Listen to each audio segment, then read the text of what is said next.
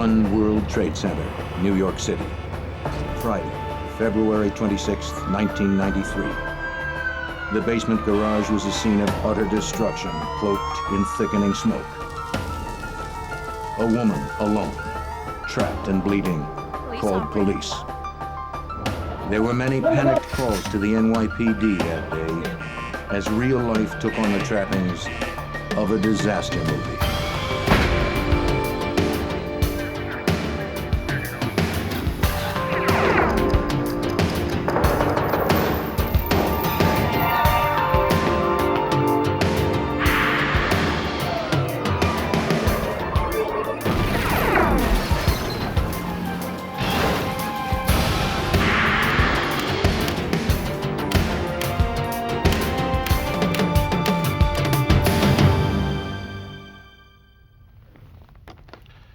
Terrorist bombings are what happen in other countries, not here in the United States. And yet, in 1993, it happened in New York City. The World Trade Center bombing rattled our notion of domestic security. It shook the foundation of our belief that we're not vulnerable to terrorism. The cracks it caused in our self-confidence can never be repaired. If it happened once, could it happen again? It was the question in everyone's mind, but no one dared to say it aloud. I'm Jim Kellstrom, former director of the FBI's New York office. Somewhere in a crater, 5 stories deep, in wreckage a block wide, lay the key to the bomber's identity. At least, that's what investigators hoped.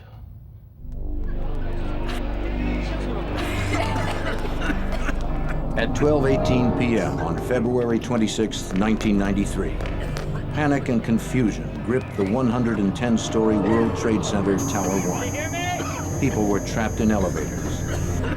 Lights went out. Smoke turned the hallways black. Thousands of the injured and panicked occupants choked as they tried blindly to escape what seemed like a nightmare. The engineer who designed the towers anticipated several potential disasters. He structurally designed them to withstand the violence of a sustained hurricane and something as unimaginable as the impact of a fully fueled jet. Let's go! It seemed that something had been overlooked, but no one knew what. On that day, Tower 1 became the city's tallest chimney. The stairwells acted as flues, drawing smoke up from the basement, blackening every floor. In the first chaotic hours, all officials knew for sure was that the cause of the problem was in the basement garage. Neil Herman, supervisor of the Joint Terrorist Task Force at the FBI's New York office, was just blocks away from the Trade Center. Unaware of the cause of the mayhem, the FBI took it upon themselves to respond. Initially, we felt, and we were told, that it was possibly a fire or transformer. Within a few minutes, it became apparent from the traffic on the police channels that there was something there more than just a fire or some kind of an accident. And I dispatched, along with myself, members of the Joint Terrorism Task Force down to the World Trade Center. The immediate concern was getting the trapped victims out of the building. Extensive damage created logistical problems for rescue workers.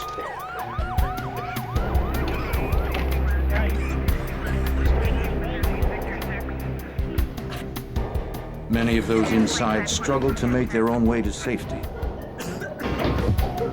The elevators had broken down, and those on the top floor had to walk down 110 flights. There were tremendous injuries due to smoke inhalation. As hundreds of emergency personnel continued their rescue efforts, FBI agents dispatched to the Trade Center were scouring the area for any indication of what may have caused the devastation. The destruction was massive. The city streets around the complex were buckling. The Vista Hotel, which rests between the two towers, had sustained tremendous amounts of damage.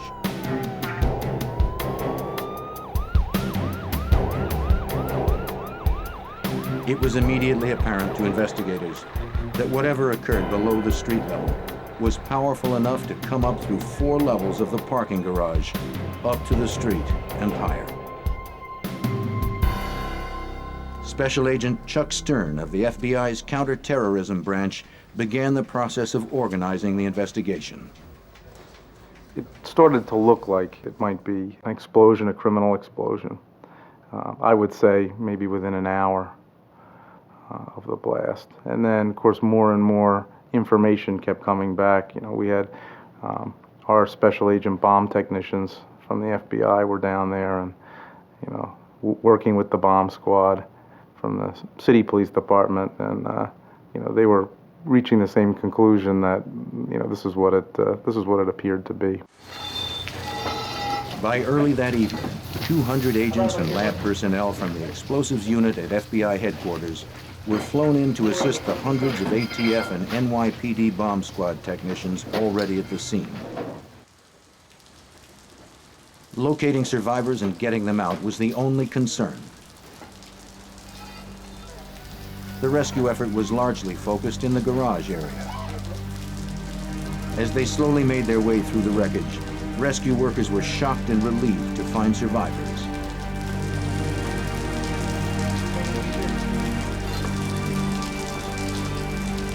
As they moved onward, they reached an area that had sustained massive destruction.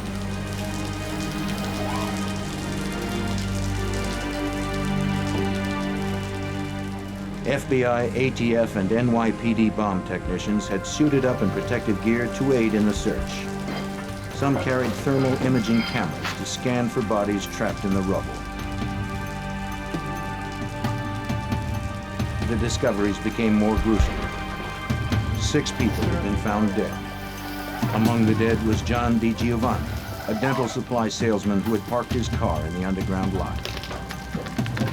Robert Kirkpatrick, William Mako, Stephen Knapp, and Monica Smith were also killed. They'd worked for a company that provided maintenance to the World Trade Center. Monica was pregnant with her first child. Wilfredo Mercado, an employee last seen unloading a van in the garage, was found dead, buried under 12 feet of concrete.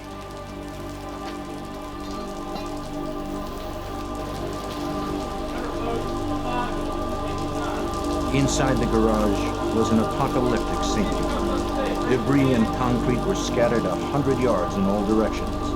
Hundreds of cars had been demolished, and small fires erupted from spilled gasoline. Pumps drained a flood of water and sewage from broken pipes. Overhead, 6 tons of concrete clung to warped rebars. Fiber optic cables dangled.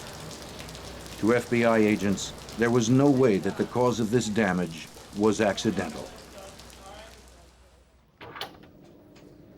Special Agent Chris Ronay from the FBI Laboratories Explosives Unit surveyed the damage. Well, as we analyzed the damage to the building, even in the early stages, it was clear that there was a very large bomb, a very large explosive device of some hundreds of pounds. It was clear from the beginning. We didn't know how big it was. Placed in the basement on one of the parking garage levels, most likely in a vehicle. If the agent's initial conclusions were correct, this was the single greatest act of terrorism on American soil at that time. The morning after the explosion, interagency teams prepared for their first extended glimpse of the destruction. In addition to the ongoing search for victims, they were now looking for any clue that could explain the explosion. But they were explicitly instructed not to move any evidence. The structural integrity of the lower levels was severely weakened. Any disturbance might cause what little support there was remaining to collapse on those inside.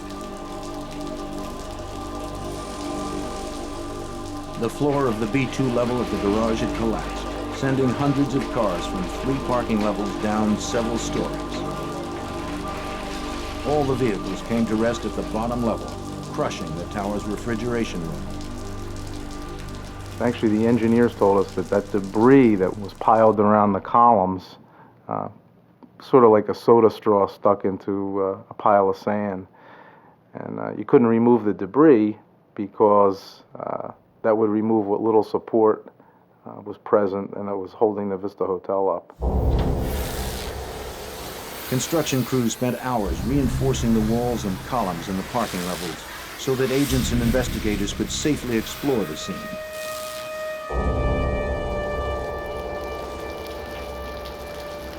After several hours, agents and technicians began to make their way into the blast area. It was very, very eerie because it was deserted and there were a lot of cars with the trunks blown open and things like that. And some of them you could hear ticking because which was kind of an eerie thing at a bomb site, because the turn signals had been activated and were actually still flashing on some of the cars. Gradually, the searchers got closer to the origin of the blast, known as Ground Zero. The damage was so extensive that there was no conclusive evidence that pointed to the cause of the explosion. The floors were completely blown away, leaving a 5-story crater which extended through the cavity of the building. Investigators searching for explosive residues had difficulty finding them. They were mixed in with concrete debris and building materials. They had to sift through tons of dirt and rubble in the hope of finding some scrap of evidence.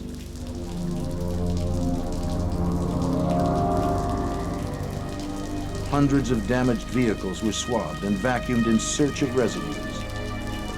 Agents persisted. Somewhere in the devastation were answers. As the images of the World Trade Center bombing were broadcast around the nation, people reacted with horror and disbelief. America's innocence had been shattered. The United States joined the list of countries hardened by terrorist attacks. Desperate to catch the bombers, the city placed a bounty on their heads, $200,000, the largest in city history. By Saturday morning, the FBI had set up a command post specifically for this investigation. Every available agent was assigned to the case. They had received hundreds of leads. Most were callers who described suspicious neighbors. Numerous groups had phoned in to claim responsibility. Though most of these leads appeared to be dead ends, they all had to be pursued.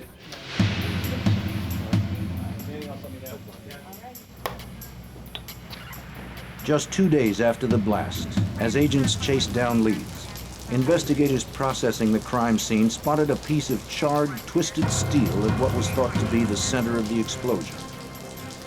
It was part of a vehicle decimated by the blast. Perhaps from the vehicle that delivered the bomb. There's a VIN number here. Investigators noticed a series of digits stamped onto the metal debris. Though they were explicitly instructed not to remove evidence, they felt their finding was significant enough to override protocol.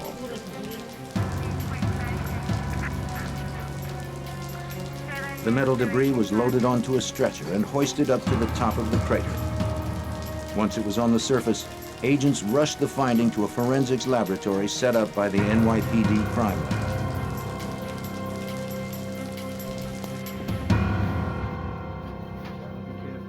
In the lab, agents and examiners were having difficulty determining what the markings meant.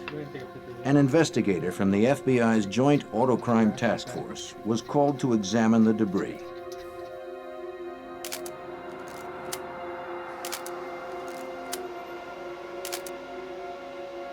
I think it's 729. His analysis would provide the first major break of the investigation. He called Special Agent Stern immediately. He says, "Chuck, I looked at this and I said to the person who was showing it to me, 'My man, you don't know what you have here. This is a confidential vehicle identification number.'" Confidential VIN numbers are as unique to a particular automobile as fingerprints are to a person. The hidden number allows law enforcement to determine if a particular vehicle has been stolen. It also gives investigators detailed information about the vehicle, including who owns the car. Within 15 minutes, investigators were able to enter the confidential number into the National Crime Information Center computer, which lists all vehicles that have been reported stolen. A response quickly came back. The number belonged to a Ford Econoline van that had been reported stolen from DIB Leasing in Jersey City, New Jersey.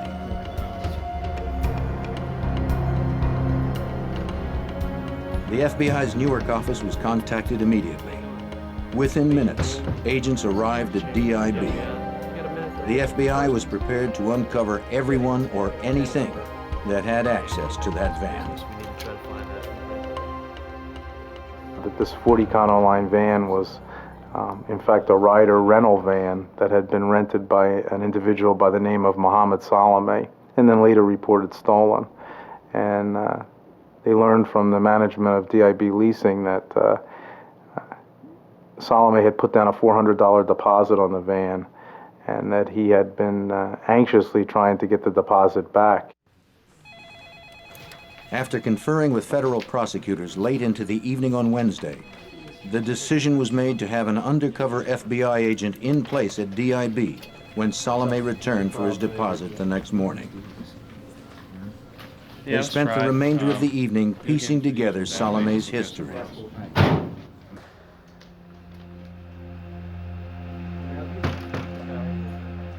They learned that Mohammed Salome was a 25-year-old immigrant of Palestinian descent. He had come to the attention of authorities as a vocal supporter of Muslim fundamentalist El Said Nosser, whose scathing opposition to the Israeli, Egyptian, and United States governments was no secret.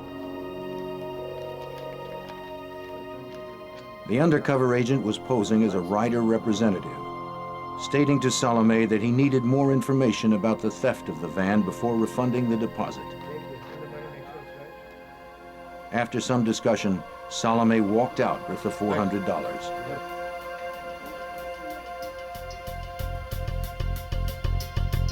As he stepped out of the office, dozens of FBI agents who had been monitoring their discussion descended upon Salome. Less than 1 week after the bombing, the FBI had a suspect in custody. Salome said little to the agents who questioned him about the bombing. They knew it was probable that he had not acted alone.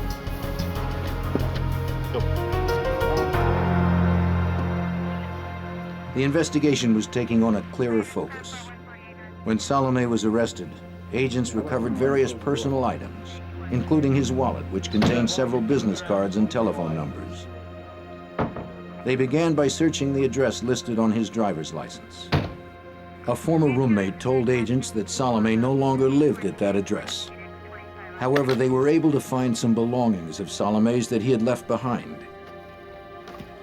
There were news clippings and photos relating to Nosser, and a photo of him and Nosser together.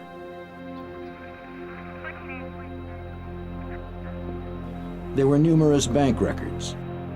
There were also more names and numbers for investigators to pursue. We were able to obtain addresses. We were able to obtain telephone numbers. We were able to have pen registers where we were able to monitor phone calls coming in and going out. And once that started, again, it opened up the floodgates. Investigators were also receiving help from the public. A few days after Salome's arrest, the manager of the space station storage facility in Jersey City called the FBI.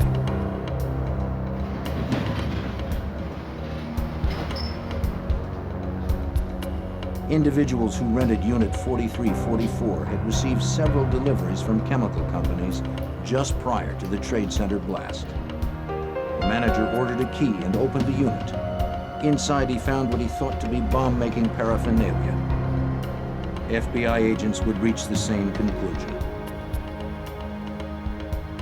Inside, investigators found several compounds which could be used for making explosives. Their findings were sent to the FBI lab for analysis. There were also many other leads that emerged from the search of the storage facility. Receipts for the chemicals, bank and phone records, and an unexpected bonus, a log of the suspect's comings and goings. To enter the facility, each tenant was required to punch in their special access code on a keypad located at the entrance. Each time a tenant punched in his number, it was recorded in a computer system. Agents could determine each time Unit 4344 was accessed. Meanwhile, police assembled a lineup. Doug Melvin, manager of the space station, identified Mohammed Salome as the man who rented the locker. He recognized him easily because Salome frequently visited his storage locker. In Melvin's experience, customers usually had no reason to do that. Continuing to search for any possible lead, agents obtained phone records from a payphone just outside the storage facility. One name on the list of individuals who received calls from that phone was already familiar to the FBI. That name was Nidal Ayad. Nidal Ayad's name first appeared on a business card found inside Salome's wallet. Ayad worked as a chemical engineer. Within a week of Salome's arrest, agents learned Ayad had called a chemical company inquiring about buying chemicals. The prospect of another bomb was frighteningly real. It appeared that another act of violence was in the making.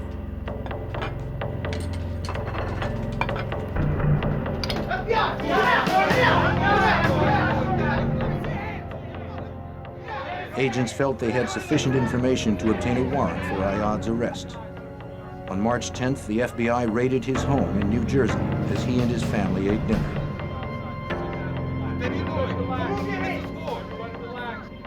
After searching his home, agents quickly made their way to his place of business, Allied Chemical. There they confiscated phone records and bank statements that could tie him to Salome. The most irrefutable link between Ayad and the bomb plot, however, came from Ayad's business computer. It was seized and then thoroughly examined. Our technical people were able to restore an erased file, which turned out to be a letter claiming credit for the World Trade Center bombing on behalf of an organization known as the Liberation Army 5th Battalion. A similar letter had been sent to the New York Times 4 days after the explosion. In it, the group called the bombing an act of terrorism to protest American support for Israel. There was also a second letter Ayad hadn't had time to send. It promised another blast. Though the investigation was progressing very quickly, each new discovery revealed the existence of a large and ongoing conspiracy. The potential for more attacks grew more likely every day. As the FBI tried to learn more from their prime suspects in the World Trade Center bombing, Salome and Ayad continued to stonewall their efforts. Analysis of all the confiscated phone records led investigators to an apartment in Jersey City. The landlord who owned the apartment at 40 Pamrapo Avenue confirmed that Salome and another individual rented the apartment from early January of 1993 until the end of February, just 2 months later. The landlord could not confirm the identity of Salome's roommate, whose name he knew only as Rashid. Most likely, that name was an alias. A search warrant was quickly issued. After executing the warrant, agents discovered that 40 Pamrapo Avenue was the bomb factory, the place where the conspirators mixed an explosive powerful enough to rock the World Trade Center. Inside the apartment and an adjacent garage, FBI forensic examiners recovered traces of a diverse range of chemicals. These items were collected and then rushed to the FBI laboratory in Washington, D.C. While agents searched the apartment, the identity of Salome's mysterious roommate emerged. They found papers requesting political asylum in the name of Ramzi Youssef, who, according to the documents, had been detained in September of 1992 at Kennedy Airport for entering the country without a visa. The Pamrapo Avenue apartment was a gold mine for the FBI. All right, let's go. Go ahead and ask them. Before they learned of the apartment, the FBI's laboratory examiners could only speculate from residue samples taken at the Trade Center that the bomb used was comprised of the highly explosive compound urea nitrate.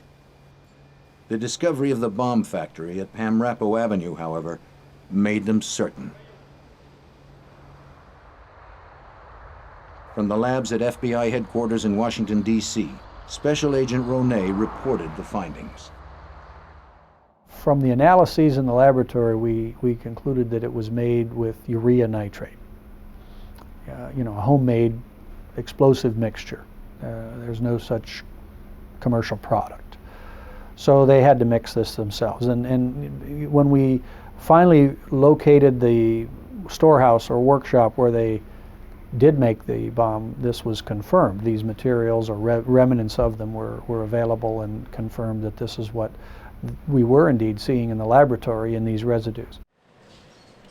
Witness interviews and phone record analysis continued, directed mainly at the locations where key elements of the conspiracy had taken place.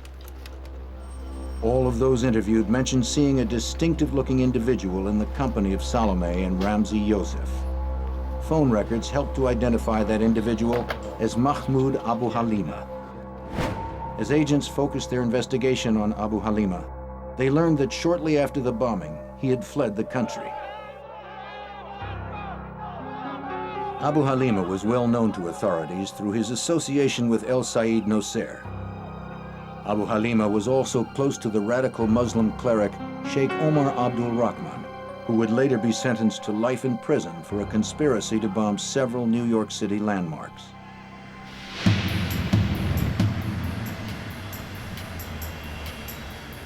Soon after agents learned that Abu Halima had fled the country, Egyptian authorities contacted the FBI to say that he'd been arrested and detained in Cairo.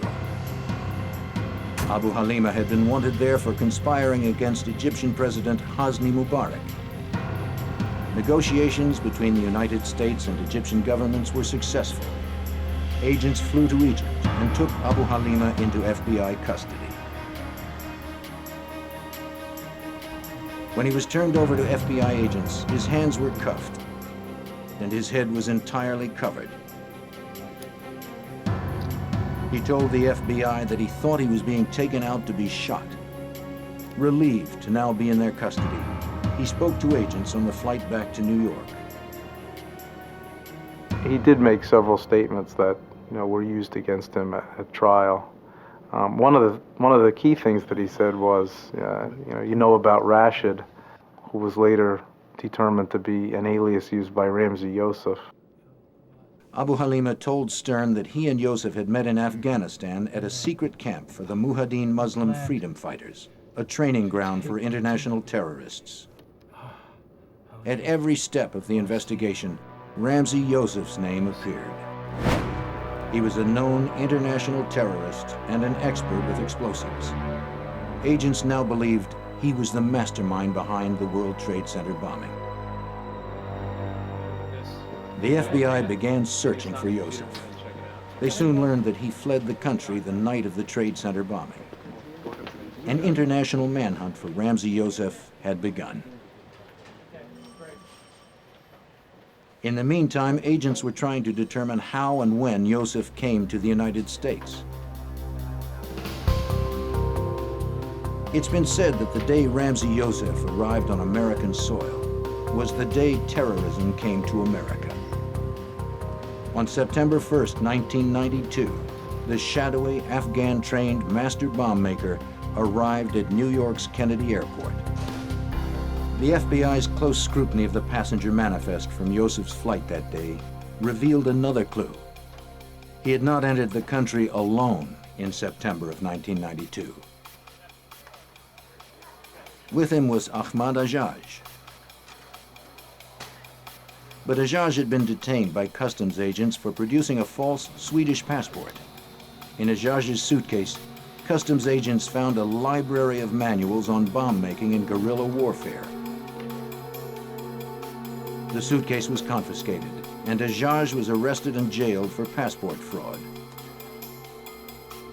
To the FBI, Ajaj appeared to be an unlikely conspirator. He had been incarcerated from September of 1992 through the bombing of the Trade Center in February of 1993. Fortunately for agents, prison policy required that all phone conversations be recorded. Ajaj had unwittingly left a trail, and agents quickly followed it. And we began to see that he was, through various methods, predominantly through three-way calling, where he would call another individual, and then that individual would forward the calls. He was staying in contact with the other conspirators, and was in fact trying to assist them in completing their mission of building this bomb. Ajaj was questioned by FBI agents about his contacts and his knowledge of the bombing. He said little. His silence was not enough to prevent FBI agents from arresting and charging him in connection with the bombing.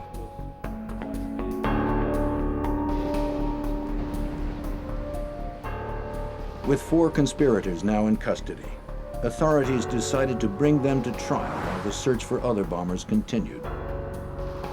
In September of 1993, 6 months after the bombing of the World Trade Center, Salome, Ayad, Abu Halima, and Ajaj appeared in federal court in New York City.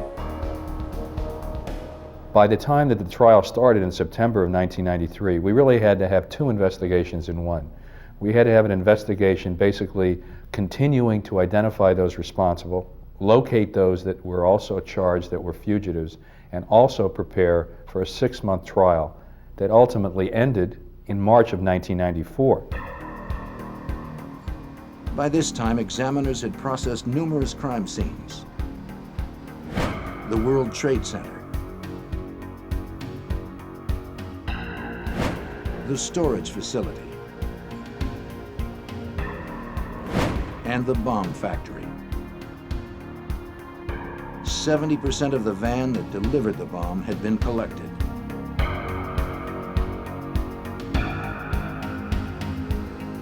There was also a mass of receipts, phone records, and interviews.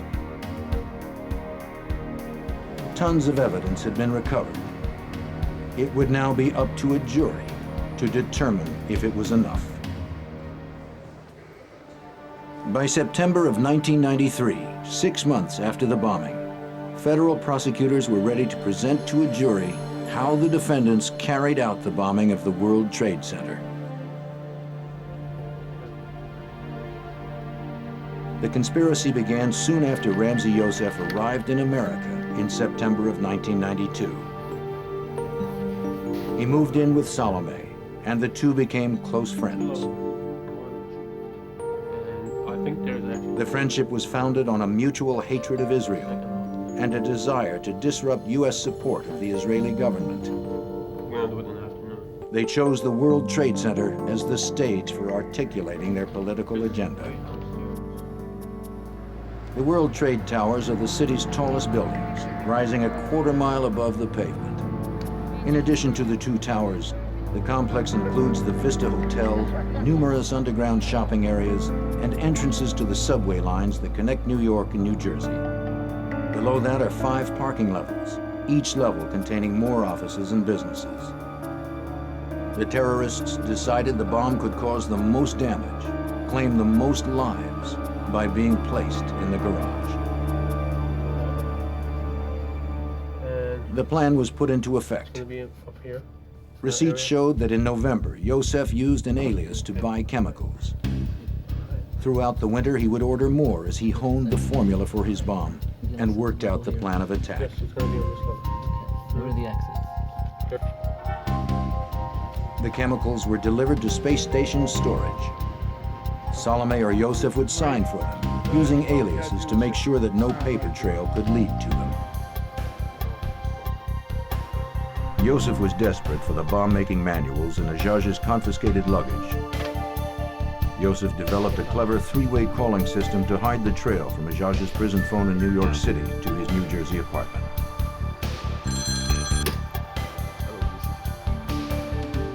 For First, Yosef called a burger stand in Dallas, How can I Texas, get where his friend Iyad Ishmael worked. Then Ishmael called Ajaj as Yosef waited on the other line.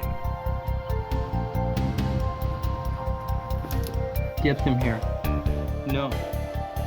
Look. When Ajaj answered the phone in prison, Everything Ishmael is connected him with Yosef. I'm calling for Ajad. Ajad, how are you doing? Together, the three were able to discuss the bomb's construction. I don't have the plans. The jury was methodically being shown the lengths to which the bombers had gone to protect themselves. These bombers would not be deterred. The prosecutors continued.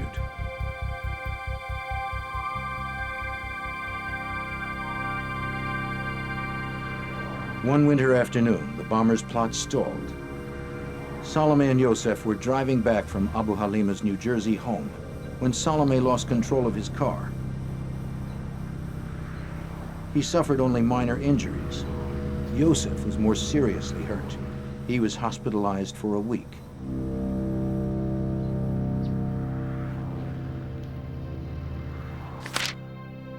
Yosef made calls to chemical companies from his hospital bed. The FBI learned who he called and when through hospital phone records. As Yosef recuperated, Salome, Iyad, and Abu Halima drove deep into the Pennsylvania woods. Here they tested a prototype of their deadly mixture.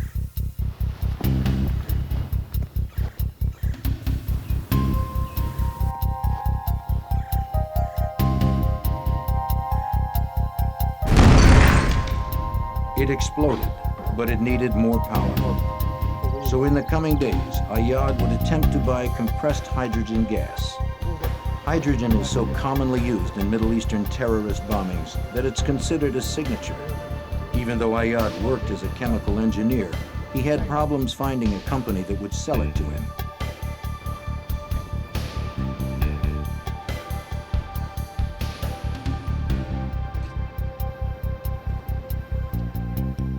On February 16th, the chemist Iyad rented a car to scout the World Trade Center. Salome's fingerprints on the wheel revealed that he drove. His prints were also on the parking ticket for the garage's B2 level. A sketch found later showed Iyad had made a rough drawing of the floor plan.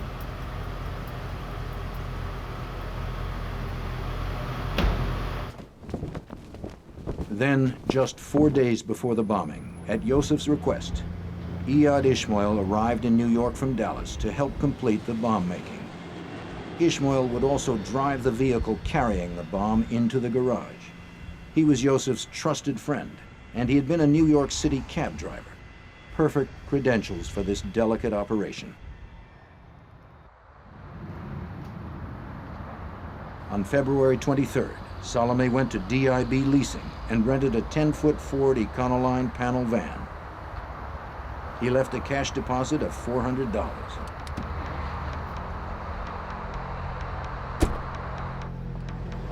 Construction of the bomb was nearly complete. There was one more reconnaissance visit to the World Trade Center garage.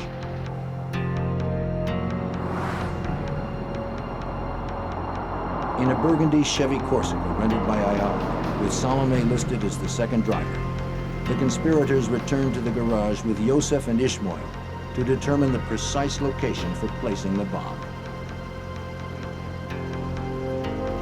Jurors were shown another garage claim ticket that confirmed the time of the visit, the make of the car, and the garage level they parked on, the B2 level. Meanwhile, Iyad had managed to reach a firm that would sell him compressed hydrogen. He ordered 3 large tanks, which were delivered to the space station storage the next day.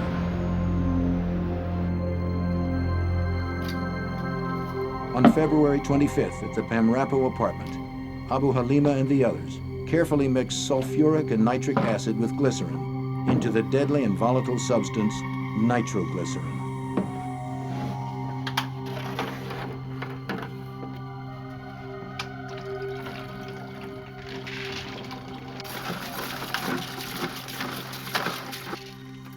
Then They mixed an estimated 1,200 pounds of urea crystals with several gallons of nitric acid. They poured it into big metal drums where it formed a gel-like mass. They transferred the urea nitrate mass into plastic trash cans.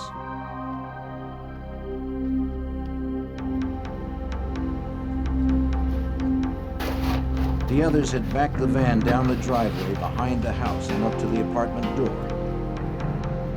They packed the cargo hold with their creation, a lethal cocktail of chemicals, bonding agent, fuse, and detonator. They loaded the trash cans and then arranged the home-brewed nitroglycerin among them. They had threaded 4 long fuses through surgical tubing to reduce the smoke and slow the burn enough for the bombers to escape. The fuses were rigged to blasting caps and boxes of gunpowder, and then inserted into each of the nitro containers.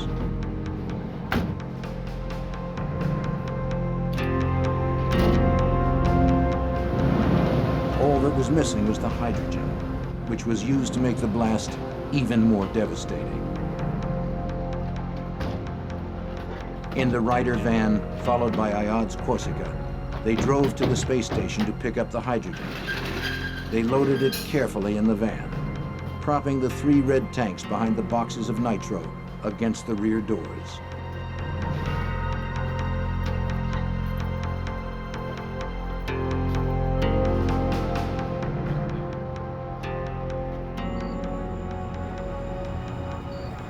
Yosef and Ishmael drove the van from New Jersey to a hotel in Manhattan. Hotel records show that Ishmael had reserved a room for the night on February 25th. They parked it out back for the night, hidden from view.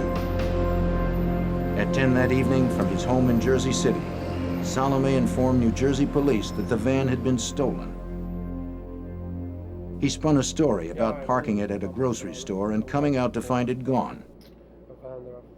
Later that night, he met with police to document the loss. He knew he would need a valid police report if he was going to get his deposit back. Agents learned that Salome had purchased a child's airline ticket abroad because it was all he could afford. He needed the van deposit back so he could upgrade the ticket to an adult fare. With the vehicle having been reported stolen, everything was in place. The bombers took their last drive to the World Trade Center.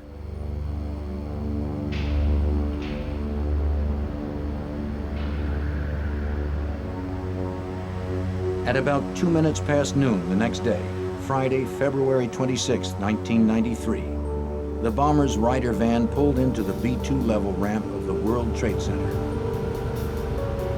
The burgundy Corsica followed. Ishmael drove the van as Yosef sat in the passenger seat.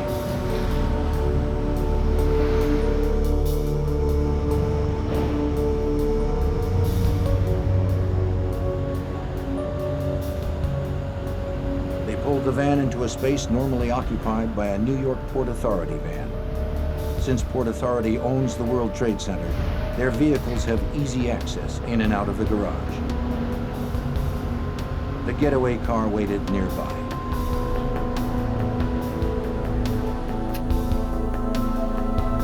One of the men held a cigarette lighter against the fuse.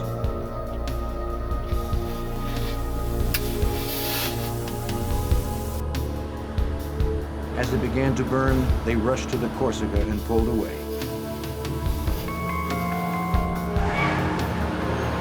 The flames raced along, an inch every 2.5 seconds, silent and almost smoke-free because of the surgical tubing.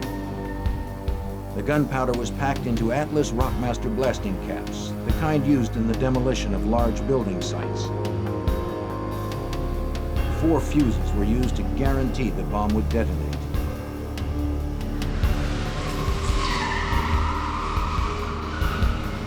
Yosef, Ishmael, and the others exited the garage a few seconds before the blast. At 12:18 p.m., the months of planning this destruction was about to become a reality.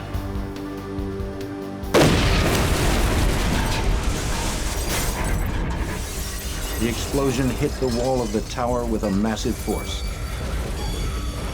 destroying everything around it.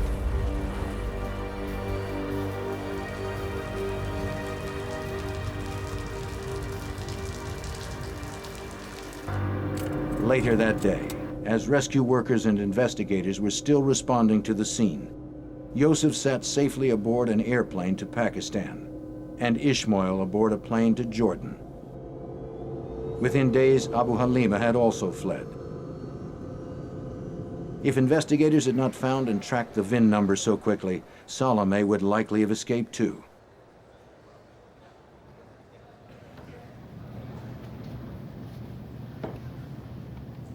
Over the course of the 6-month trial, the jury heard from 206 witnesses and reviewed a total of 10,000 pages of testimony. In February of 1994, a year after the bombing, the trial concluded. It took the jury just 3 days to reach a verdict. The jury forewoman read off 38 pronouncements of guilty: conspiracy, explosive destruction of property, interstate transportation of explosives, and murder. When she finished, the courtroom erupted. Ayad and Salome leapt up, screaming the verdict was an injustice. Only Abu Halima had remained silent. He sat calmly, arms folded, with a bemused smile on his face. 3 months after their convictions, on May 24, 1994, Judge Kevin Duffy sentenced each bomber to a year in prison for each year of life he had deprived the victims. It came to 240 years apiece, with no possibility of parole. Sentencing went on for hours, with each defendant making a lengthy speech. Mohammed Salome, the chemist Nidal Ayad, Ahmed Ajaj, the man who brought the bomb manuals into the country, and Mahmoud Abu Halima, known as the Red, will spend the rest of their lives in prison. Though the trial of the 4 defendants was a success, the mastermind Ramzi Yosef and his accomplice Iyad Ishmael were still fugitives. 4 of the 6 conspirators in the World Trade Center bombing had been convicted. But the FBI still sought the mastermind of the bombing.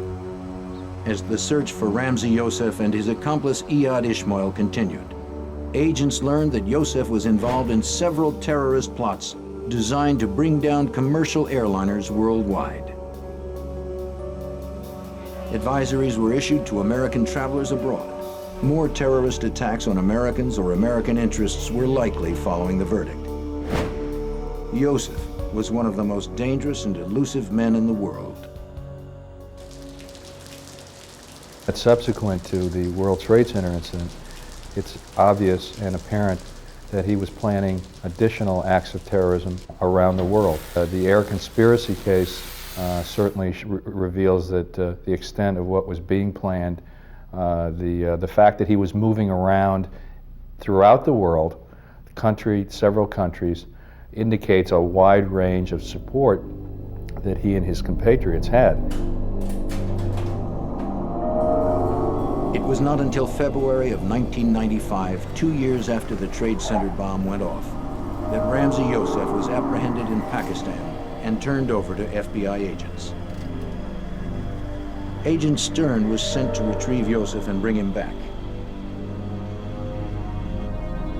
Yosef was suddenly willing to talk.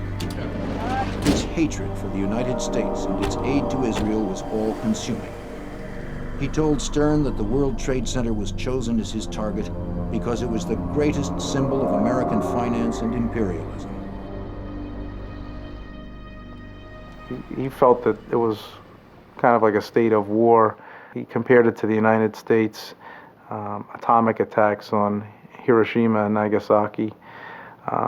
What he said, 250,000 people were killed, and he felt that if he could topple one of the towers into the other, he would kill that many people, and it was a similar type act. The final arrest came 6 months later, in June of 1995. Iyad Ishmael was discovered and apprehended in Jordan.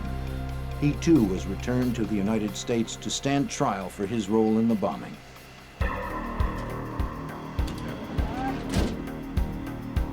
Yosef and Ishmael were tried together in New York City. In January of 1998, after being found guilty of the same 38 charges that the other defendants had faced, a judge sentenced the two to life in prison with no possibility of parole. The judge, calling Yosef an apostle of evil, ruled that Yosef should serve the remainder of his life in solitary confinement. Only a life of solitude could prevent Yosef from conspiring to kill again. With the major conspirators imprisoned for life, the FBI and other law enforcement agencies have had a chance to reflect on the magnitude of this investigation. Well, the World Trade Center case really, in many ways, was a real wake-up call for law enforcement. It was the largest single act of international terrorism in the country. And although terrorism has been here for many years, certainly on the scope that we saw the World Trade Center was something that was unique and certainly much more horrific than we've seen in the past. The bombers did $550 million worth of destruction to the World Trade Center. The financial damage caused by the disruption of national and international business was also deeply felt. America had been jolted from its belief that international terrorist attacks don't happen on American soil. By bringing such a complex and far-reaching conspiracy to a close so quickly, the FBI sent a message around the world. The taking of innocent lives will never be tolerated. In 1989, residents of a close-knit apartment community in Virginia gathered for a holiday celebration. For Tammy Brannon and 5-year-old daughter Melissa, Christmas was always a special time. Then, without warning, the little girl was gone. Her disappearance ignited an impassioned search. Law enforcement and the local community spared no effort. But would they piece together the evidence and find her before it was too late?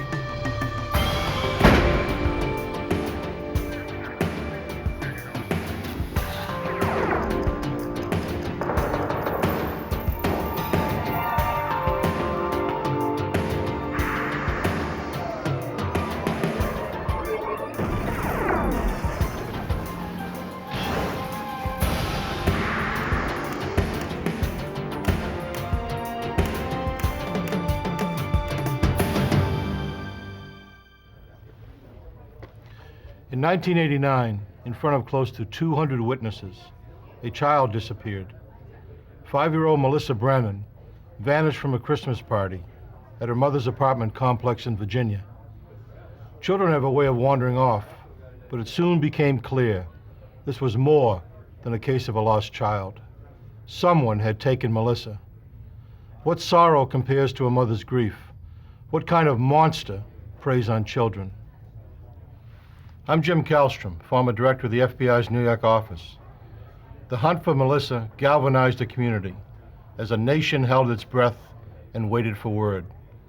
All victims deserve justice. All criminals must be punished.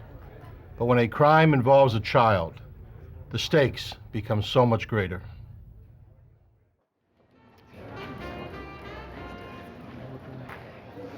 On December 3rd, 1989, the Woodside apartment complex in Lorton, Virginia held its Yuletide Christmas party.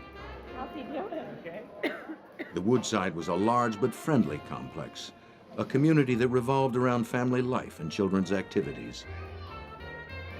The kids were always excited about the party, which meant special treats and presents. A single mom, Tammy Brannon, had found in the Woodside complex a safe community in which to raise her only child, Melissa. As the evening wound down, Tammy stopped to visit with a friend before going home. We'll have some pizza. How about that? Okay? Can I go get some potato chips? Okay, we'll come right back. Okay. I'm distracted down the coach. Really? Mm-hmm. Good for you. Yeah. at you. We gotta get ready. Okay. We have a lot to do. She's getting so big. So cute. She is. Did you see where she went? She lost sight of her daughter for only a few seconds.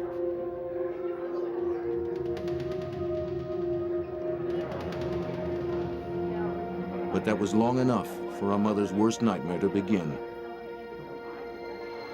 Do you see my daughter?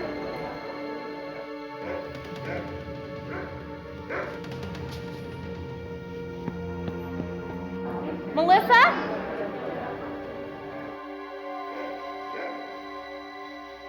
Melissa? Melissa? Melissa disappeared. The Fairfax County, Virginia Police Department was called immediately. Now, I'm going to do everything I can to find your little girl, but you have to tell me everything you can possibly. Detective Bill Wilden assured Tammy they would do all they could to find her little girl. The detectives began questioning the people at the party.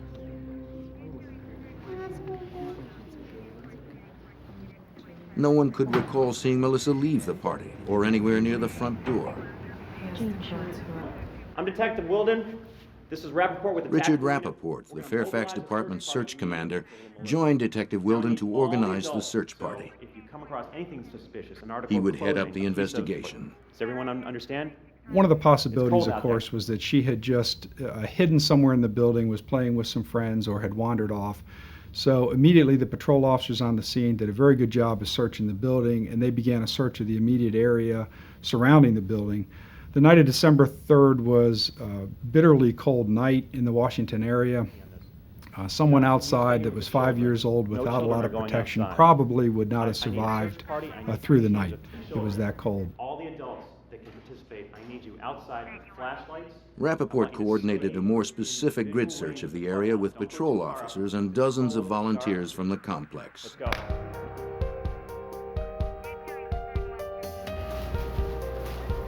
The search effort began.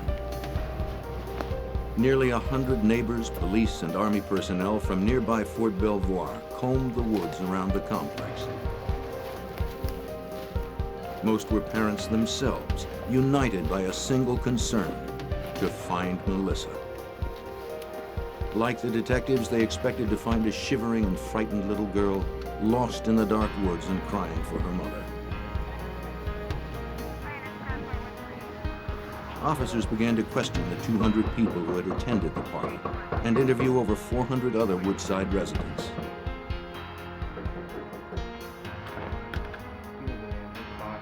Though the complex was large, many residents knew Melissa and knew her to be very shy. 306 4720. Shocked to hear that she had disappeared, almost all expressed doubt that she would ever have gone off without her mother, and certainly not with a stranger.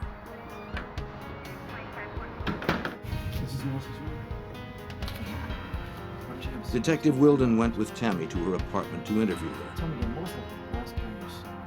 He questioned her extensively about her past and possible troubles with her neighbors or employer. An accountant, she had never had any problems with anyone. Tammy had lived at Woodside for over 3 years since her divorce from her husband in Texas. She had experienced the normal readjustments of a newly single mom, but she and her ex-husband were on good terms. When detectives discovered an open window in the furnace room, Jim Goodman, the crime scene investigator for the Fairfax County Police Department, was asked to examine it. Right through here? The way the door was set up, everybody had to either go through the crowd to get out the front of the building. That was only the main door and the only door available to get out, with the exception of the hallway down to the bathrooms and the furnace room. They had large windows, and in the furnace room itself had a window, what was discovered open. And from there, the assumption was made that possibly that's how she was taken from the building. Melissa's disappearance was suddenly far more complicated. The search for a missing child had become a possible abduction case. Did you see her leave the party at any time? The police continued their questioning with even greater urgency and began to hear repeated mention of the strange, even bizarre behavior of the maintenance man for the complex. That was the last I saw. What was his height? Several of the women reported how offended they were by extremely vulgar sexual propositions made to them by Caleb Hughes. There was a possibility that if she had been abducted for sexual purposes, that she might be molested, but we were very, very hopeful that we could at least find her alive before her life was in jeopardy. Now that they were dealing with a possible abduction case, detectives returned to Tammy's apartment and collected nightgowns, hairbrushes, and bedclothes, any items bearing traces of Melissa. Can you describe? As detectives continued questioning the people at the party, they learned more disturbing details about Hughes' behavior that night. He had spent what seemed to many to be an unusual amount of time playing games with the children. He made the parents uneasy by touching the kids. There was something unsettling, something indecent about him. At the party, he was not dressed as well as the rest of the people. He wore his work clothes.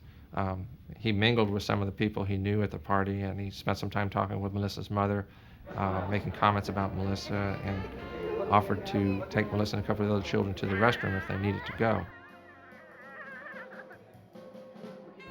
He just had some very suspicious behavior from a man of his age around the children. With growing suspicion, the detectives tried repeatedly to reach Hughes by phone, and then went to his house, but were told by his wife that she had no idea where he might be. Were any of you playing with her tonight? He had left the party sometime before our arrival there. He lived only 4 miles away, but it took us several hours for us to contact him because he had not yet returned home. Finally, 2.5 hours after Melissa's disappearance, Caleb Hughes called the police, who then returned to his house. Upon questioning, he claimed he had simply taken the long way home. The officers immediately noticed he was wearing different clothing from that reported by witnesses at the party. I washed clothes tonight when I got home. They're in the washing machine over there. In the washing machine, they found the clothes Hughes had been wearing, as well as his sneakers and a leather belt with a knife sheath.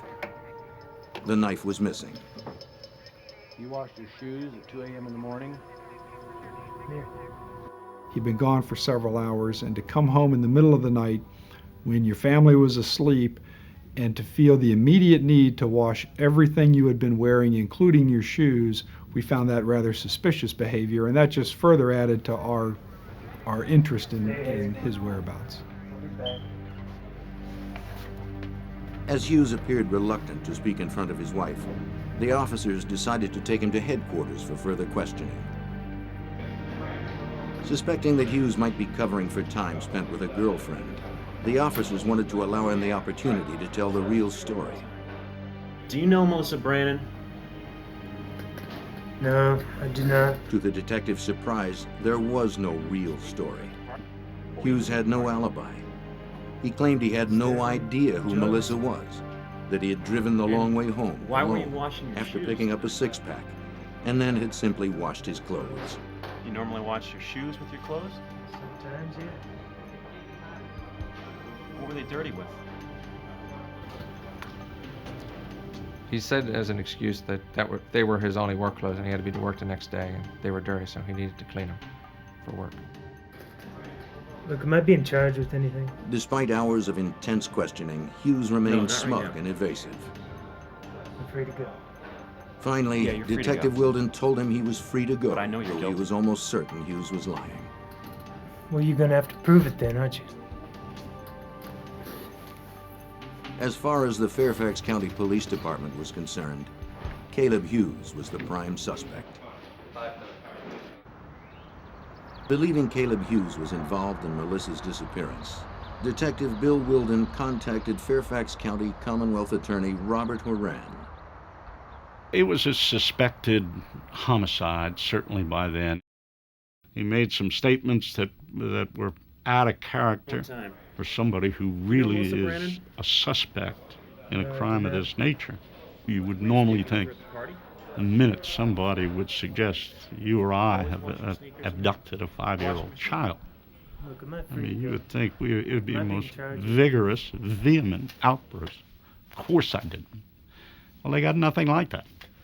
Matter of fact, at one point he said to Wilden, "Prove it," which is again an unusual reaction for somebody who had nothing to do with it.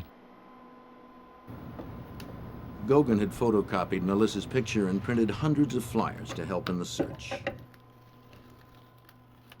And as the sun came up, the search expanded into further down south on the highway. They sent soldiers out to do massive searches through the woods, along the railroad tracks, and as possible ideas of locations where she might have been were developed, again, hundreds of people were gathered to search and walk those areas. The car Hughes had been driving that night belonged to his wife. She gave investigators permission to impound and search it. Detectives examined it for fingerprints, blood, fibers, hair, any evidence that would document Melissa's presence there. Fingerprint tests revealed that only the Hughes family had left prints on the car. Next, all the hairs and fibers needed to be collected from the interior. This type of trace evidence was usually retrieved with a vacuum cleaner, but there was simply too much debris inside. When I first approached the car and looked inside, I just kind of went, whoa. They had two large dogs, the Hughes. They carried them a lot in that car. It was just cluttered with dirt and debris and just a mess inside that car. And I just kind of shook my head like this was going to be a real challenge. So I decided to use the masking tape as an alternative to the vacuum cleaner, just hoping to just get what was on the surface.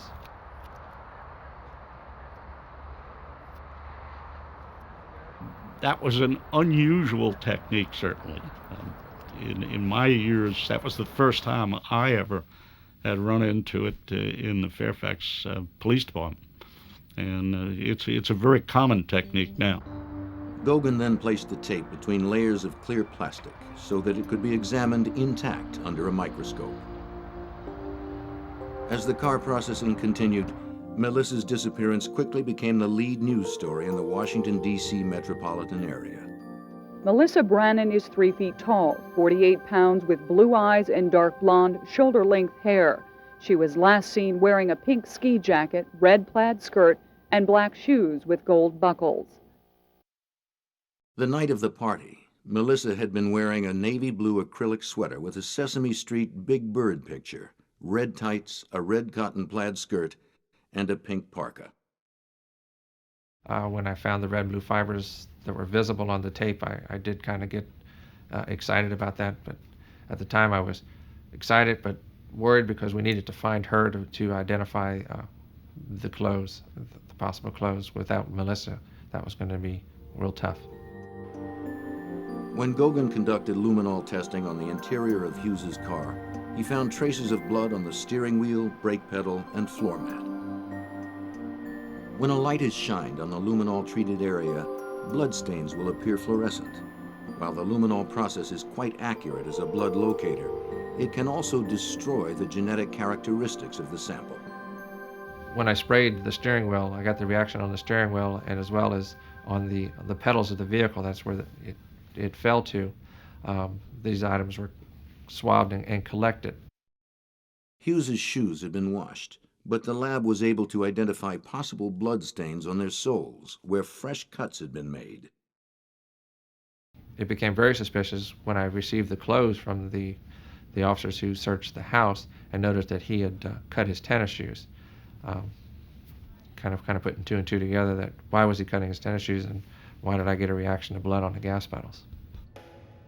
Surely Caleb Hughes had tried to cover his tracks to avoid a link to an unimaginable crime. What is your name? Caleb Hughes.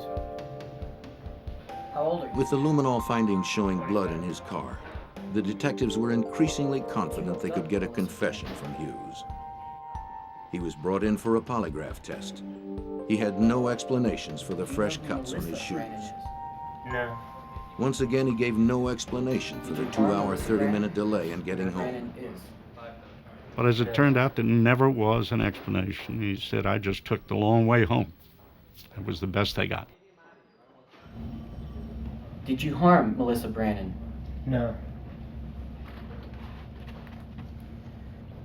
Did you kill Melissa Brannon? No.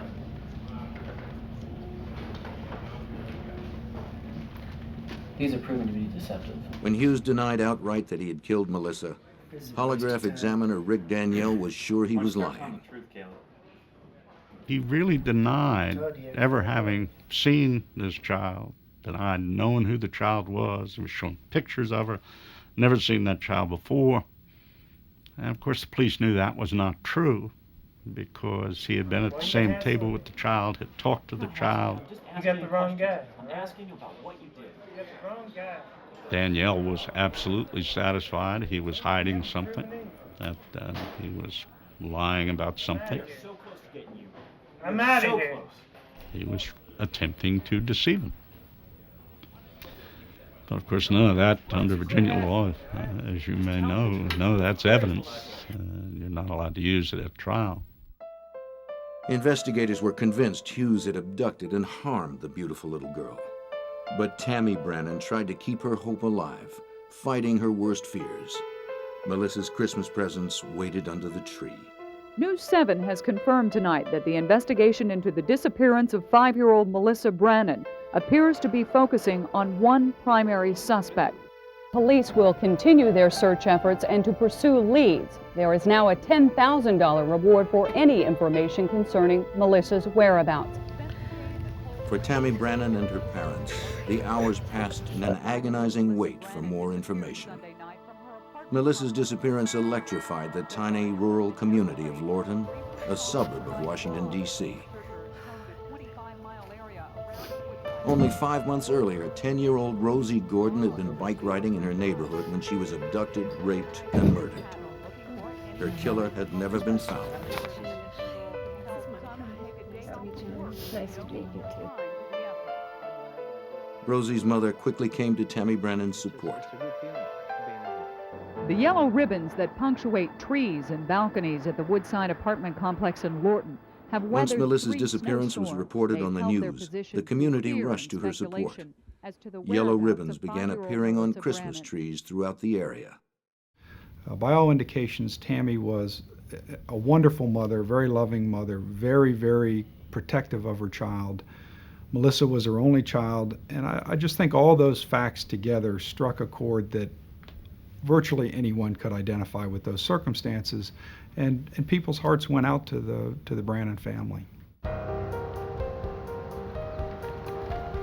Hundreds of people volunteered to post flyers throughout the region and assist the local authorities in their search.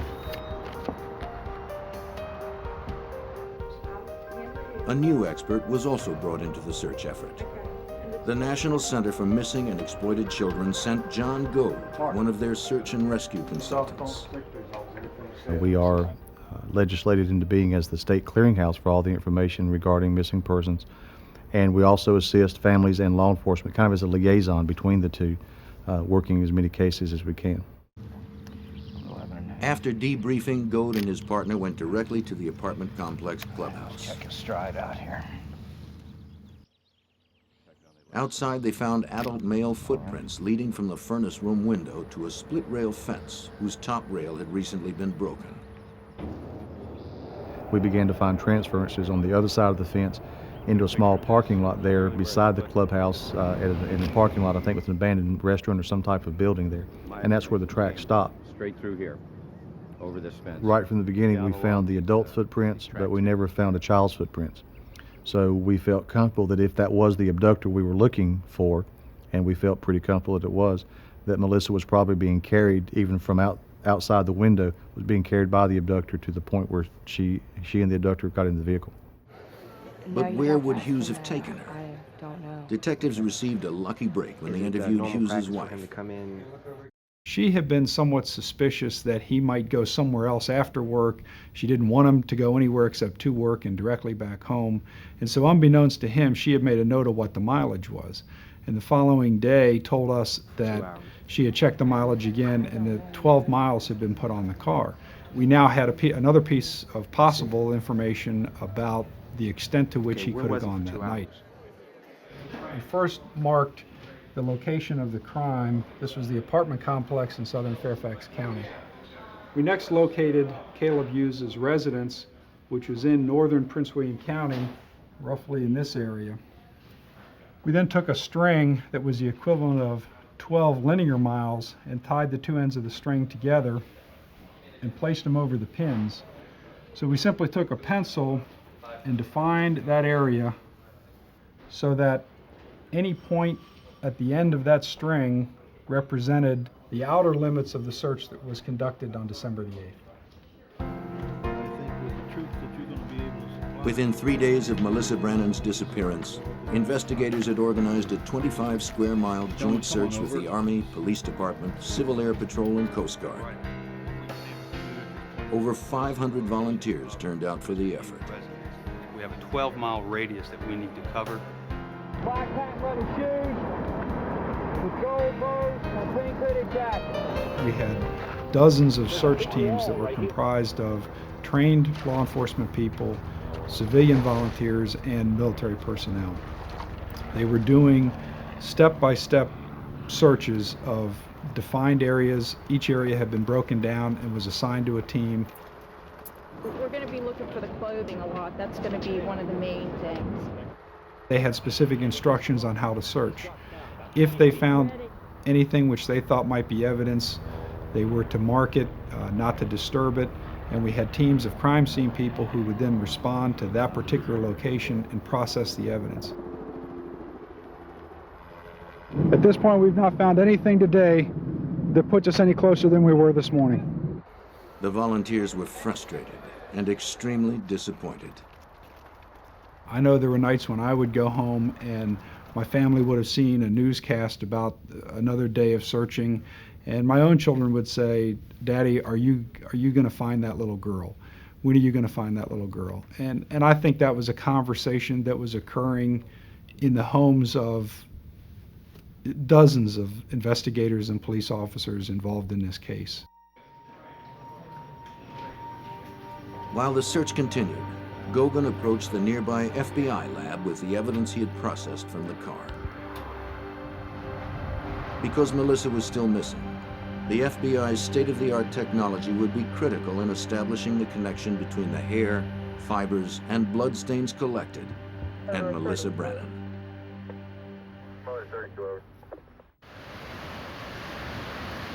Agent Doug Diedrich of the FBI's Trace Evidence Unit would examine the evidence.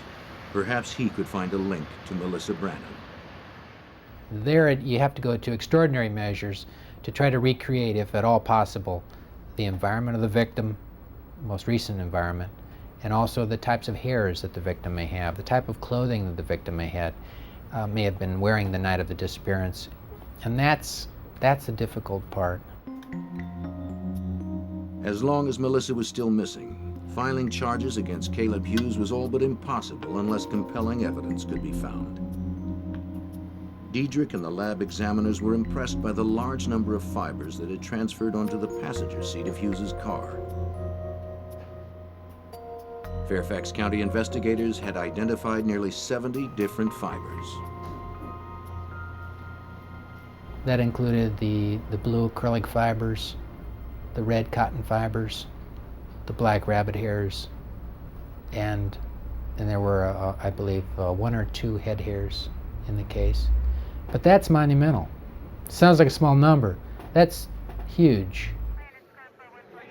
Once the FBI entered the case, its agents conducted their own investigation of Hughes's house. When Caleb Hughes's name was released as the primary and only suspect in the case, a media frenzy followed.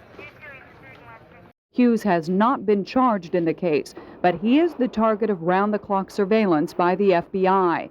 Federal investigators working with police from Fairfax County last night executed a search warrant on the groundskeeper's rented townhouse. They recovered several items which have been taken to the FBI laboratory to be tested to see if there is any evidence linking this man to Melissa. In the meantime, the FBI's official comment is no comment. The FBI brought the power of a federal grand jury to the investigation. The grand jury ordered Hughes to submit to blood and other forensic tests, something the local authorities had not been able to order. Hughes complained bitterly in interviews that his life had been ruined by the invasion. Details of a troubled past emerged. Hughes grew up in an abusive, dysfunctional home. He had a record as a juvenile delinquent, a long history of drug and alcohol abuse, and a disturbing attraction toward children.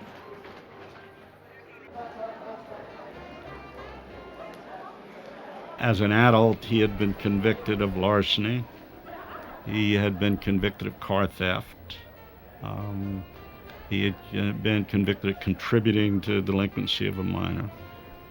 The evidence indicated that he did spend a lot of time with young children, nobody the age of Melissa Brannon, but certainly a lot of children in their early teens.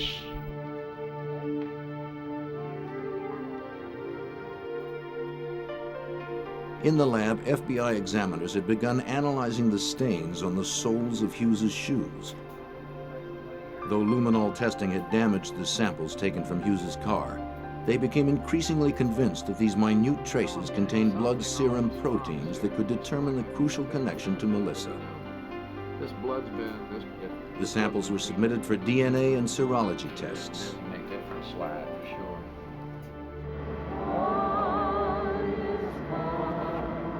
15 days after Melissa's abduction, a candlelight vigil for Melissa was held at the apartment complex.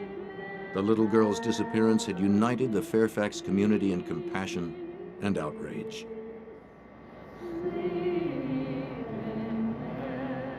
And during that whole Christmas season of 1989, that every night on the 6 o'clock news, you saw the video shot that her grandfather had taken of Melissa Brannon. And I'm sure I was like many people in the metropolitan area of Washington who felt that they knew her from seeing this lovely child every night on television.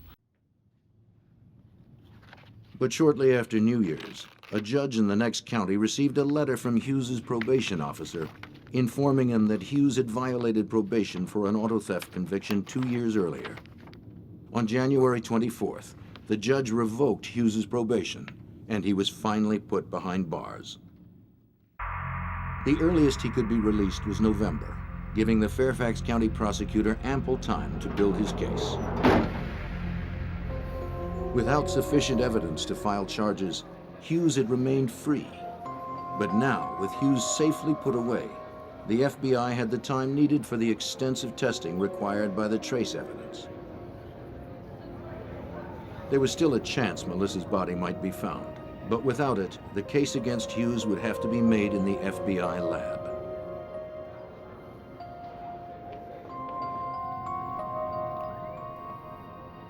Already, FBI examiner Doug Diedrich had found his first big break in the case. I remembered some black animal hairs in the debris from the front seats of the car. And in looking through the little girl's nightshirt, I noticed these similar black hairs sticking out of the nightshirt. So it just rang a bell. I went back, mounted those up on slides and compared them, and sure enough, dyed rabbit hair, and they matched each other. The rabbit hairs from Hughes's car and those found on Melissa's nightgown both revealed a distinctive corncob texturing, an exact microscopic match. Agent Diedrich immediately called the prosecutor to determine whether Tammy Brannon owned a rabbit fur coat. Not only was it confirmed that Tammy Brannon owned a rabbit fur coat, she had worn it to the Christmas party.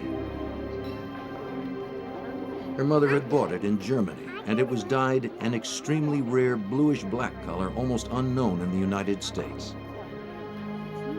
Melissa had handled the coat at the party and at home. Diedrich had made the crucial connection between Melissa and the car of Caleb Hughes. So you tied those rabbit hairs, you tied that match not only to the fur coat of her mother, Peanuts. We can have you peanuts. tied it to the front seat of the car, but you also tied it to the child's environment itself, the rabbit hairs on the shirt of the child. To me, that was a significant point in the case, because then it starts pushing me in the direction of we might have something. And from there, it was a matter of digging some more, see if I couldn't find some additional fibers that may be of value. So I started digging a little bit more, starting to look a little closer, asking questions of myself, asking questions of the evidence, because it's speaking. Strange, but it's speaking to me. As week after week passed, Melissa's name eventually disappeared from the news. Life in Fairfax County had returned to normal, but Tammy Brannon was still no closer to finding her child. It's tremendously difficult for the family to come to terms with everything that has gone on, to come to terms with still trying to hold on to that glimmer of hope that their child's alive, and then the realization that in all likelihood, they may never find their child alive or may never find the body of their child even after they've been murdered. Tammy was forced to face the reality that by now, there was almost no chance Melissa could still be alive. We wanted to close this case and not just close the case in the sense of identifying and prosecuting a suspect, but we wanted to bring real closure to the case in answering the question, what happened to Melissa Brannon that night? Why did it happen? Such questions plagued Tammy Brannon. Depressed and unable to work, she remained secluded in her apartment, waiting. Agent Diedrich had examined the blue acrylic and red cotton fibers in the passenger seat evidence collected by Jim Gogan. At first glance, they appeared to match descriptions he had been given of the red tights and big bird sweater Melissa wore that night. But without a duplicate outfit to make an exact fiber comparison, he was at a dead end. And so I went home, spoke to my wife. Of course, she straightened me out right away that if it had a big bird on it, it wasn't Winnie the Pooh, and it had to be sold at JCPenney's, having young kids of my own about the same age. Diedrich asked his wife if she kept any old JCPenney catalogs in the house from the last few years. She said she knew she had a Christmas catalog. Teased me about being a pack rat. I think it Diedrich was astonished to find a picture of an outfit that exactly matched the description of that worn by Melissa. JCPenney's catalog. I collected it 2 years ago at Christmas. Oh, great. The FBI contacted JCPenney, and the store began a search of its records.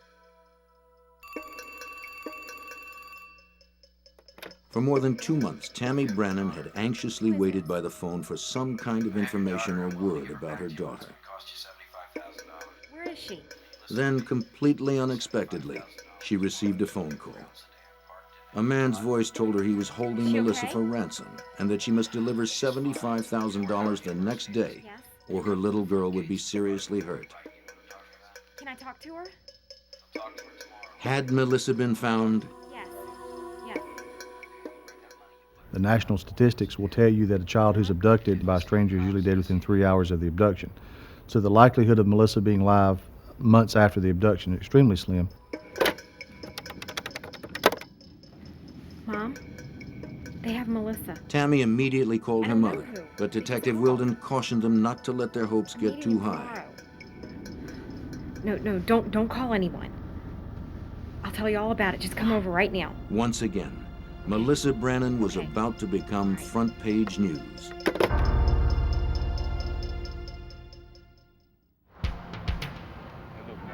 Detective Wilden had instructed Tammy Brannon to cooperate with the ransom demands in the hopes her daughter would be recovered alive.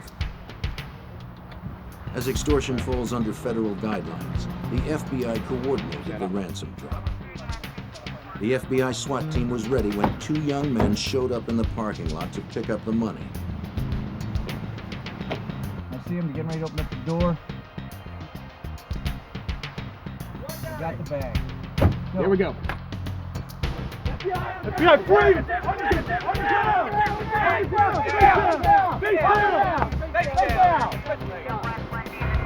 They were quickly arrested.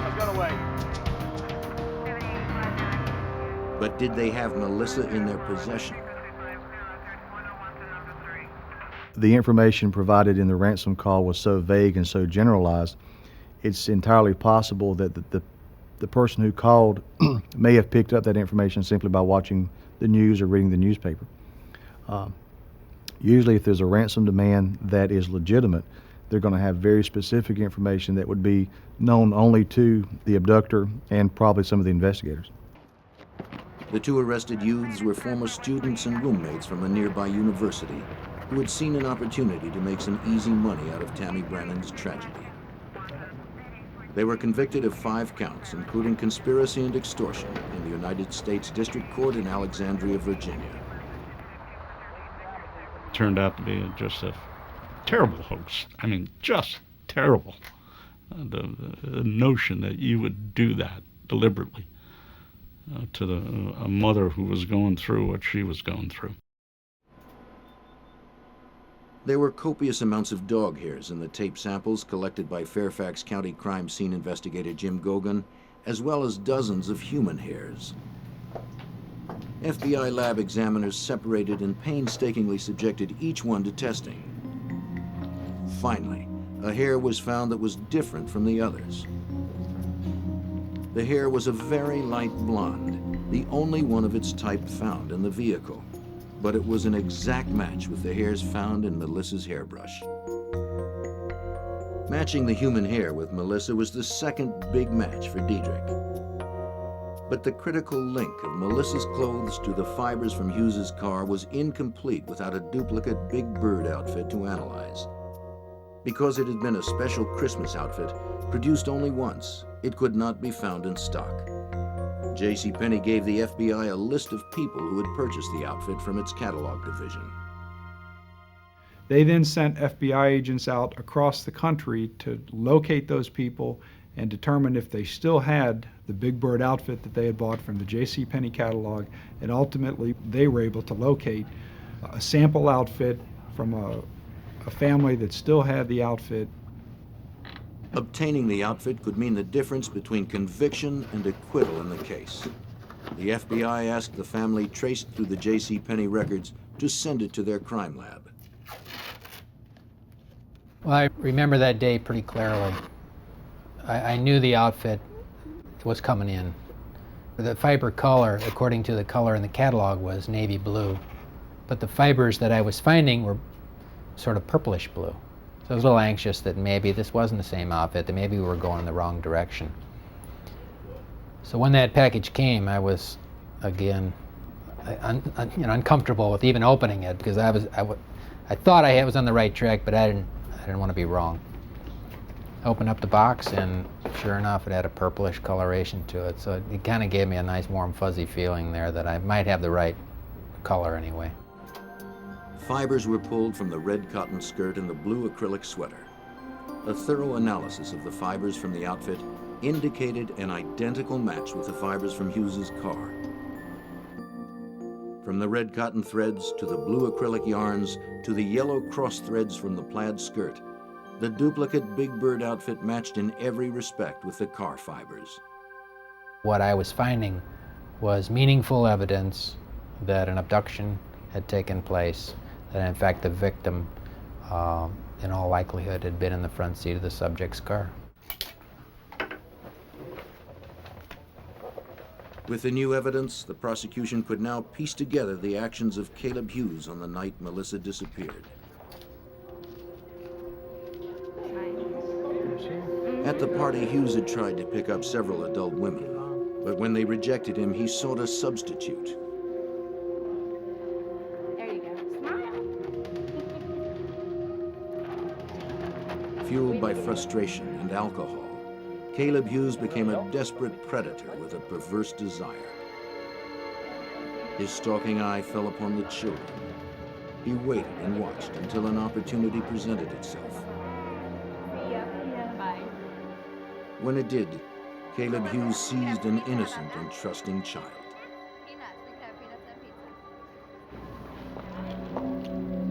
Hey, Melissa. Hey.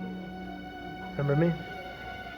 Come here. By abducting Melissa Brannan, Hughes had crossed the boundary into the unspeakable. We got to like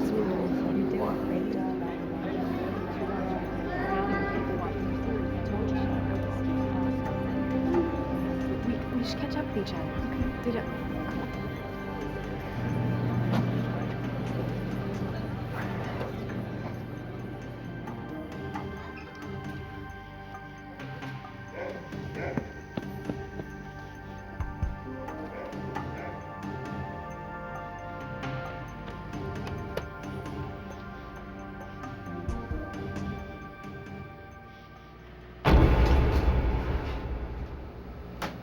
The analysis of the duplicate Big Bird outfit produced compelling evidence.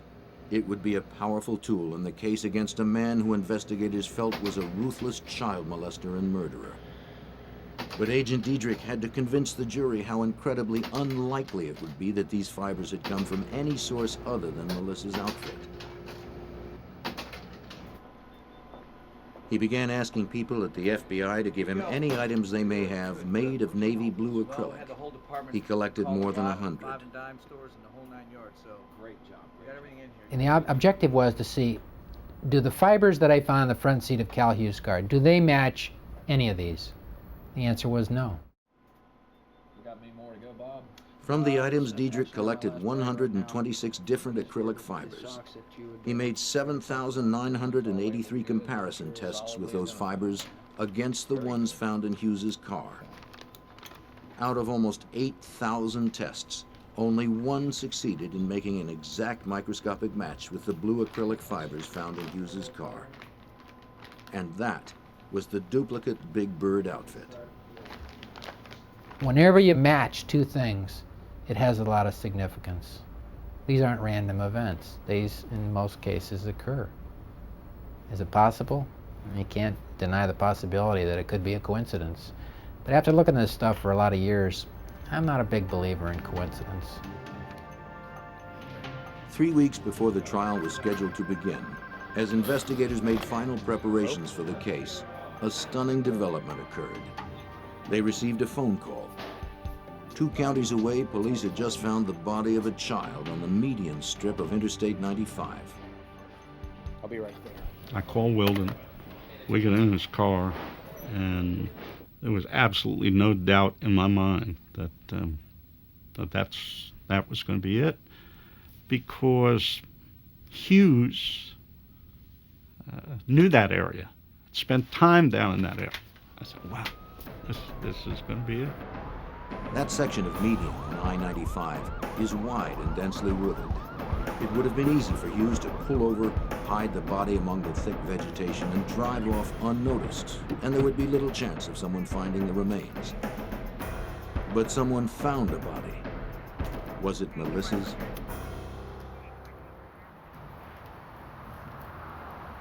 If it was Melissa Brannan's body in the highway median, Fairfax County Commonwealth Attorney Robert Horan felt he could put Hughes behind bars on murder one charges. His hopes were high, but they were soon dashed. As soon as we got there, as soon as I saw it, I knew it wasn't Melissa Brannan, because the skeleton had rings on 3 fingers. But it was a young girl. She's 13, 14-year-old who had been in that media for 2 growing seasons. The young girl's body was never identified. Finally, nearly 1 year after Melissa's disappearance, Hughes was arrested on a grand jury indictment for abducting Melissa Brannan. He was transferred from the Prince William County Jail to the Fairfax County Jail. Horan had delayed the indictment for several months in the hope that Melissa's body would be found. By then, I know we were all pretty satisfied that the worst had happened to the child. Unfortunately, under Virginia law, you can charge somebody with murder without the body, but you have to be able to prove where the murder occurred. And of course, without the body in this case, we had no way of proving where it occurred, so we couldn't charge him with murder. Abduction with intent to defile was the strongest case that could be brought against him.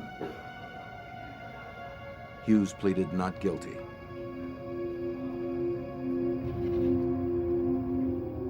Few people in Fairfax County believed that Melissa could still be alive. But everyone, most of all Tammy Brannan, needed to know what had happened and needed to see justice served.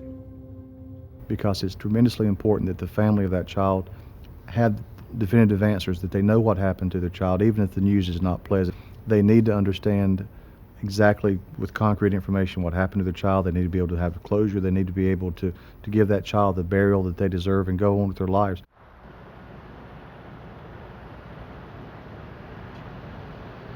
With Agent Diedrich's airtight analysis of the trace evidence, Robert Horan went into the trial confident that he could convince the jury beyond reasonable doubt. The trial began on February 26, 1991. Looking good. A chief part of Horan's strategy was depicting Hughes' deviant sexual behavior at the party.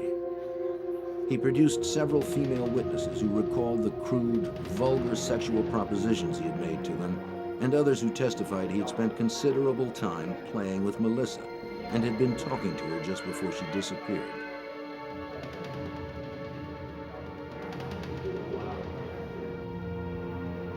His behavior was even more extreme, trying to eliminate the evidence.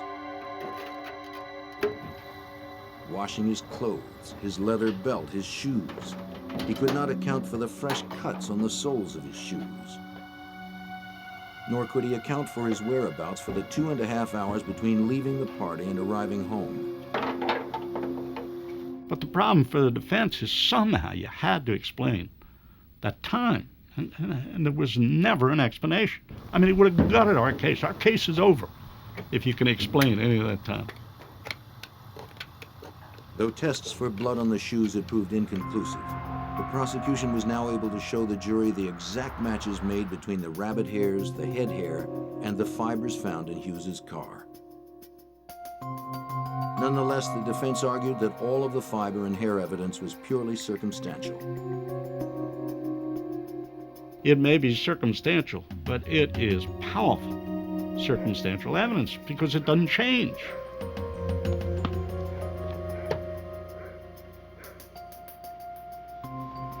In order to obtain the maximum sentence for Hughes, Horan needed to convince the jury that Hughes had intended to defile Melissa once he had her in his car. And the only way the fibers from her outfit would have been found on the seat is that her coat had been removed while she was in that car. The prosecution charged that Hughes could only have removed Melissa's coat for one purpose, an attempt to defile.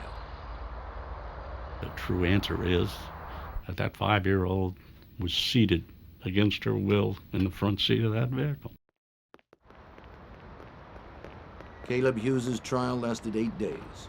After 9 hours of deliberation, the jury found him guilty of abducting Melissa Brannan with intent to defile.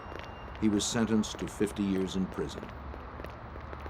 For the family members, it can't end because of the eternal hope, if you will, that someday this child that's never been seen, never been found, this child someday will appear. You know, and that's hard stuff. That is hard stuff. Caleb Hughes is still serving his sentence today, and the body of Melissa Brannan has never been found. Eventually, Tammy Brannan moved from the Woodside apartment complex, but she never changed the telephone number that Melissa had memorized by heart, hoping that one day a call might come. For nearly 2 decades, a mathematical genius with delusions of single-handedly destroying industrial society planted or mailed powerful bombs to unsuspecting, innocent victims. It was a spree of mayhem that killed 3 and wounded over 24. In the largest and most expensive investigation in FBI history, agents spent 17 years hunting for the elusive terrorist known as the Unabomber.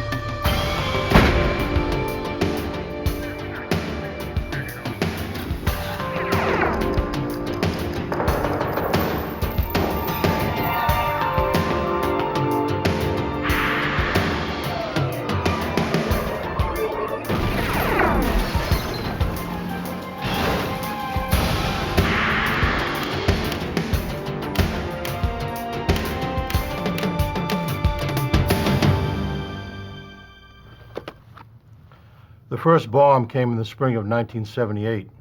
The damage it caused was minimal, but its impact would be enormous. With each new detonation, the bomber learned a little more about bombs, and law enforcement learned a little more about the man who sent them. Because its targets were universities and airlines, the FBI called him the Unabomber. I'm Jim Kallstrom, former director of the FBI's New York office. Before we ever knew the name Ted Kaczynski, we knew we were dealing with a disgruntled genius. We just didn't know how smart or how angry he truly was, or how far he'd go. But while the Unabomber was carefully perfecting his bombs, we were refining our profile. It was all a matter of who would finish first. On May 25, 1978, an engineering professor named Buckley Christ at Northwestern University in Evanston, Illinois, appeared in the mailroom with a shoebox-sized parcel. Professor Christ was listed as the return addressee, and he didn't know the man it was addressed to. Campus security guard Terry Marker cracked, "Maybe it's a bomb."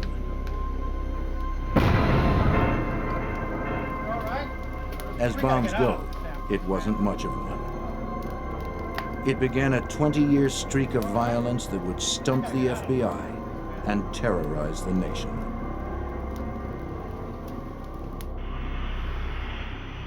On November 15, 1979, American Airlines Flight 444 took off from Chicago, bound for Washington, D.C.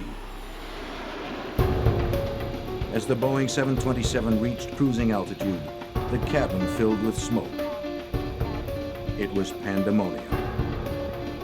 The plane was diverted to Dulles Airport in Virginia. A dozen people were treated for smoke inhalation. But for a faulty wire in the bomb, over 100 people would have been killed. Bombing an airliner is a federal offense. The FBI was called in. FBI agent Chris Ronay examined the evidence of the airline bomb. It essentially was a wooden box that looked to be hand-fashioned, handmade. We found that it contained a barometric switch and some other initiating components, batteries, wires, and a container for the explosive charge. The barometric switch would function when the pressure changed in the baggage compartment sufficiently to close the switch or allow the barometric switch to function and then actually detonate the bomb. The use of an altitude-sensitive barometric switch told the FBI that they were dealing with a serious and smart bomber. Ronay began his inquiries with the Chicago police. He was looking for anything to compare to the airline device. At Northwestern University, a thorough search uncovered the existence of two minor and seemingly unrelated incidents at the university. In addition to learning of the device that injured Terry Marker, Ronay learned of another. On May 9, 1979, another bomb had gone off at Northwestern University, seriously injuring graduate student John Harris. Its design was nearly identical to the first one. But since they were both relatively minor incidents, authorities at the time didn't connect the two.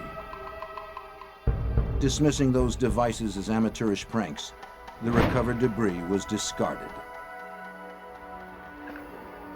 Working only from photographs, Chris Ronay concluded that all three bombs were the work of the same person. There were construction techniques, the way the wood was cut, the way it was put together, the markings on the wood, the way the tape was applied, that is evident in the photographs, was the same as in the previous cases. The pipe bombs, placed inside wooden boxes, were all made of ordinary components: screws and nails and smokeless powder and black tape. The components were homemade and sanded to render them untraceable.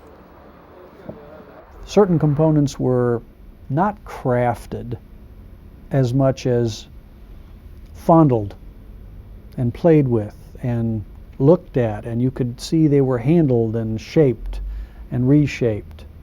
And it just struck me that somebody spent an awful lot of time on this bomb, enjoying putting it together. The FBI realized they were dealing with a serial bomber, one that was passionate about his craft. In the 1950s, a shy, highly intelligent boy from suburban Illinois named Ted Kaczynski skipped a grade in elementary school. He was an introvert, preferring to withdraw into his room to study, especially to study chemistry. He was a prodigy with genius-level intelligence. His IQ topped 170. He entered Harvard at 16 and graduated in 3 years in 1962. In 5 years, he had received his doctorate from the University of Michigan.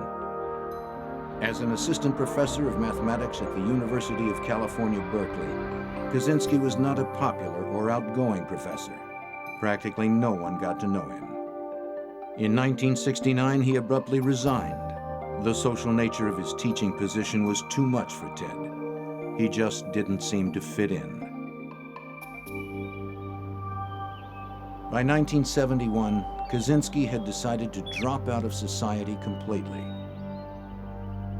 He bought an acre and a half of land in a rural area just outside of Lincoln, Montana, 6,000 feet above the society he had come to despise. He built a tiny 8 by 10 foot cabin with no electricity or running water. There he would sit by himself, reading and writing. One of the things Ted wrote was a 23-page essay raging against modern man's obsession with technological and scientific progress.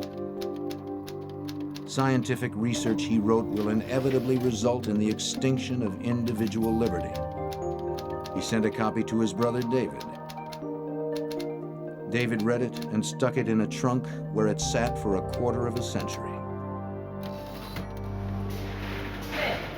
In June of 1978, Ted Kaczynski took a time out from his cabin to take a job working for his brother at a foam cutting plant in Illinois.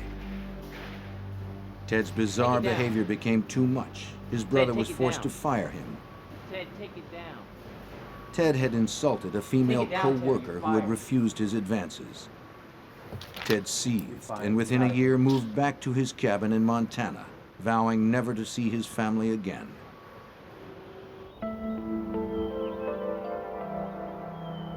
Trying to fit in as a social being was too frustrating for the introverted genius. Ted withdrew even more, believing modern man incapable of understanding him. He was starting to see civil society as an obstacle that needed to be overcome.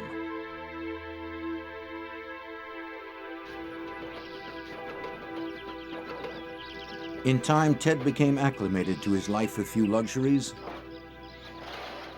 He took it upon himself to grow his own food and to be otherwise self-sufficient. He had few acquaintances, opting for his own company in the Montana wilds.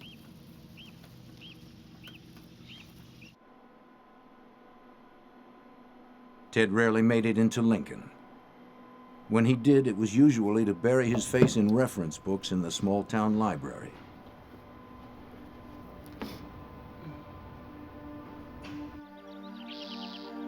On May 3rd, 1980, Ted Kaczynski rode his homemade bike into Lincoln. He wasn't going to the library this time. Instead, he caught a bus for Helena and checked into the Helena Park Hotel for a brief stay. The next day, he headed west.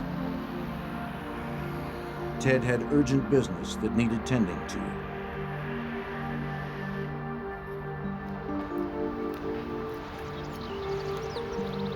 Percy Wood, the president of United Airlines, received a parcel at his suburban Chicago home on June 10th, 1980. A few days earlier, he received a letter from a stranger promising to mail him a book which, the letter said, had tremendous social significance.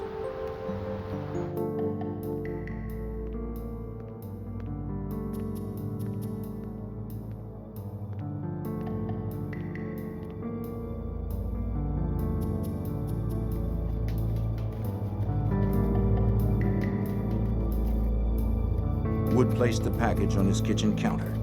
He opened and retrieved a book, Ice Brothers by Sloan Wilson. Wood was puzzled. Why is this book socially significant? He opened the cover.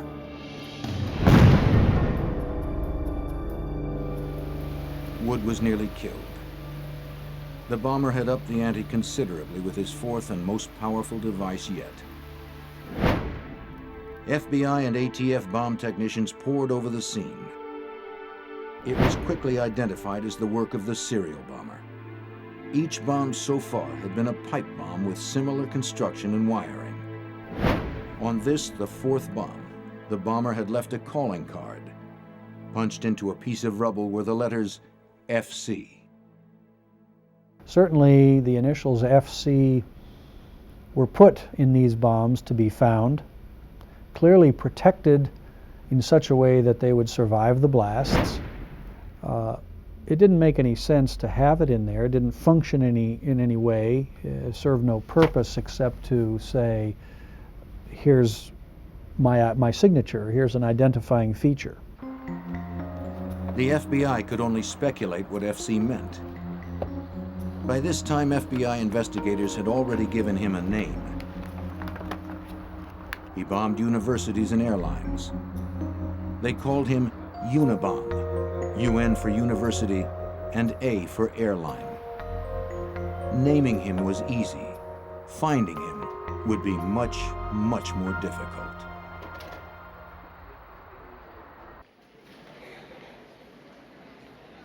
In 1981, with FC their best clue yet, the FBI cross-referenced thousands of people with those initials.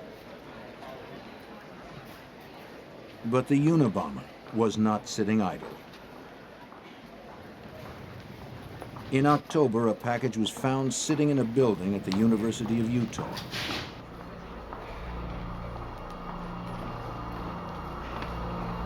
It was a pipe bomb. Fortunately, it was a dud.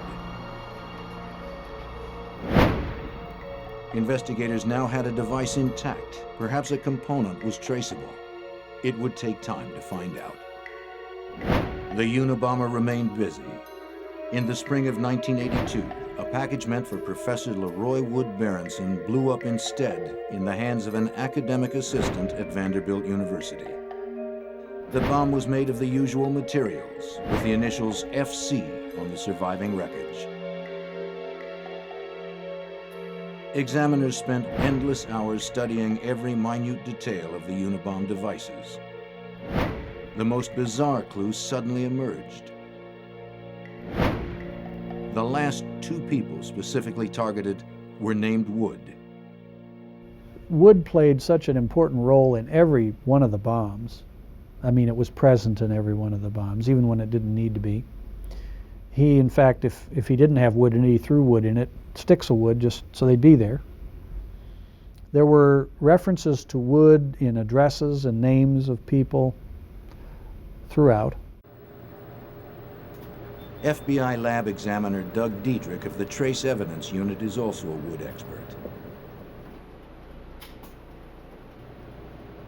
Well, the materials may indicate something about that individual, may indicate where he might live, what he might do for a living.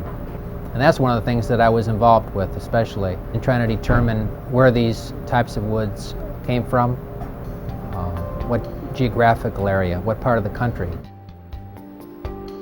This approach seemed like a long shot, but the scarcity of clues left investigators with few options.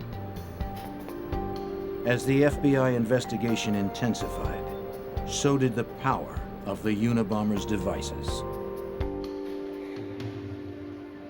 On July 2nd, 1982, Professor Diogenes Angelakos of the University of California, Berkeley, a devoted husband and a popular teacher, noticed a strange-looking object on the floor of the Computer Science Department's coffee room.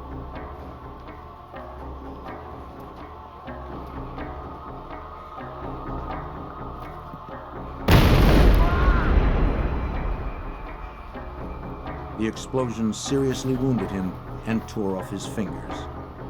As he lay dazed, he found a typewritten note. Woo, it works. I told you it would. RV.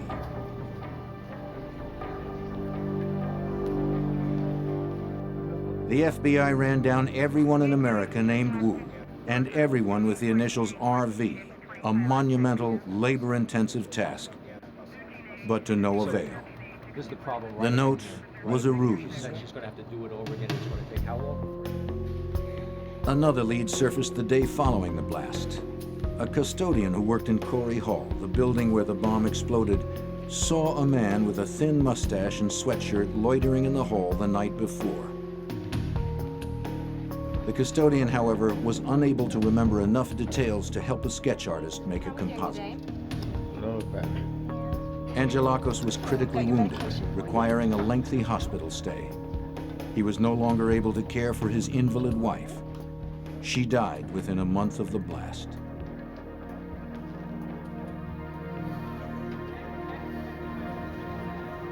In May of 1985, in that same building, Berkeley graduate student John Hauser, a captain in the Air Force, noticed on the floor a 3-ring binder sitting on top of another object.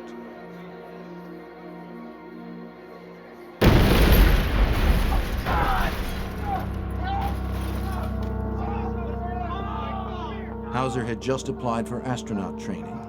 What he didn't know as he lay wounded was that he had already been accepted into the program. But he would never fly again. His Air Force Academy ring was found embedded in the wall across the room. Ironically, Professor Angelakos was nearby when the bomb exploded. He rushed to help Hauser.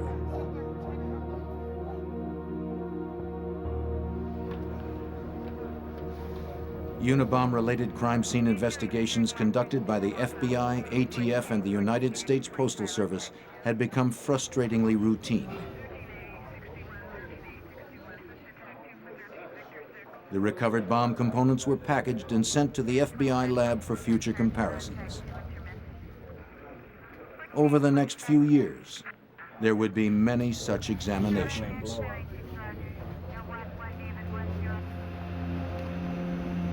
On May 8, 1985, a package was received at the Boeing Corporation in Auburn, Washington. It was addressed only to the company, was heavy, and had too much postage. Hey, Mark, look at this. A suspicious mailroom employee called security. The package was x-rayed and shown to contain a pipe bomb. It had FC stamped into the end caps. Had the employee opened the package, it most likely would have killed him and anyone else nearby. On November 15, 1985, Dr. James McConnell, a psychology professor at the University of Michigan, received a letter and package from a Ralph C. Kloppenberg. The sender described himself as a doctoral student. "I'd like you to read this book," he wrote. "Everyone in your position should read this book." As he read, his assistant opened the package nearby.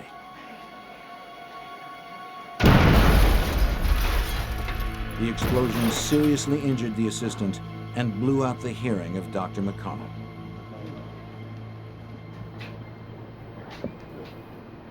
Examiners continued to dissect the bombs.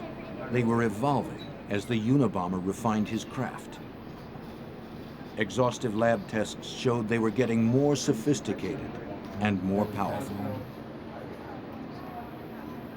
Agents were frustrated. They were making little progress in determining the identity of the Unabomber. And their analysis was confirming what they already knew.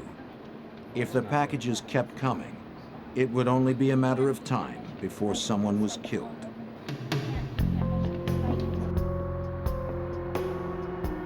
Hughes Scruton owned the Rentec computer store in Sacramento, California. On December 11, 1985, about lunchtime, Scruton headed out the back door that led to the rear parking lot when he noticed something. It looked like a block of wood with 4 nails sticking out, points up. The explosion was ferocious, blowing a massive gaping hole into Scruton's chest, exposing his heart. The Unabomber was now a murderer.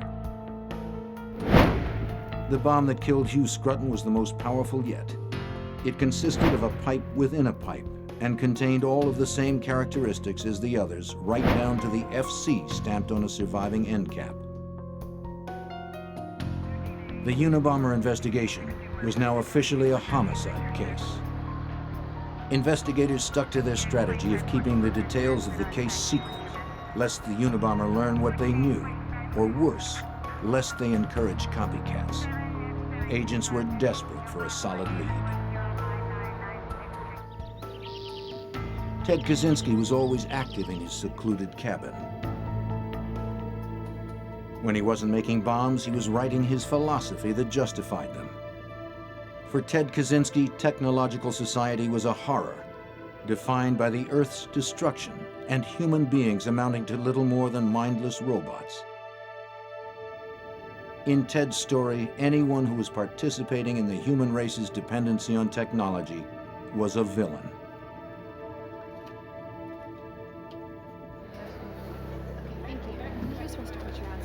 On February 20th, 1987, a secretary at Cam's computer store in Salt Lake City looked out of her office window and caught a glimpse of a man in the parking lot, placing an object on the ground.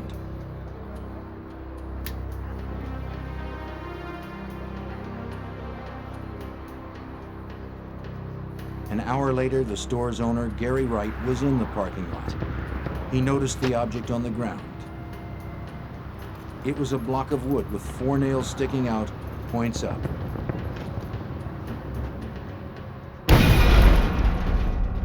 Wright received serious injuries, but miraculously survived. As police scoured bus stations and local businesses looking for a suspect, a sketch was commissioned from the secretary's description. It was unquestionably the portrait of a man in disguise. The sketch didn't catch the Unabomber, but in one way it may have worked. Knowing he was seen, the Unabomber seemed to vanish. After 9 years of bombings, Unabomber-related incidents simply stopped after the 1987 Cams explosion. The investigation had continued, but all available leads had been exhausted. After 6 years of silence, investigators were hopeful that the Unabomber had either been imprisoned on some unrelated charge or died. Either way, the bombs had stopped. But Ted Kaczynski was neither dead nor in jail. He had spent the last 6 years virtually alone, content in his day-to-day routine, tending the garden, hunting, writing, and visiting the library. Ted always managed to stay on top of current events. In 1993, after a 6-year hiatus, several highly publicized events propelled the Unabomber out of retirement. The fiery siege at Waco, Texas, between the ATF and the Branch Davidian religious cult, and the bombing of the World Trade Center created a violent political environment. The Unabomber would return in a fit of violence of his own.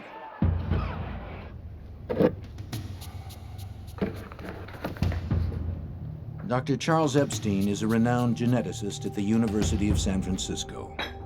On June 22, 1993, he sat down at his kitchen table to open his mail, including a padded envelope which had arrived that day.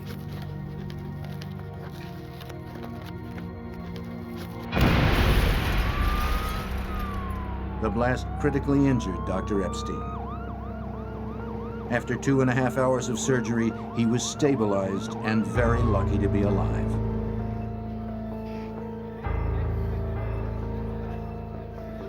Two days later, on June 24th, Dr. David Gwaltney, a prominent computer scientist at Yale University, arrived early at his office to open his mail from the previous day.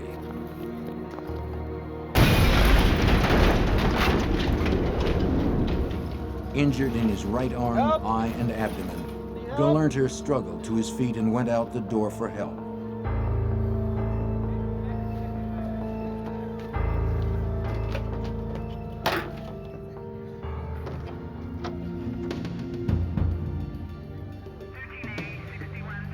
The FBI quickly determined that the Epstein bomb and the Galernter bomb were identical. Pipe bombs filled with potassium chlorate and aluminum powder. Both devices had been placed inside a handcrafted wooden box.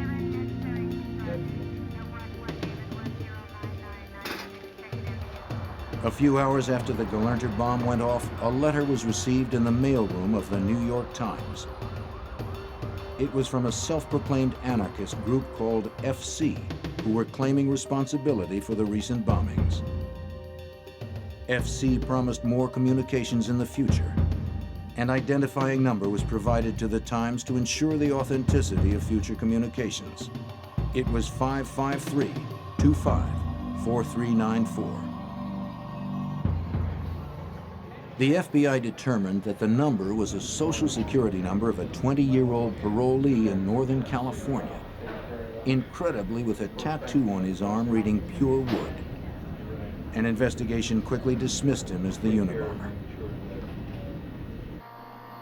Another major clue was discovered. Impressed into the paper on the New York Times letter was the faint notation, "Call Nathan R., Wednesday, 7 p.m." The elusive Unabomber finally provided agents with a solid lead. The FBI talked to over 10,000 people whose first name was Nathan and whose last name began with R. The exhaustive search turned up nothing. It seemed the Unabomber loved sending the FBI on wild goose chases. The Times ran the letter, which sparked public interest. It also drew the FBI into dozens of false leads. Disgruntled students, aircraft engineers, even a Dungeons and Dragons club in Chicago. The latest round of activity had sent the FBI investigation into overdrive. A Unabomb task force consisting of FBI, ATF, and postal inspectors was formed to coordinate investigative efforts.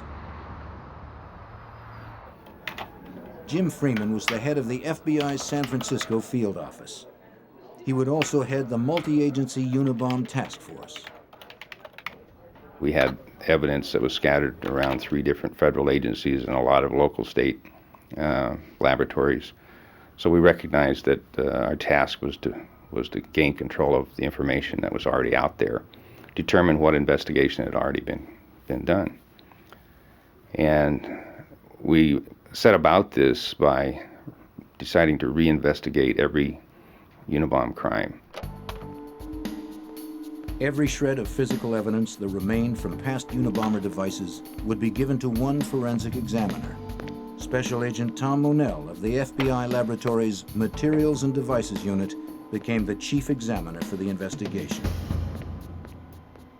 All the evidence in the Unabomb case, no matter if it was explosive related or not, came through me and my unit.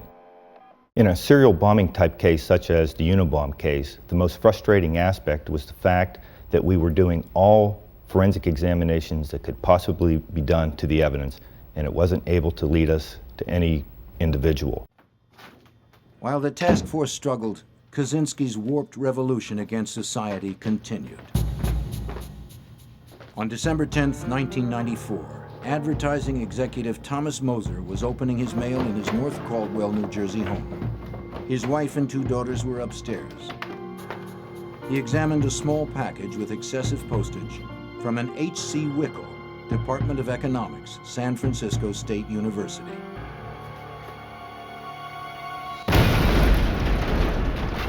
The explosion was the most gruesome yet, instantly decapitating Thomas Moser. With every previous device in the Unabomber investigation, Agent Monell was able to reconstruct a replica, working only from the debris recovered from the various crime scenes.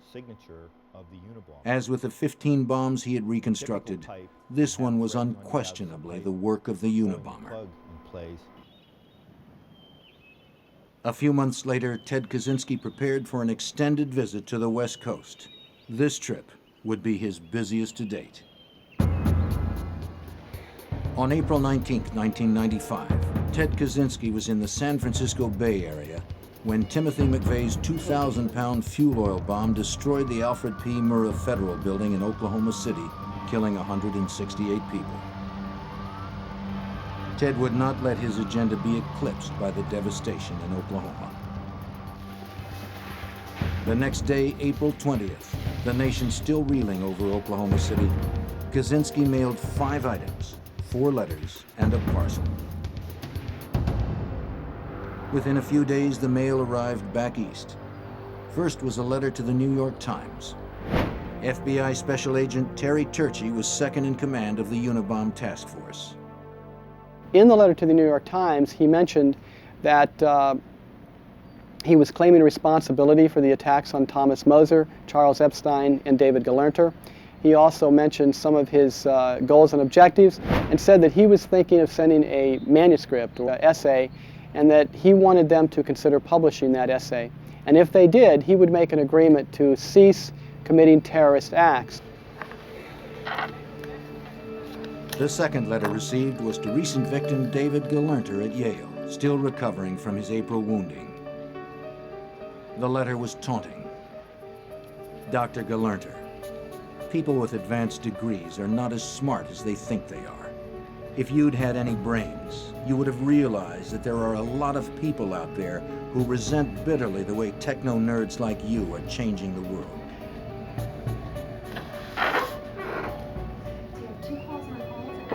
On April 25, 1995, a package arrived at the California Forestry Association addressed to its former president, William Dennison.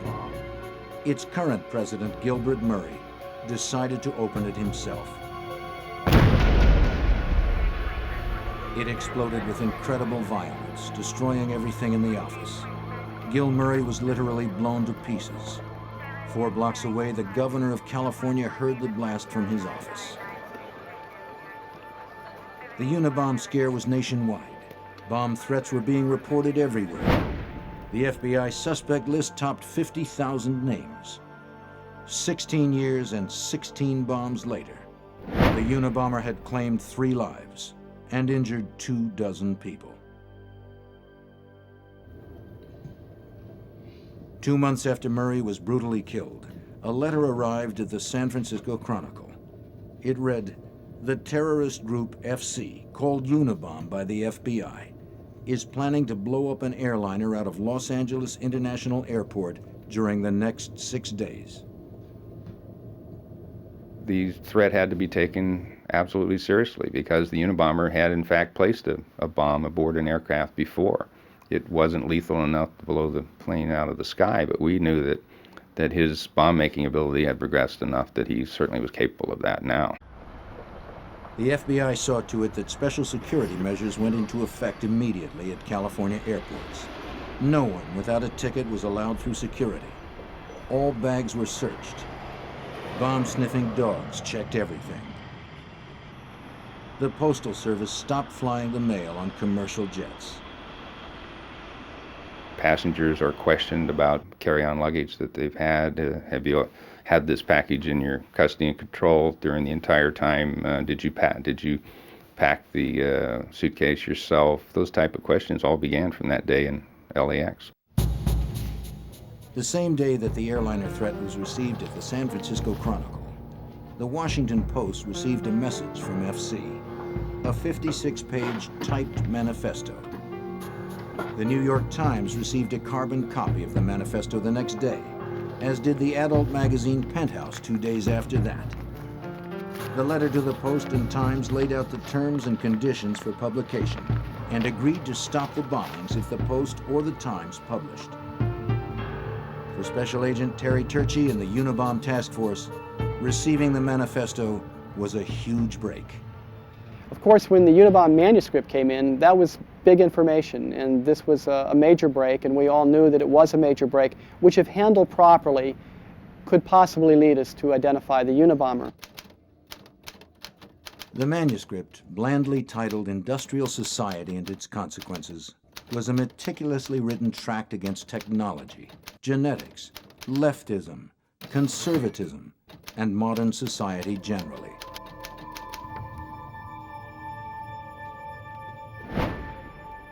The FBI had many items of evidence collected from years of investigating this case. They needed to generate just one solid lead, one that could hopefully break the case wide open. Freeman thought the answer lay in publishing the manifesto.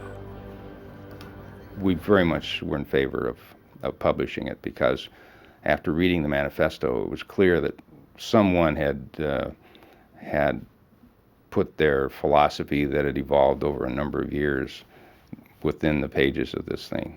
It was recognizable. Somebody in reading this, we hoped, would read it and say, I remember that guy. He was sat next to me in class at such and such a university. After some public soul-searching and discussions with the director of the FBI and Attorney General Janet Reno, the Washington Post, and the New York Times, the decision was made to publish the manifesto. The manifesto appeared in a special section of the Post on September 19, 1995. By early 1996, Ted Kaczynski's brother David had been doing some soul-searching of his own. The news reports that the Unabomber had connections to Chicago, their boyhood home, as well as to Berkeley and Salt Lake City, nagged at him.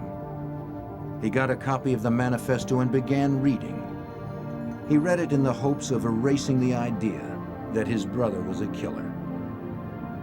What he read sent chills down his spine. He recognized the language and content of the manifesto as being similar to that of writings by his brother Ted. David dug up as many old letters and writings of Ted's as he could find and compared them to the Unabomber manifesto. Both had employed the unique phrase, cool-headed logician. David was distressed, but not yet convinced.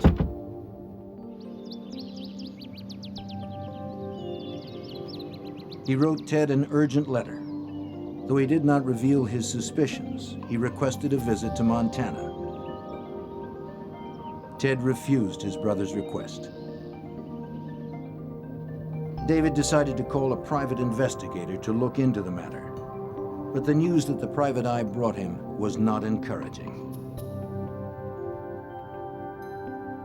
The private eye submitted the manifesto along with some of Ted's writing to be analyzed by experts who didn't know the parties involved. The experts concluded that the authors had a strong chance of being the same person. Frantically, David continued his search for anything Ted had ever written to him. In an old trunk, he came across the essay Ted had sent him back in 1971.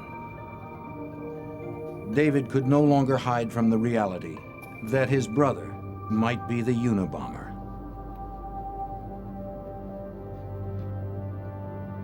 David Kaczynski was stunned. The 1971 essay David had unearthed was eerily similar to the Unabomber manifesto. Torn by the prospect of turning in his own brother on the one hand and endangering lives on the other, David Kaczynski made a gut-wrenching decision. Through his attorney, he contacted the FBI about his brother. In February of 1996, David Kaczynski told task force members of his suspicions. He gave a detailed accounting of Ted's life, where he grew up, where he went to school, and where he now lived. He then turned over the 1971 essay. And then we were able to do a side-by-side comparison between that document that was prepared many years before to the current copy of the manifesto, and it was very clear to us, many of us in the task force, that the similarities were more than coincidental. The FBI analyzed the essay and found over 160 examples of similarities with the Unabomber manifesto, including common phrases and misspellings. The list went on and on. After 17 years, the FBI had its first major suspect, Ted Kaczynski. Dozens of FBI agents quietly slipped into the small town of Lincoln, Montana. The FBI kept careful surveillance on Kaczynski's cabin as they laid out the case for a search warrant, hoping that the Unabomber would not strike again in the interim. By the beginning of April, enough information had been uncovered to justify the warrant.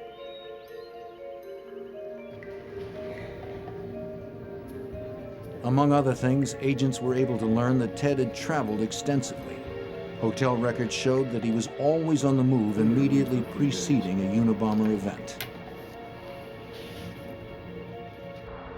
Agent Terry Turchi submitted a meticulous 65-page affidavit outlining the government's case against Ted Kaczynski and requesting permission to search his cabin. We had been working all morning, since about 5 that morning, to pre-position various agent teams in different locations in the woods in Lincoln, Montana, and at a forward command post that we had established in Lincoln.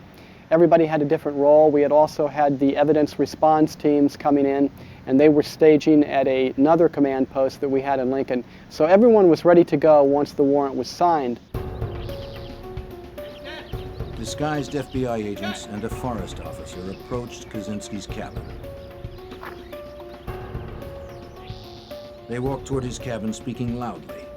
They didn't want Kaczynski to suspect there was anybody sneaking up on him. The officers asked him to help identify a property line on their map. As he turned to get his coat, the officers pounced on Kaczynski. The suspected Unabomber was in custody.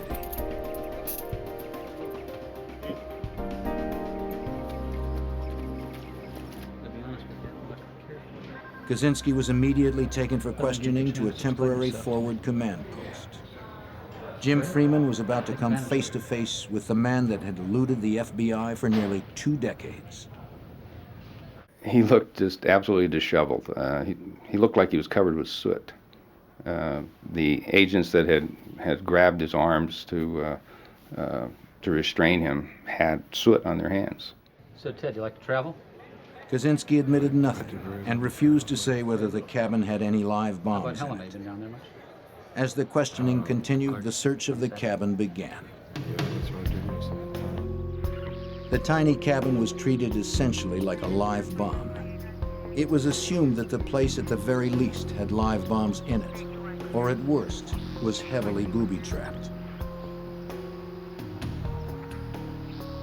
Explosive ordnance disposal teams cautiously made their way into the cabin. Ted Kaczynski had not been formally arrested on any charges yet. As investigators searched through his cabin, they found enough evidence to charge him with possession of bomb-making materials. They found pipes, chemicals, wiring, batteries, and wooden boxes. This charge would allow agents to hold Kaczynski until a more thorough search could be conducted. FBI Special Agent and explosive expert Donald Sockleben was responsible for quickly gathering evidence in order to obtain the arrest warrant. He rushed to Helena to petition the judge. Sockleben had been working on the Unabomber case for years. I think it was on the ride back to Helena that night when Pat Webb and I, who had worked on this for so many years, just sort of looked at each other and realized that maybe this was the beginning of the end.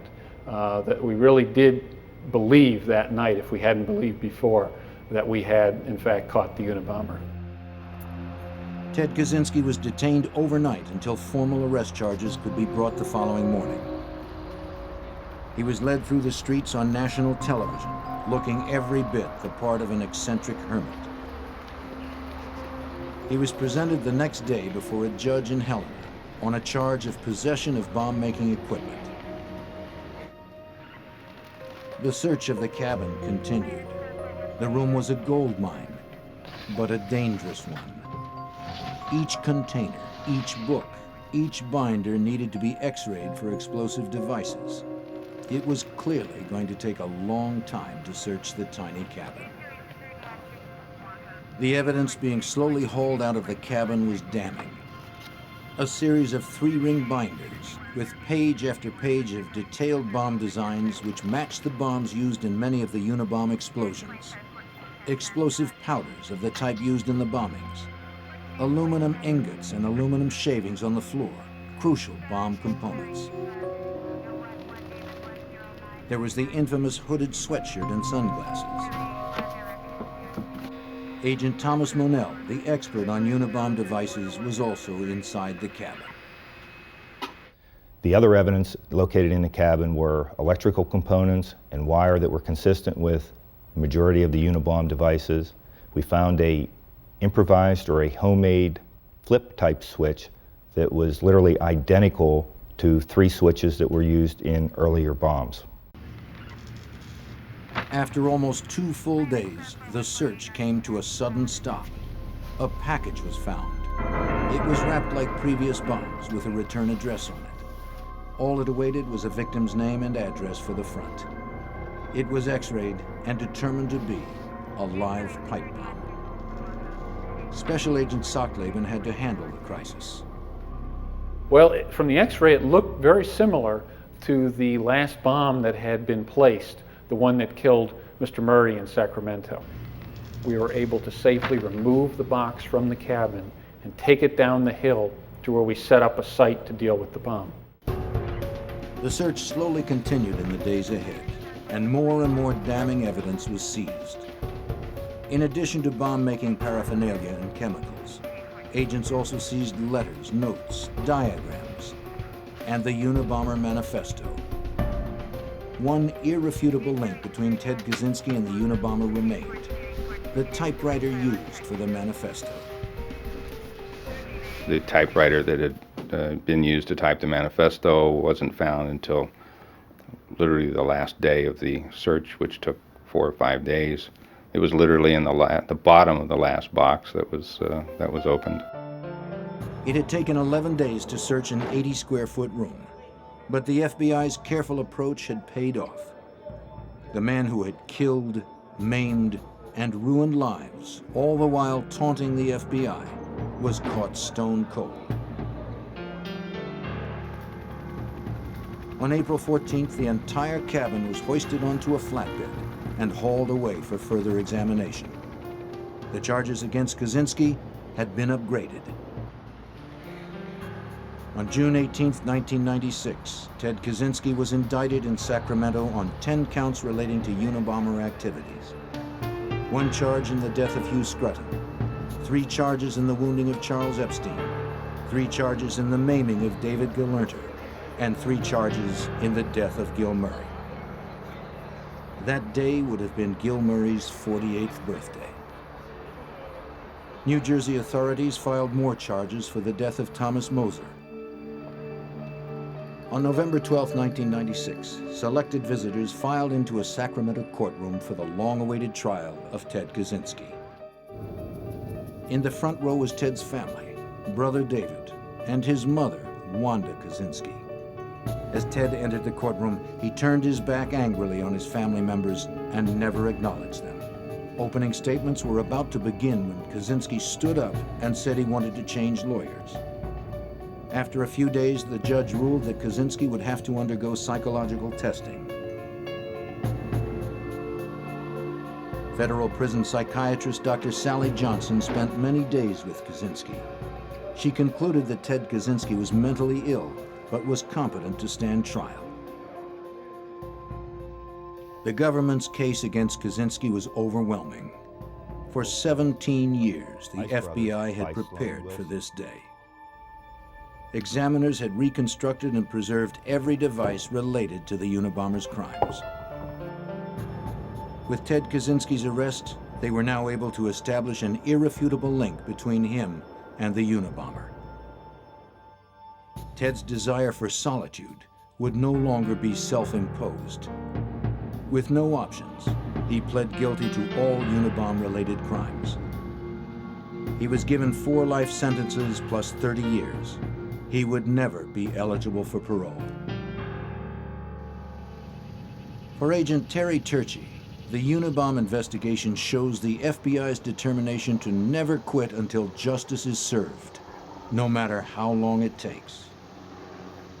For the people committing these crimes, who may go on for many years and not get caught, they may become more arrogant, or they may become more complacent, or they may think we're never going to catch them. But I think for them and for the public, the message has to be that we don't give up and that we're going to stay with it until we solve it. And certainly I think that is what we're called upon to do and what we need to do. In June 1998, Joanna Lee, an assistant editor at Simon & Schuster Publishing, received a letter from Ted Kaczynski with a prison return address. She knew he was the convicted Unabomber, but opened it anyway. Kaczynski wanted them to publish a book about his struggle.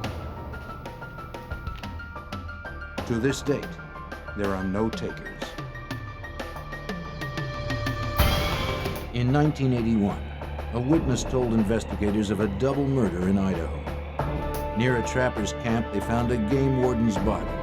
A second warden's body was missing, along with the killer, Claude Dallas. Investigators would track the mountain man through unforgiving country he knew better than anyone. In an area known for anti-government sentiments, the FBI knew the manhunt would be difficult, but Dallas must be found.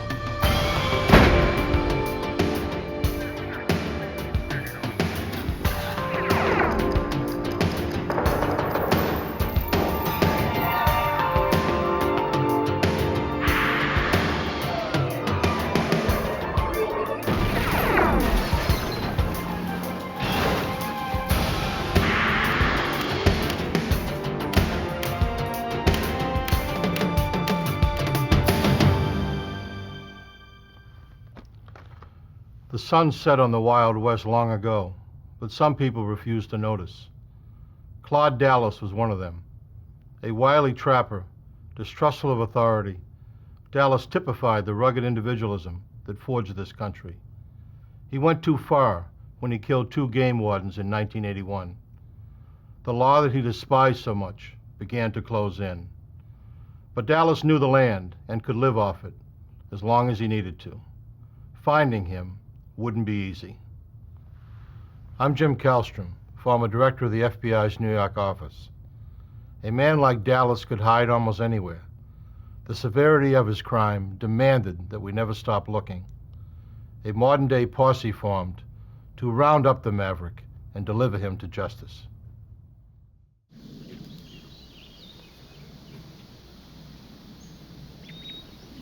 On January 5th, 1981, Jim Stevens arrived at a friend's trapping camp, bringing provisions as promised. He fired warning shots to report his arrival.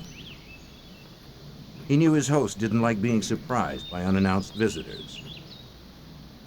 The trapper, Claude Dallas, had created the gunshot warning system. Howdy, Jim. He was protective of his compound. Dallas was glad to have the supplies. He was trapping for the winter in Bull Basin, a remote area in southwestern Idaho near the Nevada border. He had bagged a few bobcats out of season and planned to sell their furs in the spring. But he needed food before that to sustain him. Besides restocking Dallas's camp, Stevens had come to look for Indian artifacts. He planned to search along the river. In such an isolated area, he was bound to find new items for his collection. Dallas stayed to look over his new provisions.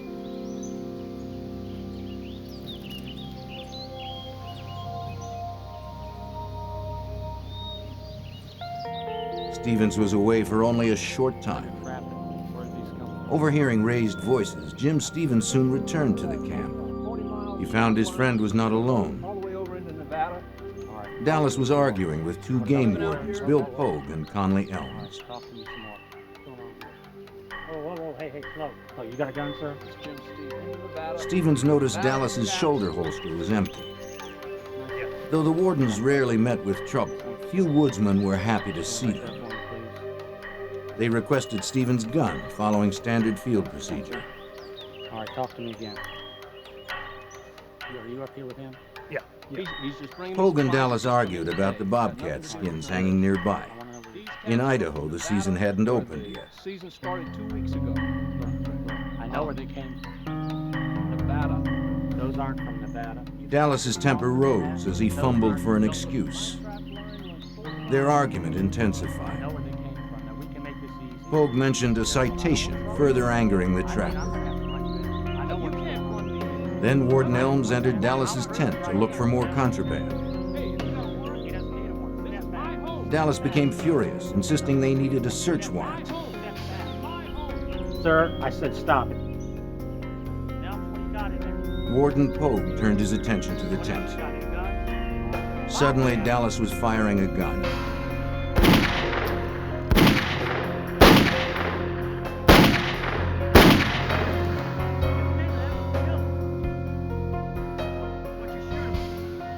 He had drawn a .357 he had kept hidden and emptied it into the unsuspecting wardens.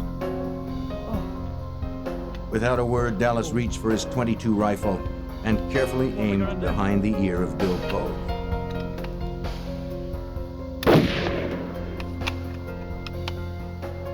Conley Elms met the same fate. Jim Stevens was stunned. Dallas immediately claimed that Pogue had tried to draw his gun. Stevens had turned away just before the shooting began. He couldn't deny Dallas's claim. You saw his hand on his gun. I swore last time I was arrested I'd never go in again. But did you have to kill him? But why would the warden have drawn? And why was Elms killed? Maybe his friend had gone crazy. You find something to cover him up with. Fearing for his life, Stevens decided it was best to cooperate. He complied with Dallas's orders. Using one of Dallas's mules, they hauled Bill Pogue's body up to the ridge where Stevens' Blazer was parked. They dumped the body into the truck and returned to the camp. Conley Elms' body was too heavy for the mule to carry up the hill to the truck. Dallas first suggested they quarter him and haul the pieces. In the end, they dragged him almost half a mile across the rocky ground to the river.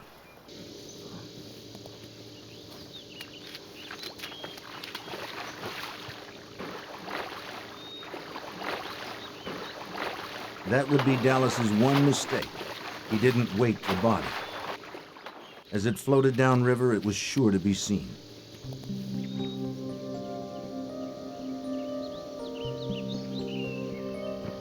As a trapper, Dallas knew about leaving tracks. He must cover his to make it hard on the investigators who would hunt him.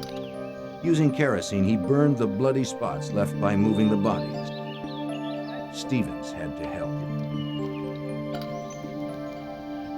Dallas then built 2 small fires to burn the ropes used to move the wardens and some of the wardens' equipment. He tried to get rid of anything with blood on it.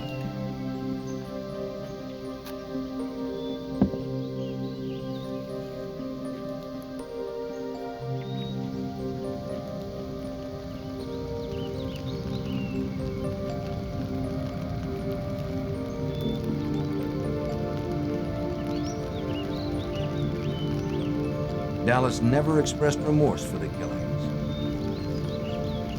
To Stevens, Dallas seemed without emotion. It was more reason to fear him. Dallas had to get rid of Bill Pogue's body. He decided to go to a friend's house in Nevada for help. Stevens didn't want to cross Dallas, and it might give him a chance to get away from the killer. They would head for Paradise Hill, Nevada, 5 hours away.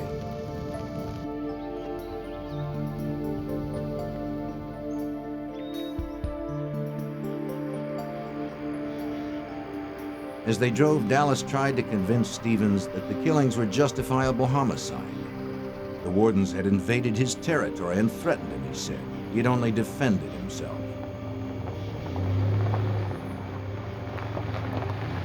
Stevens couldn't understand how it was self-defense, but he didn't argue.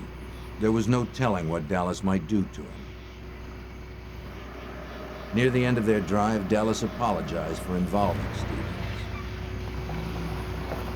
They arrived at the home of George and Liz Nielsen in Paradise Hill, Nevada, around 11 o'clock that night. The Nielsens ran a small tavern out of their house and were just closing for the night. George! George! George! George, it's Claude! Dallas told his old friend George he had just killed 2 Fish and Game officers. He needed Nielsen's help. With others around, Jim Stevens no longer feared for his life. But what he had seen and done still terrified him. Dallas told George and Liz Nielsen he had one body outside and that the other was in the river near his camp. George Nielsen shared Dallas's contempt for the law, and he believed the claim of self-defense. he agreed to help. Dallas told Stevens he could go and asked to borrow the Nielsen's pickup to take Pogue's body out and bury it. The men went outside so Dallas could move the body from the Blazer to Nielsen's pickup. Wait a minute.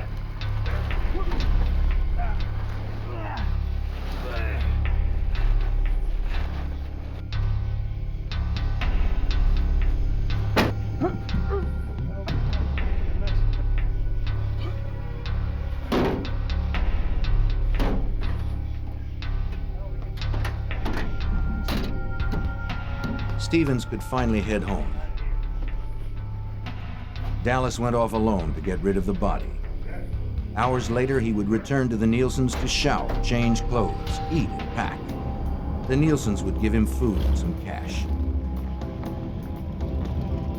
Around 5:30 a.m., Nielsen would drop him off 15 miles away, where it is believed another friend picked him up. In any case, Claude Dallas had disappeared. A few hours later, Jim Stevens realized he had to go to the police. Liz. After talking with George, he visited Liz Nielsen at the local hospital where she worked. She agreed they should contact authorities. They were too involved not to. We gotta turn him in. They met with the county prosecutor. Stevens explained that he was there at the time of the shootings, but had his back turned when Dallas started firing. Exactly what you saw. We went down the river there. He didn't see if Pogue had drawn his gun, so Stevens couldn't verify or dispute Dallas's self-defense story. George and Liz Nielsen told how they had helped Dallas disappear, but they didn't know where he was. All anyone knew was that for some reason, Claude Dallas had snapped. He was unpredictable, armed, and out there somewhere.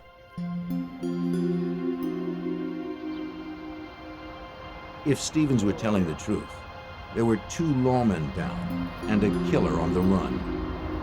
The prosecutor contacted Owyhee County Sheriff Tim Nettleton, who called in state authorities. I notified the Department of Law Enforcement to gain some assistance because of the expertise that they could supply my department. As Nettleton prepared to investigate the crime scene to check Stevens' story, the FBI was called in to track Dallas. Special Agent Frank Nenzel, then stationed in Reno, was assigned as the Nevada case agent. The FBI was called into the investigation of the murders of officers Pogue and Elms because it was believed that Dallas had, first of all, cold-bloodedly murdered these 2 officers, and secondly, that he had fled the state of Idaho to avoid prosecution. We have thick wooded areas, we have water, and we have some open terrain.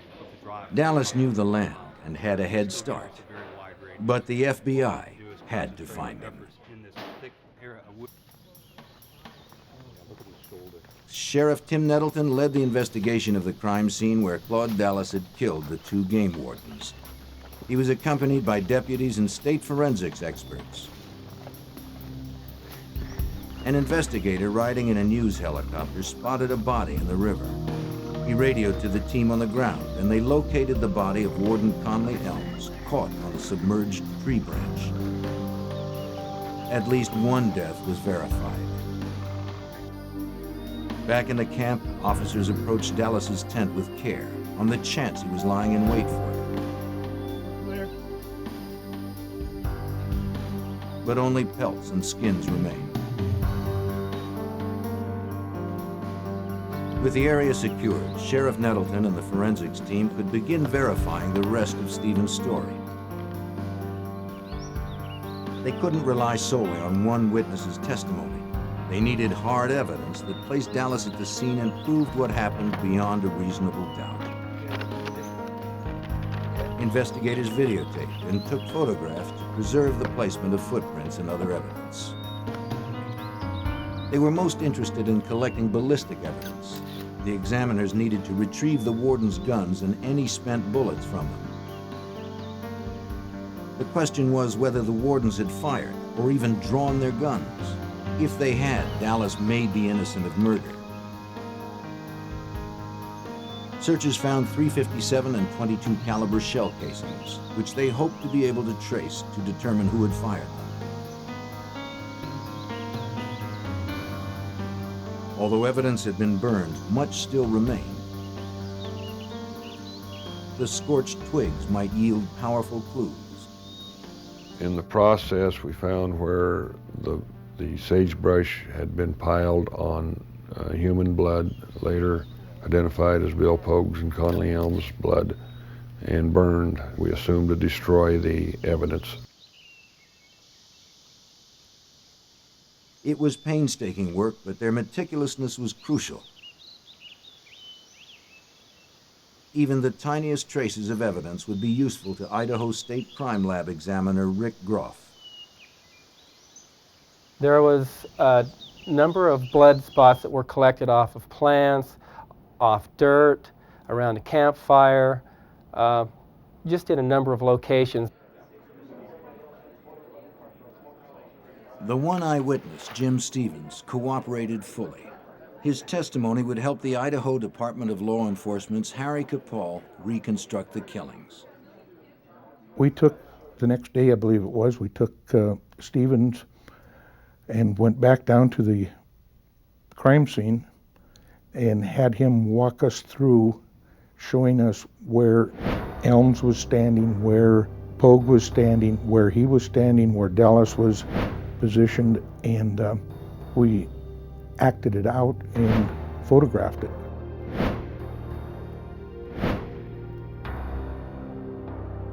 Investigators were sure of what had happened, but they didn't know where Claude Dallas was or where he had hidden Bill Pogue's body.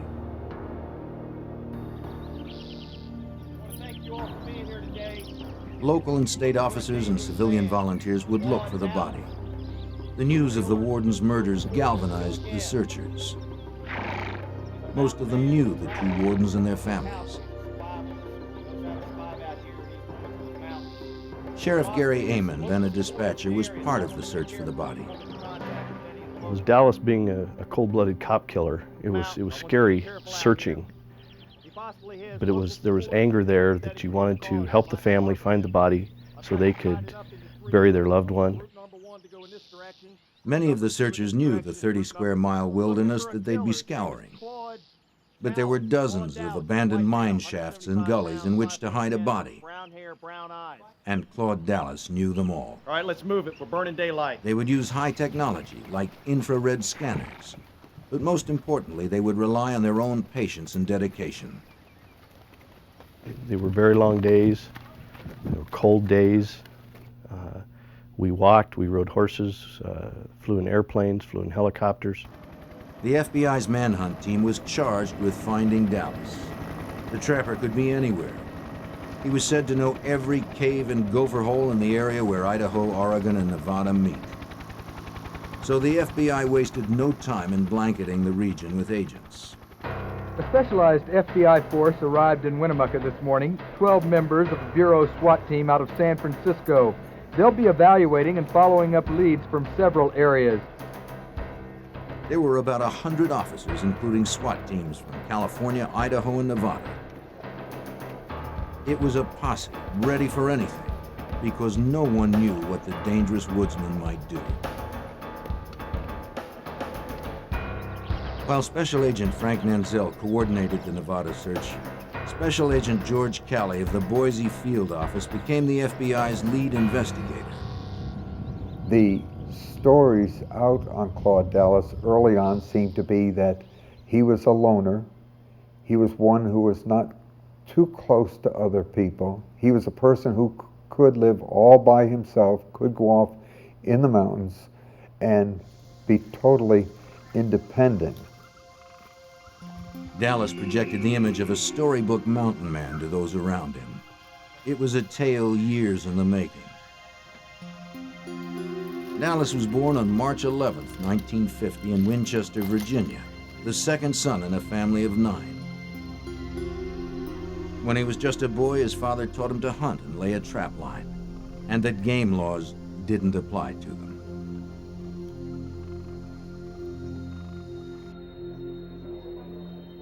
The FBI learned that Dallas's name was already in their files for a draft-dodging charge more than 10 years earlier.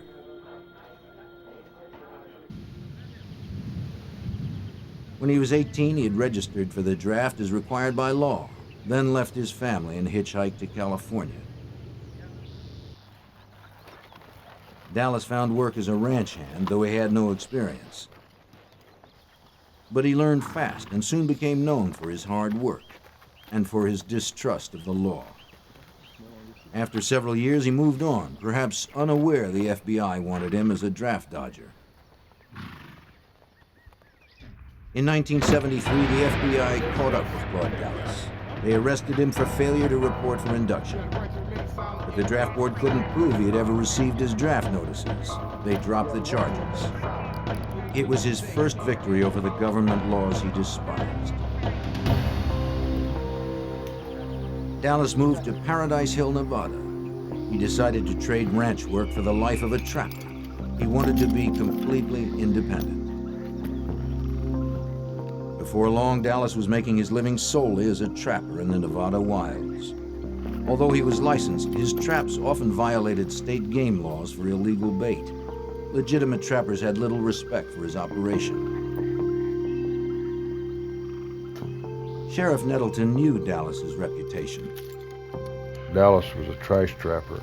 He never took the time to go with a real trapper and learn how to trap.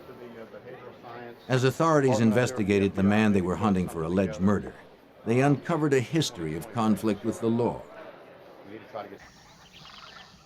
In 1976, Nevada game warden Dale Elliott came across some of Dallas's illegally baited traps. Dallas used birds and animal parts to lure bobcats, whose skins brought a good price. But this improper bait also attracts animals like raccoons and skunks and kills them needlessly. Elliott confiscated the traps and fined Dallas $100. 2 years later, in 1978, another game warden, Gene Weller, came across more traps in Dallas's territory. They were illegally baited with chunks of meat and had no tags.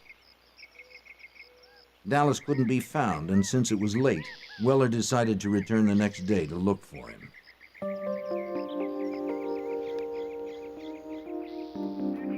The following morning, Weller and a sheriff's deputy found Dallas's Jeep.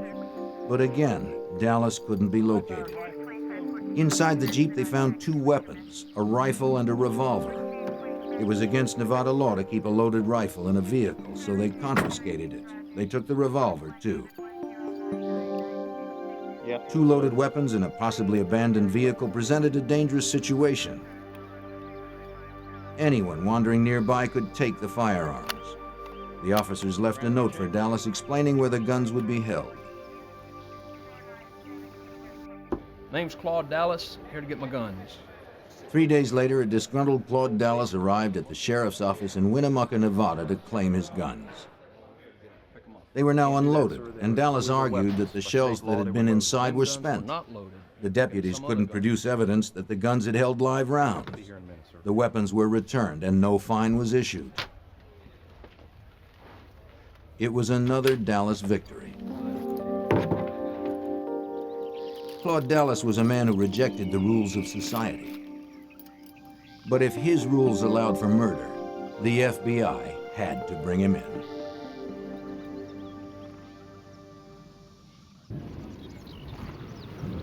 Within days of the two game wardens' deaths, FBI agents gathered information about the killer Claude Dallas. Special Agent George Calley led the investigation. We realized that to find Claude Dallas, we had to learn more about him. The FBI talked with local trappers and ranchers. Many were reluctant to help. The information on Dallas came slowly. As it did, the FBI pieced together the days leading up to the killing of the two game wardens. In December of 1980, a month before the killing of the wardens, Dallas had made a winter camp in the remote stretch of wilderness in Idaho's southwest corner. He would spend the winter trapping alone, but for a few visits from friends like Jim Stevens, who promised to bring mail and supplies. He chose Bull Basin for his camp. It was perfect for him. Wild, isolated country rich in deer and bobcat. A place where a man could live by his own rules. Dallas's closest neighbors were miles away. He knew other trappers sometimes worked Bull Basin, but he figured he could avoid them and the state's fish and game laws.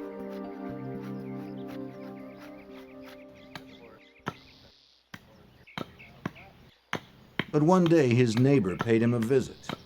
Eddie Carlin owned the 45 Ranch 12 miles away. He often trapped in Bull Basin, and he wanted to know who was working his territory. Carlin saw illegal bobcat furs in the camp. When he commented on them, Dallas said he didn't believe in man-made laws. Something about the trapper made Carlin uneasy. Well, I got a long line out here. I run 40 traps. He nervously eyed Dallas's .357, a more powerful weapon than a trapper needs. Any of these come off of the Carlin made it clear his family had trapped in Bull Basin for years. Finally, they agreed to work separate areas of the basin. I keep my property line squared away there. Okay. They would stay off each other's turf. For the moment, Eddie Carlin was more concerned about a couple of trappers poaching on his 45 Ranch itself. In the Northwest, working another man's land is like stealing directly out of his pockets. Carlin drove 2 hours to the nearest phone to alert the Fish and Game Department. It was 10 p.m. on January 4th when Carlin reached Game Warden Bill Pogue. I just come back. Pogue was known as a strict, by-the-books warden. Carlin knew he would help him clear his ranch of unwanted trappers. All right, look, I'll see you in the morning. Pogue understood Carlin's concern. That would be great. The poachers needed to be caught before they moved on to new territory. Pogue told Carlin he'd head out right away, but he needed to find a partner. He called 2 wardens who were unable to make the trip. Finally, he reached Conley Elms.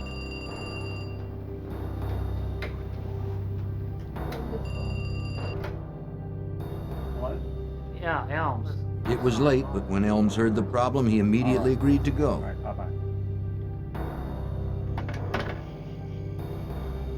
The wardens arrived at the Carlins' 45 Ranch at 3 a.m. on January 5th. After a few hours' rest in sleeping bags outside, the men joined Eddie and Joanne Carlin for breakfast. Eddie described the poachers who were trapping on his land. The wardens considered how to approach them. Then Joanne added that there was another man named Claude Dallas trapping in Bull Basin. He was bagging game out of season. 2 other guys camping right on the edge of my ranch. Eddie told them to watch out for Dallas. The wardens said they'd cover each other. They left to confront the trappers on the 45 Ranch first. Jim Stevens arrived in Dallas's camp at mid-morning, then went off to look for artifacts, leaving Dallas alone.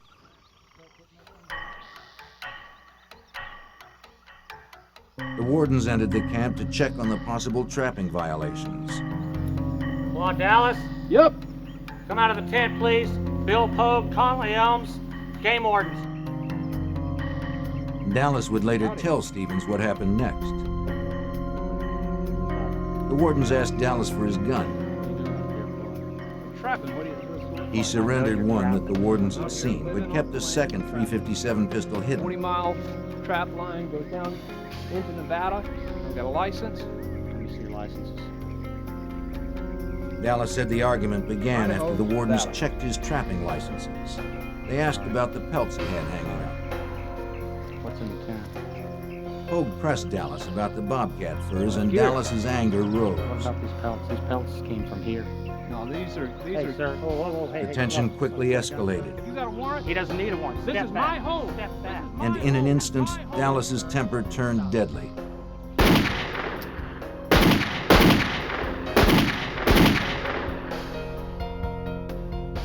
What you shoot him for? Perhaps what was most horrible was the way the wardens were executed. Oh.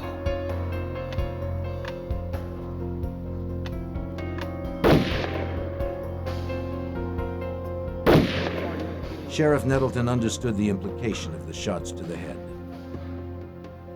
That shot behind the ear was to finish him off, and is a common way of administering death by a trapper. Clearly, Dallas considered the wardens no more than animals stumbling into one of his traps. The cold, terrible nature of the crime didn't faze Dallas. Unshaken, he tried to cover his tracks, intimidating Jim Stevens into assisting him. Then he vanished.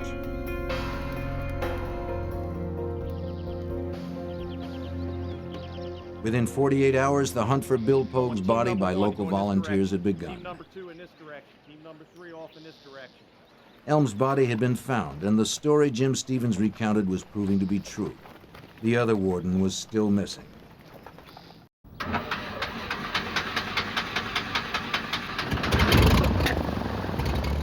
Local and state authorities used every tool at their disposal, including Sheriff Nettleton's airplane.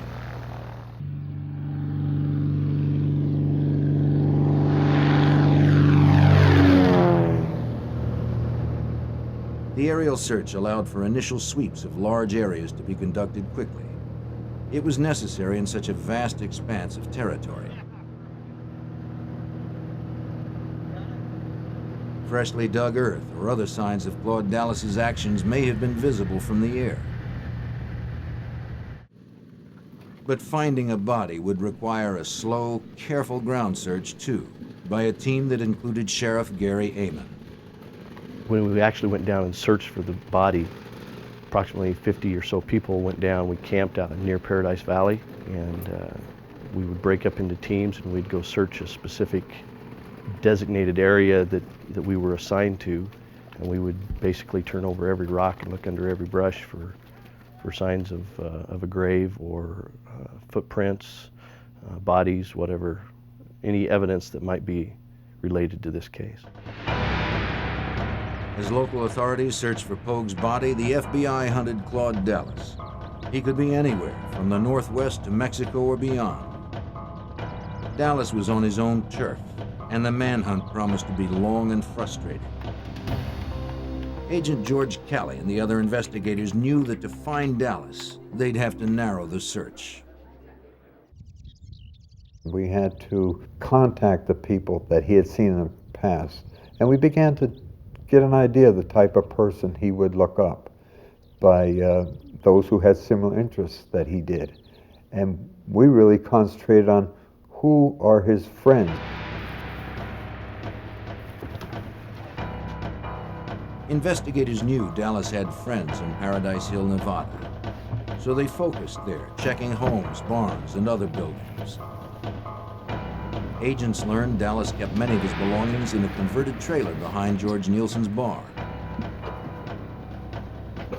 When agents searched it, they discovered nearly 20 weapons and some combat training manuals. It was further evidence they were hunting a man who was dangerous and knew how to kill.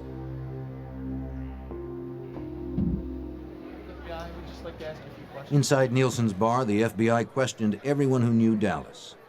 The Nielsens were helpful, telling the FBI the same information they had given the county prosecutor earlier. But others in the bar were largely uncooperative. Not many locals appreciated federal intervention. They gave agents few leads. It was clear people were protecting Dallas, either because they liked him or because they disliked the law. The federal agents weren't the only ones getting the brush off. Even local authorities like Harry Capall felt the frustration. Some of the anti-establishment type people said the two officers deserved to be killed. They had no business being down invading this man's camp, but there were quite a few people in the Winnemucca area who really weren't too helpful, and I think our investigation would have proceeded a lot faster and quicker had they have been more willing to come forward, or if we did interview them, tell us the truth. The fact that Dallas had a network of supporters in Nevada and Idaho gave agents the first glimpse behind his mountain man facade. It seemed he was not the self-sufficient loner some made him out to be. He was resourceful, but he was also dependent on others. The field work by agents like Frank Menzel slowly uncovered the truth about Claude Dallas. He wasn't earning any money, so he had to have some way to eat and sleep and that sort of thing, or a place to go to hide. So he was able to avoid us because he did have some friends, not only in the state of Nevada, but in Northern California where he had relatives. As investigators learned how Dallas operated, they figured out how to bring him out of hiding. They'd make the reclusive backwoodsman the best recognized man in the West, so he'd have to come home to hide. They designed and distributed a wanted poster and put a $20,000 reward on Dallas's head. Sheriff Nettleton called it the poster war. I had requests from so many police agencies, all the way from Alaska, all up and down the West Coast. They were in Field and Stream. Virtually every gun shop west of the Mississippi had one hanging up. And any place that Mr. Dallas went, he would see his face. Any of his haunts, any of his friends would see it. This would leave him only one place to hide, back in Paradise Hill, where most of his supporters were. Investigators kept the pressure on, following every lead, searching every day, and waiting for Dallas to resurface. After 15 months, agents noticed the people of Paradise Hill becoming uneasy. They acted nervous when any law officer was nearby. The agents worked their contacts and learned that Claude Dallas was coming back to town. FBI agents persuaded a friend of Dallas's to turn informant and notify them when Dallas actually returned. In April of 1982, the informant came in to talk. He didn't want any trouble. Claude Dallas had moved in with a friend, he said. He was at Craig Carver's trailer just outside of Paradise Hill. There were plenty of weapons in the trailer.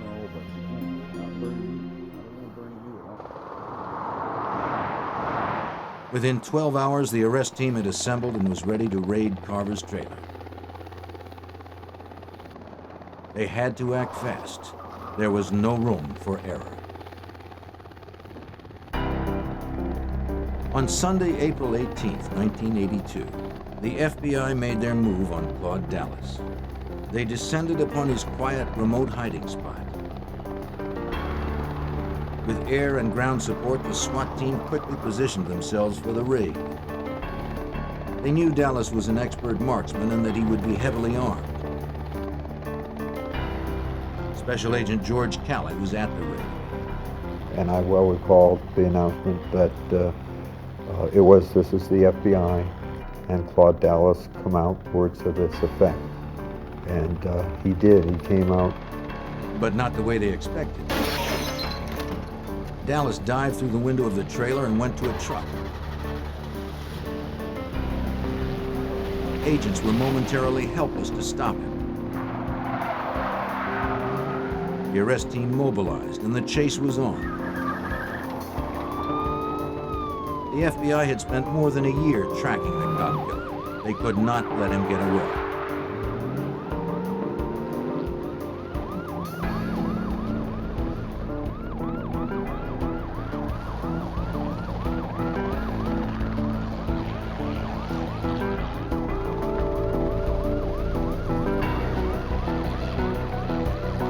Cruisers and the helicopter stayed on his tail despite the danger.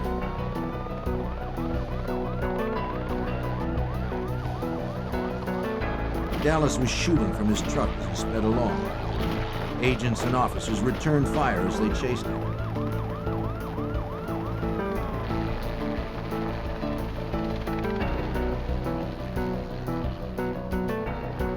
He seemed unstoppable, even bulletproof.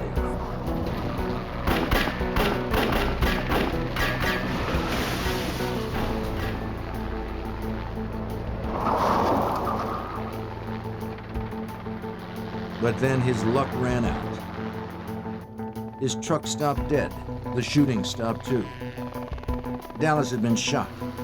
He slipped out of his truck and crawled away. Men on the ground couldn't see him through the tall brush, but from the air, Nanzel had a bird's-eye view.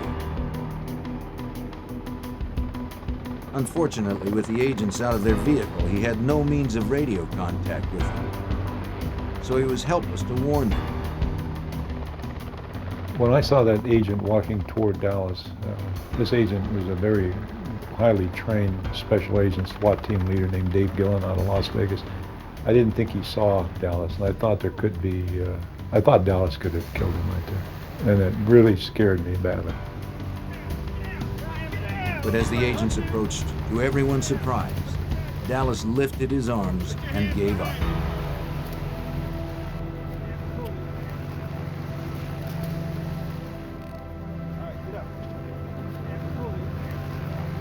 He was transported to a nearby hospital for treatment. The FBI had their man. Frank Nanzel breathed a sigh of relief. Dallas told us he could have killed the agent that was walking toward him. And I said, thanks for not killing him. With Claude Dallas secure behind bars, prosecutors began to build their case against him. This morning, investigators went through Dallas's belongings looking for evidence to help in prosecuting him. Items searched included traps, pelt stretch boards, clothing, and 8 guns. I believe there is a possibility that we could have the homicide weapon, but we don't know. How many weapons are you looking for? We're looking for one particular weapon. But you're specifically looking for the gun that Claude used to shoot? We're hoping it might be in this bunch. At the Idaho State Forensics Lab, examiners tested the weapons confiscated from Dallas's trailer. They hoped to find the guns used to execute the wardens. But the tests were inconclusive. Prosecutors would have to rely on other forensic evidence and the testimony of Jim Stevens to earn a conviction. When Claude Dallas was released from the hospital, he was booked at the Humboldt County Sheriff's Office, then flown back to Winnemucca, Nevada. When they had Dallas in custody and got back to the airport in Winnemucca, it was just a feeling of relief. Hey, it's over with. Now let's get him tried. Authorities were taking no chances. Security at the Owyhee County Courthouse was bolstered for Dallas's arrival. From the first day of the trial, the courthouse was jammed with spectators, split into pro and anti-Dallas camps. His most vocal advocates were the so-called Dallas cheerleaders. During the trial, there was a group, mostly ladies, that were openly antagonistic towards any law enforcement, that thought Mr. Dallas was cute and being railroaded. Didn't mind telling anybody that we had no business prosecuting him. The prosecution expected an easy conviction on first-degree murder charges. They had a witness to the crime, forensic evidence, and a defendant who eluded capture for over a year. But it wouldn't be easy. Whether it was the strong defense or Dallas's charisma, after 7 days of deliberation, the jury reached a shocking verdict. Instead of the maximum charge of first-degree murder, they found Claude Dallas guilty of 2 lesser charges of voluntary manslaughter. If the jury was beguiled by Dallas, the judge was not. He gave Dallas the maximum sentences he could, a total of 30 years. During the trial, Dallas finally gave up the location of Bill Pogue's body. This provided some relief to the people who had searched the wilderness for months. Still, many felt justice had not been done. We were shocked that Dallas got away with this, because he had cold-bloodedly murdered 2 very fine Idaho officers, and not only murdered them, but shot them in the back of the head like they were just animals that he caught in a trap. And I thought that it was the worst decision. There was no justice. I felt bad for law enforcement, but I really felt bad for Pogue and Elm's family. I thought that was just tragic. Bill Pogue's body was recovered from a shallow grave about 15 miles southwest of Paradise Hill, Nevada. And Claude Dallas began serving his time at the Idaho State Penitentiary. But the ordeal was not over. After 3 years in captivity, on Easter Sunday, 1986, he once again became a fugitive.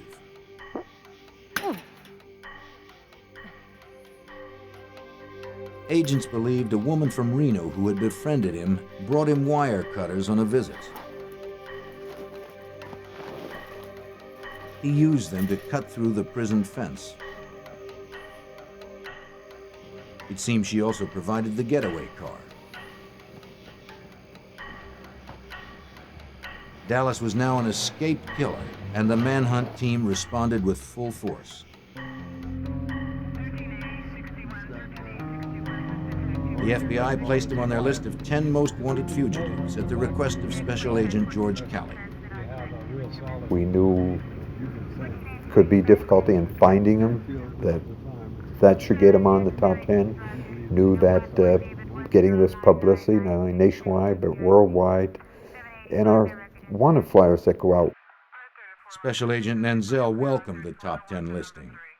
You have the backing of the entire FBI, more so than you would in just a regular case. I mean, we have all the equipment, helicopters, planes, technical advice, laboratory, SWAT teams, people that are able to do all kinds of things will help you on a solid lead on an FBI top 10 fugitive case. The media also turned more attention to the case, generating more leads. The search was off to a strong start. Hopes were high when agents quickly located the car allegedly used in the escape. Forensics examiners processed it for prints. It may lead them to the escapee. But he had left no trace of himself. A few months after Dallas's escape, agents had a hot tip on his whereabouts. He was hiding in the small mining town of Eureka, Nevada. Under cover of darkness, Vegas and Reno SWAT teams arrived for the raid.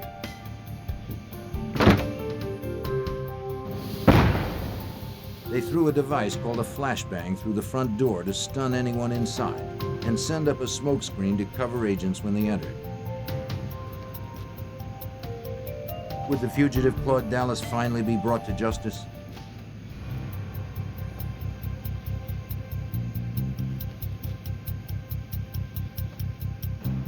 SWAT team members searched the house for Claude Dallas, but he had slipped away again. Maybe the agents had been in the small town too long and word had gotten out. In any case, Dallas was gone. It would be several more months before agents got their best break, almost a year after his escape from prison. They had been following another of his friends, Danny Martinez, who lived in the ranching community of Riverside, California. Martinez had a friend who looked a lot like Dallas, and he talked the friend into giving Dallas his ID. The friend was uncomfortable with the arrangement. He called the FBI and agreed to help them. Meanwhile, Dallas fled to Mexico using the ID. He cut his hair, shaved his beard, and got a nose job. He had a new look, but he hadn't changed his pattern. As before, he returned to where his friends were, as agents predicted.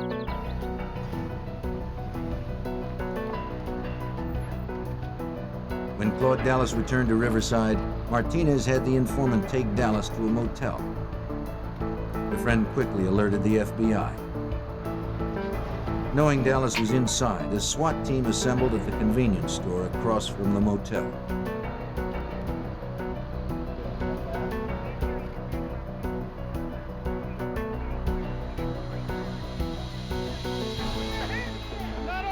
He was surrounded and he was unarmed, so he could not fight back this time. Claude Dallas was once again in custody. Anyone will be in front for you. He was transported back to Idaho to stand trial. The charge was escaping from a state penitentiary. It seemed certain he would be found guilty. But again, he worked his magic on the witness stand. He claimed prison officials had concocted an elaborate scheme to kill him because they saw him as a cop killer. Amazingly, the jury bought his story, baffling agents like Frank Nenzel. Dallas was acquitted from escape, which totally astounded every FBI agent I ever knew that worked on this case, or any agent that ever heard about this case. It just was beyond belief that Dallas could escape from prison and then go to trial for that and be acquitted. Claude Dallas, who admitted killing 2 law officers, seemed somehow charmed when it came to prosecution. By this time, he got off of his draft dodging. He got off of shooting 2 officers. Now he gets off of escape because the authorities are mean to this poor little boy. That's been his defense every time. But Dallas was defeated. He lost the year reduction in his sentence he had earned for good behavior, and he was returned to prison to serve the remaining 27 years of his term. Sheriff Gary Amon saw through Dallas's false image. Claude Dallas to me was a wannabe cowboy loner that wasn't near as tough as he thought he was. Harry Capall agrees. I don't think ever earned the right to be called a mountain man or a trapper. He was nothing more than a thief and a murderer. Following the game wardens' deaths, their widows initiated the construction of a memorial to Idaho's fallen officers. The monument stands as a testimonial to the true heroes of the West, those men and women sworn to uphold and protect the law. It was Mother's Day, May 13th, 1984, a warm spring afternoon near Tampa, Florida. After spending time with their moms, 2 boys raced off to fly parachutes made from plastic bags. It was the perfect way to spend a Sunday. But soon, the wind brought a foul smell. They went off to investigate and found a sight they would remember for the rest of their lives.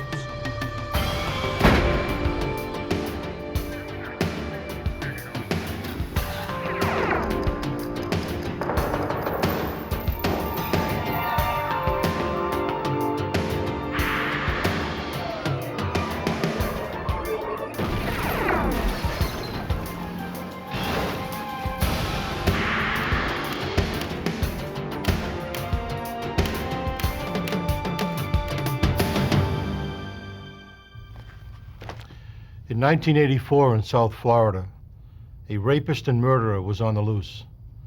The killer was a ruthless and terrifying predator, the newest member of an infamous group known as serial killers.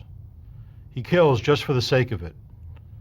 And though his acts at first seem random, his choice of victims is fiercely selective. A woman's occupation, or even her hairstyle, may be enough to make her a target. It takes time, at least 2 kills, before the pattern emerges. I'm Jim Kallstrom, former director of the FBI's New York office. The serial killer's world is a delicate balance. On one side is the threat of capture. On the other is his overwhelming need to publicize his crime. Our job is to use everything at our disposal to tip the balance in our favor.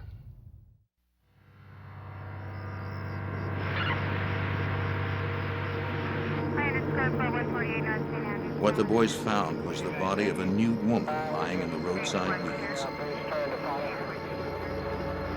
The medical examiner determined she'd been there for about 3 days. Her wrists were bound behind her back, and a rope with a trailing extension was tied around her neck like a leash. Bruises, blisters, and insects covered her body. But it was the position of the corpse that told detectives this was not a typical murder case. Major Gary Terry and Lieutenant Terry had just been appointed head of the Hillsborough County Major Crimes Unit when he got the call. But the unique thing about the body to me was the fact that her legs were spread about 5 foot, 5 foot 1 inches apart from heel to heel. A scene that I'll never forget and a scene that I've never seen before. The pose was so grotesque, the body seemed to have been positioned that way deliberately. Had the killer meant to shock whoever found it? Crime scene technicians photographed the body and measured its distance from the road. They carefully packaged what little evidence was left, some cloth tied in a knot.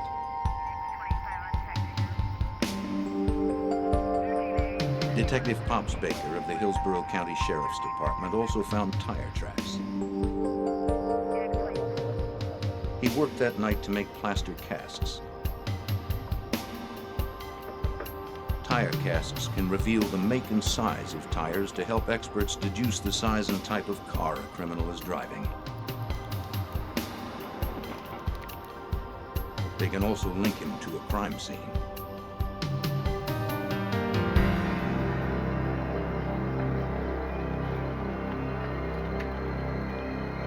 Meanwhile, the body was brought to the medical examiner's office with the ligatures in place for him to study and photograph.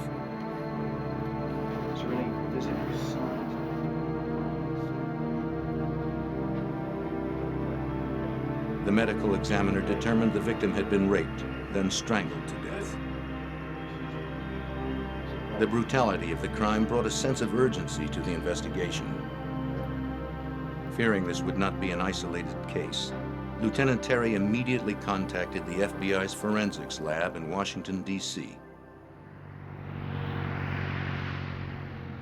Terry had a detective hand-carry the evidence to the FBI lab. He had learned during an earlier case that doing so expedited the processing of evidence and brought the FBI in as an immediate active partner.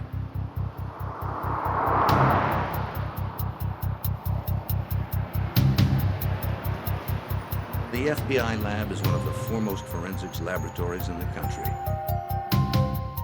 There are experts on every type of evidence, from bullets to fibers to vehicle parts to knots. The FBI's knot expert analyzed the ligatures from the tamper victim's wrists and throat. They had been removed intact in hopes they'd tie the killer to his deed. They might also say something about his past. Specialized knots might reveal that he had been a merchant marine or in the military.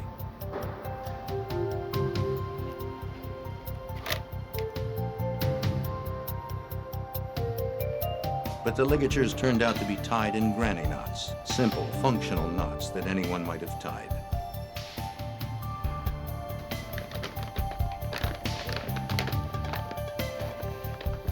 An FBI fiber expert analyzed the fabric found near the body.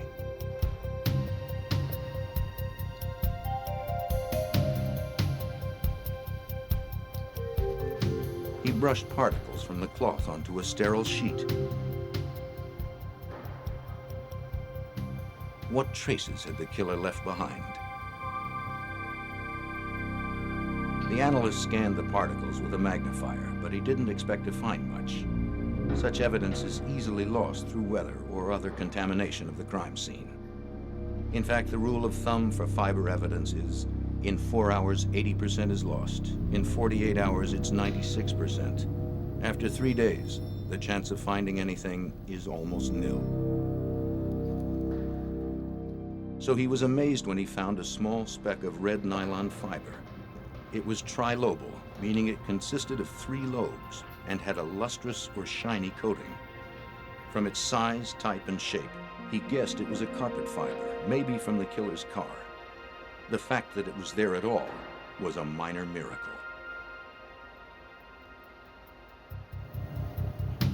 The analyst from the FBI lab told the Hillsborough detectives to keep the discovery secret. If this were a serial killer, publicizing fiber evidence could make him change his pattern or his vehicle, so he'd be harder to find. The FBI's tire lab also scored. From the tire casts, they determined the tires were of 2 different brands. All were well worn and mounted reversed, with the black walls facing out. An irregularity like that could be powerful, incriminating evidence.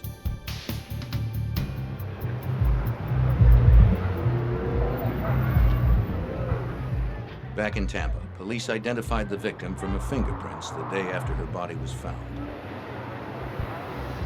She was Lana Long, a 20-year-old Laotian woman, a popular exotic dancer in Tampa's red light district. Her boyfriend had recognized her from a newspaper photo and had called police. He became the prime suspect.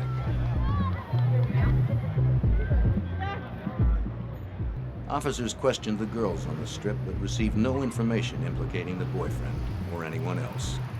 They were stumped. Okay, I'll meet you up here at the tape. Then, just 2 weeks later, the calm of another holiday weekend was broken.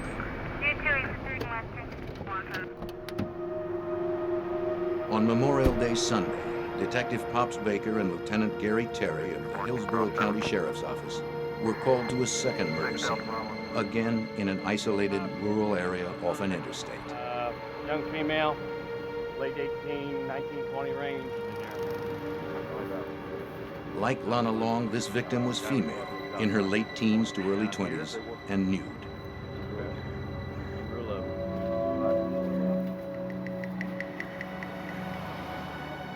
She was also bound at the hands and throat, and had a knot at her neck with a leash-like extension. But this knot was different.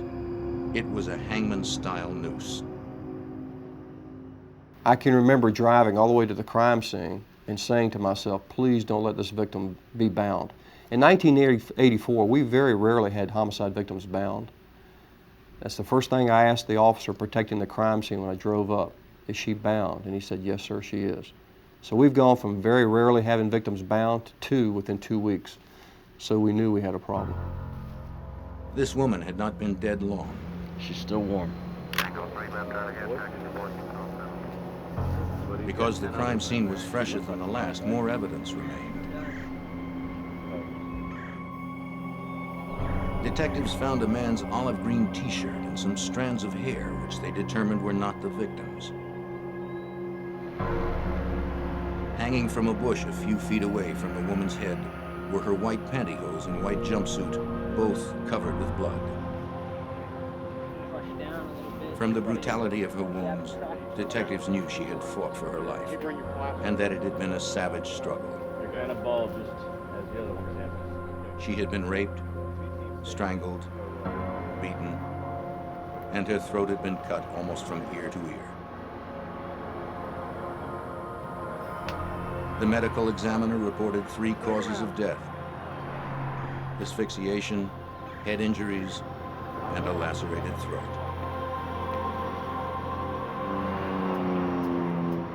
As before, Baker found tire tracks. Casks were taken for analysis in comparison to the ones found at the first murder scene. Once again, the crime scene evidence was hand-delivered to the FBI lab in Washington. Analysts found the same red, lustered trilobal carpet fibers as at the first scene. And this time, there were red trilobal delustered fibers too, with the shiny coating absent. It said fiber evidence is the silent witness, but this match seemed to scream that the cases were linked. Lana Long's boyfriend could not be tied to the second murder, and he was cleared as a suspect. The items found at the scene also provided other clues. The green t-shirt was a size large, suggesting a person of medium build and chest size. The head hairs were medium brown, from a male Caucasian. These 2 pieces of information began a physical evidence profile, which are shared with other law enforcement agencies.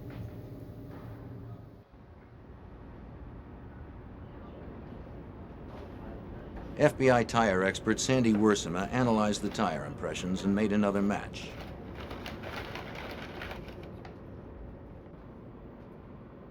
The tracks were the same as those from the first murder scene. Now she knew the position of each tire on the car, and that they were mounted on a mid-sized vehicle.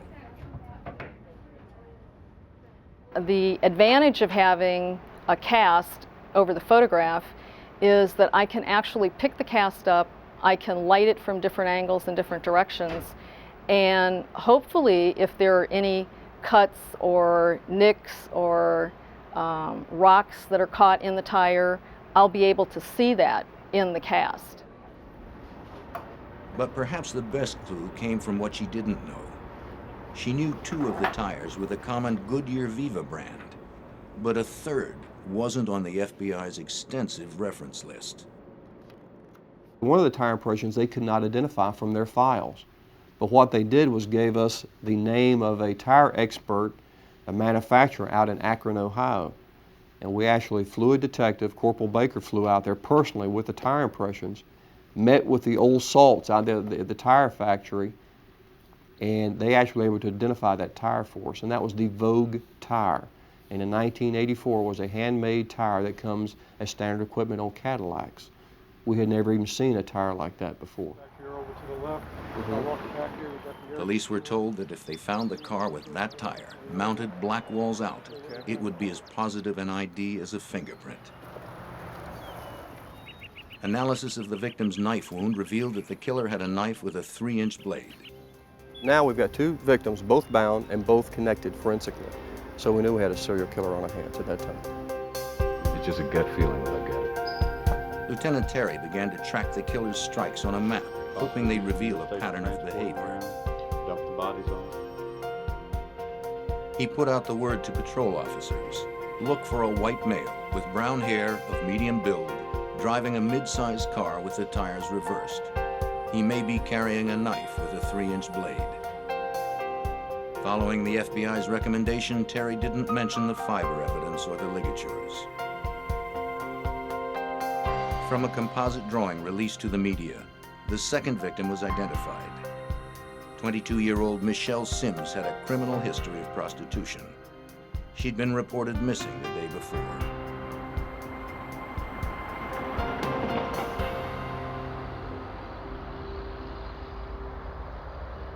A key member of the Hillsborough County investigative team was Detective Randy Latimer. At this point, though, we realized we're dealing with a serial killer that looked like he was probably preying on prostitutes. So we went out into the areas of the known prostitute areas and started contacting the girls and letting them know what was going on, giving them our business cards that if they saw something strange to contact us, let us know. We're looking for information. We were frustrated that we couldn't get any leads, we couldn't get anything to go on. Hey, Bob, what we got? Well, I've got a body down here. Then on June 24th, another Sunday, Terry, Baker, and Latimer responded to a third murder scene. A worker had found a body in an orange grove. Got a perimeter set up. It was another female, but the pattern seemed different. This one was fully clothed, and there were no ligatures, so there was no reason to believe it was linked. Well, as you can see, But detectives didn't rule it out. Looks like it's been undisturbed for quite some time. They delivered the victim's clothing to the FBI lab, just in case a connection could be found.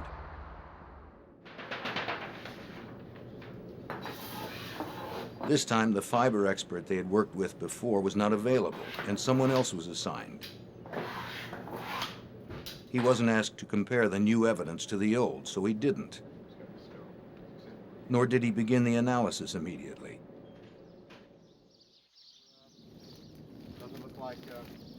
The body was so badly decomposed it only weighed 25 pounds, including clothes. It took some time to get an ID, and when it finally came, the victim's lifestyle didn't fit the pattern either. 22-year-old Elizabeth Ludenbach of Tampa was a shy assembly line worker who lived with her family.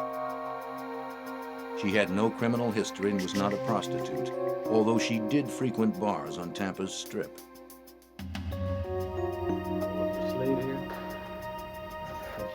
A note in Elizabeth's room said to find her boyfriend if anything happened to her. So detectives ordered a polygraph test. I'm going to ask you a series of questions, and you just need to answer yes or no to those questions. Do you understand? Yeah.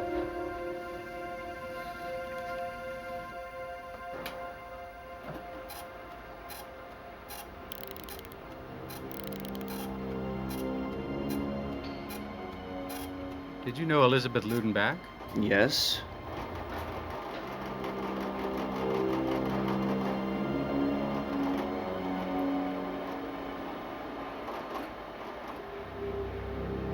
Did you have a relationship with Elizabeth Ludenbach? Yes. Did you ever harm Elizabeth Ludenbach? No.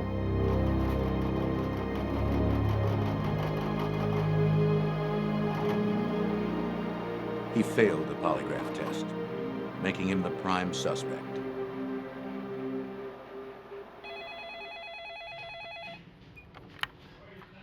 It wasn't until mid-September, 3 months after the discovery of Elizabeth's body in the orange grove, that the results came in. Yeah? The FBI had a match. Yeah. They found red carpet fibers identical to those found in the first two murders. Looks like Ludenbach is ours. They found red fibers that connected up. Now they had 3 related killings. Terry entered the new scene on the map. Any kind of significant difference? Every detective on the homicide squad was working the case. The nature of the investigation began to change. Instead of focusing on boyfriends and neighbors, detectives pursued an unknown killer terrorizing the women of Tampa. We've taken the entire homicide unit now, are concentrating on these cases. And we're running down leads, we're getting telephone calls about different people, and we're checking those leads out. We're doing a background investigation of these particular victims, and we're coming up empty. And all we have to do is, unfortunately, wait, and then there's another victim that's discovered. And that is victim number 4.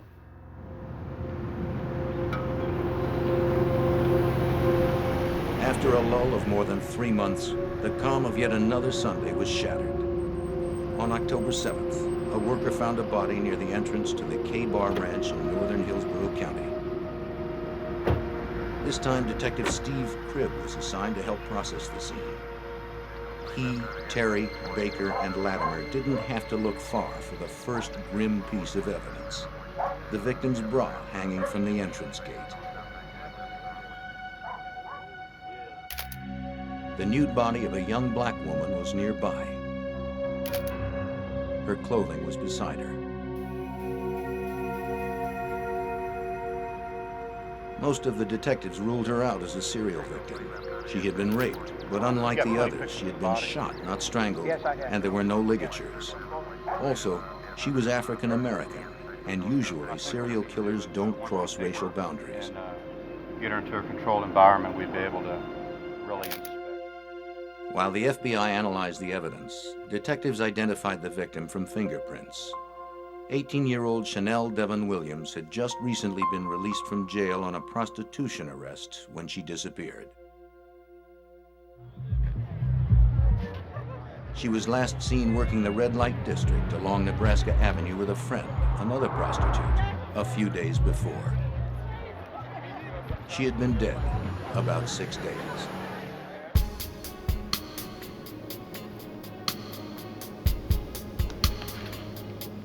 The FBI's hair and fiber analysis revealed it was the work of the serial killer. Both types of red fibers were found on Chanel's clothing, along with a brown Caucasian pubic hair.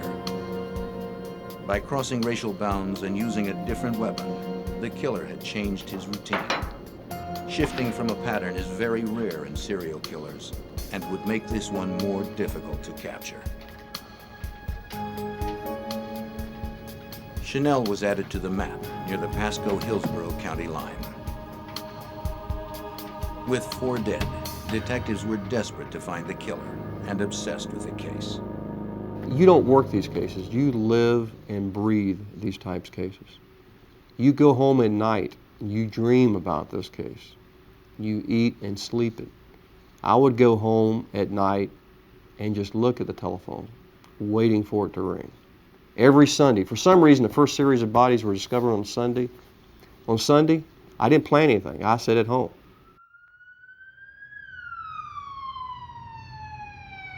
Indeed, the Sunday after Chanel's body turned up, Terry, Baker, Latimer, and Cribb were called to another murder scene. This one was near Lake Thanodasassa, northeast of Tampa.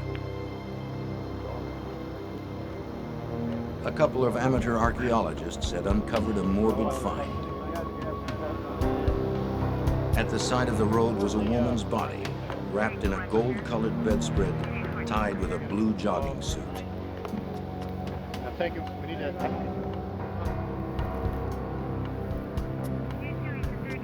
Inside, her lower legs and ankles were bound with common white string.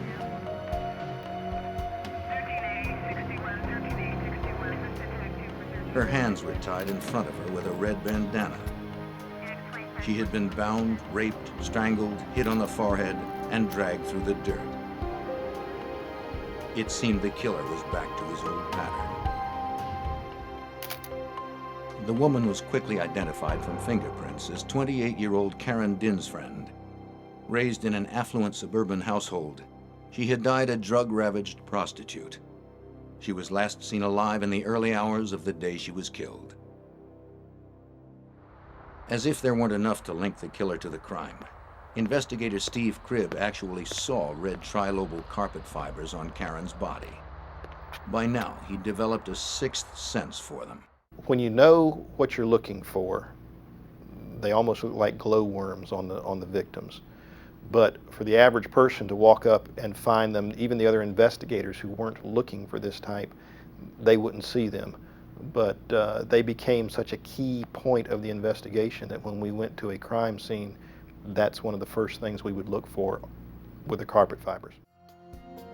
At the FBI lab, the fiber expert compared these fibers to the ones from the other crime scenes. They matched. There were now 5 cases linked to a single killer, but there was still no name, no face, and no one under arrest. It becomes very frustrating that you know someone else is going to die because you haven't stopped the suspect. You have enough information to know that he's doing it, but not enough information to pick him out of the crowd if he were to bump into you walking down the mall. Because you have to remember, in this series of cases, our concern is if we don't stop this guy, if we don't find him today, he's going to kill somebody tomorrow or the next day. And when in fact he did. 2 weeks later, on Halloween, another victim emerged. A contractor digging a ditch found the mummified remains of a woman's body. Terry, Baker, Latimer, and Cribb arrived at the scene.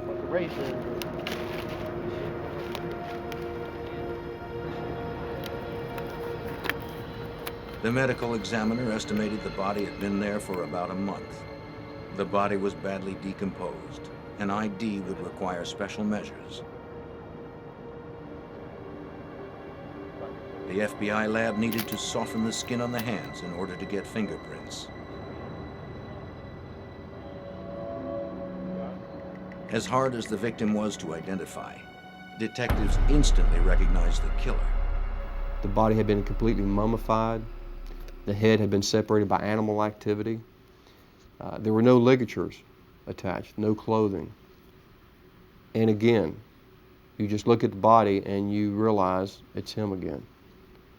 You just have that feeling by now of the crime scenes, of seeing body after body after body, that it should be the same killer. And in fact, it was.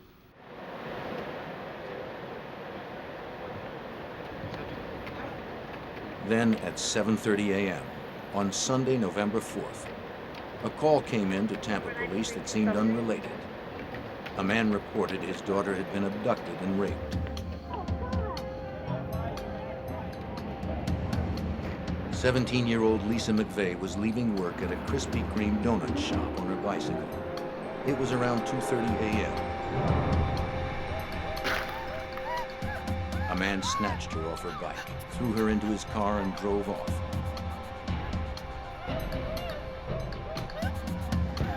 He held her at gunpoint, reclined her seat so no one would see her, and told her to remove all of her clothes.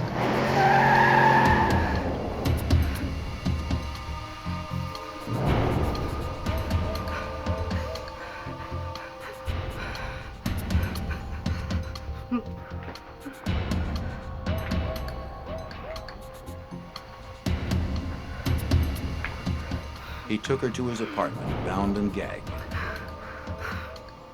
She'd been sexually abused before, and she knew how to read the moods of an abuser. Lisa sensed resistance might send this man into a rage, so she quietly did what he wanted. Lisa memorized all she could about her surroundings. At first, she peeked out from beneath her blindfold. Then, when he uncovered her eyes, she saw everything, including his face. She was certain that now he'd never let her leave alive. He took her to his bedroom and repeatedly raped her for 24 hours. Sometimes he slept, but she knew he was armed and that he'd kill her if she tried to leave.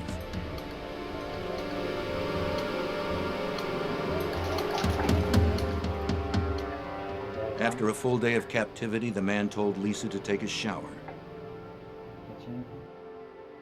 Then he gave her some clothes and made her a sandwich. To her amazement, he said he would take her home.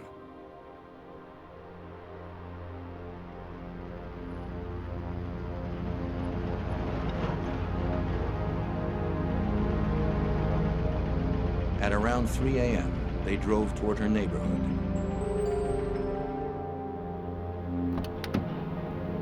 On the way, he stopped at a 24-hour teller machine to withdraw money to get gas. Peeking under her blindfold, Lisa continued to memorize details. The Howard Johnsons, road signs, the word Magnum on the dashboard of his car. He finally released her near her home.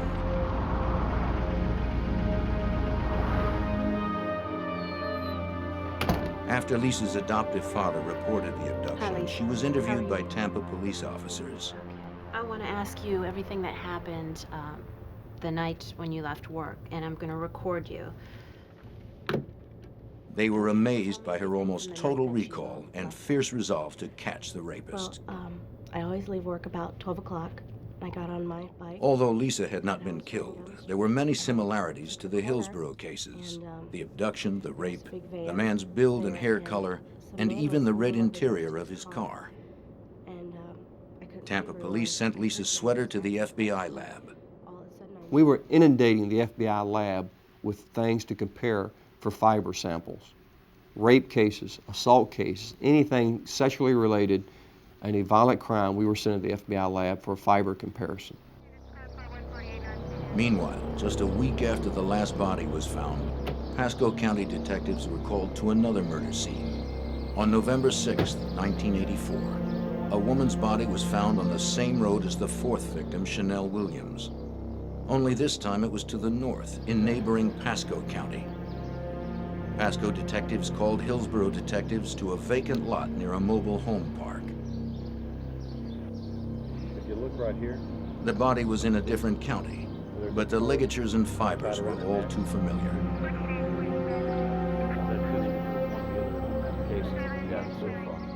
Although the body had decomposed to mainly bones, the telltale leash was still attached around the neck. a little bit of shoelace right around.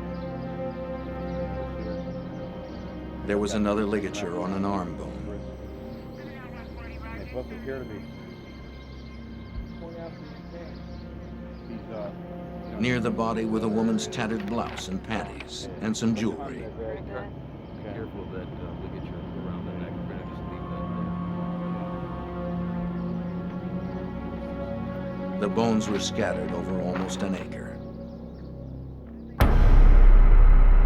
When the medical examiner pieced them together, they seemed to belong to a young, white female. She was later identified as 18-year-old Virginia Johnson. Ginny divided her time between Connecticut and Florida, where she worked as a prostitute. She'd disappeared on her way to buy cigarettes about 3 weeks earlier. After all that time, it seemed impossible, but the FBI lab found a single red, lustrous fiber in Ginny Johnson's hair. Within the week, on November 12th, another jurisdiction fell prey to the killer. a body was found on an incline off North Orient Road within Tampa city limits. When Terry and Baker arrived, they found a young white woman, nude but for knee-high stockings. She was face down. When they turned her over, police knew from her bloodied face that she had been savagely beaten and that she had struggled. There were ligature marks on the front of her neck and on both wrists and arms, but no rope was found. Her wadded-up blue jeans and flowered top were near her body. Detectives Baker and Cribb immediately saw something stuck to the blue jeans, tiny red fibers. In the pocket of the jeans was the victim's driver's license. Kim Marie Swan was a 21-year-old part-time student who sidelined as an exotic dancer. She was last seen leaving a convenience store near her parents' home the previous afternoon. It seemed the killer had pulled off the road and thrown the body out of his car. There were faint tire impressions in the grass near the roadway. They would match the casts made earlier. The killer was picking up the pace of his killings, and the body count stood at 8. Terry and Baker were desperate. They drove to Atlanta to meet with a detective who helped crack the case of Wayne Williams, a serial killer believed to be responsible for 27 murders. Because something we didn't really want to share publicly in 1984, what do you do when you're 10 bodies, 15, or 20 bodies down, and you don't have the suspect in custody? What do you do? We were sitting down in their office discovering, and during the course of that conversation, the telephone rang. And the telephone call was from the FBI in Washington. And the FBI lab says we have just had a match on a piece of fiber evidence submitted from a rape case. And I was blindfolded. That case turned out to be the abduction and rape of Lisa McVeigh only a week earlier. Tampa police had rushed Lisa's clothing to the FBI lab, and experts there had found matching red trilobal carpet fibers on her sweater. It was the break they'd been waiting for. I want to play it. Terry flew back to Tampa immediately. He formed a task force of officers from the Hillsborough and Pasco County Sheriff's Office, the Florida Department of Law Enforcement, and the FBI, along with the Tampa police detectives already working the rape case. Then he divided them into teams, each with a different assignment. They initiated a massive manhunt. Patrol cars fanned out across North Tampa. They were looking for the killer's apartment and his red Dodge Magnum. The information from Lisa McVeigh was their roadmap.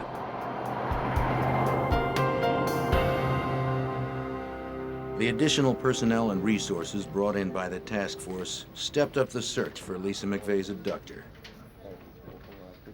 Because the perpetrator used an ATM, one team of investigators subpoenaed the November 4th bank records for all local automatic teller machines. Another team subpoenaed a select list of all the Dodge Magnums in Hillsborough County, almost 500 cars. Then they compared the bank records and the list of Magnum owners, looking for a name that matched. And the unique thing when you looked at both lists is that one name jumped out at you is Robert Joe Long. He had a money transaction from the money teller machine, early morning hours.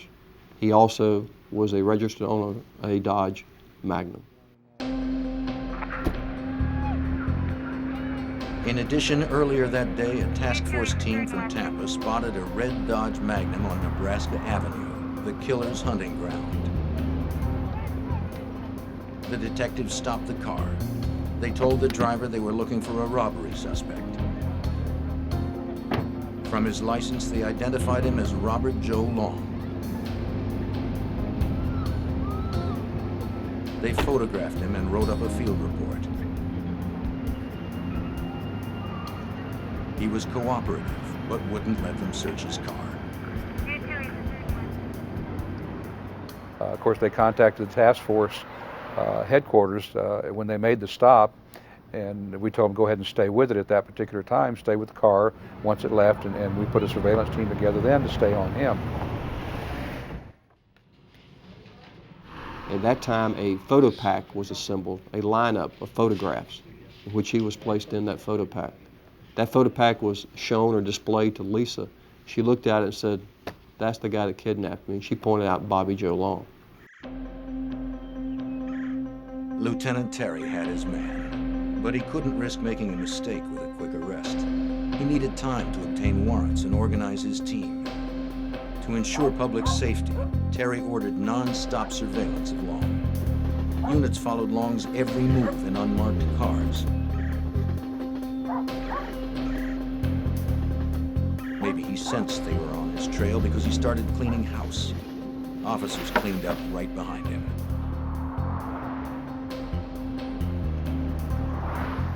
Even when he vacuumed his car, police seized the vacuum. They retrieved everything Long thought he was destroying.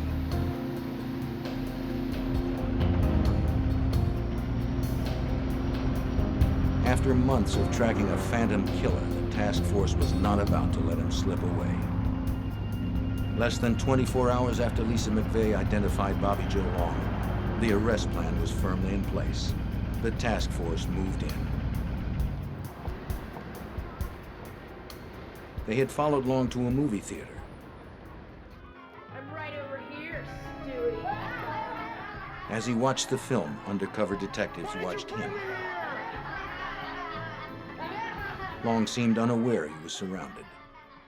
We're sitting at the war room we had constructed down at the operations center. And everything is just going 90 miles an hour. We have a surveillance team on the inside of the theater watching it. There's a surveillance team outside watching the car. And that nagging doubt comes to you. Is this really the guy you've been chasing for 8 months? Is this really the guy that has been killing these women? So we tell the surveillance team outside, listen, whatever you do, get up to his car. I don't care if you have to low crawl, whatever you have to do, get to the car and tell us what kind of tires are on the car.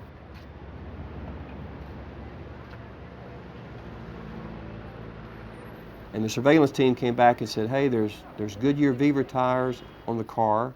They're all Blackwall. And he said, there's some oddball tire here named Vig, Vogue, something like that on the car. As soon as he said that, we knew. When we pulled up and saw the car, saw the tire, the Vogue tire that had been described from one of our tire impressions, when we saw the seat that revolved, that laid back, the red carpet fiber, there wasn't a doubt in our mind that we had the right suspect. Terry gave the order to arrest. Detectives followed Long as he left the theater. He was never out of their sight.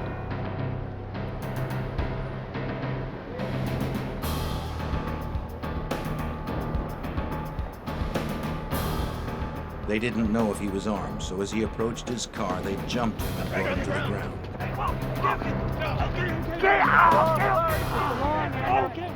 He didn't resist.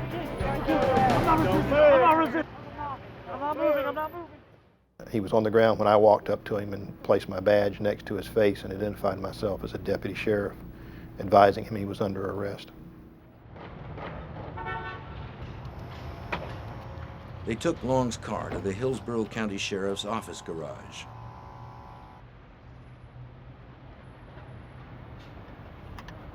Steve Cribb immediately tore out a piece of carpeting and rushed it to an FBI fiber expert flown in from Washington.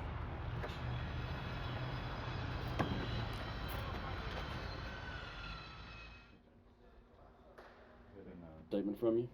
All right. Meanwhile, Randy Latimer and members of the task force interviewed Bobby Joe Long, who had declined his right to an attorney. I heard when they arrested you out on the street that you got some cuts and stuff on your hands and arms. Did they take care of all that for you? Oh yeah, just a couple scrapes. Okay. You thirsty? They were well prepared, having consulted the Behavioral Science Unit at the FBI Academy on how to conduct the interview. Detective Price? Just where do you want to start? The game plan was to start by addressing only Lisa McVeigh. Long confessed immediately. Well, I went down there and parked my car. After he admitted to the rape and abduction of Lisa McVeigh, we talked about why he let her go and what went through his mind and what went on. I rolled into questioning him about prostitutes. Have you ever picked up any prostitutes? He told me he had in Miami. I asked him about here. And he said, well, he might have. Then they began talking to him about the murders. He initially denied it, committing any of the murders. As the interview continued, The FBI fiber expert examined the carpet from Long's car.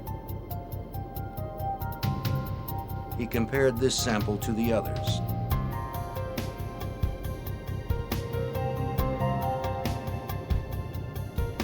It was the moment of truth.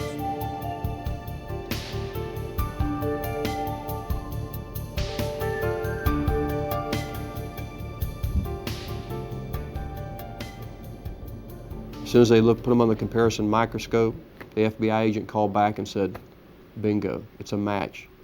The carpet fiber from the car matches the carpet fiber from the different homicide scenes. It's probably helping me out at this point. Excuse me. Terry told Latimer the news.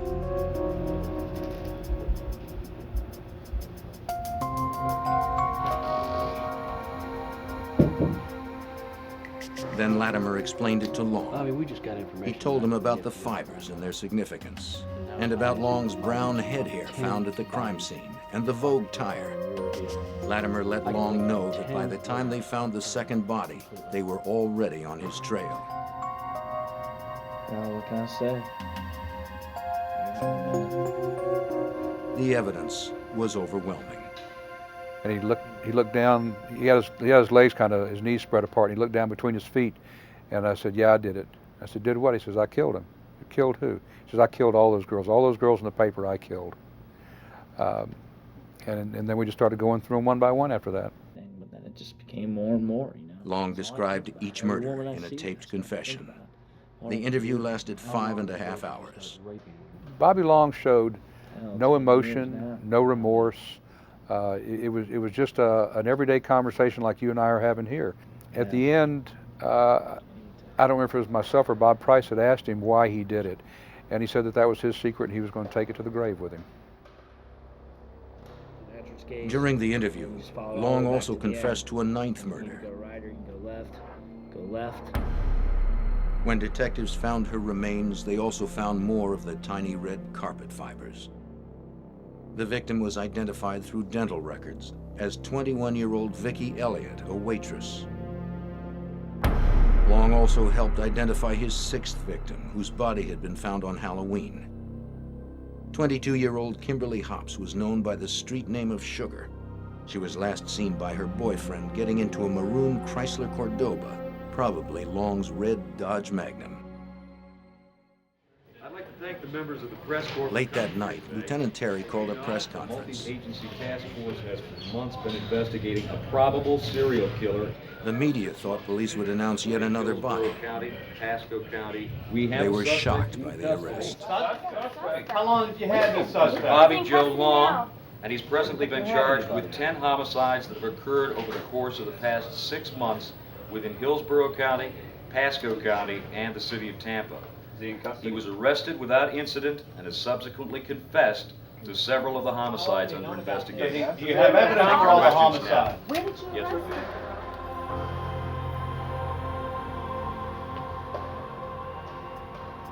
Open 5. In the coming days, Hillsborough detectives learned they weren't the only ones tracking Long. Task Force member Charles Troy, a Pasco County detective, stumbled upon the truth. He realized that Long fit the description of a man who had raped a Pasco woman months ago.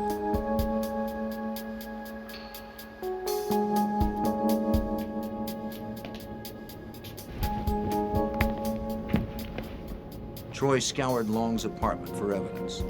He found a photo album filled with photographs of nude women, including the rape victim. In jail, Long confessed and bragged about the crime.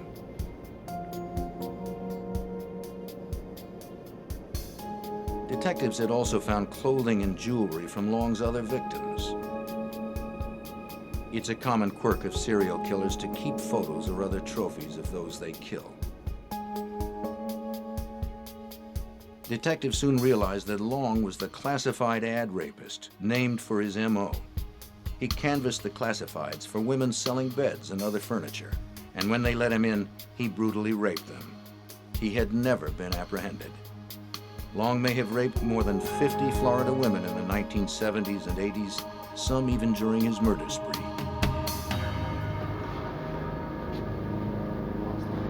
Now with Long finally in jail, detectives reflected on lessons learned.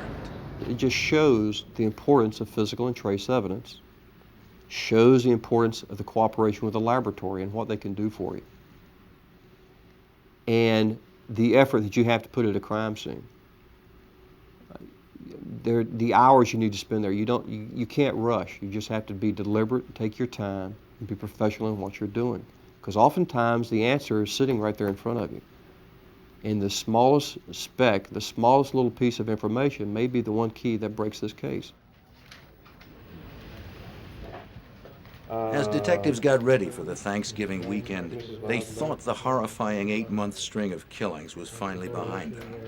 They packed up the boxes of evidence and hoped some semblance of normalcy would finally return. But even then, a quiet holiday seemed to evade them. On Thanksgiving Thursday, a couple out walking found a skull, bones, and some clothes, as well as 3 pieces of rope, including a leash-type ligature. But what he really enjoyed was the pain, the torture, and the torment, and the control he exercised over these victims. You can see that in the early crime scenes with the leader, the leash-like attached to their neck, where he choked them out of consciousness. Then the victim wakes up, and he's still there astride her, raping her, torturing her. That's where Mr. Long got his enjoyment, his kicks. Killing, just eliminate a witness. He could do that without any compunction, without any trouble at all. When a forensic dentist linked the body to a missing persons report, Long confessed. The victim was Artisan Wick, an 18-year-old bride-to-be who had vanished from a northeast Tampa street corner on March 28th. She had been missing for 8 months. Ironically, Wick was the first victim taken, though the last one found. She brought the known death toll to 10, but Terry has always believed there were more. I'm confident he's killed other women, other people. Are we going to find those bodies or discover those other cases? I don't know that we ever will. Bobby Joe Long was never convicted in the classified ad rapes, in part because the statute of limitations had expired by the time he was caught. He did receive 6 life sentences and 693 years for attacks on women in 1984 and 85.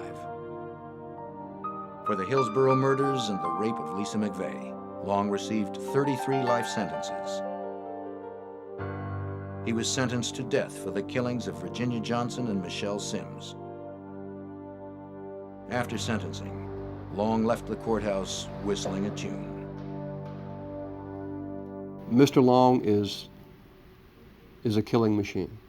He became very proficient at what he was doing, very skillful at it. And if Mr. Long ever sees the light of day, all you're going to have to do is follow the trail of his other bodies, of his other victims, because he will kill again. He enjoyed it. Long remains on Florida's death row, with no date set for his execution. For 30 years, Vincent Gigante wandered the streets of New York's Greenwich Village, dressed in a tattered bathrobe and babbling endlessly to himself. To the FBI, he was believed to be the boss of New York's most powerful mafia organization, the Genovese crime family. Was Gigante crazy, or was his behavior a shrewd attempt to disguise his position as a ruthless mafia boss? That question would take years to answer.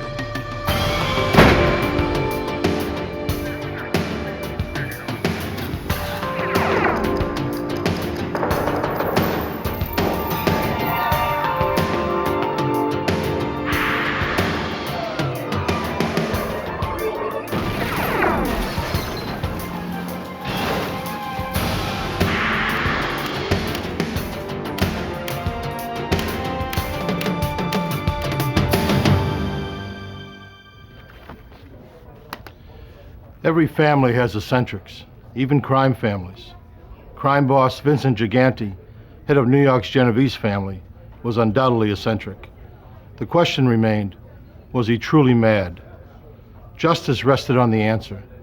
Outwardly, he roamed the streets as a doggedly old man, barely in touch with reality. But in the eyes of the law, He was a cunning conspirator and responsible for murder. I'm Jim Kallstrom, former director of the FBI's New York office. Organized crime takes a concerted effort to crack. The FBI is devoted to cracking it.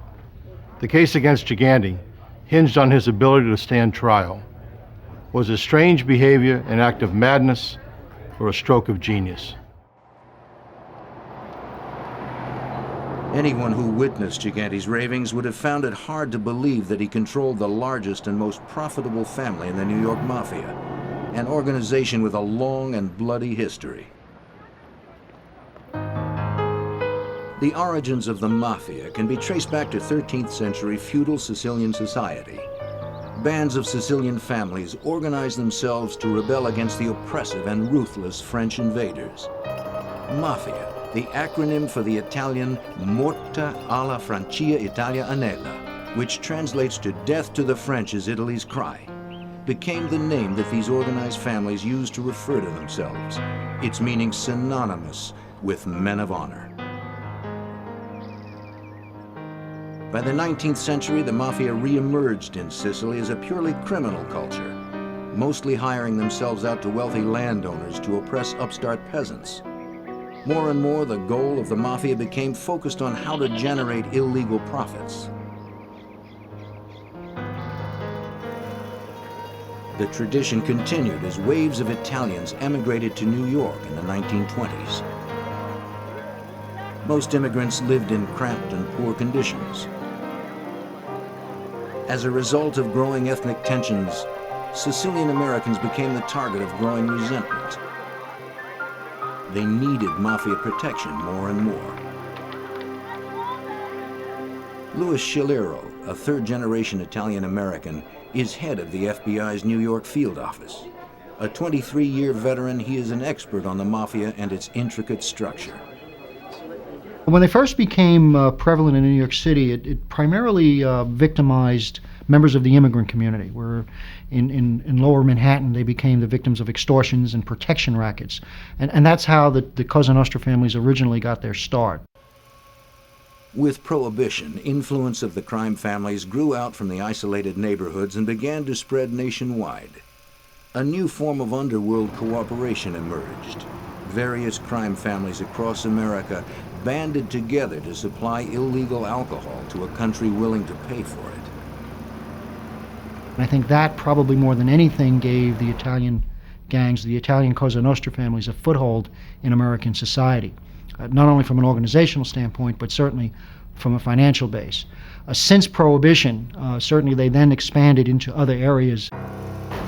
Operating outside the law meant the Mafia had to police itself. For an organization animated by self-interest and greed, there would always be conflict and opposition. An elite group of killers were organized to enforce Mafia rules, thereby ensuring its survival. This group of mob enforcers came to be known as Murder, Inc. By the early 1940s, Murder, Inc. would be responsible for hundreds of mob-related murders nationwide. The powerful New York bosses during the Mafia's early years, Lucky Luciano and Frank Costello, set up a ruling body for the Mafia, responsible for delegating territories and duties among the various gangs nationwide. Home for America's 5 largest families, New York remained the center of the Mafia's expanding foothold in America. It remains so to this day. The 5 New York families consist currently of the Gambino family, the Bonanno, the Lucchese, the Colombo, and the Genovese family. Each of those families are also members of the Commission and also have their base in New York City. The Commission, composed of the bosses of the 5 New York families, acts as a criminal board of directors, settling disputes between families and making major decisions on Mafia business. Each family is governed by its administration, comprised of the boss, the underboss, and the consigliere, or counselor, who are responsible for directing their family's criminal activity. Below the administration in the family hierarchy are the captains. The captains are the leaders of crews of soldiers, the men responsible for carrying out the day-to-day criminal activity. To become a soldier, Properly known as a wise guy or good fella, an individual has to first be made or officially inducted into the secret society. He must blindly obey the rules of Cosa Nostra, Italian for this thing of ours. He is sworn to put the family ahead of all else. If he is asked to kill, he must faithfully do so. It was against this backdrop, a bustling immigrant community with an expanding Cosa Nostra influence, that Vincent Gigante grew up. His parents came from Naples and settled in Lower Manhattan. Vincent finished 8th grade and started trade school, but soon dropped out. Less than a decade later, Gigante became a wise guy in the Genovese crime family. Vincent Gigante's crime career spanned a turbulent time in American mafia history. The mob had expanded its reach into legitimate businesses, the various families fighting to control them. And in the ensuing turf wars, violence was often the final arbiter. The family that Gigante attached himself to was steeped in Cosa Nostra's American origins. The infamous Charles Lucky Luciano, responsible for organizing and structuring the American mafia, was the family's first boss until he was imprisoned in 1936. As a result, Luciano's family administration, Frank Costello, nicknamed the Prime Minister of the Underworld, and Vito Genovese, fought for control of the family. Costello won out, but Vito Genovese began plotting his takeover. A young Vincent Gigante first gained notoriety as a mobster in 1957 when he attempted to murder Frank Costello. Within the mafia, it was widely believed that Vito Genovese had ordered the hit to get rid of his rival. Gigante's bullet only grazed Costello's head, but apparently Costello got the message. Soon after the shooting, he put out word that he was retiring. Vito Genovese was now the boss of the family that would take his name. Gigante was arrested for attempted murder and brought to trial, but the case was dismissed for lack of a witness. The location and angle of Costello's wound indicated he probably saw the would-be assassin, but at the trial, he failed to identify Gigante as the shooter. Even for an ousted boss, the oath of secrecy remained sacred. Gigante continued to make money for the Genovese family through illegal enterprises. 2 years after the failed assassination attempt, he was arrested and convicted of narcotics violations. He received a 7-year sentence. Convicted mobsters are expected to do their time and remain silent. If Gigante served his time and kept his mouth shut, he would be rewarded after his release. It was up to Gigante to figure out how to avoid future arrests. He was a model prisoner, neat, polite, and willing to take on any job. Gigante's cooperation was so impressive that some prison officials wrote glowing reports. He was released early from the federal penitentiary in Lewisburg for good behavior when he was 35 years old.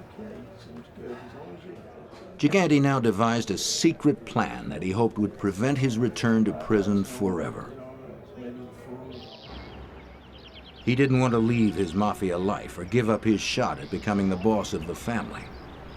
After his release in 1964, Gigante's public behavior began to grow bizarre. He became a frequent sight on the streets of Greenwich Village. Gigante could be found wandering the neighborhood, appearing disoriented and mentally unstable. Not long after he left prison, Gigante learned of a police investigation over his association with known mobsters. In 1969, he was indicted for attempting to bribe New Jersey police officers. Allegedly, he offered them money in exchange for information about surveillance and ongoing investigations in the Genovese family. Now, at almost 40 years old, he returned to his mental disability as a foil and checked himself into a psychiatric hospital for the first time. To support his story, Gigante and his relatives began to revise his medical history. While Gigante was at Lewisburg, his mother had been required to fill out a detailed family history. She said Vincent was a healthy, happy child. She noted only a speech impediment and a slight heart murmur. He had been a boxer, but never had a serious injury.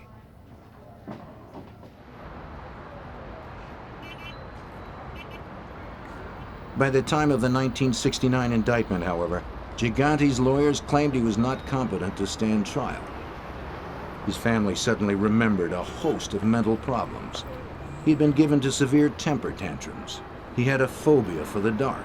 He had been truant from school. He was at one time obese and had learning problems. The incompetency argument worked. Gigante never stood trial for the 1969 bribery charges. That same year, Gigante's boss, Vito Genovese, died of heart failure while serving a prison sentence for narcotics trafficking. In the decade that followed, the Genovese family was so secretive that for law enforcement, it was difficult to tell exactly who the boss was. Even had the FBI been able to identify the Genovese family leadership, making a case against them was another story. Witnesses were hard to come by. Mobsters who violated the sacred oath faced certain death. The best the FBI could do was to go after individual crimes. There were no laws that focused on bringing down the entire criminal family. As Gigante was moving up in the family, the federal government was about to make the FBI's job a little easier. In 1970, Congress passed the Racketeer Influences and Corrupt Organization Act, better known as the RICO laws. What the racketeering law allowed us to do was to look at the family as a criminal enterprise and to attack the family as a criminal act. That became much more effective if you look back from the mid-70s to the 80s in terms of actually indicting the entire family and the entire hierarchy of that family.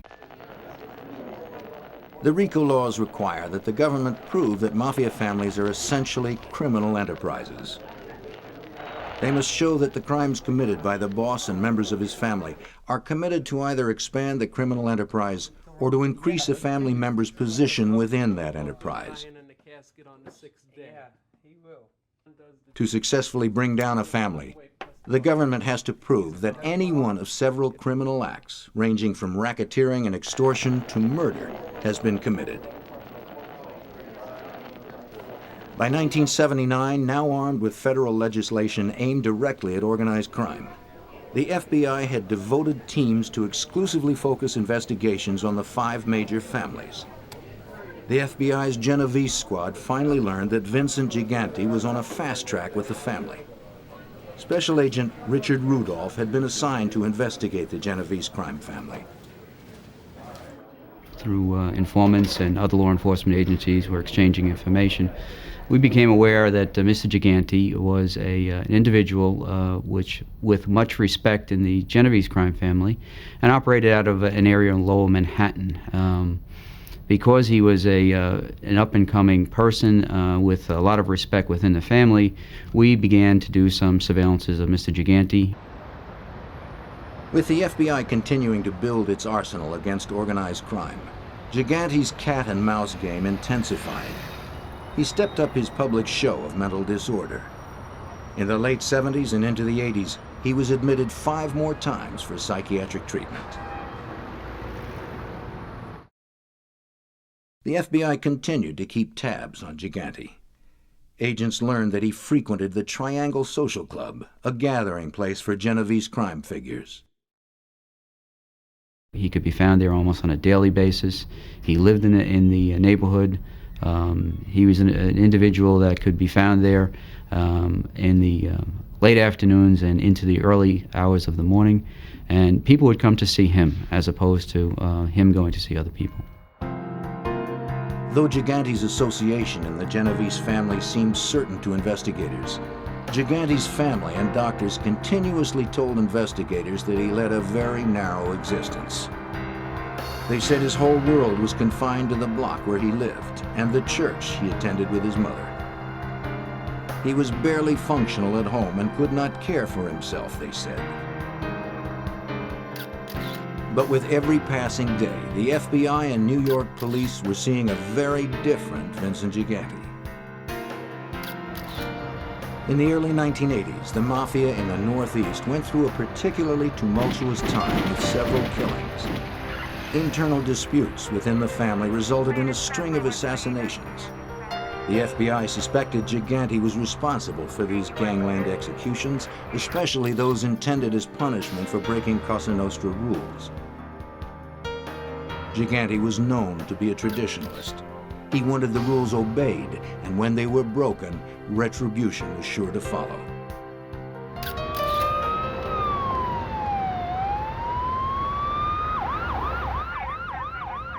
It started with the murder of Philadelphia crime boss Angelo Bruno. Although Bruno's family was well outside New York, all families answered to the members of the commission. Gigante was upset because Bruno had been assassinated by his own men in a grab for control of the family. A Cosa Nostra rule had been violated. No one can kill a boss unless the commission sanctions it, and they seldom do. It was rumored that Gigante himself launched an investigation into Bruno's murder.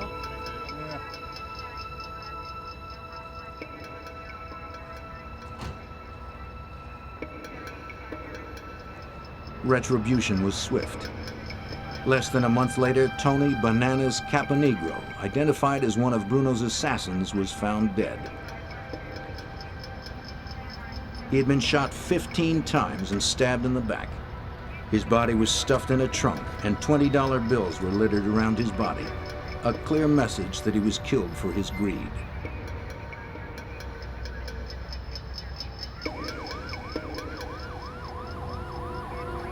On the same day, another body was discovered. This time it was Fred Salerno, dead of gunshot wounds, dumped in a vacant lot. He too had allegedly participated in Bruno's murder.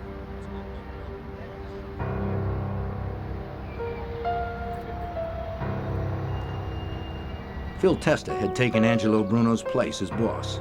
His reign was short.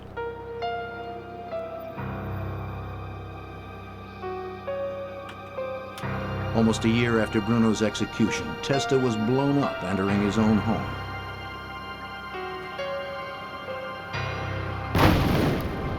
Another boss killed without the blessing of the commission. Another avenging act would follow. Rocco Marinucci was next, found dead with fireworks stuffed in his mouth. A gesture designed to show that he was killed for the way in which he had killed Testa.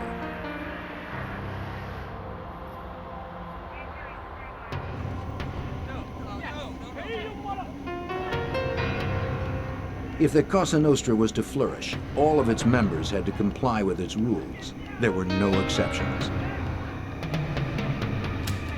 Gigante was believed to have ordered the murder of one of his own crime family members. Genovese soldier Jerry Papa had murdered 2 Colombo family members without permission. As punishment for his unsanctioned act, he was brutally shot and killed by members of his own criminal family. Had Gigante become the enforcer for the Northeast Cosa Nostra? Informers within the mob told federal agents that all of these killings had been ordered by Gigante. But information given by admitted criminals is always a problem for potential juries. Criminals will say anything if their cooperation can be traded for a reduced prison sentence. The FBI needed more than the words of criminals looking for a deal. Gigante knew this, and he protected himself accordingly. It seemed that Gigante was now the boss. The FBI began a more focused surveillance effort on Gigante. They learned that the Genovese family had also infiltrated several of New York's major industries: the garment trade, trucking, garbage collection, airport cargo handling, and the city's seafood industry. Vincent Gigante was known on the streets as the Chin, an abbreviation of Cinzino, Little Vincent. Fearing FBI surveillance and wiretaps, family members were not allowed to speak his name. They were to refer to him with hand signals, touching their chins to communicate his nickname. Bringing down the chin was going to take every bit of know-how that the FBI could muster. They were going to have to create their own luck. As a surveillance team member watched one day, a telling crack in the chin's roof appeared. The seemingly frail man was being helped across a busy street. When oncoming traffic threatened, he became suddenly animated, racing to safety. His helplessness somehow overtook him again on the other side.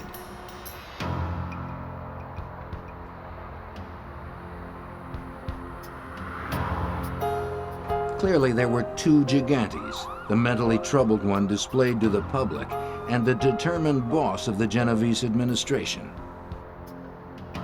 The FBI would soon learn of a third.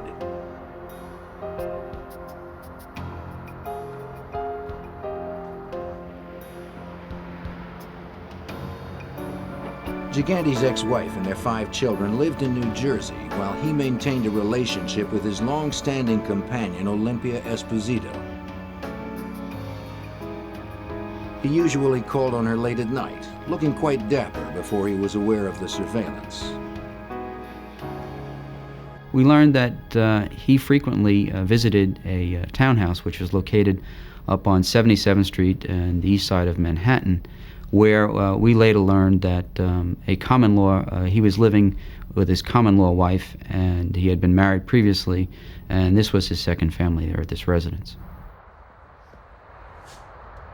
Soon the FBI knew all of the Chin's hangouts.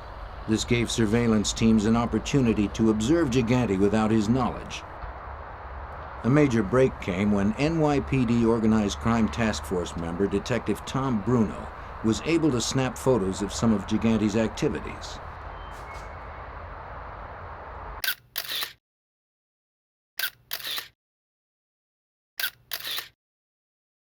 In 1984, I was assigned to a joint organized crime task force.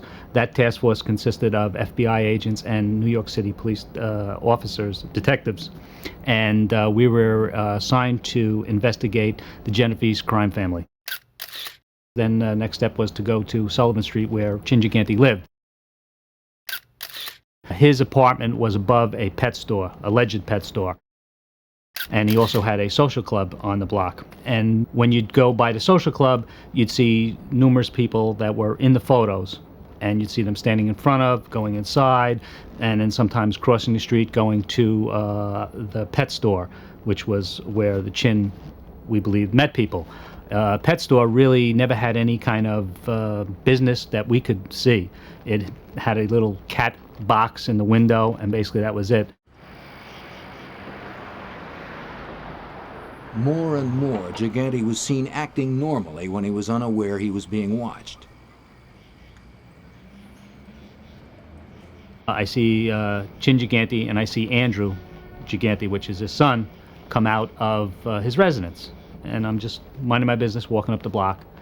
Andrew leaves to get in his car, and Chin is standing on the corner, and he wasn't helped out of his building, and he was standing on the corner. Andrew gets in his car, pulls out. As he pulls out, there's a car coming up Sullivan Street. It blows the horn. Chin Gigante yells, "Hey, what are you, in a rush?" As he does this, I come into the lighted area. He looks, sees me, and all of a sudden his head goes down, and he plays the sick point.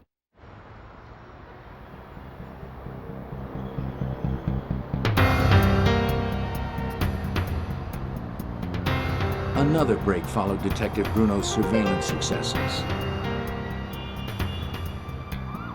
The FBI managed to rent an apartment close to the townhouse of Gigante's companion, Ms. Esposito. An agent would exit through a back door in the rented apartment building and position himself about 50 feet from Ms. Esposito's townhouse. From there, Ms. Esposito and Gigante could be seen from time to time. An agent watched the couple for 4 months between midnight and 2 a.m. Assistant U.S. Attorney Andrew Weissman, who later would have to prove Gigante's competency to stand trial, was delighted with the agent's observations. And lo and behold, when he was inside in a place where he didn't think he was being observed, he did all of the normal things that any of us would do. As a matter of fact, what was unusual about those surveillances was that there was nothing unusual about him. He was normal. He was talking to people. He was counting money.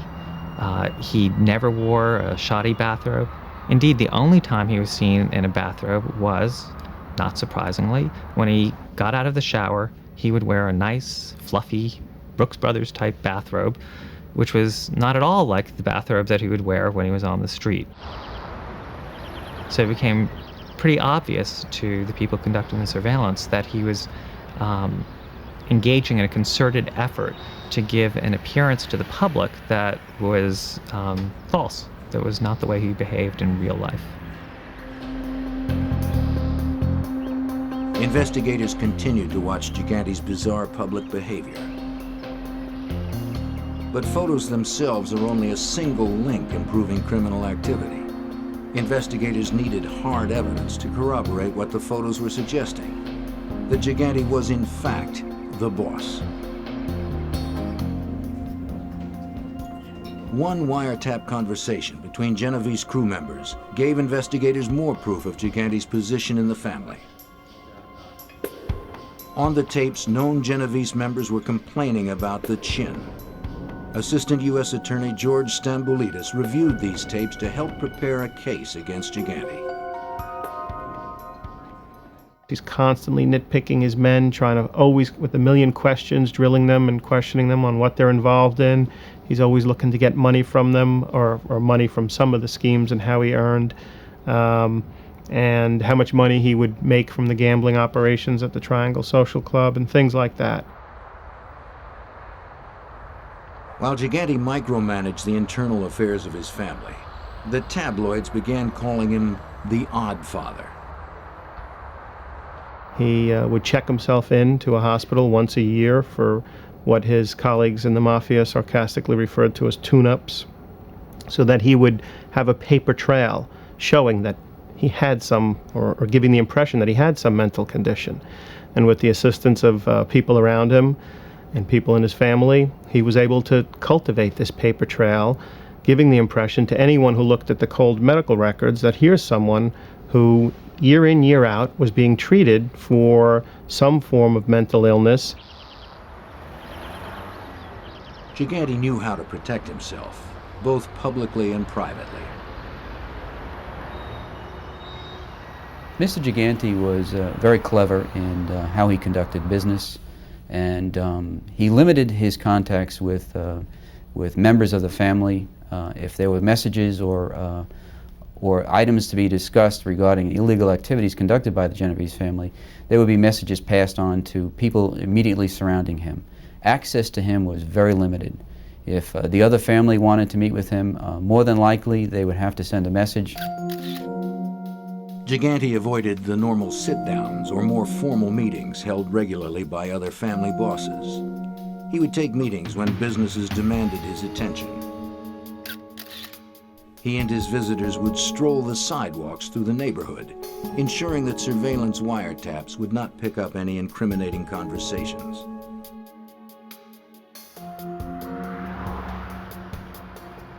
The always careful Gigante also suspected Ms. Esposito's phone was tapped, and it was.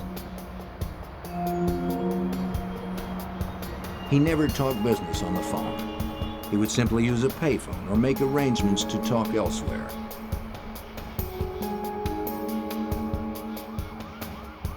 The FBI would not be able to use the Chin's own words to make a case against him.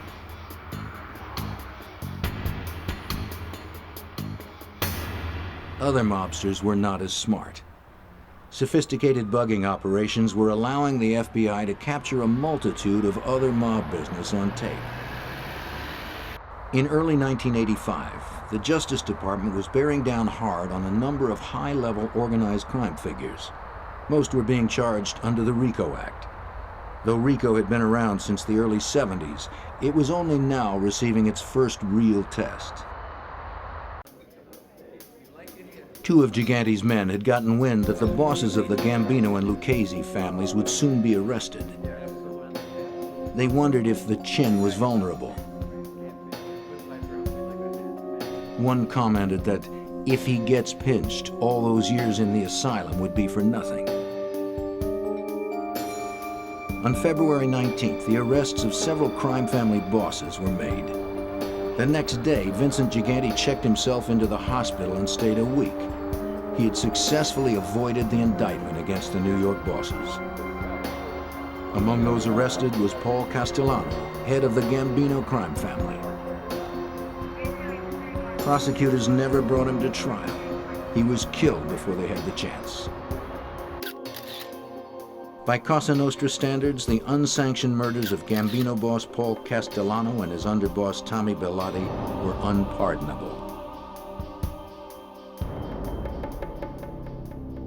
Although John Gotti, a captain in the Gambino family, acted shocked at Castellano's death, it was widely believed that he was responsible. Within 2 weeks of the murders, Gotti had publicly taken over as boss. Vincent Gigante issued a subtle warning to Gotti. Without mentioning names, he told Gotti that the murderer would have to pay. It took 2 years, but in 1987, Gigante acted to avenge the murder of his friend and partner in mob business. Through his counselor, Bobby Manna, and some Lucchese family members, Gigante plotted to have Gotti killed. The planning session at a New Jersey restaurant was bugged, and because it was, the FBI saved John Gotti's life. If agents intercept information of a murder plot, they are required by law to try to prevent the killing.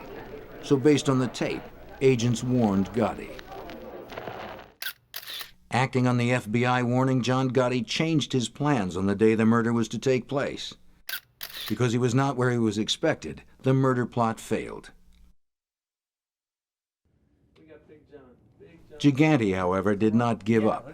He asked Vic Amuso, acting boss of the Lucchese family, to supervise another hit. It was up to Amuso and his men to work out the details. And that was to have Amuso reach out to Al Diarco, one of his trusted men, just as Manna was one of Gigante's trusted men, and have Diarco use his contacts in other parts of the country to acquire a remote-controlled bomb.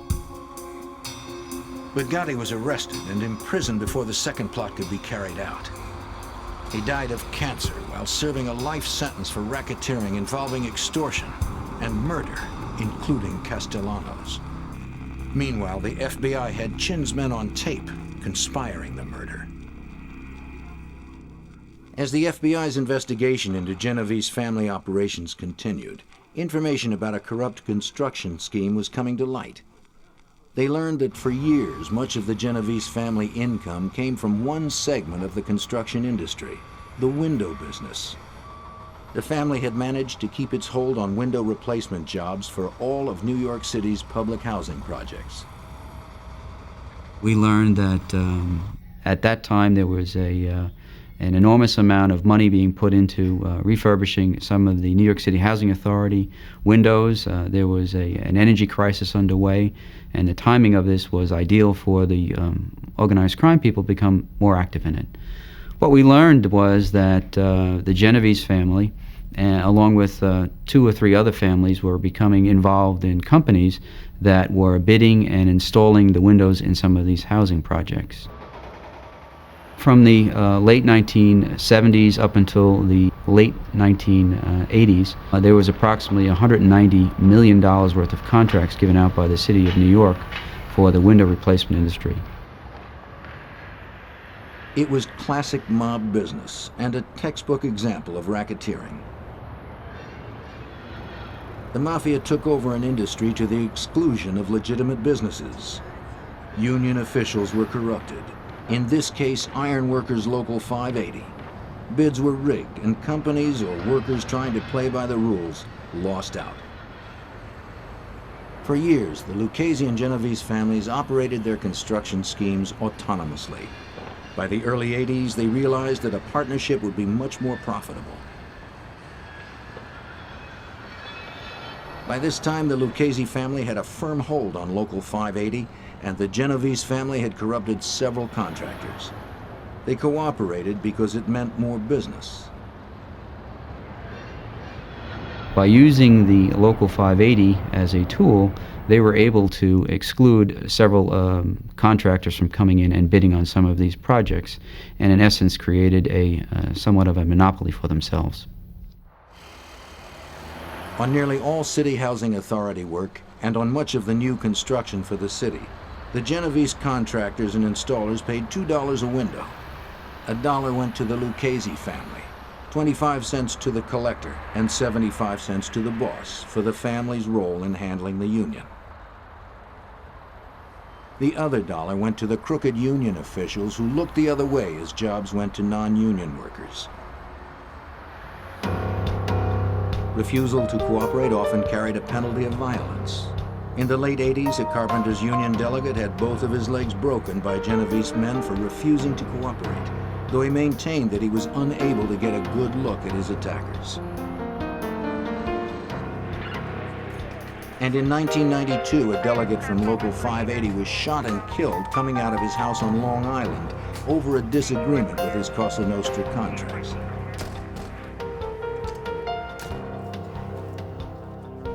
The Lucchese and Genovese family arrangement was working very smoothly. That is, until Peter Savino was persuaded to wear a wire. Savino was a Genovese soldier and point man for the window racket. We built a case on him, a murder case on him, and it was sufficiently compelling that he realized, like many of these people, that he didn't want to die in jail. So what did he do? He decided to cooperate. And for an 18-month period made tape recordings of people in the Genovese family and people in the Lucchese family operating this scheme.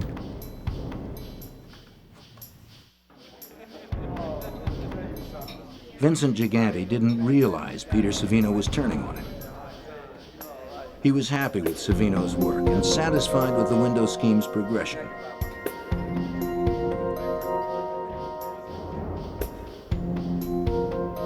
Savino kept track of the money.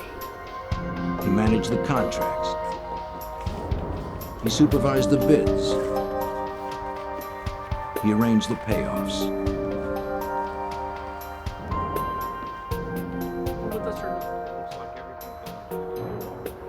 The boss was happy, but some Genovese family members began to suspect Savino. When bodies were found in the basement of a building he owned, Genovese members were surprised that he was never seriously investigated by law enforcement. As a result of that, people speculated, well, Savino wasn't arrested, yet these bodies were found in a building that's tied to him. Maybe he's cooperating, but nobody was really sure. Savino was a cash cow for Vincent Gigante. He was bringing in hundreds of thousands of dollars for the Genovese family every month. So when Gigante was told of Savino's betrayal, he chose not to believe it and initially refused to order him killed. Savino continued to wear the wire, trying to get other family members to acknowledge Chin and his position as boss of the family. Gigante's troops, however, could never be persuaded to break the boss's rule about not mentioning his name. Remember Uniseal? Vincent had said when it came time to bid. Oh, okay, I'll mention him. He had said to go out and bid the work. It was, don't mention that name. How can you talk like that? That was pretty damning proof. Even though it didn't give you a specific crime, it told you that this was a man to be feared. It was hardly somebody who was incompetent. Shortly thereafter, it came to Gigante's attention that Savino was in fact cooperating. Furious at this betrayal, Gigante ordered the murder of Peter Savino.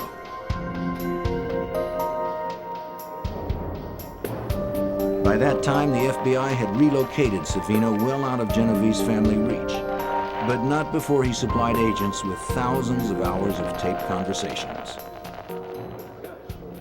Mr. Savino was also in a position to provide us with the historical aspects of how this scheme developed, his relationship with the leaders of both the Lucchese and Genovese crime family, and what their participation was in this thing. Mr. Savino also was able to tell us how the various members of all of these families interacted with Local 580, which was used again as the tool to make the scheme work.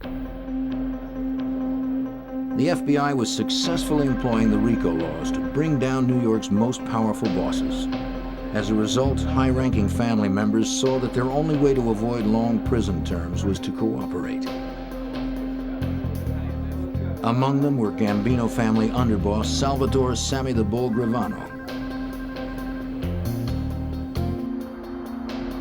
Gigante was finally arrested and charged under the RICO laws with ordering 6 people murdered, conspiring to kill 3 others, and at least 24 counts of racketeering.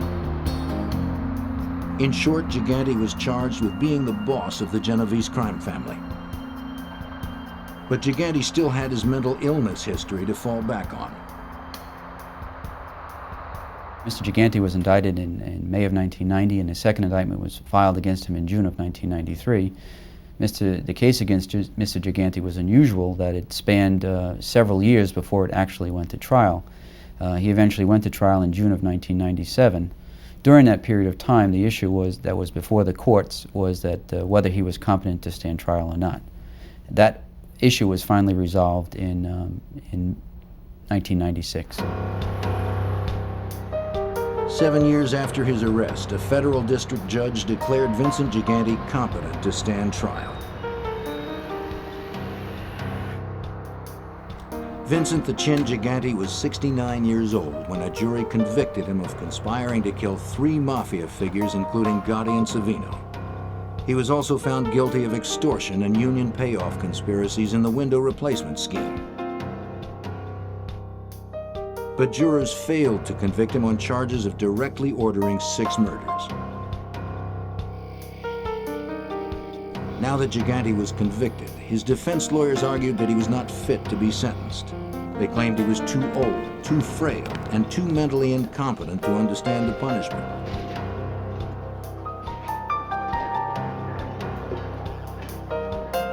While awaiting sentencing, Gigante was confined to a prison hospital and examined by several doctors. Gigante was given several PET scans, a procedure that uses a radioactive tracer to measure brain chemistry.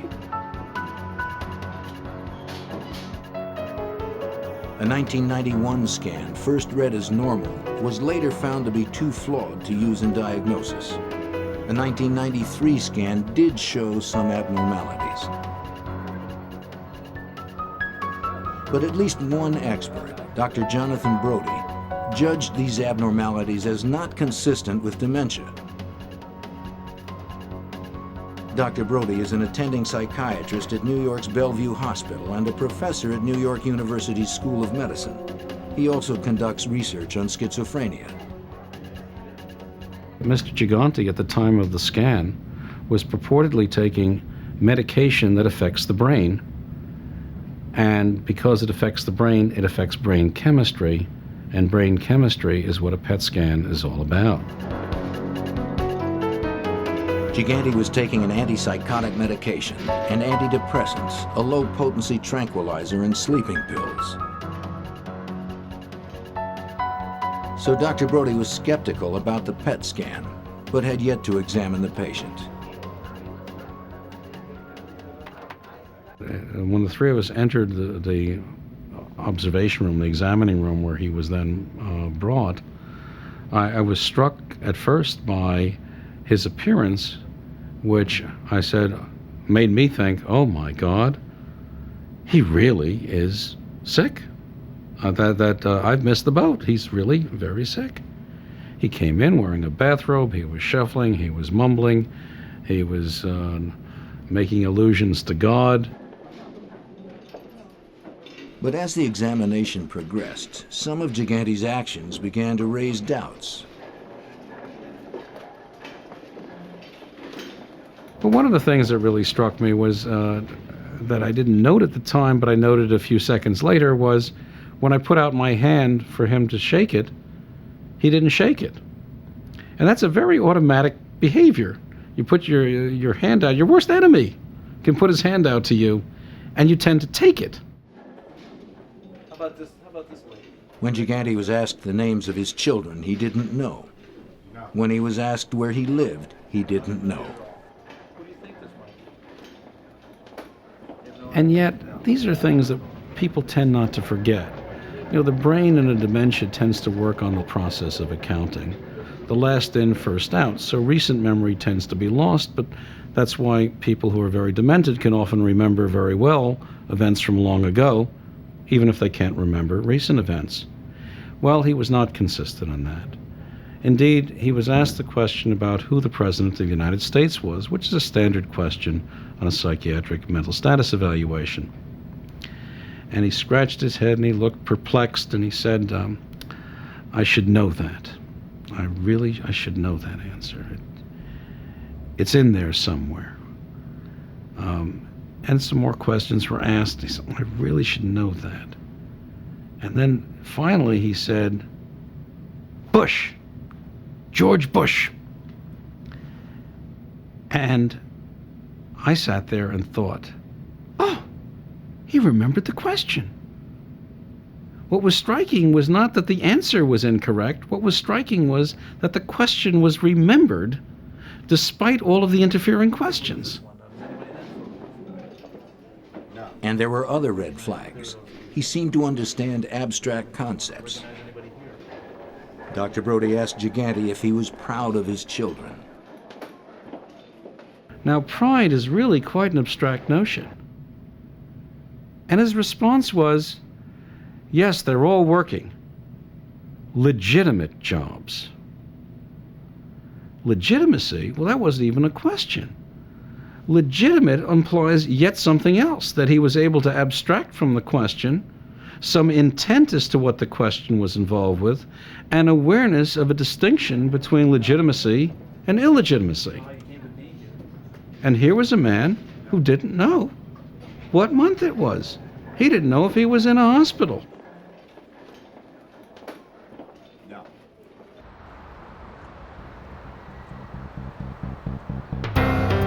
These and other inconsistencies contributed to Dr. Brody's conclusion that Gigante did not suffer from progressive dementia, vascular dementia, or schizophrenia. Guards assigned to watch Gigante during his pre-sentencing hospitalization also found his behavior normal. They testified that he was active around his prison hospital cell and polite to the hospital staff. He did not need help to shower, to groom himself, or to feed himself. The lawyers all put in affidavits that they couldn't communicate with Vincent Gigante at all. Well, when he was in jail, he managed to speak with the prison counselors. When you sort of talk to the sort of low-level people in jail who have to take care of inmates on a day-to-day basis, it turns out he knew exactly what had happened. He knew he had been on trial. He knew that Gravano had testified against him and didn't have very nice things to say about him. He knew that his sentencing was upcoming. He knew what the issue was before Judge Weinstein as to that he had to decide that he was competent to be sentenced. It was completely at odds with what his lawyers were telling Judge Weinstein. Some psychiatrists thought Gigante really was incompetent. Others thought he was faking. 5 months and dozens of tests later, the judge ruled. The judge said, in short, the defendant's cognitive and emotional capacity and his communication skills are equivalent to other 69-year-old defendants with limited education. No hallucinations interfere with his abilities to participate in sentencing. He understands the fundamentals of criminal substantive law and procedure. He is deliberately feigning mental illness to avoid punishment which he fears. Defendant is competent to be sentenced and to serve an appropriate term in prison. Shaliro described efforts of the FBI and prosecutors as historic and courageous. This has been a battle that certainly I've been involved with for the last 20 years, and certainly I think agents that will continue that on over the next 5 or 6 years. If the effort could be sustained and the resources maintained, I think we're on the verge of really reducing the effects and the impact of the Cosa Nostra. To be sure, the government's legal victory in the Gigante case was partial. The jury, after all, failed to convict him of the 6 murder charges. He was originally sentenced to 12 years. In 2003, he pleaded guilty to obstruction of justice and earned 3 more years, finally admitting in court that he had been faking insanity the entire time. Philadelphia, Mississippi, 1964. A sleepy southern town steeped in tradition finds itself targeted for invasion. Across the South, a legacy of racial hatred is about to be challenged, but not without a fight. Before it would end, 3 civil rights workers would vanish, drawing the eyes of the world to the quiet community with a burning secret. Amen!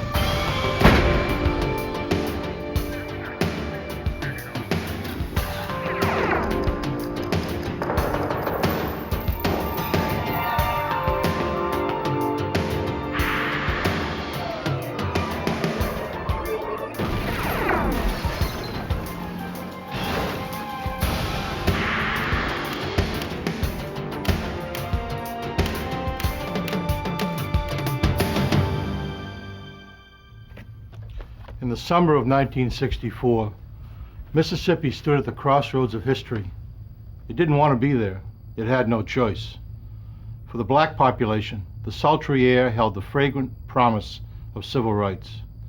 For much of the white population, it was to be a summer of heated intolerance.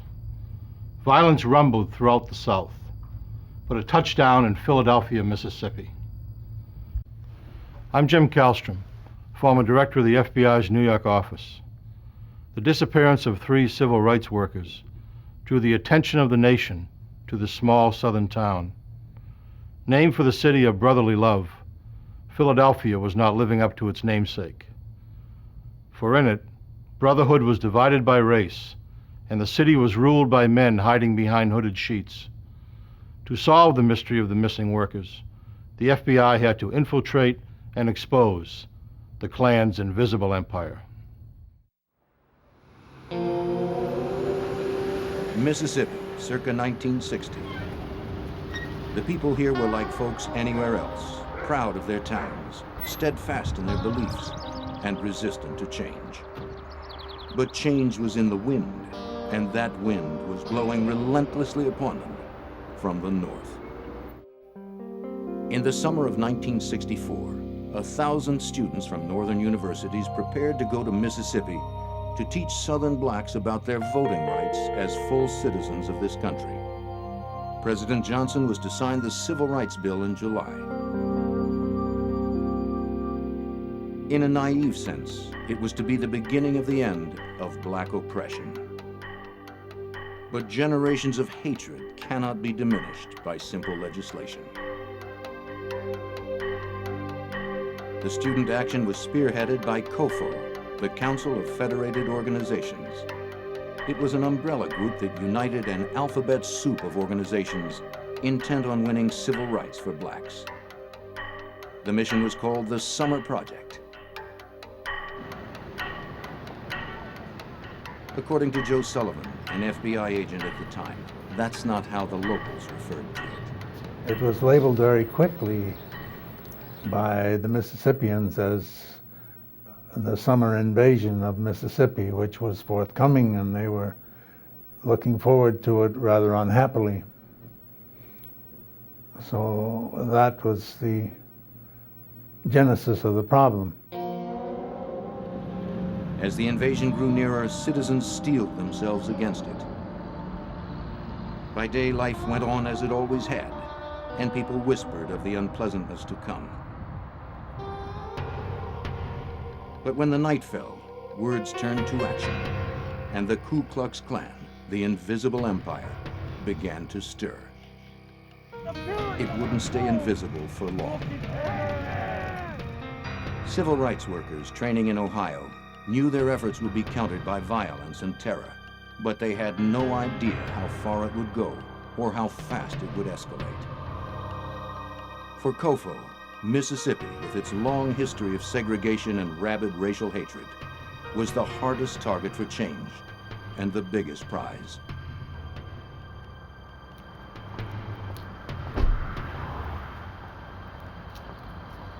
Bob Moses was one of the summer project organizers. Mississippi is targeted in every black person's mind as the symbol of racism.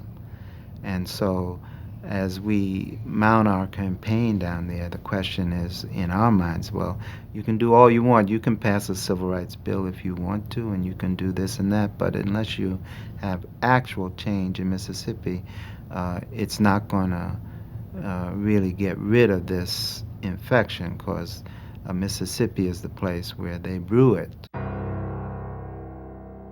6 months before the students were expected in Mississippi, 24-year-old Michael Schwerner moved from New York to Meridian, Mississippi to establish a base of operations.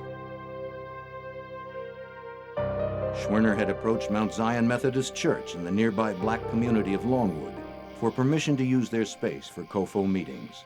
And we have got to stop it now, nip it in the bud. That's what we've got to do. But it's dangerous. It's dangerous.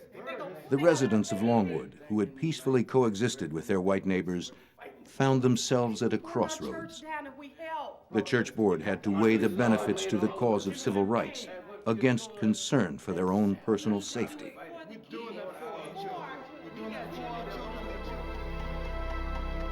When the meeting was adjourned, they hadn't come to an accord.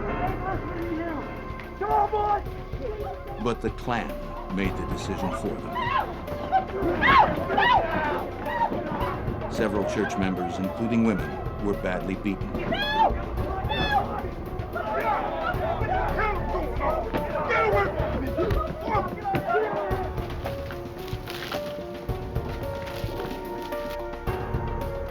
Later that night, Mount Zion Church was burned to the ground.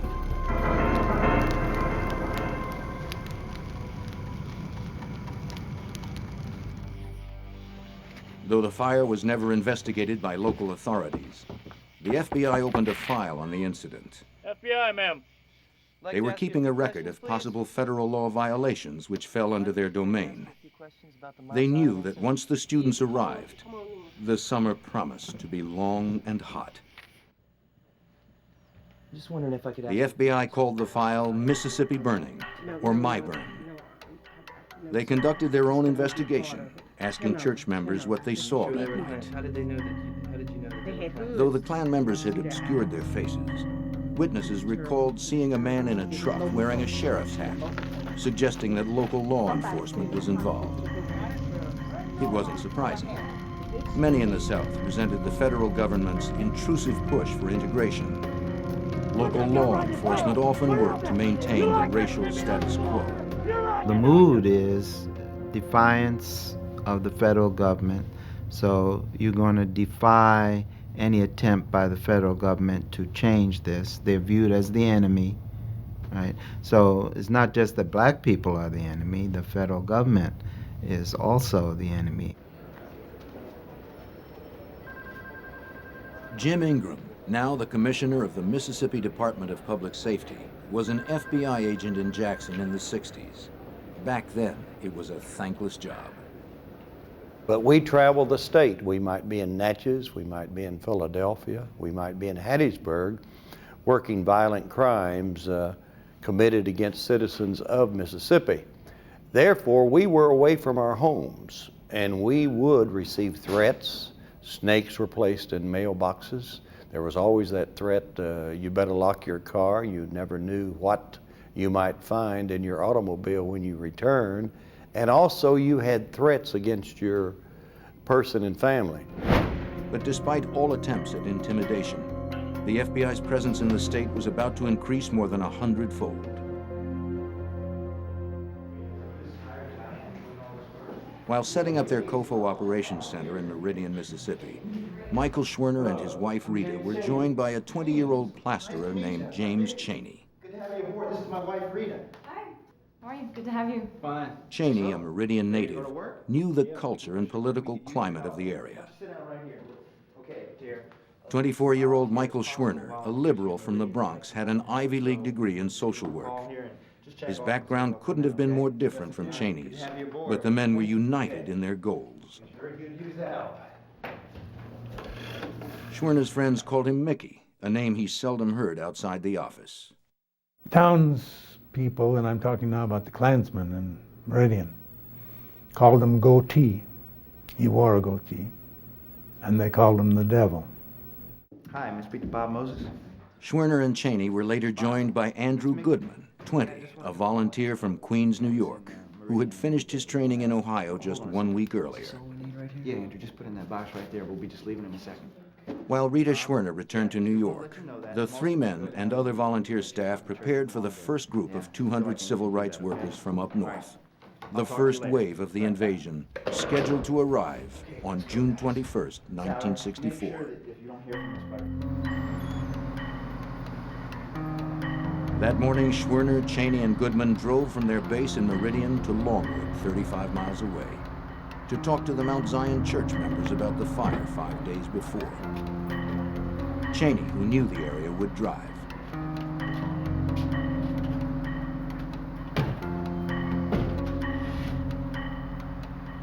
As the vanguard in the march to freedom, the men knew that trouble likely lay ahead. Their ground rules were unambiguous. Stick to the main roads, cooperate with authorities, and never travel at night. They planned to be back that afternoon. Schwerner told his staff to call the COFO office in Jackson if he didn't phone in by 4 p.m. He never made the call.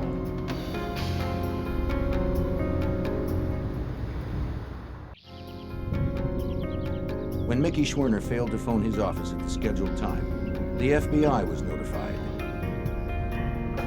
They in turn contacted local authorities to see if anyone had seen Schwerner, Chaney, and Goodman.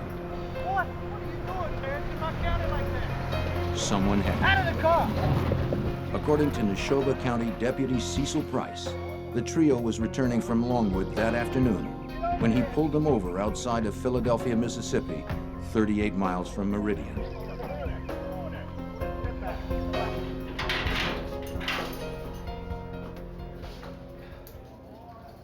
They were brought to the county jail in Philadelphia.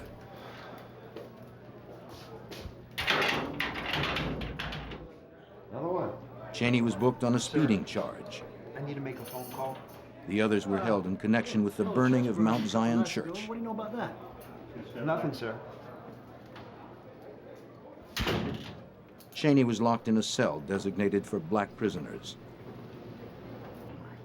Schwerner and Goodman shared a different cell. All you have to do is make sure that you're polite.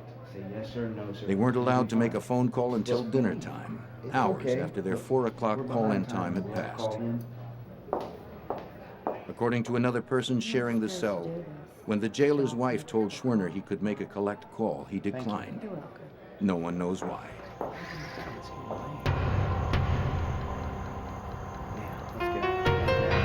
Eventually, after Schwerner paid Chaney's $20 bond, Deputy Price released the men.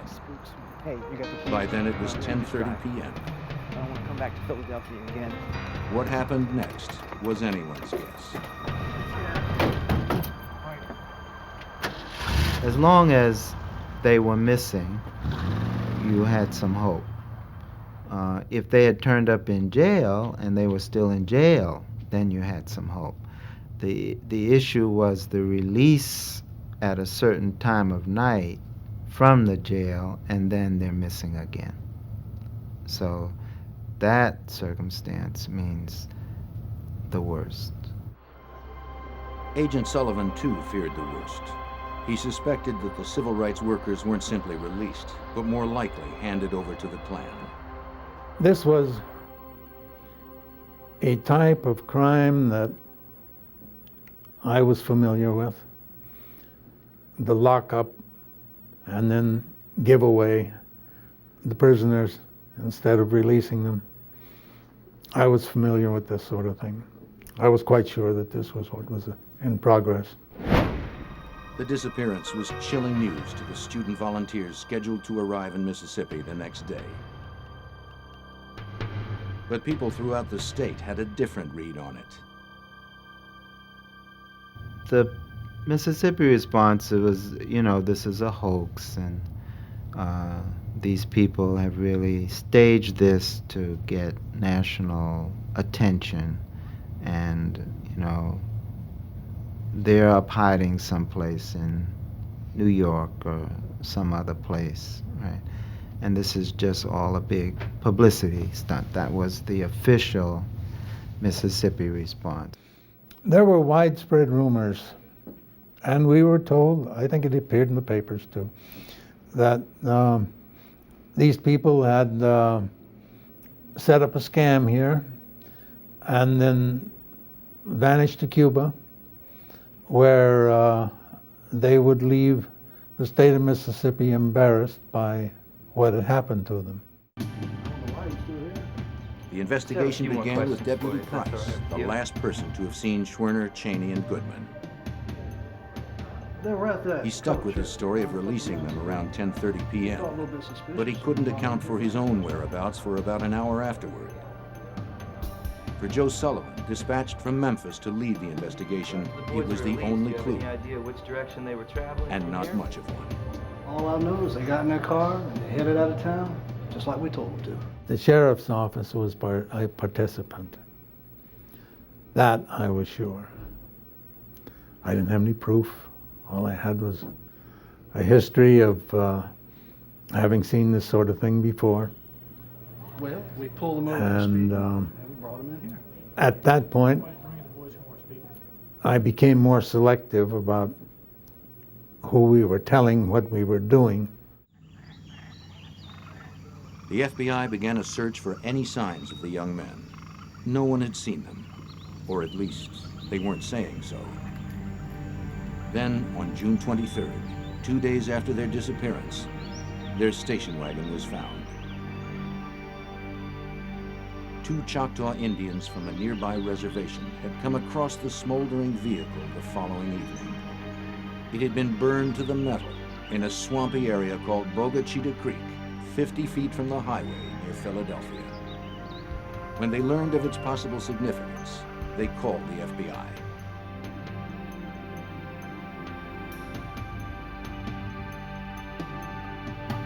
Special Agent Jay Cochran was dispatched from Washington. An expert in firearms and explosives, he'd seen more than his share of civil rights violence.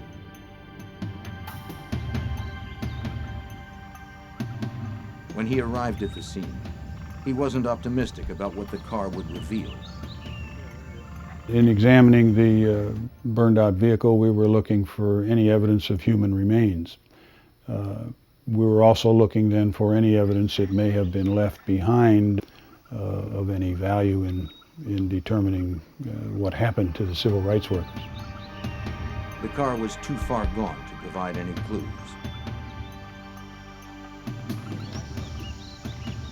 But nearby, investigators found something more promising. A watch later identified as belonging to Schwerner, and keys to the car.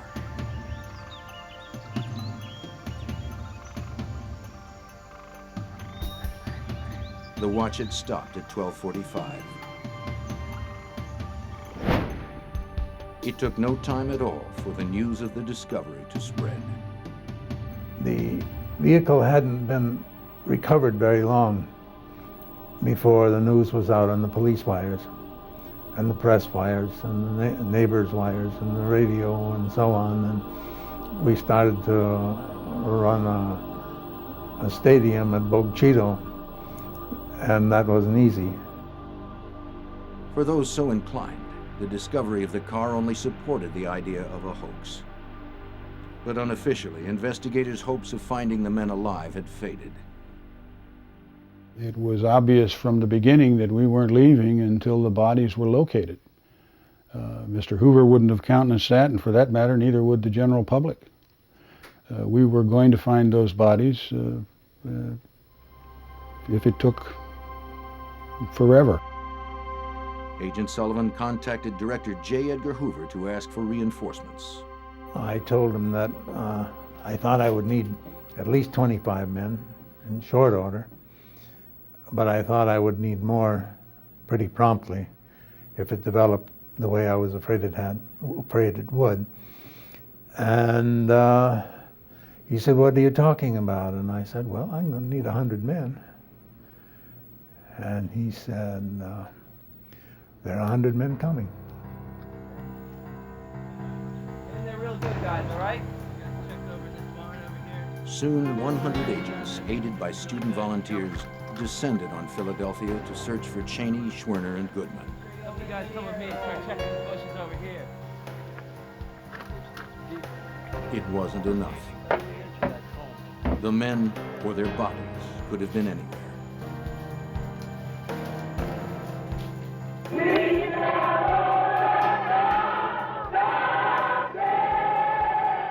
Against the backdrop of this agonizing mystery, student volunteers stormed the bastions of the Old South, trying to register black voters. Dixie fought back with all it had.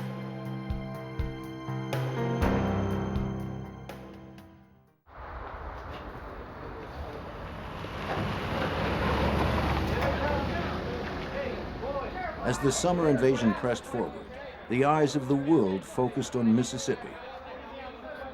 In Neshoba County, Deputy Price and Sheriff Lawrence Rainey rebuffed the press. They felt the disappearance of the 3 civil rights workers didn't merit the attention it was receiving. And still the search continued.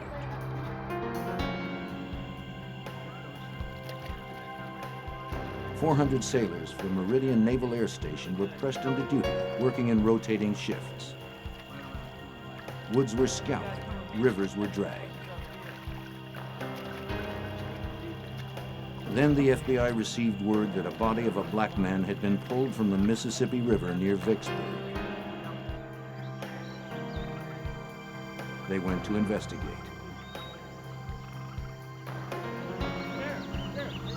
Though Vicksburg was 140 miles away, it was possible that Chaney's body may have floated downriver. It was the only lead in an otherwise dismal search. We discovered that that this body was not that of one of the missing civil rights workers. It was determined that he was the victim of a Klan lynching. It wouldn't be the only false alarm that summer as other lynching victims surfaced. Some had gone unreported, because in some areas, the Klan was the law. Finding the missing civil rights workers was the FBI's first priority, but busting the Klan was the ultimate goal. As the drive for voter registration continued, the hot Mississippi air crackled with hatred. Klan activity intensified.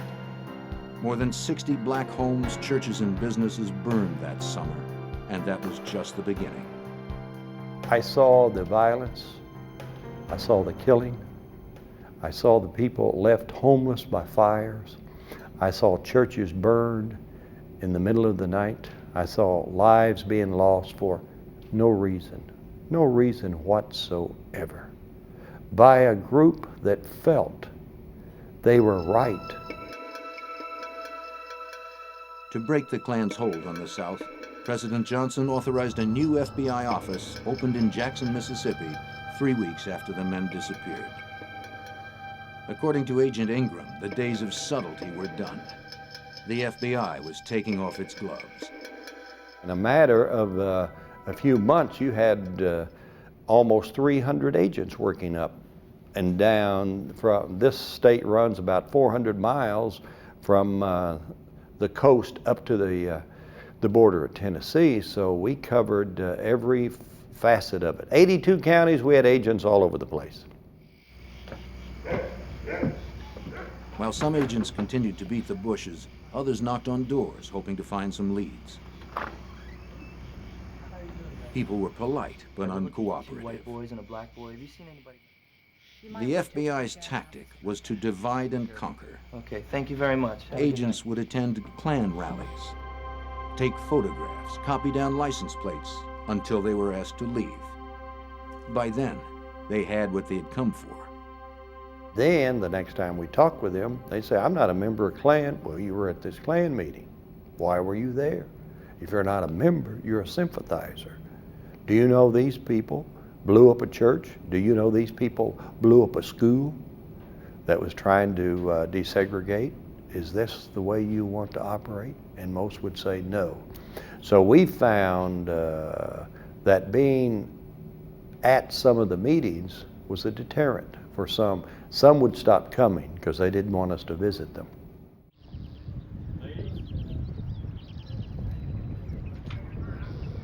Others required more persuasion. Agents were assigned individual Klan members to watch over from a distance. If a bombing or other act of violence occurred, it was the agent's duty to call that Klansman to account for his whereabouts. Before long, you know, they did not like being summoned out of bed at 3 o'clock in the morning when a crime was committed 4 counties away, but after a while the wives said, hey, I don't want this anymore. My kids do not want it. And so before long you could talk with them and they understood where you were coming from. You got to know each other on a first name basis. Soon informants started coming forward. Some were housewives with stories to tell. Others were Klan members haunted by conscience who could provide some small piece of information away from the curious eyes of their neighbors. To provide additional incentive, civil rights and religious organizations came up with money to pay informants. The veil of silence began to lift. Some informants hinted that the investigation should begin at the sheriff's office, though Sullivan had already had his eye on Sheriff Rainey and Deputy Price. Deputy Sheriff Price was a key target in our thinking, as was Rainey, because Price didn't do very much without Rainey's authority. Our problem was to document what he had done, to find somebody who would tell us about it. An informant suggested talking with a young man named Wilmer Fay Jones. Agents located 19-year-old Jones living in Chicago. He had suddenly moved out of Philadelphia almost 3 weeks before the men disappeared. It wasn't by choice. I was told in town that this is the place. He told agents that his troubles began on June 1st when he went to a store in Philadelphia to get his class ring resized. The woman behind the counter was reluctant, but took his ring to fix. Soon after, he was arrested by Sheriff Rainey and Deputy Price. They locked him up for supposedly asking the shop clerk out on a date. He wasn't allowed a phone call. When they finally released him just after midnight, a gang of men were waiting for him.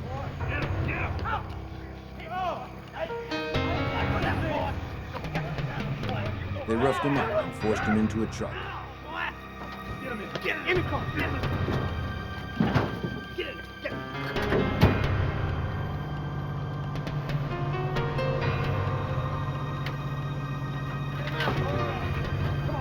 The vigilantes drove him to a secluded spot.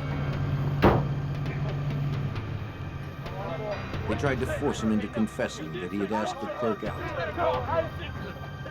Better tell us, boy! He swore his innocence. The gang was prepared to kill him on the spot. But then one of the men, who they called the preacher, spared his life. He told Jones to leave town for good or he was a dead man. You understand me? You understand me? Get out of here. Go. Jones was on the next bus out of town. They roughed me up a little and they let me go. The story Jones told sounded like a plausible M.O. for what could have happened to Schwerner, Chaney, and Goodman. Only perhaps they weren't lucky enough to have escaped with their lives. But here now, we have some additional evidence about what happens to people who are in unlawful custody in jailhouses and are going to be disposed of in one way or another. So if it had happened once in Neshoba County, we were sure it could have happened again.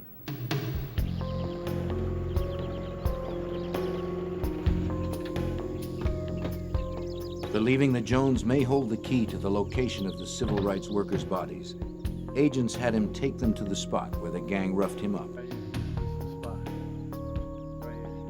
A search of the area turned up nothing.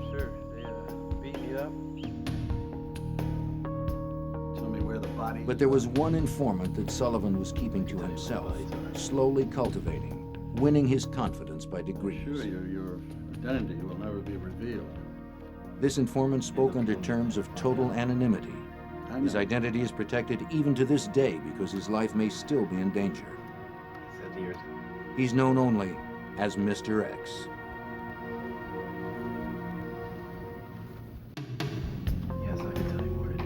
If anyone still considered the disappearance of the 3 civil rights workers to be a hoax, their opinion would soon change. They'll kill me if they were found out. The FBI's star informant was about to emerge. On July 31st, 1964, Mr. X agreed to talk to Agent Sullivan. After we finished our social chat, I said, "Are you going to be able to tell me anything significant tonight?" And he said, "I think I can tell you where the bodies are buried." And I said, "Tell me where." Mr. X told Agent Sullivan that Goodman, Chaney, and Schwerner were buried in an earthen dam at a place called Old Jolly Farm, owned by the wealthiest man in the county, Olin Burridge. But agents couldn't go there at once. They knew their moves were being scrutinized by the Klan. They didn't want to make it obvious they'd been tipped off to the burial location. A search warrant was issued for Old Jolly Farm. Sullivan sent Agent Cochran and others to the dam site.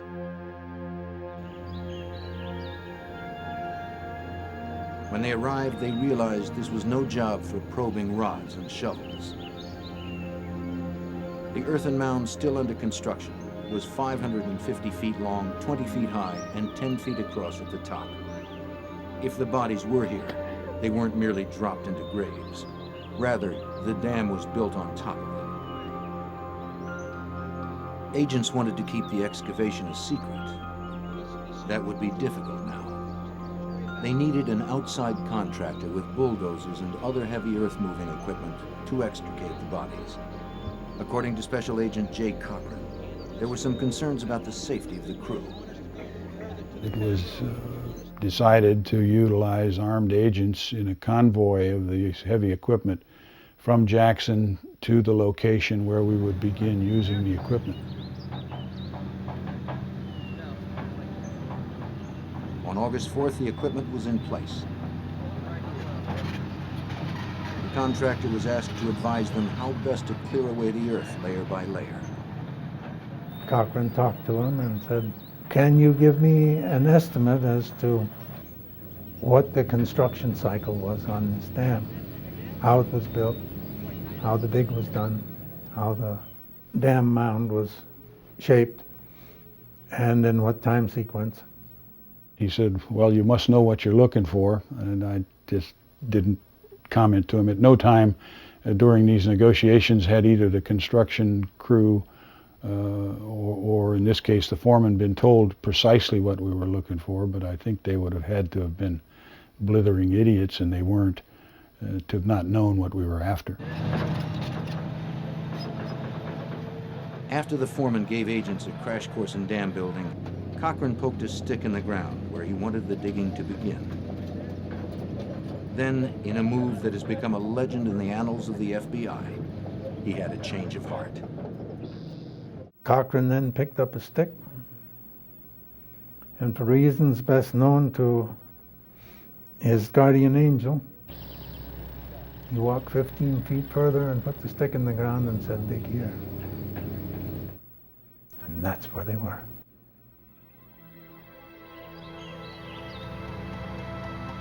The job, beginning at 8:30 in the morning, progressed slowly.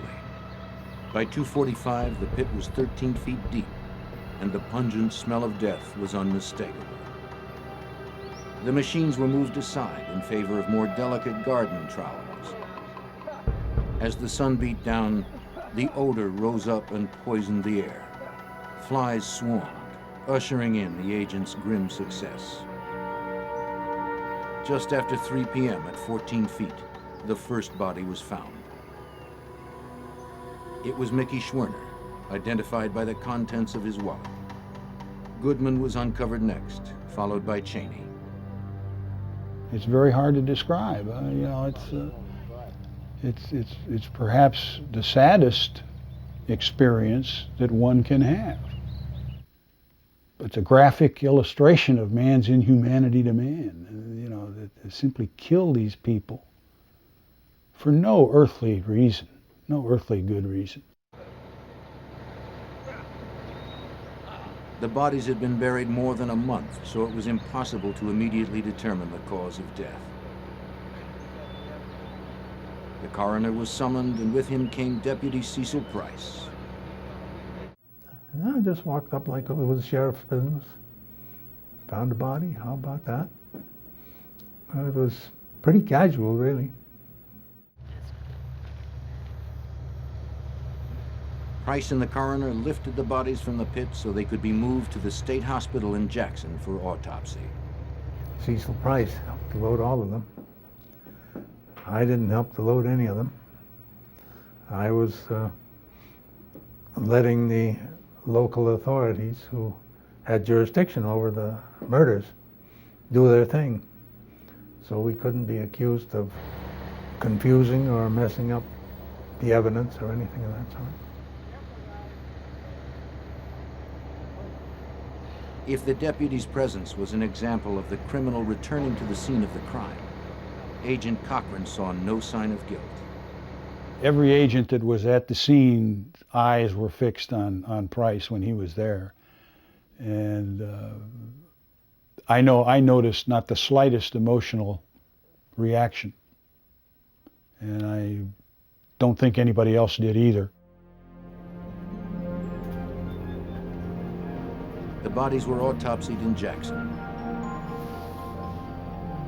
All three men had been shot. Schwerner and Goodman were each shot once, Chaney 3 times. A hard, rock-like substance was pried from Goodman's right hand. Whatever happened that night, the substance showed that Goodman's nightmare didn't end with a bullet.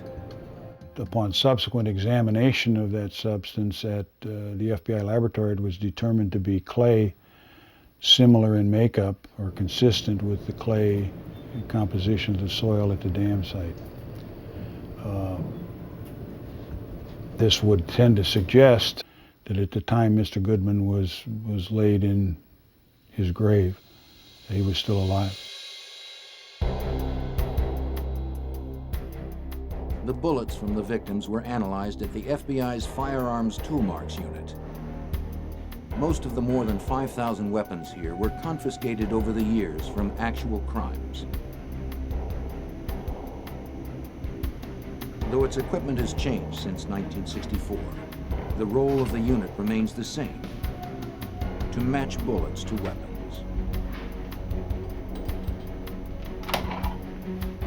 Today, the shooting gallery is the domain of Supervisory Special Agent Paul Tangren. The bullet will pass over defects within the barrel, and those are defects that are specific and unique to that firearm.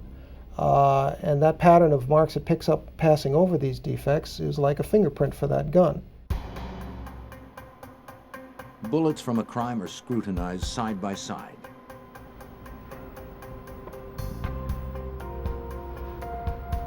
If they were shot from the same gun, the comparison microscope would form a seamless image of the marks on both bullets. Bullets shot from different weapons simply wouldn't match up.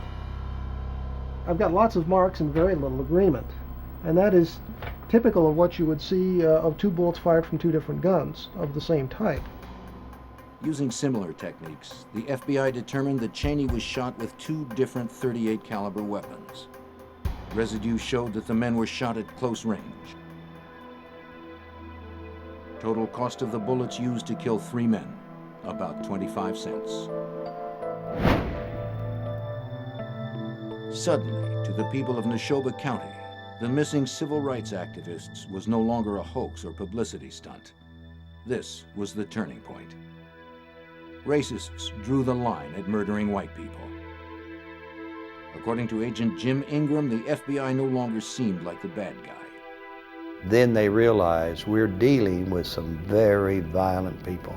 So the mood changed to our betterment, because we had people that wanted to assist us, particularly the little town of Philadelphia, Mississippi. It was amazing how many people then said, look, if we have these people among us that would kill, then we need those individuals found and arrested and prosecuted. I do want to help you. Meridian Police Sergeant Wallace Miller was one respected Klan member who had seen enough. He wanted out of the Klan, but the FBI convinced him to stay. Now, the FBI had their mold, and the impenetrable walls of the invisible empire had been breached. And the colors must be driven out of our hearts, and we have to look to the cross. Let it be done. Amen. The next few weeks. Sergeant Miller proved that he wasn't involved in the murder of the civil rights workers. He helped the FBI by gleaning information about the crime from fellow Klansmen. Others were also coming forward.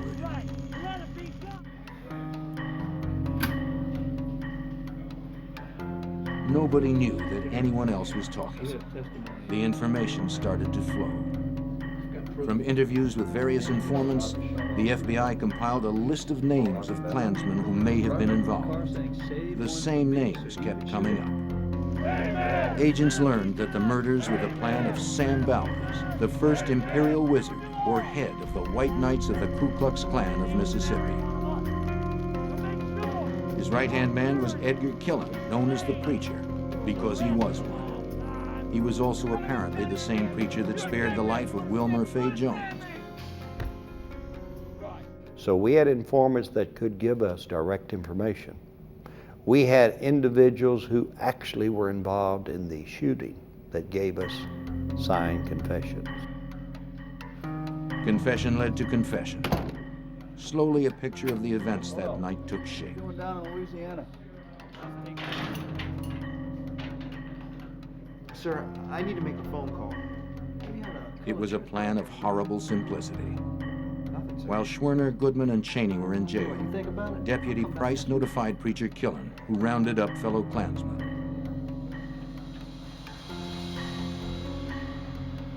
The Klansmen gassed up their cars, loaded their weapons, and waited until the men were released so they could carry out their Imperial Wizard's orders.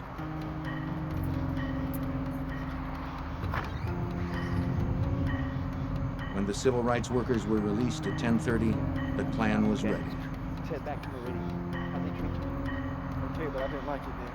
Yeah, spooks. Hey, you got the keys? You just drive. I don't want to come back to Philadelphia again. Let's get out of here.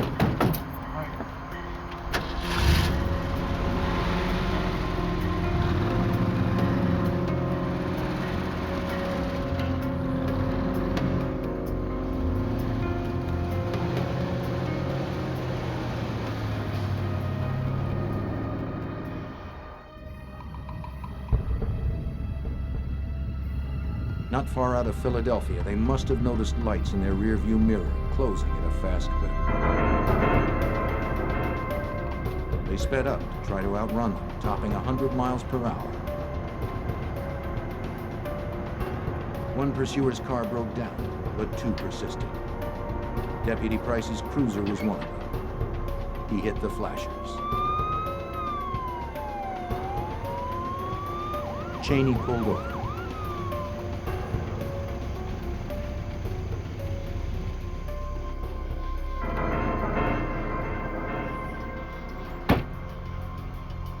With you, boy.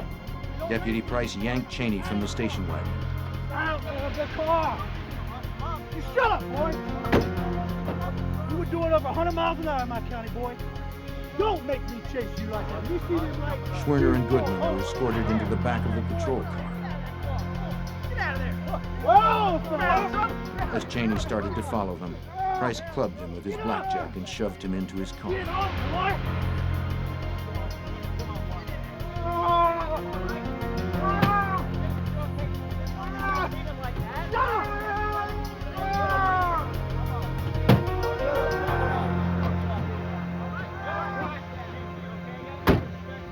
The procession continued down Highway 19, one of the Klansmen driving the station wagon.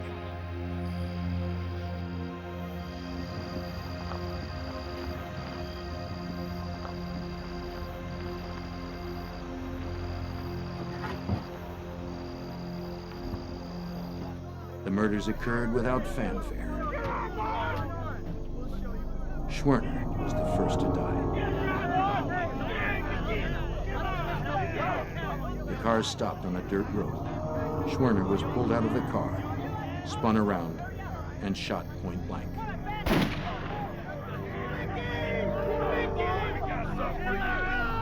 Goodman was shot in much the same manner.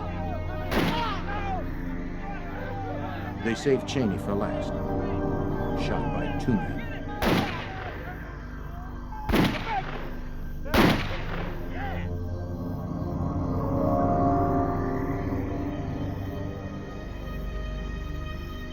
The bodies were loaded into their station wagon. They were driven to Old Jolly Farm, where the bulldozer operator waited in the darkness, ready to conceal the evidence under 14 feet of clay. Last, the station wagon was driven to the swamp. Gas was poured over it. A match was struck.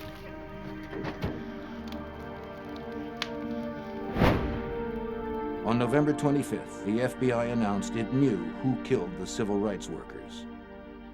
But murder charges fall under state jurisdiction, not federal. The best the FBI could hope to do was to convict on civil rights violations. They knew that Mississippi would be unlikely to file murder charges. More than 5 months after the murders, 19 men were charged with felony conspiracy to oppress and intimidate the civil rights workers from practicing their constitutional rights. 2 more were charged with having knowledge of the crime. All made bail and were released. A pretrial hearing was set for December 10th. When you realize the scope of the physical evidence that we were able to capture, the pictures of the dam, the pictures of the bodies, the postmortems, the burned vehicle, on and on, we just had enormous amounts of physical evidence, circumstantial evidence to document the confessions. So it was a powerful case that we turned over, and we were blessed because we had 2 outstanding prosecutors. The evidence was, we thought, insurmountable, but we also knew that there were troubled times in Mississippi, that not everyone thought like we did. The federal government's prosecution went wrong almost from the start. At the hearing, the judge refused to allow signed confessions or written testimony from key witnesses. The government pressed the matter, and on January 11th, a grand jury indicted 18 men, including Sheriff Rainey and Deputy Price. But the charges were knocked down from felony to misdemeanor. The case languished until 1966, when the United States Supreme Court ruled that the felony charges were applicable.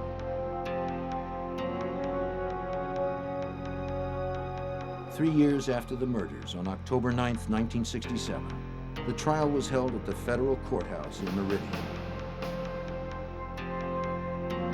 For 10 days, the nation awaited the verdict. But none came. The jury was deadlocked. And immediately, the people there within the courtroom in Meridian, Mississippi, they burst into laughter and joyful hugging each other, saying, "Hey, we've won. It's a hung jury." Well, the judge said, "No, you're going to go back." And back they went to deliberate further. That next morning, October 20th, 1967, they reached a verdict.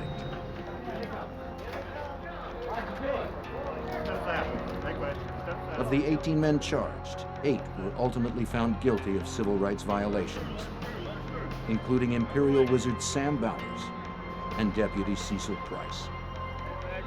It took more than 3 years for justice to be served, and even then, it was delivered only in half measures. Bowers received the stiffest sentence, just 10 years. Cecil Price received 6. Sheriff Rainey and the preacher were acquitted. none of the men indicted was ever tried by the state for murder. Many of them still live in Mississippi, and though there's talk of reopening the Myburn files, all evidence in the case was destroyed years ago by court order. The hatred that split the nation was not so easily eradicated.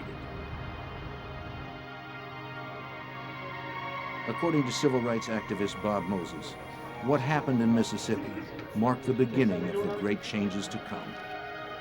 What has changed in Mississippi is that before the 60s, Mississippi held itself as a state apart from the rest of the country, a place which was going to defy the country at any odds to maintain what was its racial apartheid. And now it's indistinguishable from the rest of the country. So Mississippi has become like every other state in the country. Donations helped to rebuild Mount Zion Church. It has become a shrine to the three men who came here hoping to make a difference, and who succeeded in ways they could never have anticipated. Mickey Schwerner and Andrew Goodman were buried in New York. James Chaney's grave is in the hills outside of Meridian, where it bears the scars of vandals.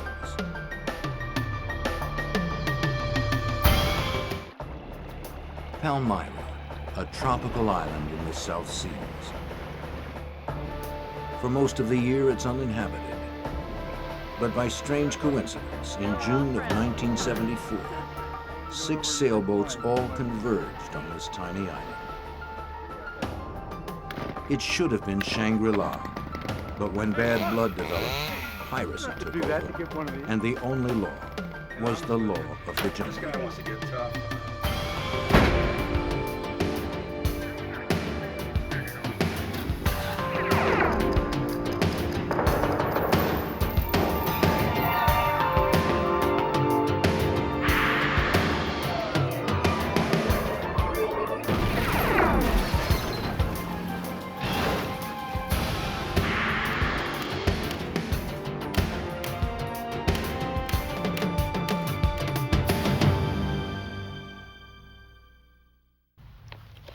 A small, uninhabited island almost 1,000 miles from nowhere. It's hard to believe such a paradise really exists. For most sailors on the South Pacific, Palmyra is a stop on the way to somewhere else. But for a few, it's a destination of its own, a place to disappear from the world. That's just what happened to Mac and Muff Graham, although it wasn't their intention. I'm Jim Kallstrom, former director of the FBI's New York office. Crime on the high seas falls under the jurisdiction of the FBI. The disappearance of the Grahams and their yacht suggested trouble in paradise. The problem was, there was not a shred of evidence to prove it. Palmyra Atoll is a series of small islands in the South Pacific, formed by a coral reef which surrounds a lagoon. It is owned by the United States, and during World War II, it housed a U.S. Navy base. The remains of the deserted base are still on the island today. It is located approximately 1,000 miles from Hawaii and is a stopover point for sailors and yachtsmen on their way to Samoa. Oftentimes, large, beautiful sailboats can be seen at the broken-down docks in its lagoon. But on June 26, 1974, a small sailboat named the Iola made its way past the docks and into Palmyra's makeshift harbor. She had just completed a difficult 19-day journey from Hawaii, carrying a crew of 2. The boat was not suitable for the trip, and now limped into the lagoon, barely seaworthy. The ship's motor had frozen up about halfway to Palmyra. Before leaving Hawaii, the owners had repaired the Iola, which was a wooden boat, by covering it with a coat of fiberglass. The friction created by these two materials caused a crack to form in the hull. On the way to Palmyra, the Iola had begun to take on water. They had little money and very few provisions. Their plan was to live off the fruits of the island until later in the year. They had made a deal with some friends to bring supplies to the island, which they would exchange for a crop of marijuana they intended to grow.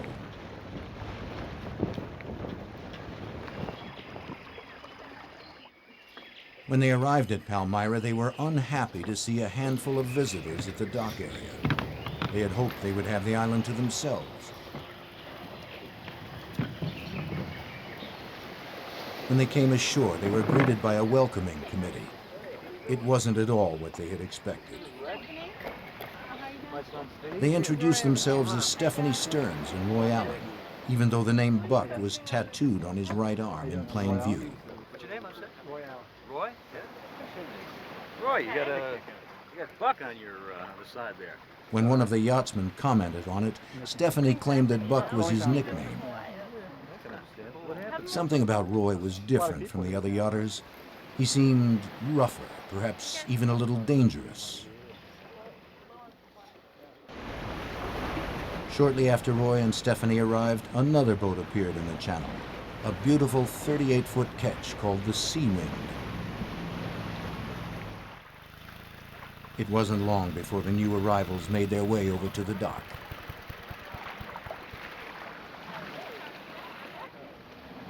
Mac Graham was 53 years old.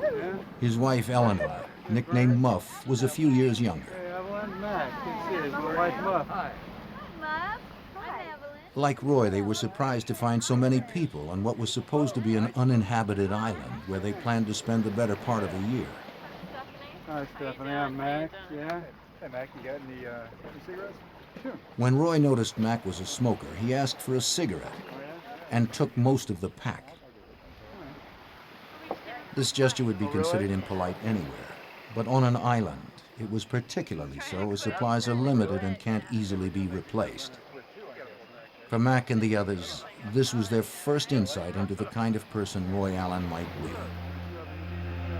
Roy also boasted about his plans to raise marijuana and trade it for supplies.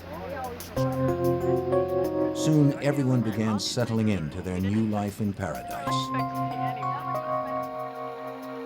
Mac Graham began to explore the island, the ruins of the Navy base and the sandy shores. CQ, CQDX. And he also made sure to keep in touch with the outside world by shortwave radio. Everything's fine out here. At regularly scheduled times, Mac would contact his friend Kurt Shoemaker in Hawaii and tell him about his latest discoveries. Here's KH6IHG, Hawaii Island, calling and listening. He was just like, Tom Sawyer out in the, on the Mississippi or something. And so he would explain what he did each day. He'd go on excursions, just him, with his machete through the jungle and exploring all the things down there. For Roy and Stephanie, on the other hand, things weren't going quite as well. Roy found the island was not well suited for growing marijuana. Living aboard the Iola was difficult. The boat was small, damp, cluttered, and cramped. Their supplies were all but gone, and they began to barter their possessions with the owners of the other boats for food and supplies. To the Grahams and the others, Roy and Stephanie were a nuisance.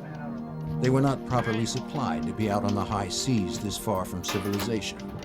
The other yachters had enough supplies for themselves, with some extra for emergencies, but not enough to supply Roy and Stephanie.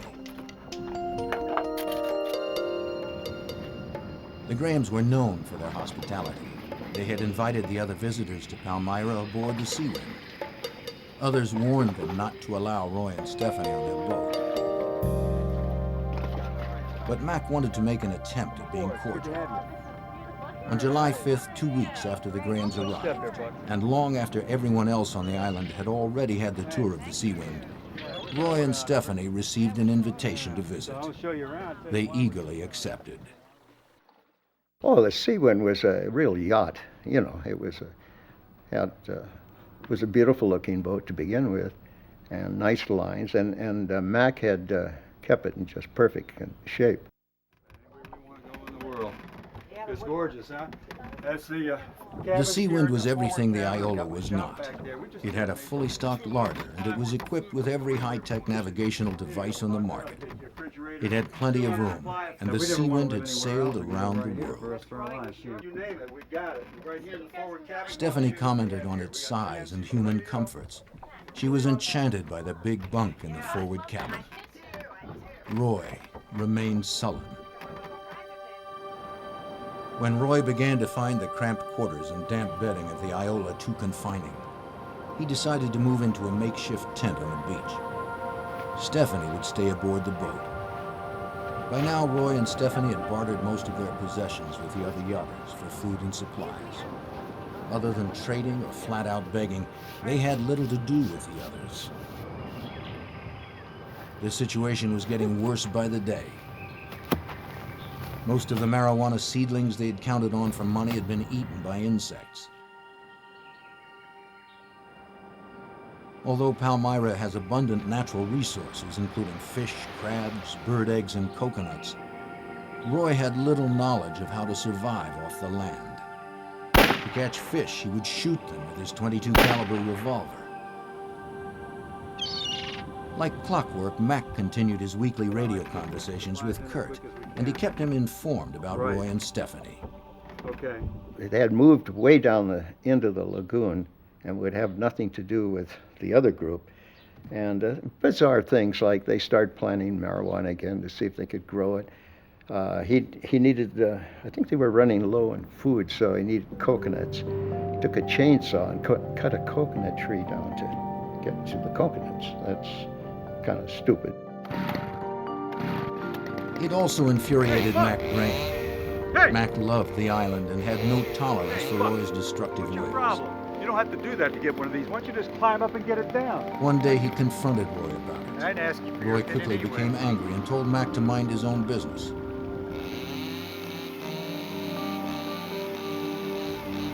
The hostility between them was building.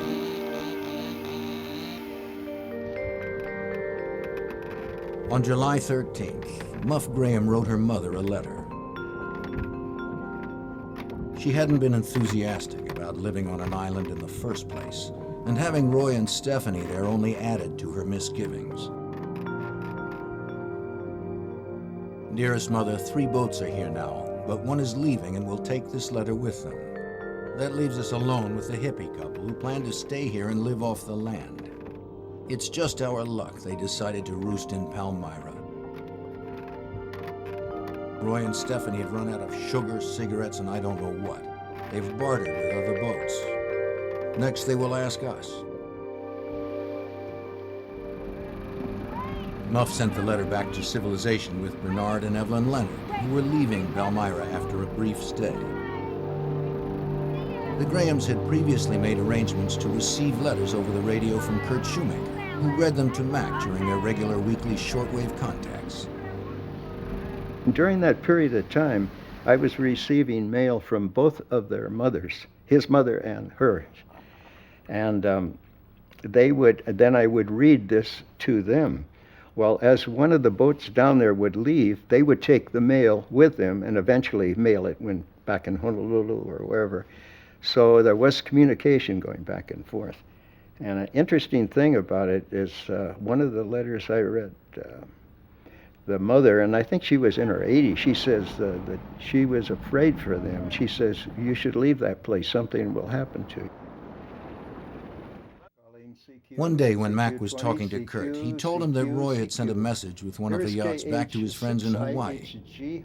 They were supposed to bring Roy and Stephanie's supplies to Palmyra, and he told his friends to reply through Kurt's shortwave radio. Mac asked him if he had heard any news from them. But Kurt had heard nothing, and when Mac talked to him about Roy and Stephanie, there was something about their description that worried him. And in between these conversations, he had occasionally mentioned the other boat. And I told him, I said, you know, that doesn't sound too good to these people. I said, you know, you better be careful. And he said, well, no, I can take care of myself. I'll be all right.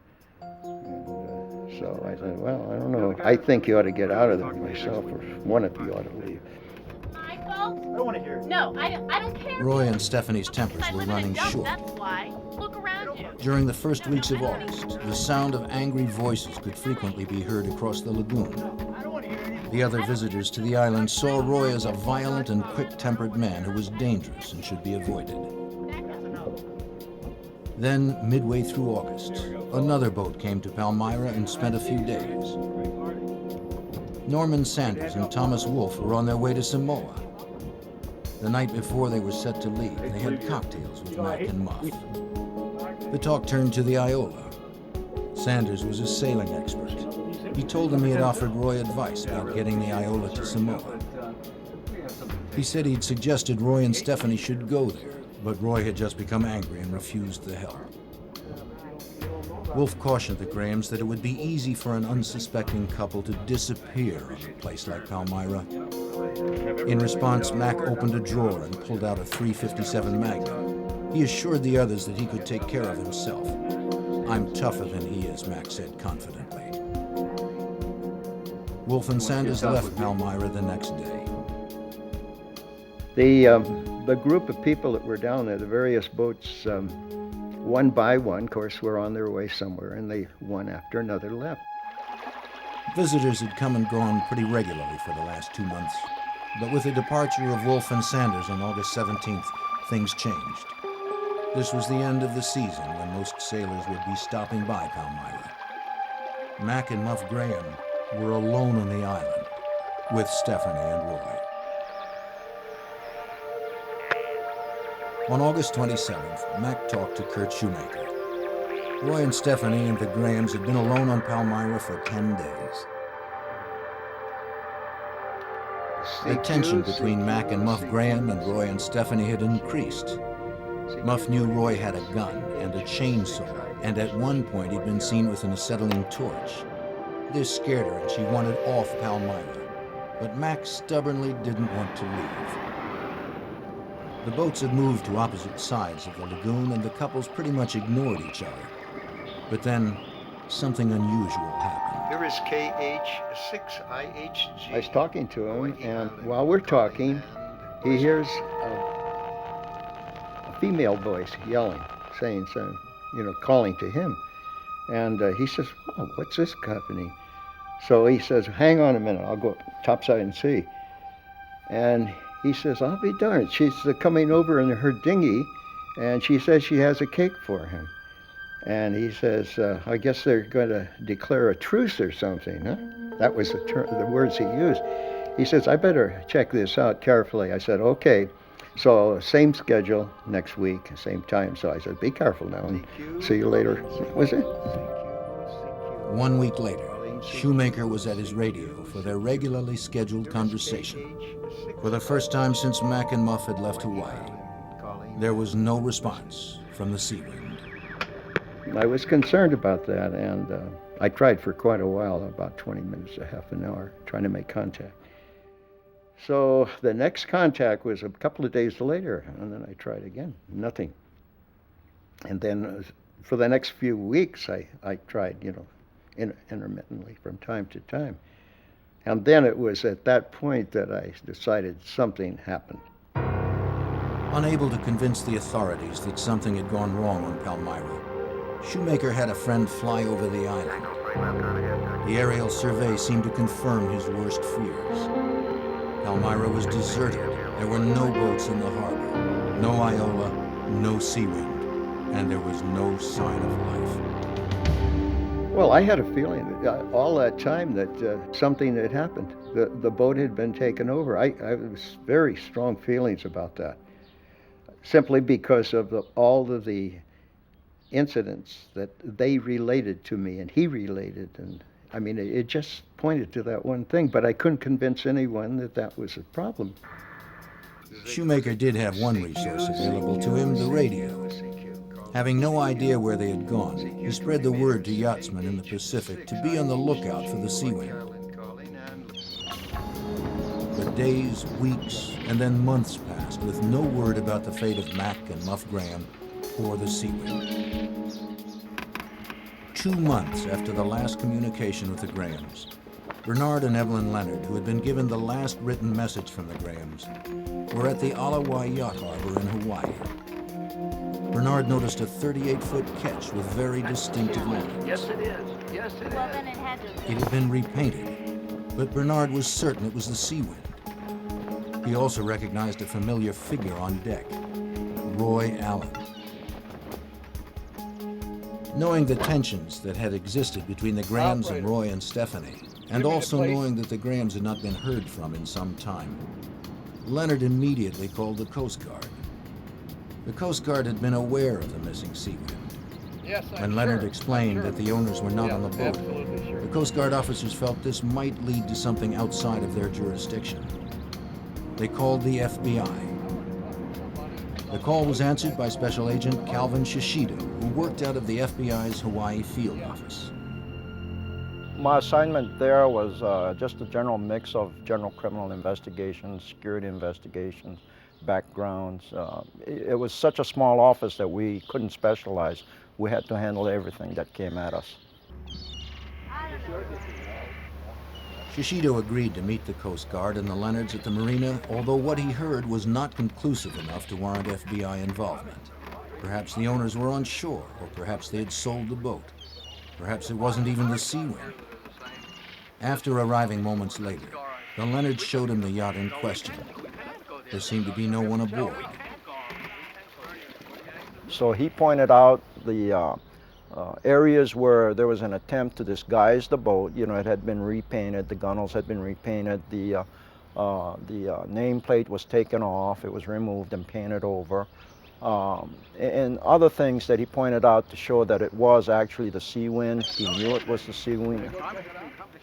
Although there was still no direct evidence of foul play, Shishido was growing suspicious. There was no visible activity on the boat, so Shishido instructed the Coast Guard officers to post a lookout. The lookout spotted Roy and Stephanie the next morning, rowing from the floating dock towards shore in a little dinghy. He immediately alerted the Coast Guard, who in turn called Special Agent Shishido. But another boat owner hailed Stephanie and Roy and told them that the Coast Guard had been looking around their boat the day before. Roy noticed a Coast Guard patrol boat in the marina that seemed to be moving towards them.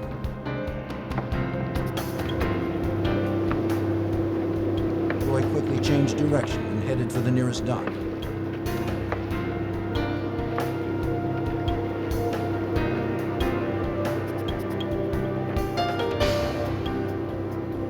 After letting Roy off, Stephanie started to row back to the sea ring.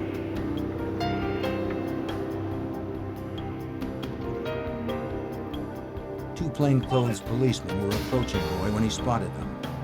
Without hesitating, he turned and dove off the end of the dock and began to swim away. The officers found a wallet on the dock.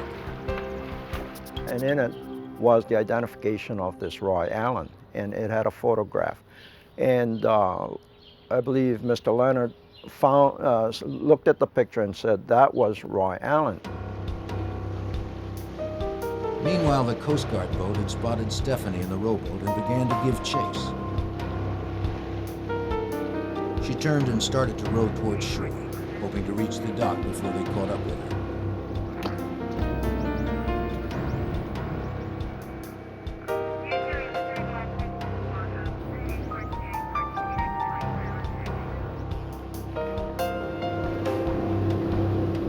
When she reached the dock, she jumped out and began to run, but there was nowhere for her to go.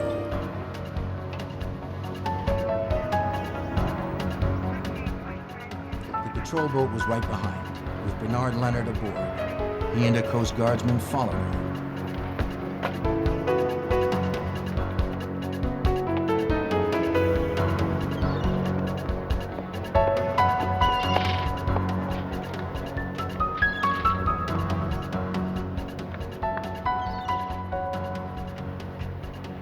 They saw her dart into a hotel stairwell.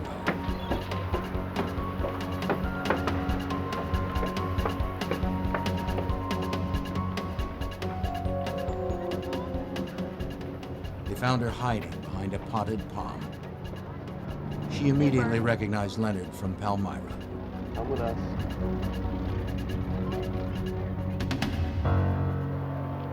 As the Coast Guard officer took her into custody, one question was foremost on Leonard's mind.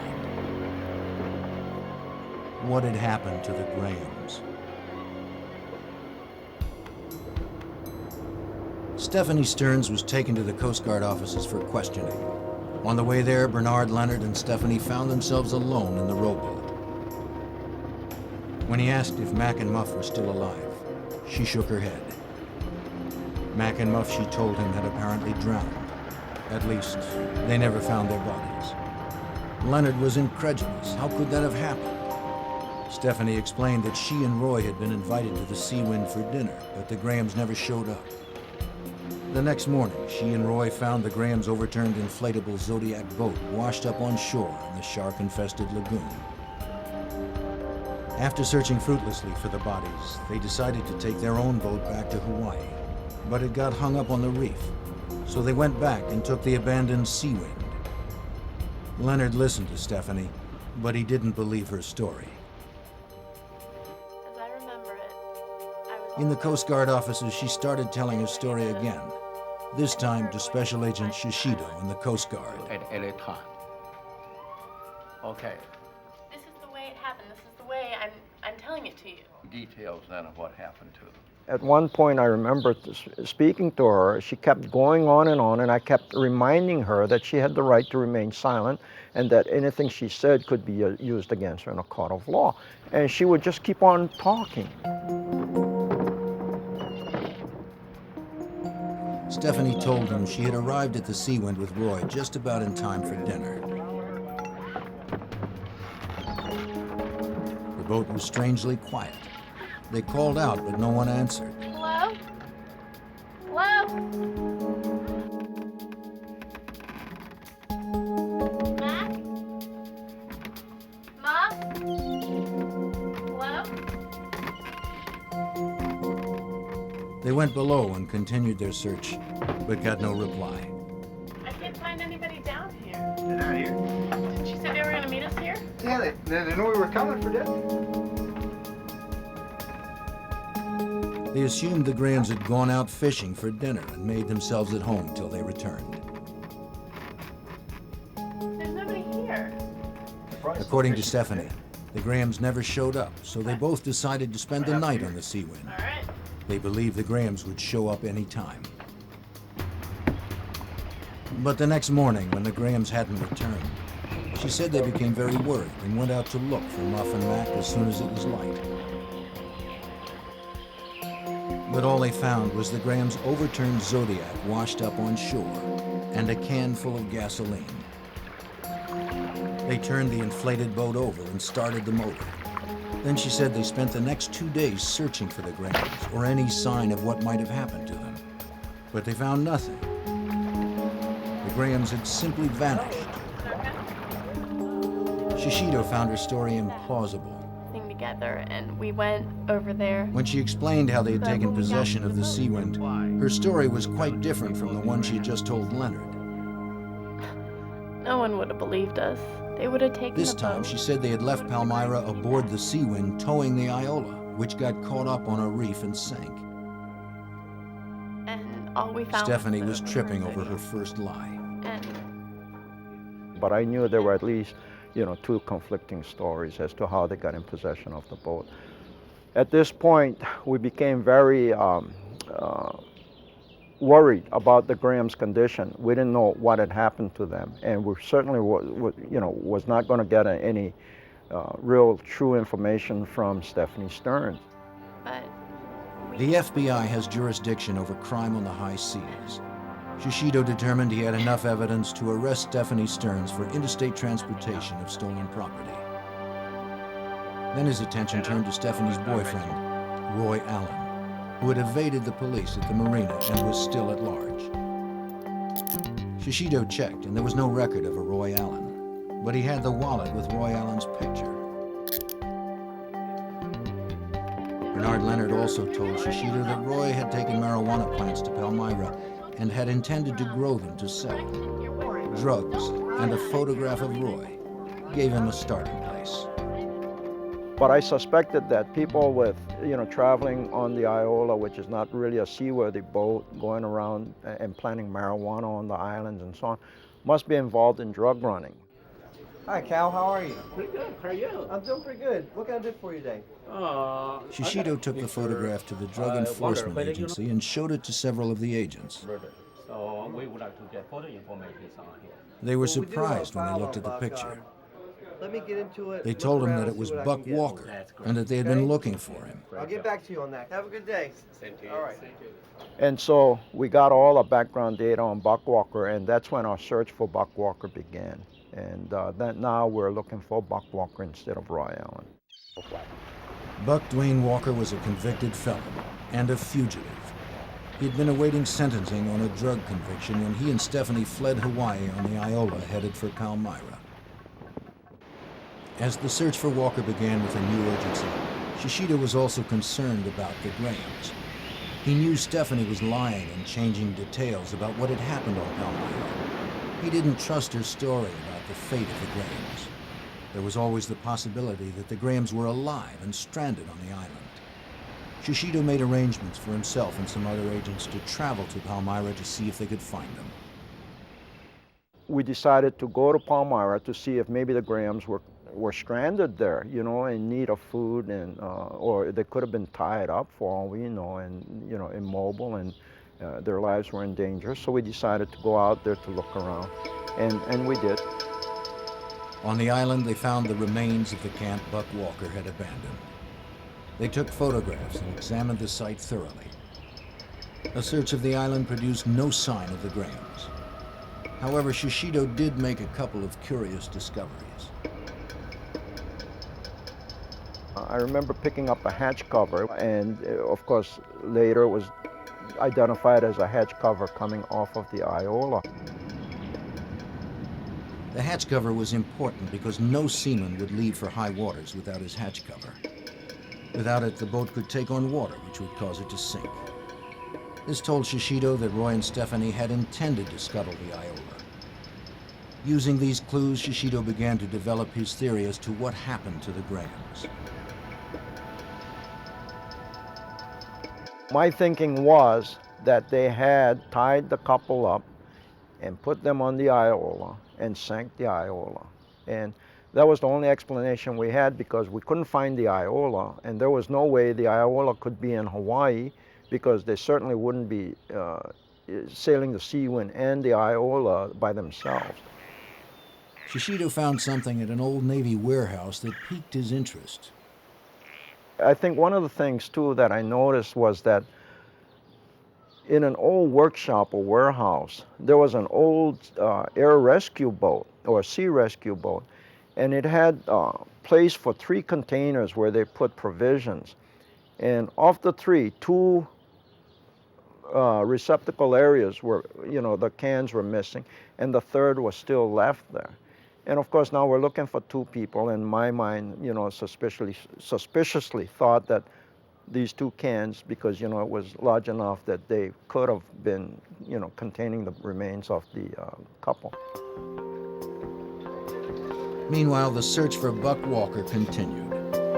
On November 8th, 1974, after spending 10 days hiding out on the lava flows on the big island of Hawaii, Buck resurfaced in a tiny hamlet off the beaten track. He rented a room and went to a restaurant for a drink. At the same moment, across the street, 2 uniformed officers were eating lunch. As they paid the bill, they showed their waitress a picture of Buck Walker. She said he'd just been in the restaurant looking for a drink, and she'd sent him to a bar across the street.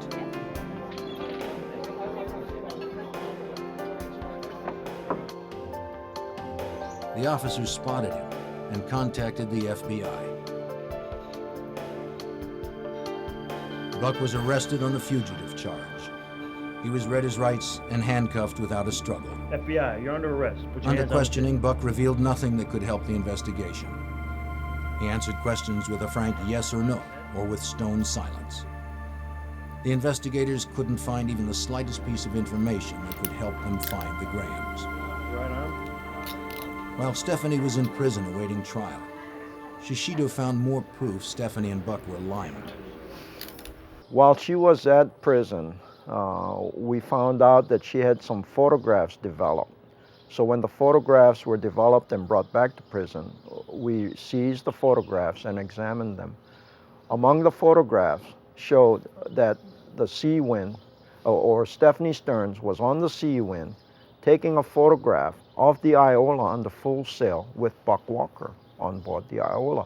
So we knew that at one point Stephanie was on the Sea Wind and Buck Walker by himself on the Iola.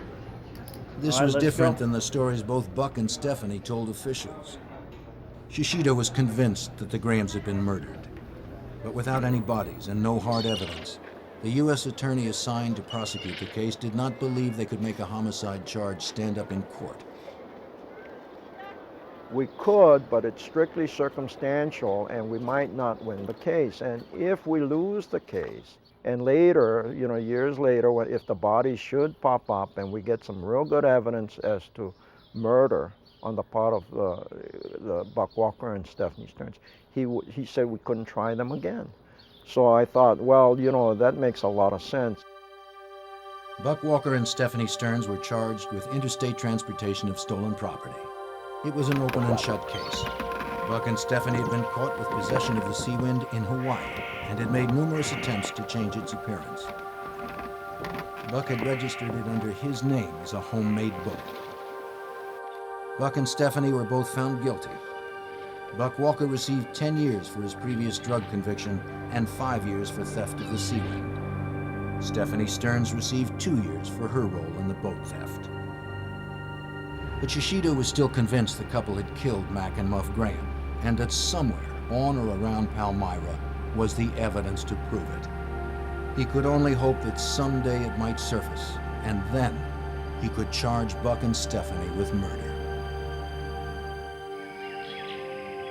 On January 21st, 1981, a young South African couple, Robert and Sharon Jordan, were visiting Palmyra. Almost 7 years had passed since Mac and Muff Graham disappeared. That afternoon, Sharon went for a walk down the beach and made a startling discovery.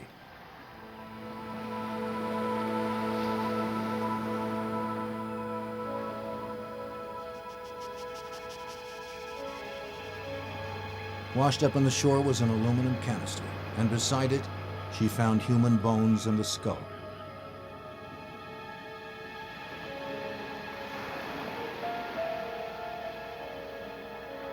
Around one of the bones was a wristwatch. She had heard the story of Mac and Muff Graham and immediately contacted the Coast Guard. Cal Shishido was catching up on paperwork when he overheard part of a phone conversation. First he heard the words human bones, and then Palmyra. Where's Palmyra? The agent was new and had never heard of the case.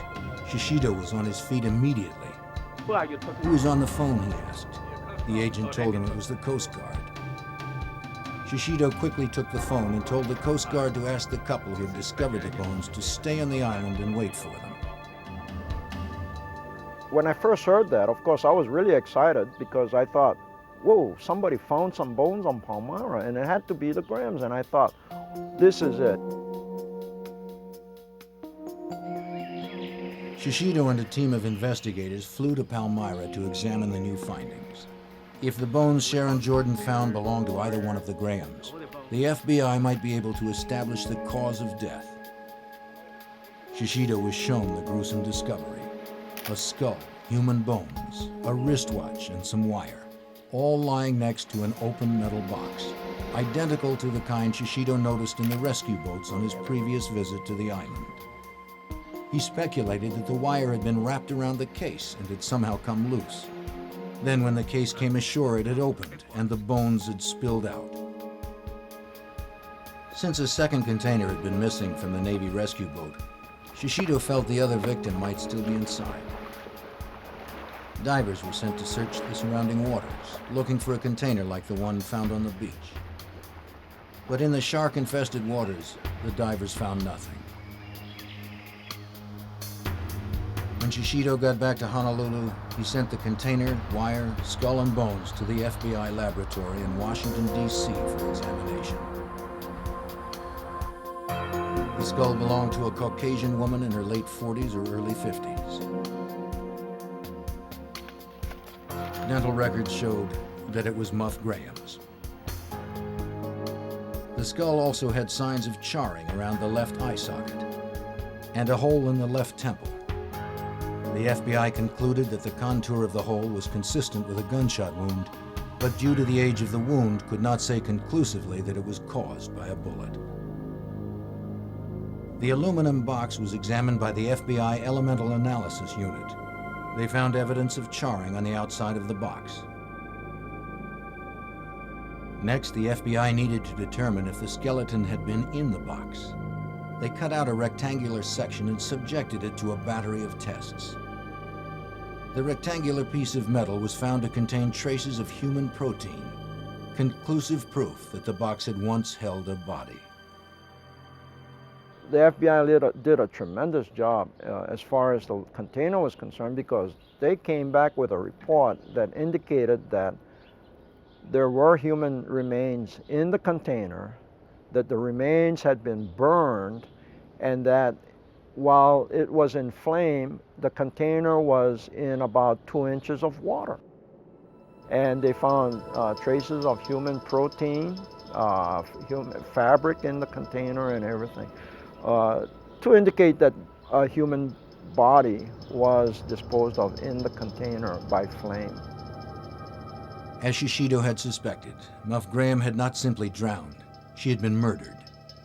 The FBI now believed it had enough evidence to prosecute Buck and Stephanie for the murder of Muff Graham. Having served her jail term for the theft of the Seawind, Stephanie now had a white-collar job in California. She was arrested and taken into custody. Buck Walker was still serving time in prison, or so Shishido thought. When I sent our agents in the state of Washington a lead to put a detainer on Buck Walker, I found out that he was an escapee. And so I thought, oh no, not again. You know, are we going to have to do this search all over for him? We found that there was only one woman that had visited him, and that she had visited him the day before his escape. A trace was placed on the woman, which led them to her car, parked in a motel in Yuma, Nevada. The FBI was notified and set up a stakeout. When Buck and another man came out of the motel and approached the car, the FBI moved in. He was considered an armed and dangerous fugitive, wanted both for murder and jailbreak.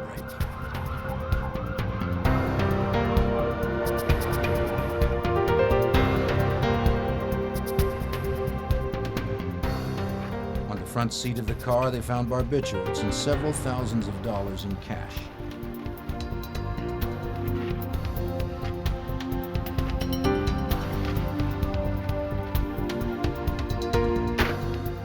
Buck Walker was arrested and charged with the murder of Muff Graham. Stephanie Stearns was also arrested and charged with the same crime, though they would be tried separately.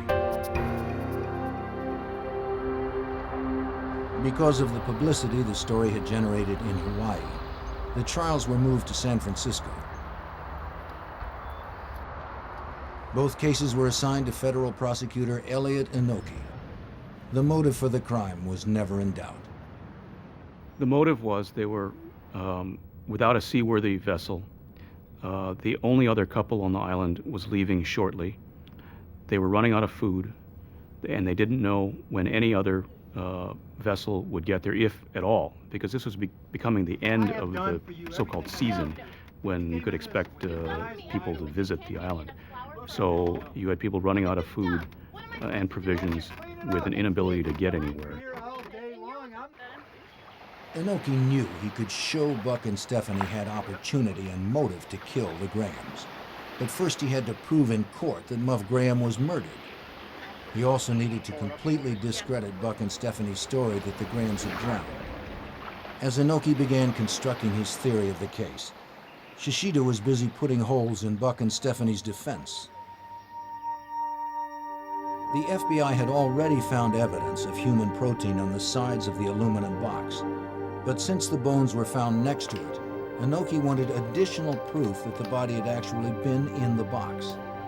Therefore, ruling out the possibility of Muff drowning as Buck and Stephanie had claimed, he contacted San Francisco's chief medical examiner, Boyd Stevens.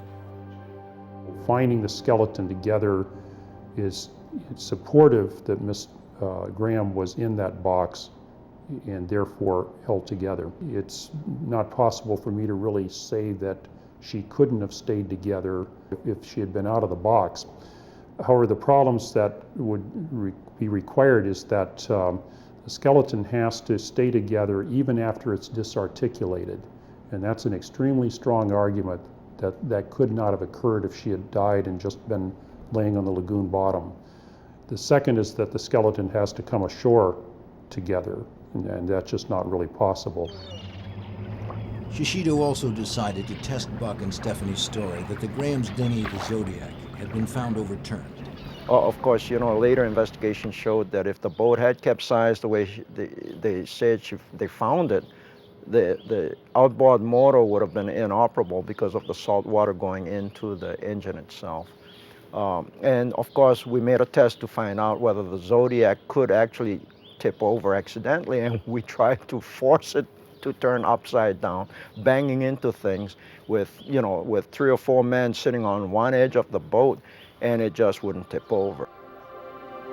Inoki also asked medical examiner Boyd Stevens to examine Muff Graham's skull in order to corroborate the FBI's findings that Muff had been murdered.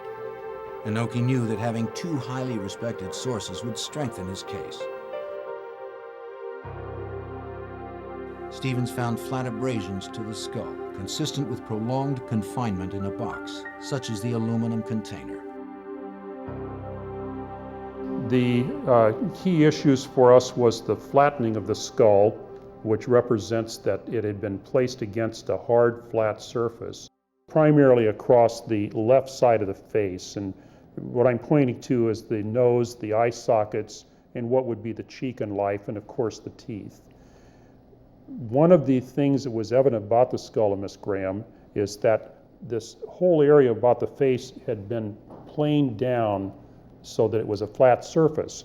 And if you can imagine, if I take this skull and put it across a flat surface, and let's just say this table is coated with sandpaper, and I work it back and forth for a period of time, eventually I would shave it down till it was a flat surface. There was a second plane showing that the skull had changed position and again had been exposed to a flat surface with motion for a long period of time. We used that as an argument that the skull had been within the box and moving. If the body had been buried in the coral sand, then it would not be a change that we would expect to see. And coffin wear is not seen if somebody's buried in dirt or in coral. It's seen if they're in a hard surface container. There were minimal animal bite marks and insects on the skull, which were consistent with remains that had only been exposed to the surface life for a short period of time, presumably the time after the box had surfaced and opened. But what about the charring on the skull and the metal box? Did this show an attempt to destroy the body? One of the questions we had been asked is whether we could prove that the skull had been burned with an acetylene torch. People who were at Palmyra when Buck and Stephanie were there saw Buck with an acetylene torch. The FBI believed this is what caused the burns to the skull. If Inoki could have Stevens corroborate this, he could further implicate Walker. If a person is exposed to a flame, there may be burning of the outer portions of the skin, but until the water is evaporated, the tissue can't burn. And it takes a heat period to boil the water off or evaporate it before the tissue can actually burn. Acetylene torches, of course, run fairly hot, and they would do that process fairly rapidly. The marks on the skull clearly showed the use of an extreme source of heat. Further evidence that Muff had been murdered. The forensic evidence overwhelmingly proved that Muff Graham had been murdered. A trial date was set.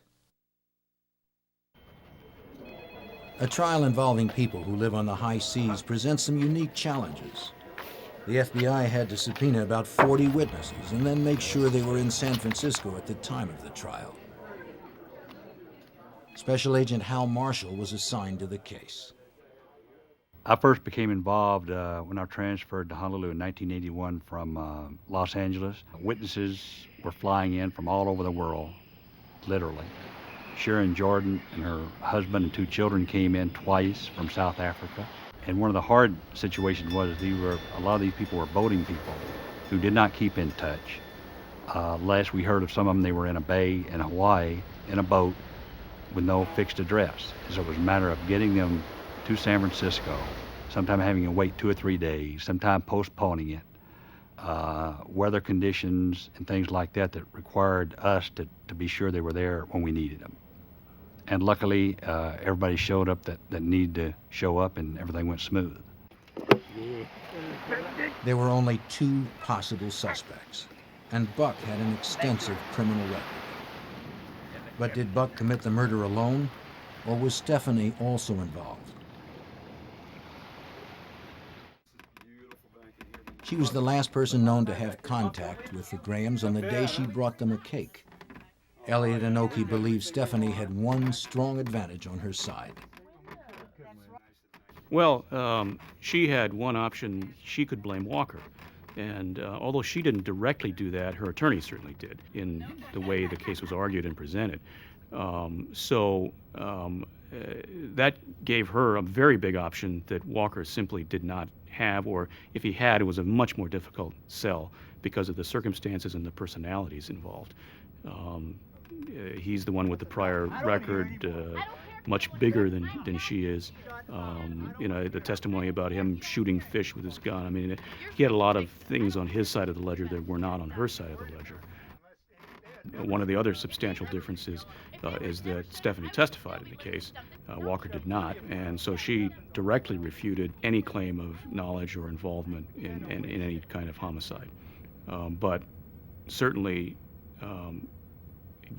through her testimony, left a large room for her attorney to argue that Mr. Walker had the opportunity and the means to commit a murder. A jury found Buck Walker guilty after only a few hours of deliberations, and he received a sentence of life in prison. Stephanie Stearns was defended by famed attorney Vincent Bugliosi, who was convinced of her innocence. She was acquitted of all charges when he convinced a jury that Buck not only acted alone, but sought to conceal the crime from his girlfriend. We may never know what really happened on Palmyra on that day in late August, though the forensic evidence paints a grisly picture. Well, empirically, I believe that that Miss Graham was killed exactly as the charge was made. That is, that she was shot, that there was an attempt to burn her body, that her extremities were probably fractured to get her into the box, and that she was cast into the ocean and then eventually came adrift. And I think that probably happened to the husband as well. Matt Graham's body has never been found, although investigators believe there's a very high likelihood that he's in the other box.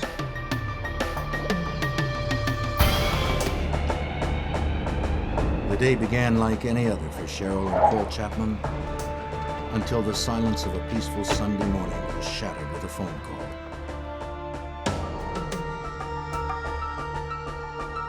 Cheryl's sister Nancy had not shown up for work, and several attempts to reach her by phone were unsuccessful. The Chapmans, sensing something must be wrong, Nancy? rushed to her apartment.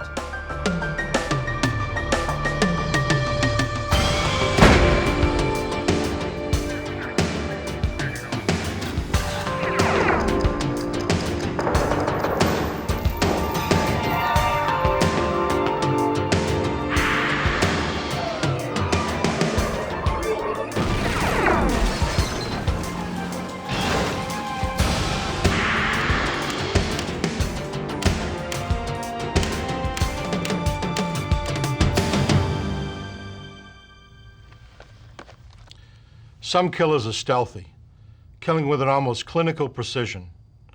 Others act on a violent impulse, saturating the crime scene with their rage.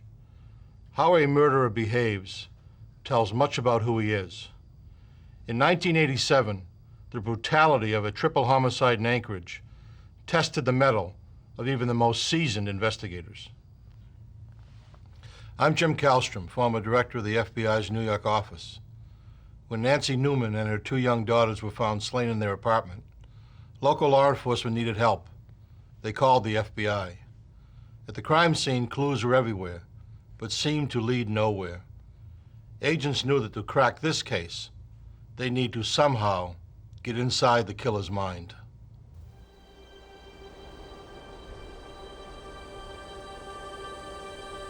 Alaska sits on the edge of the wilderness, seemingly isolated from the rest of the world and its troubles. Its inhabitants are united by the beauty of the landscape and a mutual respect for the self-reliant nature of the community. On the rocky coast of northern France, where the Atlantic Ocean crashes ashore, the villagers of Karnak wake up each day to a little. It was shortly before 8 a.m. on a Sunday, March 15, 1987. Cheryl and Paul Chapman were awakened by a phone call. Cheryl's sister, Nancy Newman, was hours late for the breakfast shift at the restaurant where she worked. Nancy's shift manager told Cheryl that Nancy's car was in the restaurant parking lot, but Nancy was nowhere in sight. Maybe the Chapmans should check on her.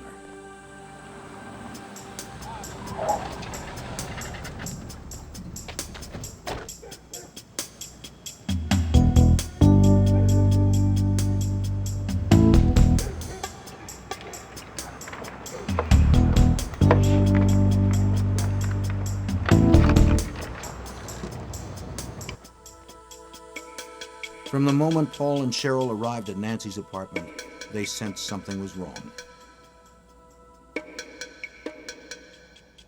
There was no sign of Nancy. Her 2 daughters, 8-year-old Melissa and 3-year-old Angie, were nowhere in sight.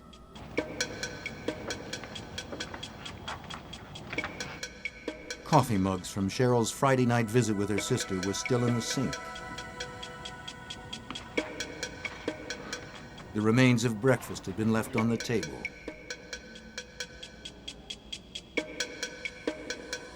The tin where Nancy kept her tip money sat empty.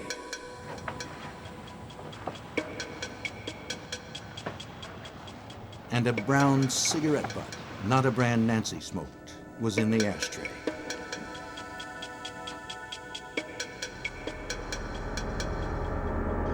Nancy? Nancy? In Nancy's bedroom, Paul made a gruesome discovery. He found Nancy lying beaten and lifeless on her bed. Paul rushed to the other bedrooms to find Nancy's 2 girls. To his horror, he found Melissa and Angie brutally murdered.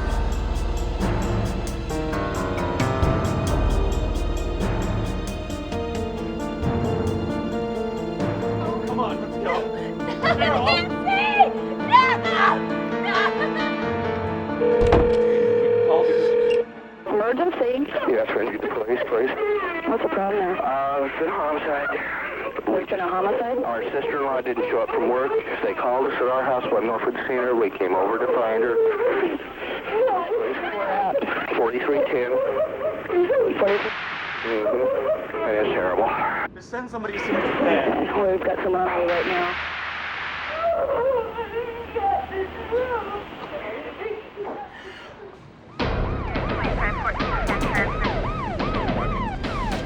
Contact 2, what's your message? Within minutes, the first Anchorage police officers arrived at the Newman's apartment.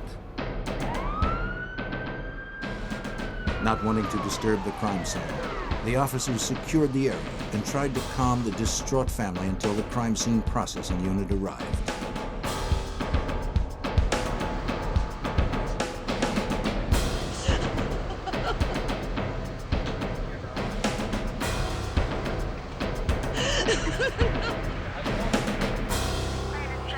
What police found was horrific. Nancy and Melissa Newman appeared to have been beaten and strangled. Little Angie Newman's throat was cut so deeply she was almost decapitated. Nice. Rigger? Not yet. Is it set? Anchorage police officer Bill Gifford was at the scene. Well, the impact of a case like this is quite often it's hard to capture in words. We're pretty used to working homicide cases and serious assault cases, and overall I think a community becomes, if not callous, somewhat accustomed to these kind of things happening, just a typical murder. Something of this magnitude, however, people are never prepared for. The murders were so gruesome that even experienced police officers were shaken. It is shocking for the public, and it takes a toll on the investigators and the officers working the case as well, because you're just not used to seeing, as I mentioned, things of this magnitude. Nancy Newman's body was lying on her bed, her nightgown hiked up around her chest. There were abrasions on her nose, chin, and forehead, and a knee seemed to be injured. Bloodstains were at the foot of the bed. A pair of olive green gloves were on top of the dresser. Good idea, recover. Yeah, do a scrape so they can get some.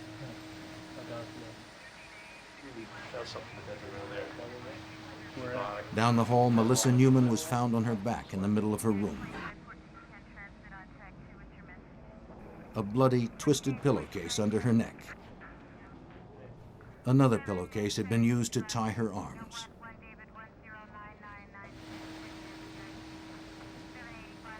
Three-year-old Angie Newman lay on her bedroom floor in a pool of blood, surrounded by her favorite books.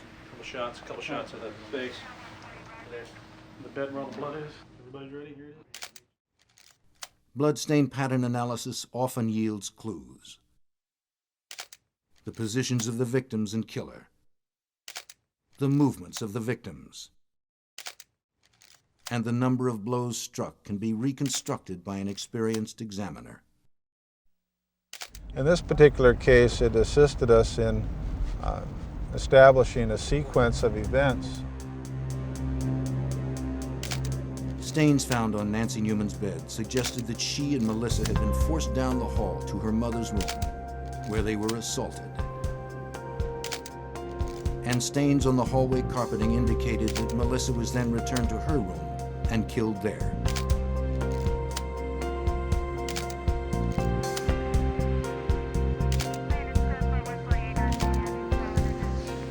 Officers treated each area as a completely separate crime scene.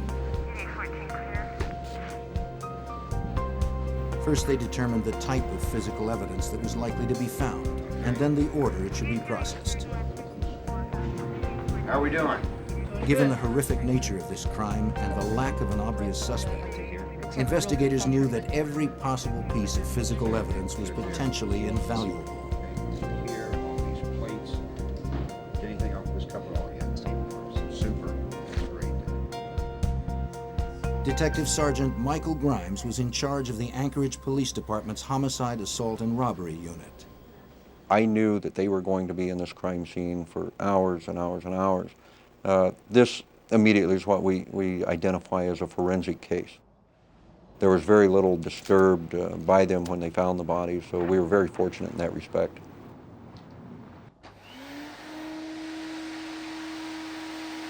Investigators frequently find evidence in common household dirt. Sometimes hair and fibers buried in carpeting can be traced to a suspect. For thorough coverage, investigators broke each room into quadrants and vacuumed each section. To begin the painstaking task, investigators must first cordon off a 3-foot by 4-foot area of the room. The investigator uses an ordinary vacuum with a special filter attachment.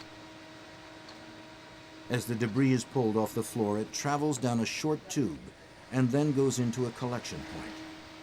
There it becomes trapped in clean filter paper. Once a quadrant of the room has been processed, the filter is removed and placed into an evidence container.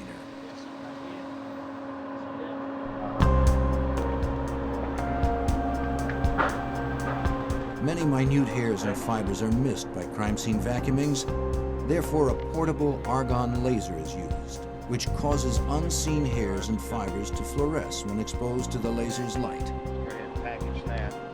Let's not lose any of this, okay? That's for sure. Got it.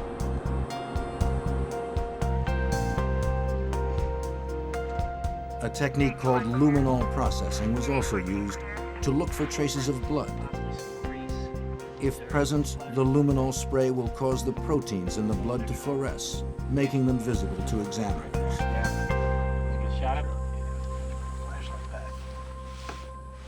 We were processing the scene and looking for invisible traces or invisible blood patterns. We found a luminescent impression that we were able to photograph. We also knew we had a knife missing out of the kitchen. We took one of those knives out of the knife set, and we found that matched in width and length to that of the luminol impression that we had.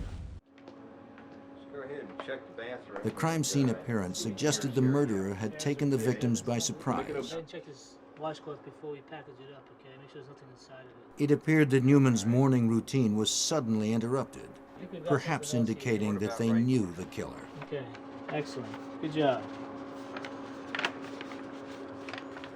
Good head mark and everything. A big question was motive. At the scene, Cheryl told police that Nancy seemed to have no enemies. As a waitress, she was popular among her customers and colleagues, friendly without being flirtatious. And what possible motive could explain the rage inflicted upon 8-year-old Melissa and 3-year-old Angie? Did you have a good time tonight?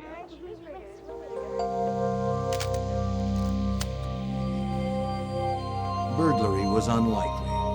It was obvious to investigators that the apartment had not been ransacked or otherwise disturbed. Investigators struggled to find a solid lead.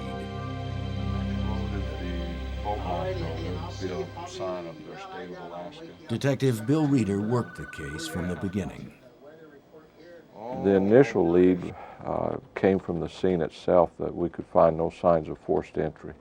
So that kind of leaned us toward looking at people that had access to the apartment or knew the victims. Immediately the questioning began. Neighbors, family and friends, anyone who may have had information. What we were looking at was to find someone that had seen anything unusual, any strangers in the area, had heard anything unusual, had seen someone carrying things away, anything at all that would help us focus on someone or somebody. Family members are almost always suspects early in an investigation. Paul Chapman was no exception. Though he had no one to back up his alibi, which was that he was alone most of Saturday, his reaction to discovering the bodies was clearly one of trauma and loss.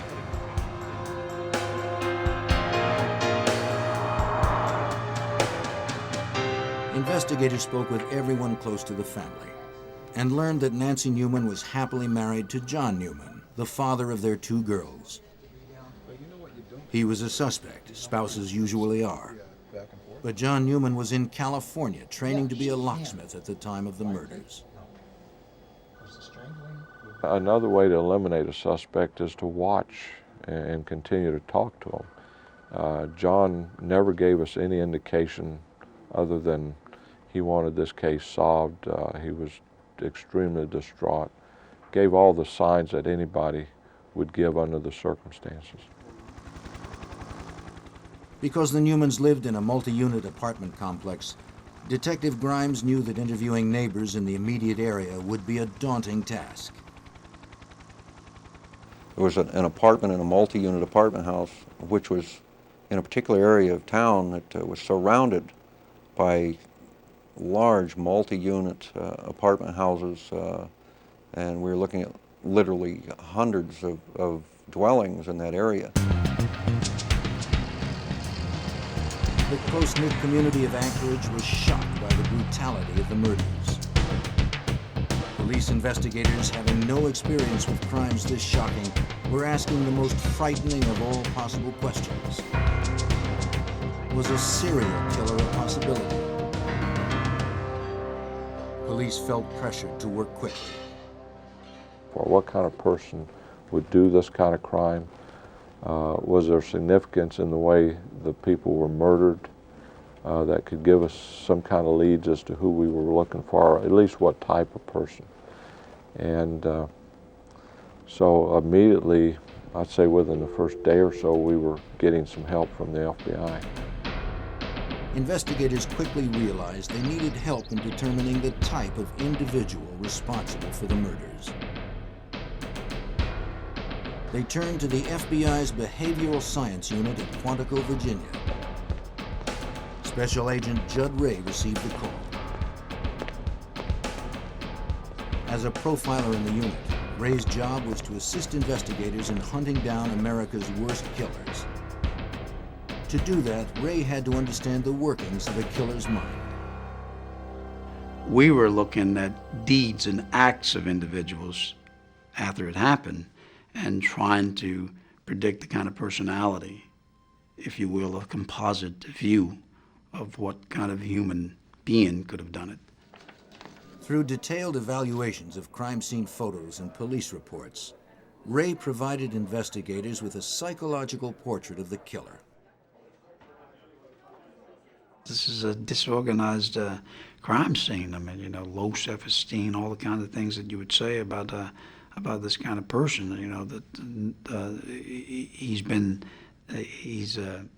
society has rejected him through the years, and now it's his time to reject society.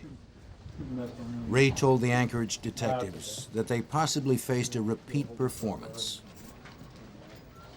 This particular incident alarmed him so much, particularly with 3 victims at one time, 2 being children, that his opinion also, he said that we need to get something working on this right away, because it appears that this person's out of control, and there's the potential that he's going to be doing it again in the very near future. From the autopsy reports, investigators learned that Nancy and 8-year-old Melissa Newman had been sexually assaulted. Based on this information and characteristics of the crime, Ray concluded that this violent offender would have a history of sexual assault. He would be a white male in his early to mid-20s, an underachiever. Following Ray's conclusions, investigators began to narrow the range of possible suspects. Among them was a young man who had recently moved in a few doors down from the Newmans. Police also questioned Kirby Anthony, the 23-year-old nephew of John Newman. Anthony had an alibi into the morning hours of Saturday, March 14th, but the neighbor did not. There was a tremendous rage that was inflicted on the almost decapitated the young 3-year-old. Suggested that to me that there's nothing in my mind that I had came across that would have been sufficient on its face to justify this kind of rage by a stranger. Ray's insistence that the killer was known to the victims led investigators to shift focus away from the man who lived nearby.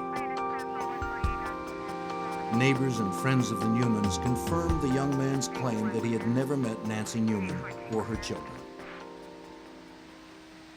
Because I had talked about familiarity, somebody that's close to the family, somebody that knows her, that had some sort of relationship with her, perhaps even been rejected by her. They said, well, as a matter of fact, there's a nephew that comes to mind. As investigators continued questioning possible suspects, the volume of evidence that had been collected from the crime scene was taxing the limits of Alaska's state crime lab. Once again, Anchorage police turned to the FBI. The evidence was sent to the FBI's crime lab in Washington, D.C.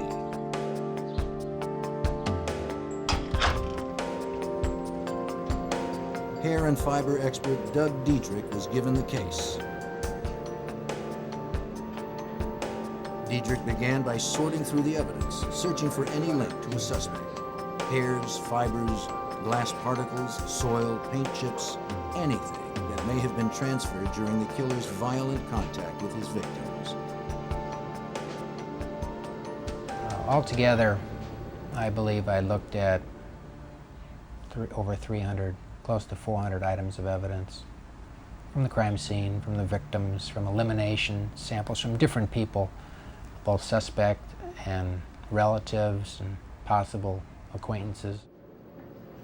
Fibers are unusually difficult to trace, and because no one knew what the killer was wearing during the murders, there was no basis in which to compare recovered fibers. The varieties that are out there are endless, so that when an individual in a case, for instance, who is wearing a particular type of clothing transfers fiber material, that evidence will be considered to be unique. Even though they may have made a number of garments of the same type, by the time it gets out into the public, this material is dispersed like a drop of oil in the ocean. It's there, but it's hard to find. Distinct fibers, amounting to less than a thimbleful of evidence, were recovered from throughout the Newmans' apartment. Diedrich's expertise of fiber transfer, however, enabled him to reconstruct the suspect's movements during the crime, giving investigators a clearer picture of what actually transpired in the apartment.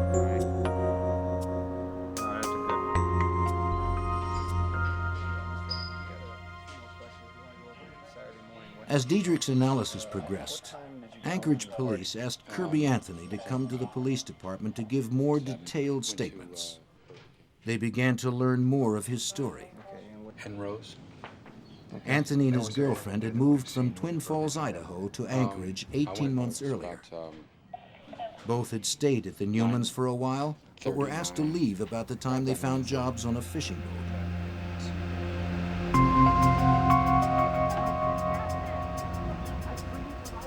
And I'm faithful, but we're not married.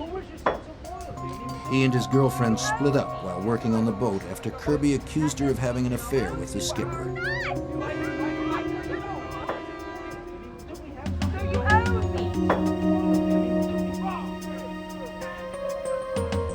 His mates described him as irrational and unstable after the breakup.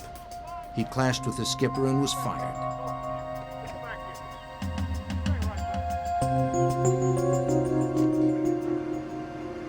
He returned to Anchorage alone on February 14, 1987.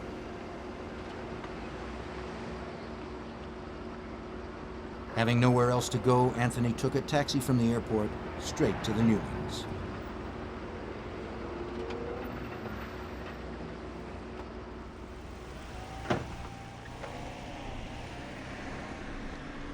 Through Cheryl Chapman's continued assistance, police learned that John Newman was upset over his nephew's return to the Newman household during his absence. At the same time, the situation was becoming increasingly uncomfortable for Nancy.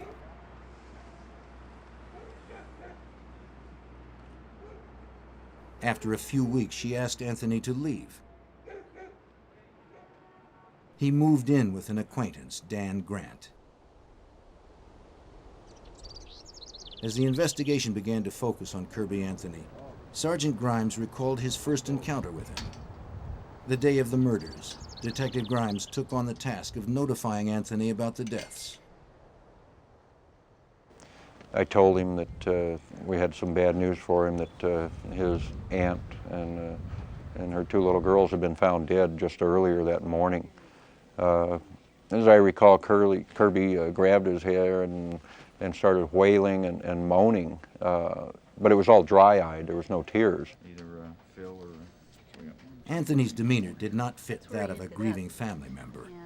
But Grimes knew that Anthony's odd behavior would never justify an arrest. Well, I know I was. The autopsy report, however, made investigators more suspicious. Autopsy results helped pinpoint the murders between 7 a.m. and noon on Saturday, March 14th.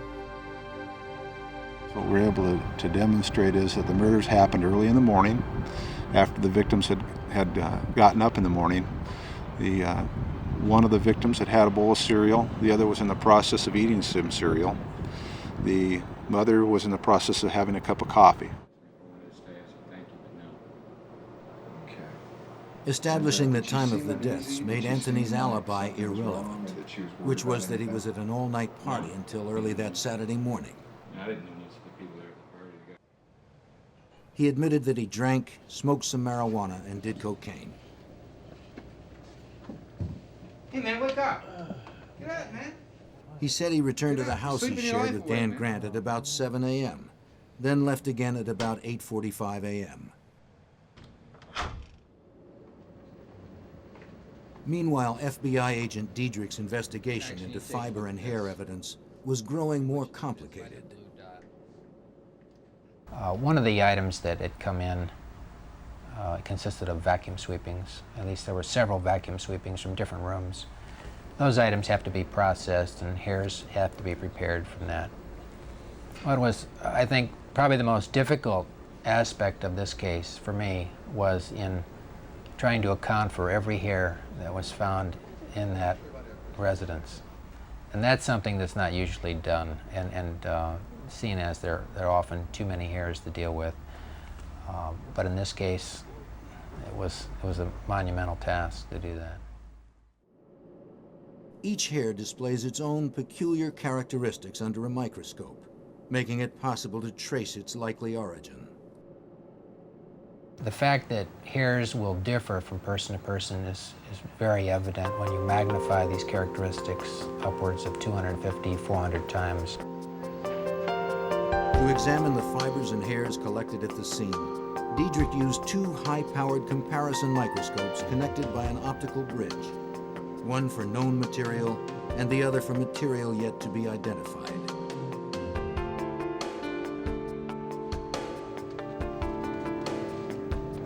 Because Anthony had lived with the Newmans for a while, his hair was likely to be in the apartment.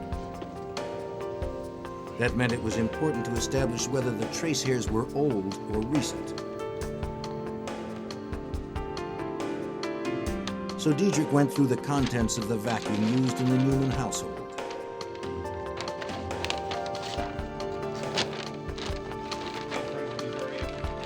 Because of the vast quantities of hairs and other items that were found in the bag, I had to look at the vacuum bag from a layer standpoint. That is, what was the most recently deposited or recently vacuumed material.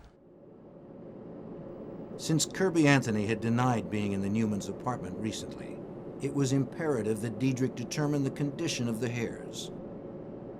The condition of the surface of hairs, the condition of the ends, the roots, will often indicate how long a hair may have been in a particular environment. Working his way through the layers of the Newmans' vacuum bag, Diedrich found some of the same types of hairs that did not appear to belong to any of the Newmans. These hairs had been recently deposited. In addition to the vacuum sweepings, unidentified pubic hairs were also found on the victims and inside their bedrooms. To determine the significance of these findings, Diedrich now wanted to know how hairs usually are transferred from one room to another. So he conducted his own experiment.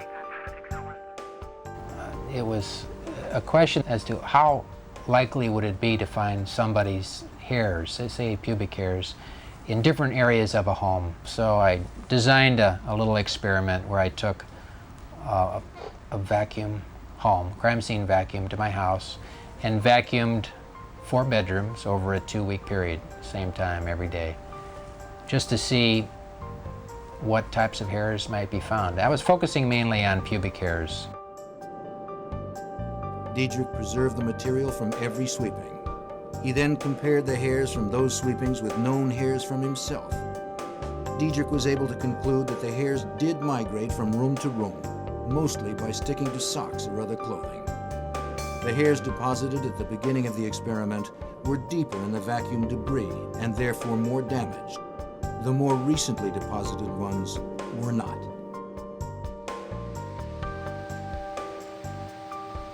The finding was significant to Diedrich. Since Cheryl told police that Nancy vacuumed her house Friday, the unidentified hairs found on the victims would have been deposited right at the time of the murders.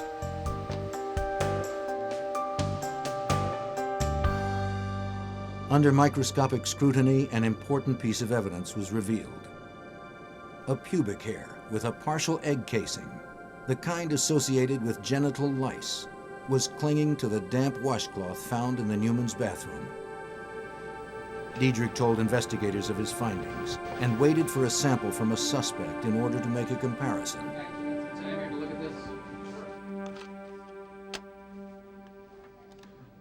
There were at least a half a dozen individuals who were considered prime suspects. Investigators received lists from the State Corrections Department of people recently released who had a history of sex crimes or violence. Some of them were living in the area close to the Newmans. To eliminate these individuals as suspects, each one was extensively questioned and all of their alibis were checked out.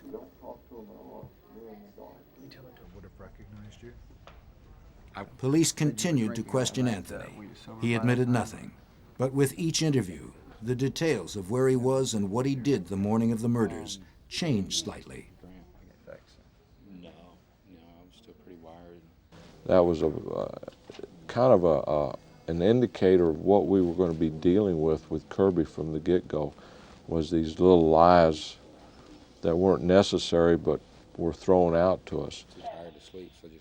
Unaware of Diedrich's hair analysis, Anthony was asked by investigators to submit hair and blood samples.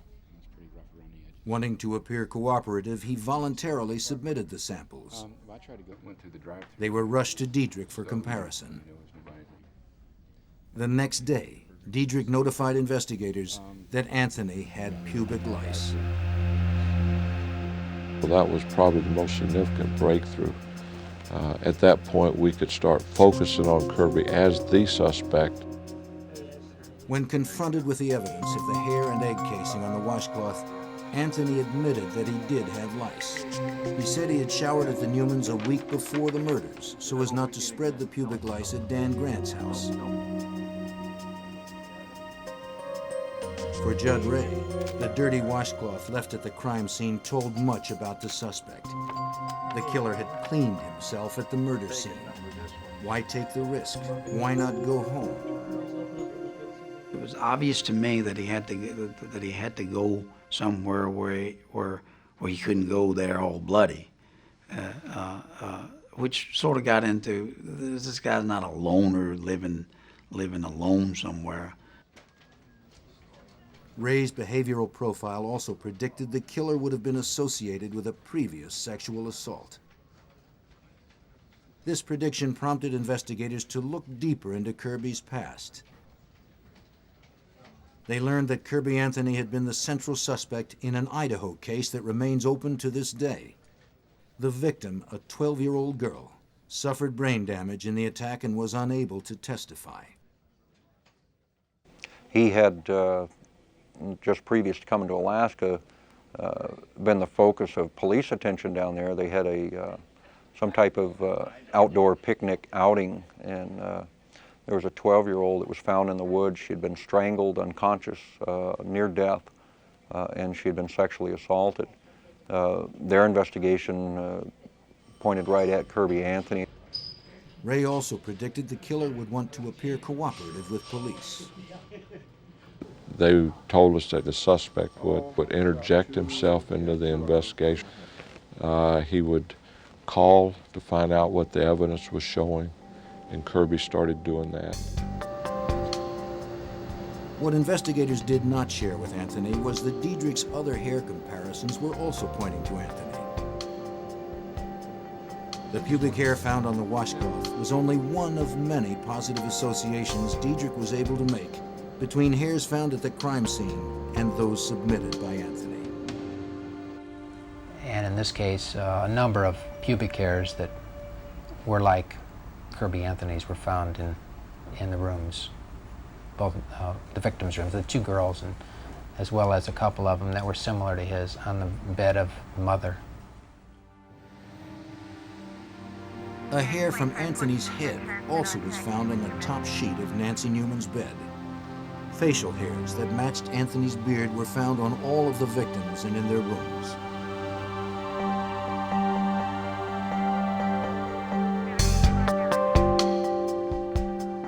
The vacuum sweepings from Melissa's room contained 9 of Anthony's pubic hairs.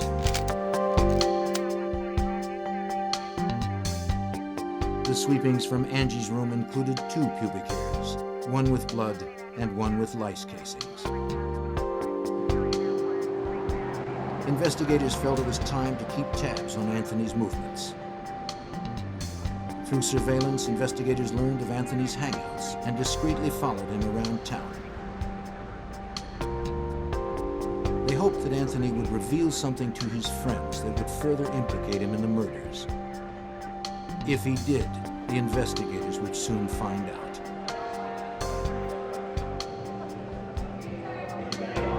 The effort paid off. One of Anthony's acquaintances told investigators that he was writing poetry on napkins and passing the poems around the table. Right. He told one of the women that Nancy Newman had been forced to watch part of the assault. It was my aunt, 2 nieces. Investigators also learned that at one point after the murders, Anthony called his ex-girlfriend's mother in Idaho to tell her about the crime. Angie Newman had been stabbed, he said, and Nancy and Melissa sexually assaulted.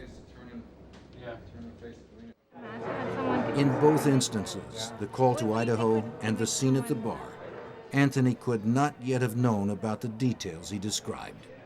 You must have read a different article. The information had not been released by police to the press, nor had investigators mentioned it to Anthony during questioning. Pretty sick. I don't remember those details. You did?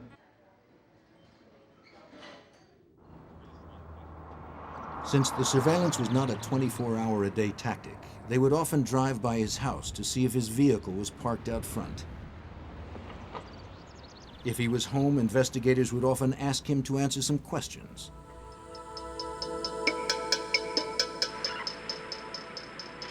The circumstantial evidence against Anthony was mounting. During a visit to his residence, investigators noticed a manually operated camera belonging to John Newman that had been reported missing after the murders. He told detectives that the Newmans lent it to him, but when asked later to demonstrate how it worked, he seemed to have no idea how to operate it.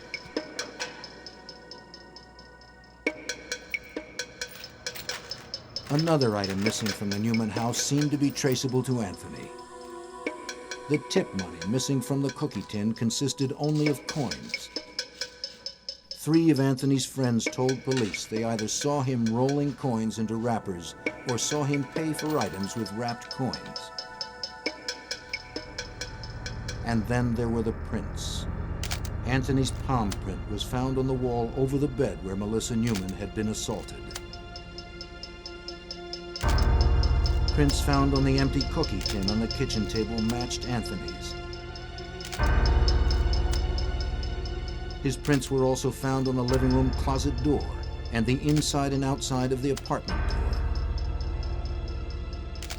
Another place we located one of Kirby's fingerprints was on the back side of the door to the mother's bedroom. And again, its position was significant in that it led us to believe that perhaps someone was trying to escape out of the room, and he already had some other trace evidence on his hand. He slammed the door shut, transferring not only his fingerprint, but some of the other trace evidence that was found in the scene. The evidence was overwhelming. Every suspect in the month-long investigation had ultimately been cleared, except Kirby Anthony. Appreciate that. Well, when you got home, was there anyone there? For investigators, it was time to obtain an arrest warrant. And when you got home? Judd Ray had previously cautioned investigators that the killer might try to flee if the pressure became too much. The increasing intensity of police questioning had made Anthony nervous.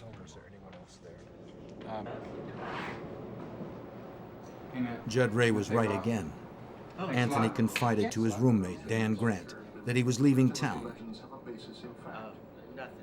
He asked his friend not to tell police. I'll be back when it cools down.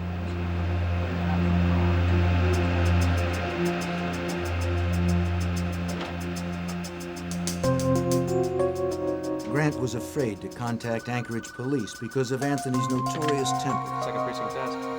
Nonetheless, he did finally call them 7 hours later. Okay. Anthony was heading to the Canadian border, an 8-hour drive away, and he had a 7-hour head start.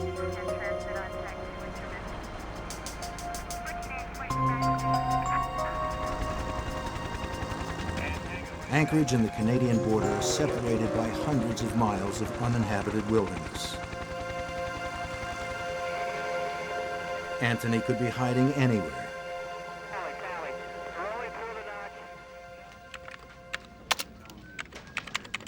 Anchorage police quickly contacted U.S. Customs at the Alaska-Canada border. They described Anthony in his vehicle and told the custom official that Anthony was a suspect in a triple homicide. They were hoping he was on his way.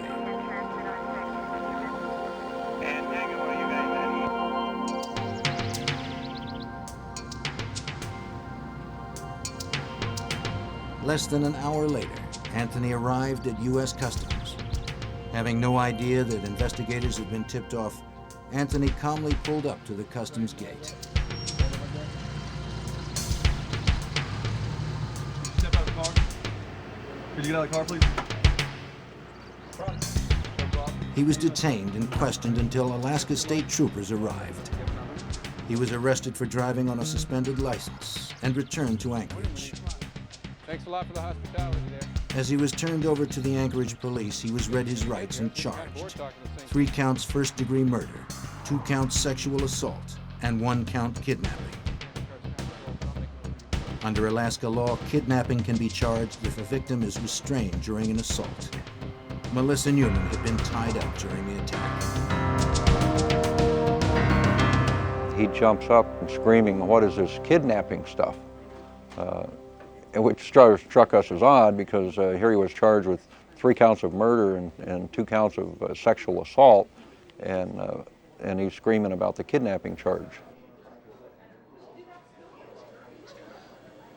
By this time, the forensic evidence was complete enough that police believed they could reconstruct how Angie, Melissa, and Nancy were brutally murdered.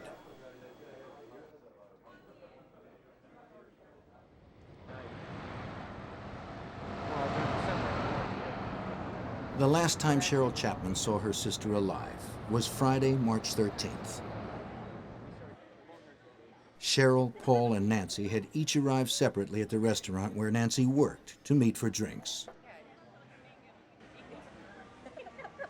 Cheryl's daughter Kelly had taken Nancy's girls swimming, so the adults had a night out. Paul Chapman had to leave the restaurant early to pick up his son, but planned to meet them later at Nancy's apartment.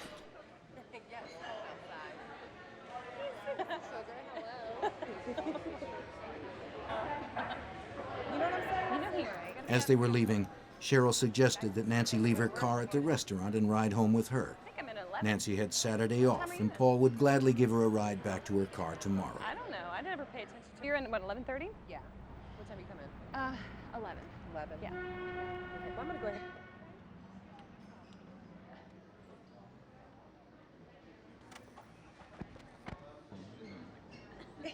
Cheryl, Paul, and Nancy all ended up at the Newmans' apartment to wait for Kelly and the girls. You don't see me every day. They sat, laughing and talking, until about 9:45 when the girls came home. Kelly had treated them to hamburgers. At about 10 p.m., Cheryl and Paul were ready to leave. Cheryl helped Nancy clear the table and put the used coffee mugs in the sink. Angie was already in her pajamas, and Melissa had gone to her room to get ready for bed. Just sit them right there. Yeah. As they said goodnight, Paul told Nancy to call him the next day if she wanted a ride back to her car.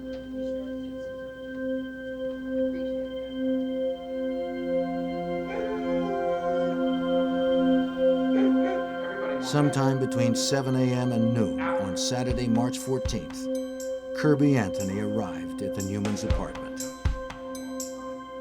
Kirby Anthony is the only person who knows what happened next.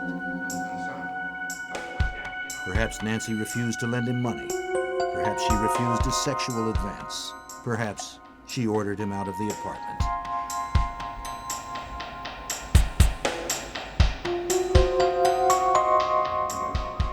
In any case, his anger boiled over.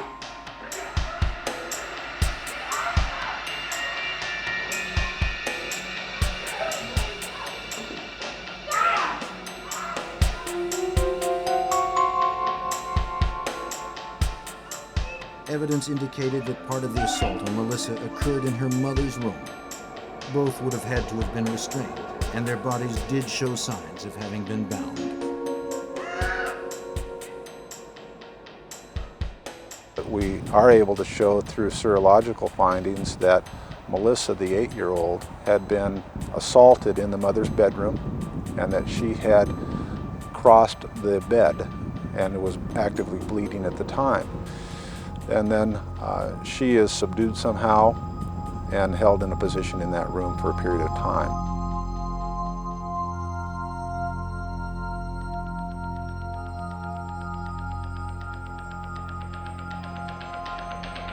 Melissa Newman probably witnessed the rape and murder of her mother. She then was taken back to her bedroom where she was assaulted again and killed.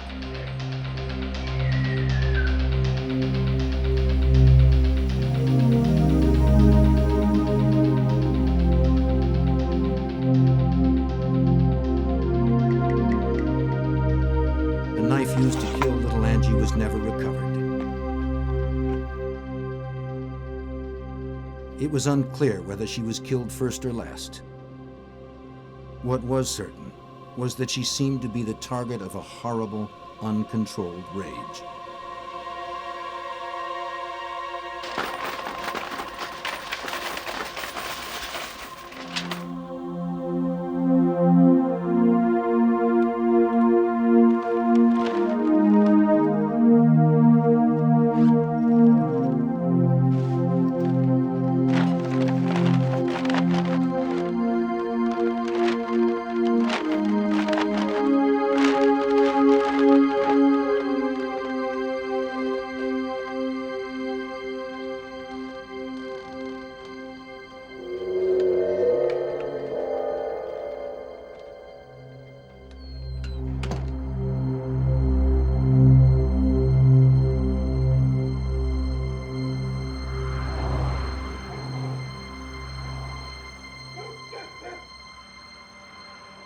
Nancy Newman did not call Paul Chapman the next day for a ride to her car, nor did she answer the phone when her sister tried to reach her repeatedly. Instead, she and her 2 daughters lay dead nearly a full day before their bodies were discovered.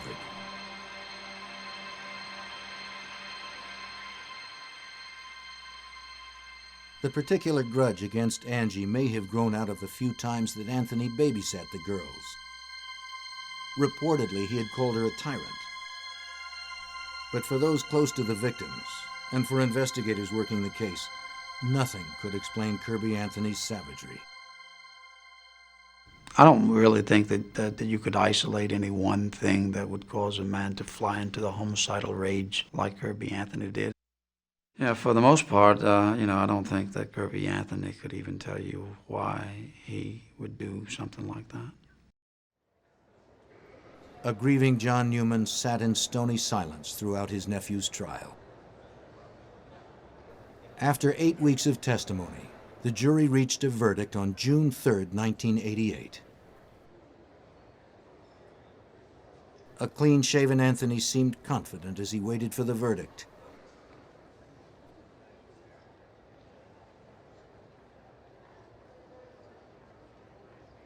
As each guilty verdict was read, Anthony's composure disintegrated until finally it shattered completely.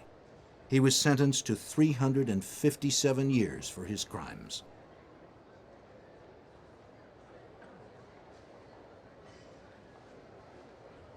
Kirby Anthony's conviction represented an almost textbook example of cooperative police work. Anchorage police provided the FBI with evidence collected from a meticulously preserved crime scene. Doug Diedrich carefully analyzed the hairs and fibers and anticipated Kirby Anthony's excuses, conducting his own home experiment to refute them. Judd Ray helped police stay several steps ahead of Anthony's thoughts and actions. And for the first time, testimony of an FBI profiler was accepted in court. It was a good case to test the waters in terms of whether or not this was going to be accepted in our judicial system. And for that, the implications are probably far-reaching because it opened the door. Southern Ohio's rural counties are perfect for outdoor recreation. But the calm of this quiet community was shattered in 1989 when a sniper gunned down an outdoorsman without reason. It was only the first in a string of random, terrifying murders. Hiding in the distance, behind a high-powered rifle, a madman was hunting humans along Ohio's county roads.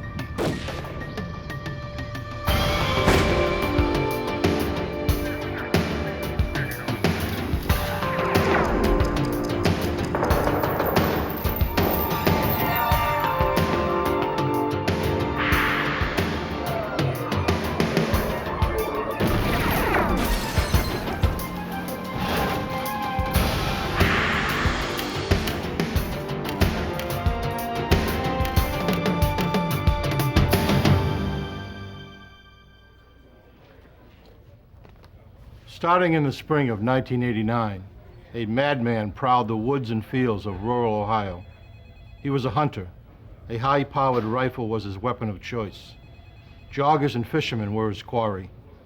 The hunter roamed far, struck at random, and left no clues. He was as elusive as he was lethal. Investigators knew he had to be stopped, but no one knew how.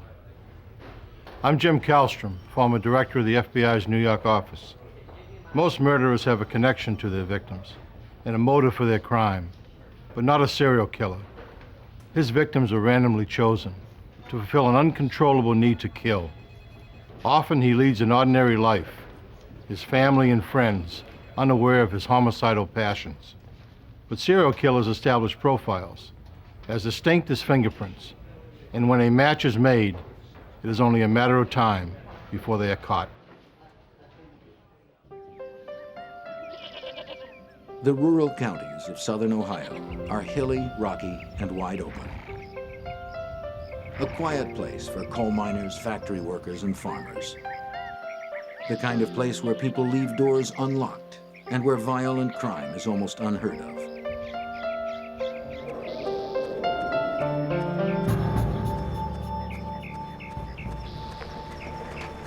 On April 1st, 1989, 35-year-old Donald Welling did what he frequently did on Saturdays. He went jogging along the back roads of Tuscarawas County. His quiet morning run ended with a single shot. The rifle bullet ripped through Welling's heart, killing him instantly.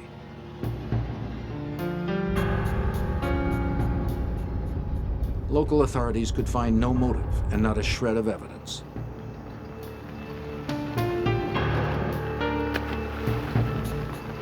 The rifle was never found.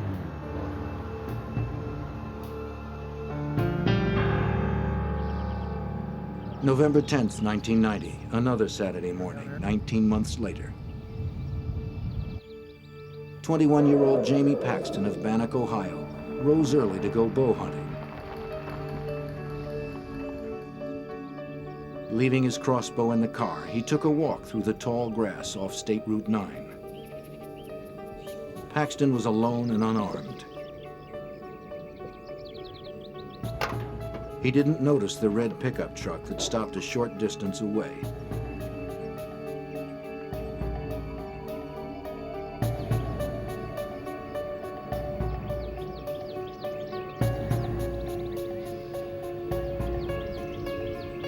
The gunman was quiet and careful.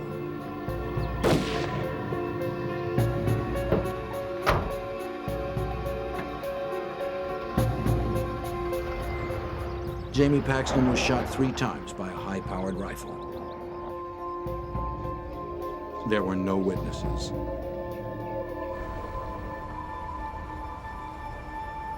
The killing horrified a quiet community that considered murder to be a problem for big cities.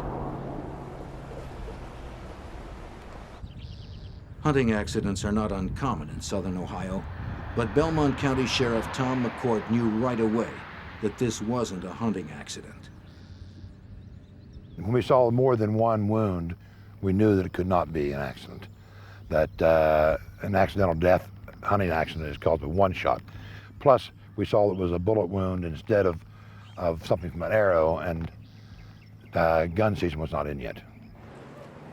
Sheriff Tom McCourt's jurisdiction is large geographically, but the community is closely knit.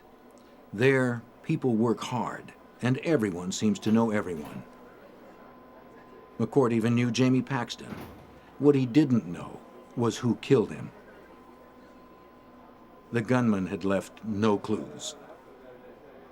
We checked the area for spent, empty cartridge cases, for tire tracks, for anything in that area of where we thought the shot came from.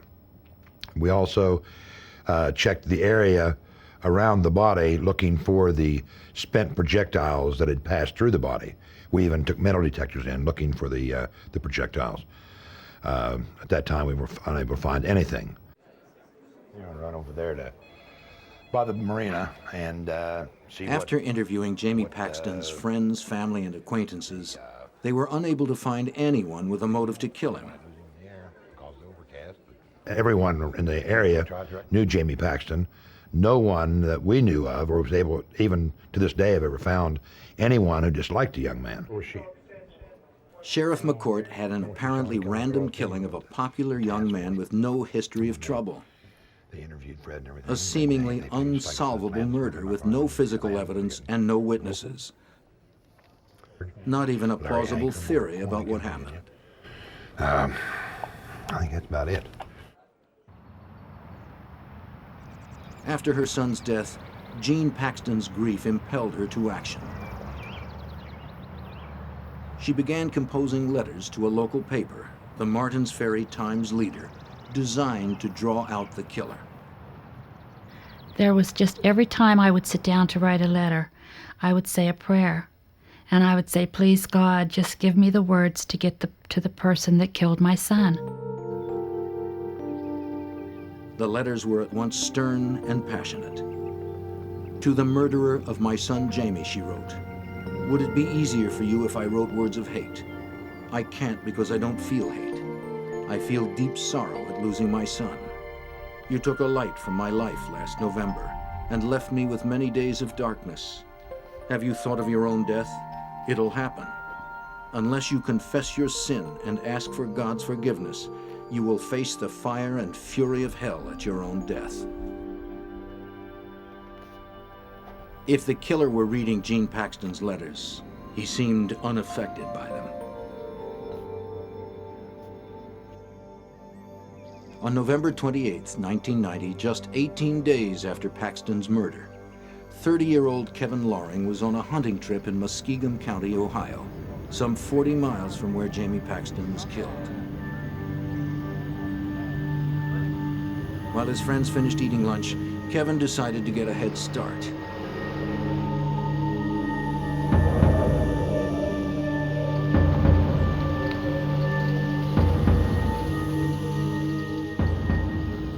Walking across a field in search of game, Loring himself became prey, unknowingly moving into the sights of the gunman.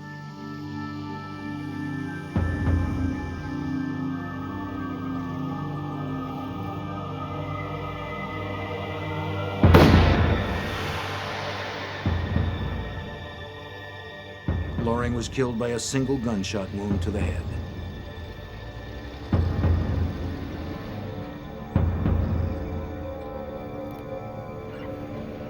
The killer had taken care to commit his murders in different counties to slow an investigation that would have to take place over hundreds of rural miles. The result? Investigators in Muskingum County were unaware of the other sniper victims in nearby counties. They decided that Loring's death was probably a hunting accident. Jean Paxton never gave up. She kept writing throughout 1991, determined to draw out Jamie's killer. And I always felt if I could get my letters into the hands of the person that killed my son, I felt that I could get a response from them.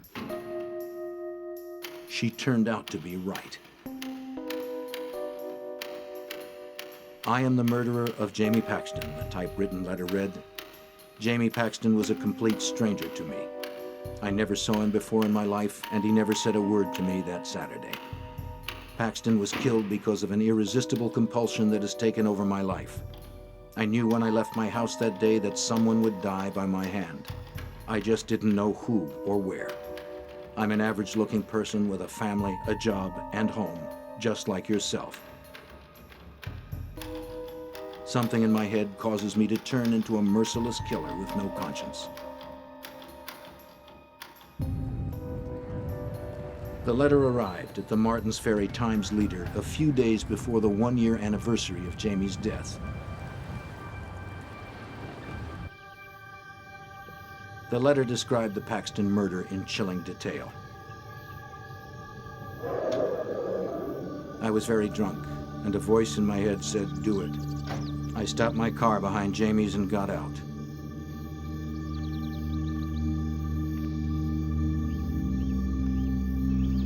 Jamie started walking very slowly down the hill toward the road.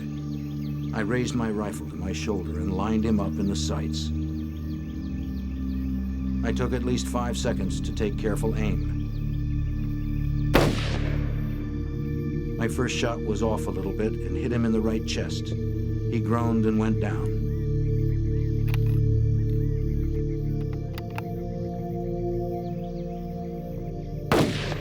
I wanted to make sure he was finished, so I fired a second shot aimed halfway between his hip and shoulder while he was prone on the ground.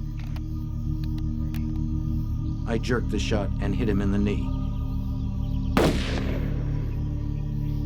He never moved again. 5 minutes after I shot Paxton, I was drinking a beer and had blacked out all thoughts of what I had just done out of my mind.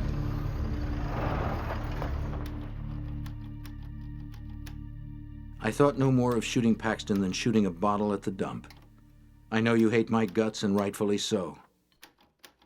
I think about Jamie every hour of the day, as I'm sure you do.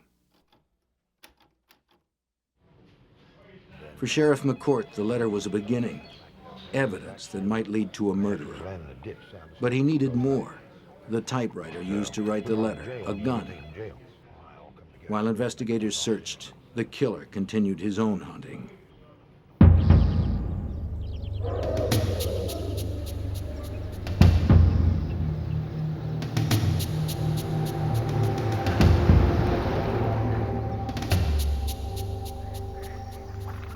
Saturday, March 14th, 1992.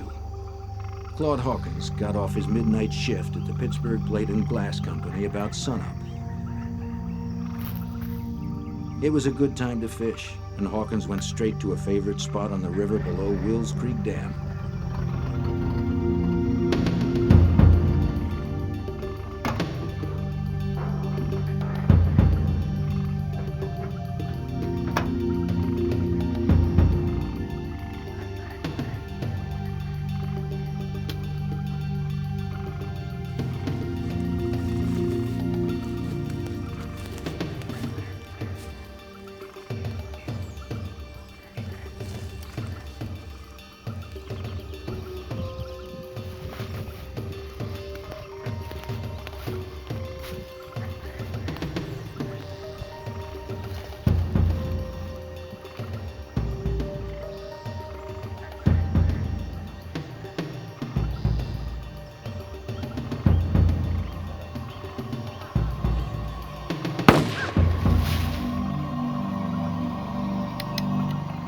Hawkins had a wife and 4 children.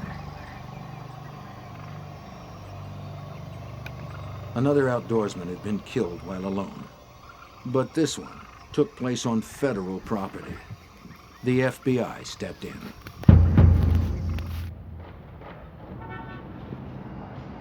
The FBI joined the hunt for the roadside sniper who just killed his latest victim on federal property.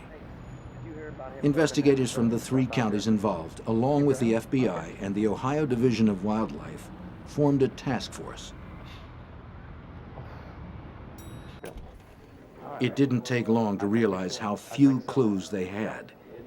In each case, the killer had no contact with the victim, no rifling of pockets, no robbery. Shell casings had been carefully removed, and the victim's cars were untouched. Special Agent Harry Trombitis was stationed at the FBI's Columbus, Ohio field office. What we did know is that Mr. Hawkins died from a gunshot, and usually you would find some type of a shell casing in the area, and I remember looking very hard, metal detectors and hands and knees for any shell casings in that, and none were ever found. And so that was something that, you know, if in fact we had somebody who was evidence conscious enough to pick up the shell casing after they shot and killed somebody, we were dealing with a different brand of person here.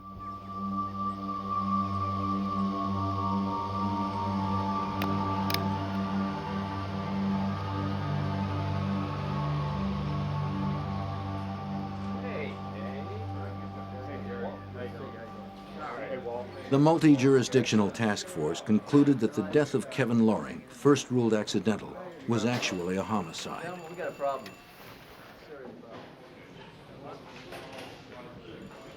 Okay, what I got is, Reviewing the 4 murders, the investigative team saw plenty in common.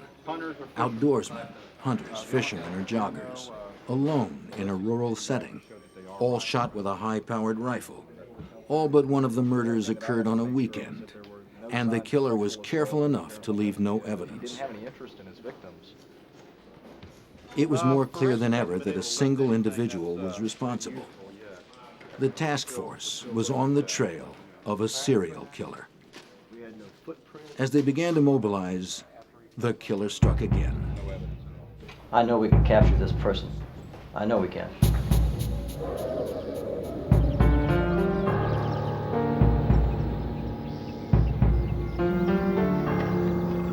10 days after the task force meeting, on April 5, 1992, 44-year-old steelworker Gary Brett had left his home in neighboring West Virginia to go pond fishing in Noble County.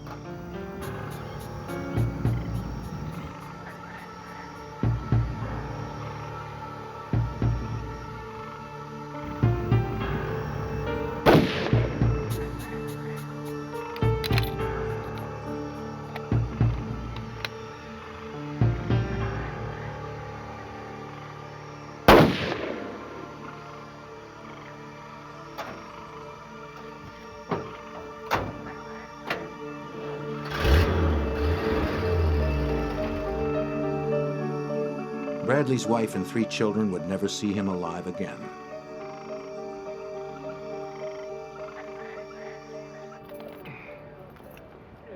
The task force had another murder. The road sniper had to be stopped. The task force wanted to learn more about the personality of the sniper. They asked the FBI to draw up a psychological profile of the serial killer. Such an outline would be invaluable in tracking him down.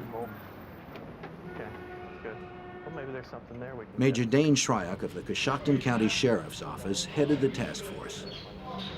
Right after we had initially made an assessment that maybe these things might be linked, the Columbus FBI office set up a meeting to have the behavioral science unit come to Columbus, Ohio, and actually sit down and talk with the investigators of these 5 counties of the homicides.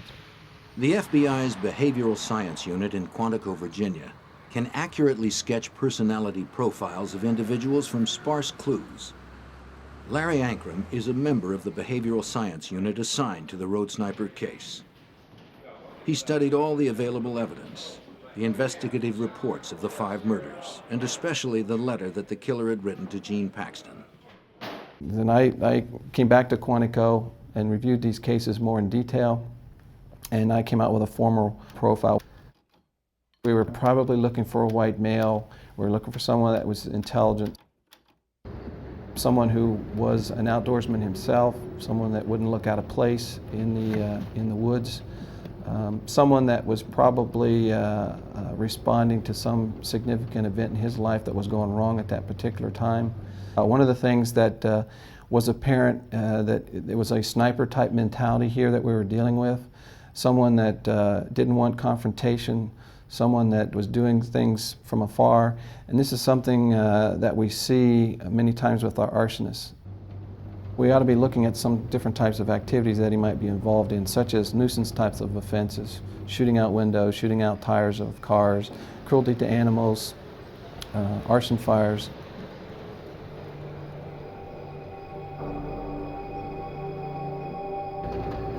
Ankrum believed that the violence was triggered by stress and fueled by alcohol. The task force now had a psychological sketch of the roadside sniper.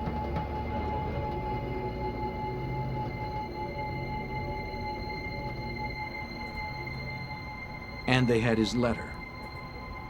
FBI forensic scientists studied the letter intensely. They found distinguishing features in the typeface.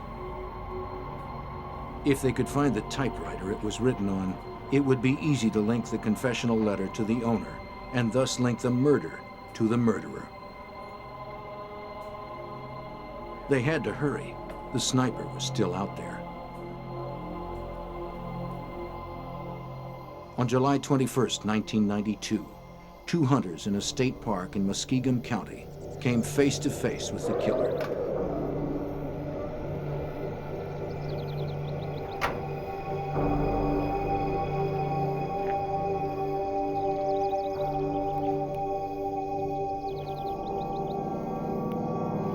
As they moved through the brush, one of them noticed something terrifying. A nearby figure with a gun pointed right at them. They called out to him, and the man scurried away to a red pickup truck. It happened too quickly for the hunters to get a good look at the man or the vehicle's tag numbers. Bewildered, they called local police, who alerted the task force. Throughout 1992, desperate to catch a man still ready to kill, the task force investigated and cleared more than 100 suspects. By August 1992, after 3 years, the investigation had hit a dead end. The task force was badly in need of information and decided to go public. It is in the opinion of this multi-agency task force that these They held a press conference and issued a press release detailing the FBI profile of the man they wanted and asking anyone with information to come forward. The FBI made a press release, and it was done at one time to mass, and it got everybody, 6 o'clock news, I mean, everybody was showing this case. And the phone started ringing instantly. Wilson. One of those calls, received at task force headquarters on August 26, 1992, sparked a lead. The man on the phone was named Richard Fry. He said he thought the task force should know about a high school friend of his named Thomas Dillon. D-I-L-L-O-N.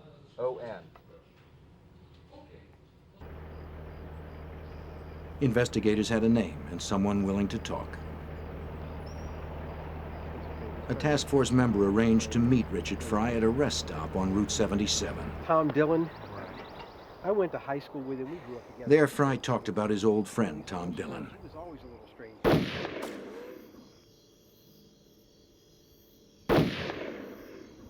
They used to drive around rural Ohio, shooting at road signs and small animals.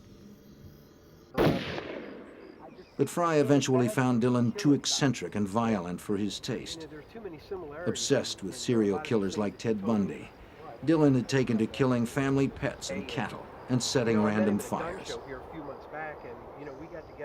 Fry got married and for most of the 1980s forgot about his strange friend. But in 1989, Fry ran into Thomas Dillon at a gun show in Cleveland. Tom? Thomas. Dillon invited him to ride along with him again, just like in the old days. Old friendships die hard, and Richard Fry again found himself driving the back roads of rural Ohio, drinking beer and shooting road signs. But Dillon had deteriorated, Fry discovered. Dillon asked whether Fry thought Dillon had ever killed anyone. We've known each other for a long time. 20-some years, I guess. Yeah. Do you think I could ever kill anybody? Tom, like you said, we go way back. I mean, He discussed how to get away with random killings, including the tactic of killing in different counties to thwart investigators. Kill them in separate counties, you know. They never connected. And being at random, they'd have no clues whatsoever. Not average, your average guy. Fry said that when he read the press release, he immediately thought of Tom Dillon. What kind of vehicle he drives? He gave a description of Dillon, including the vehicle he drove, a red pickup truck, just like the one spotted by the hunters. Yes, as a matter of fact, it is. Lieutenant Walt Wilson of the Tuscarawas County Sheriff's Office was a task force member. His job was to follow up on leads and tips, which were coming much more frequently as press coverage of the case increased. He decided Tom Dillon fit the FBI profile and needed to be investigated. I began to follow up on the information that Mr. Fry had given us. I went to Tom Dillon's workplace in the city of Canton. Dillon had been employed for a dozen years as a draftsman at the Canton, Ohio Water Works. Wilson obtained Thomas Dillon's work schedule to compare Dillon's days off with the dates and times of the murders. The purpose was to eliminate Dillon as a suspect, but he couldn't. He found that Dillon didn't work weekends when most of the incidents occurred, but that didn't prove much. However, 2 weekdays Dillon took off from work caught Wilson's attention. July 21st, 1992, the day the hunters saw a man point a rifle at them, and November 28th, 1990, the day Kevin Loring was killed. Please. Dillon could be the one.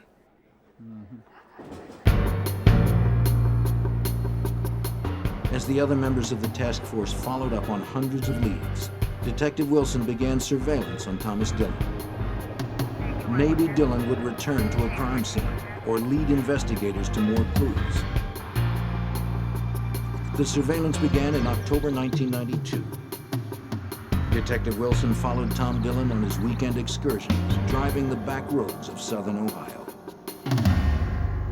Typically, a day would start around 7 in the morning on Tom's days off, the weekends usually, and he would leave his home, and sometimes he would stop at a convenience store and buy some beer, and then he would go south of his home into other counties, just driving all the back remote roadways. On October 10th, 1992, while tailing Dillon, Wilson briefly lost track of the suspect's vehicle. As Wilson crept around a corner, he came face to face with Thomas Dillon. His cover possibly blown, his case in jeopardy, Wilson had to think fast. I waved at him and he waved at me, and we kept on going. He stopped at the end of the drive to see if I was going to stay there or not.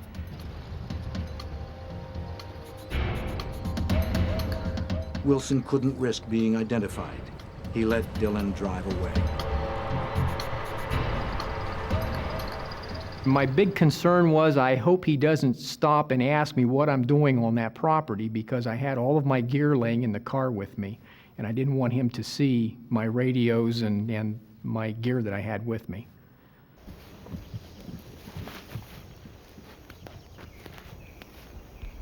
A few days later, Larry Oler of Barnhill, Ohio, was hunting about 150 yards off a road in Tuscarawas County. He heard a car stop.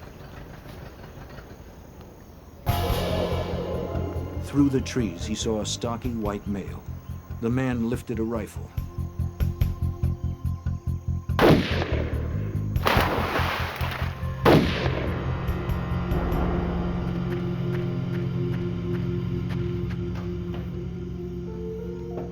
Oler was unhurt and watched in terror as the truck sped away.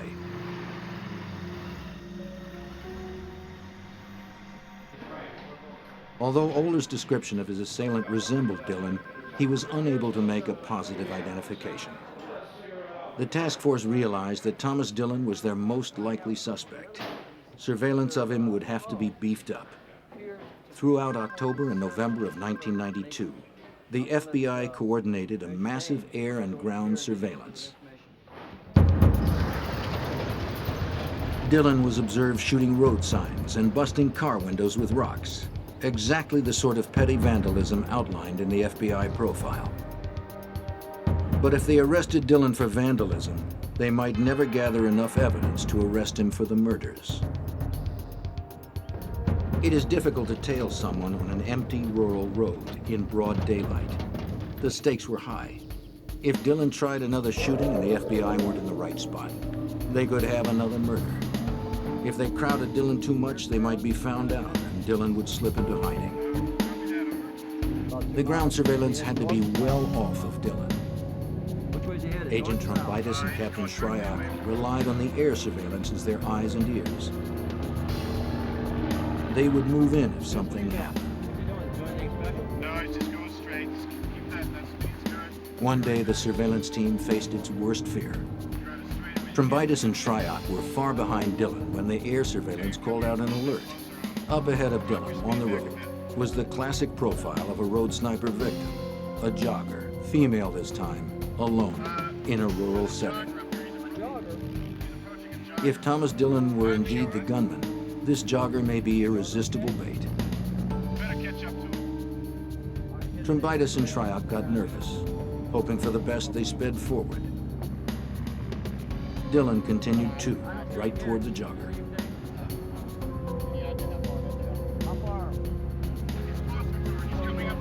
Driving at top speed, Trombitis and Shryock frantically called to the agents in the plane. Where is he? Is he stopping? The airplane reported back. Dillion is approaching her. There is no one nearby. The agent's car hurtled forward. A call from the air. Dillion is pulling up alongside the jogger. The agents held their breath.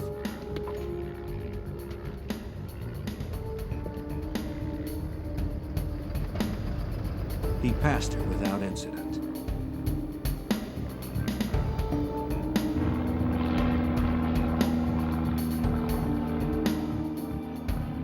The feeling of relief lasted only moments. The airplane radioed that Dillion had taken a right turn onto a smaller road. The aerial unit stayed on him, instructing Trombitis and Shryock where to turn. Then a second right turn. Could he be circling back? They called to the airplane, is the jogger still there? Dillion continued to make right turns until he was back on the road the jogger had been on. His U-turn justified the agent's fear. He was going back for her. Where is the jogger? Trombitis yelled into his radio. Cannot see the jogger, came the reply. But the agents knew she had to be somewhere ahead of Dillion. If he came upon her again, they were sure he would kill her.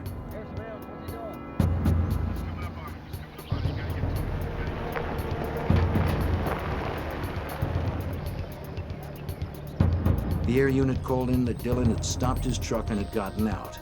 He had something shiny in his hands. Would he kill her right under their noses? The jogger couldn't be seen from the air, but that didn't mean she wasn't there. The agents in the car heard shots and feared that Dillion had struck again while under their surveillance. But the airplane radioed that Dillion was shooting a stop sign.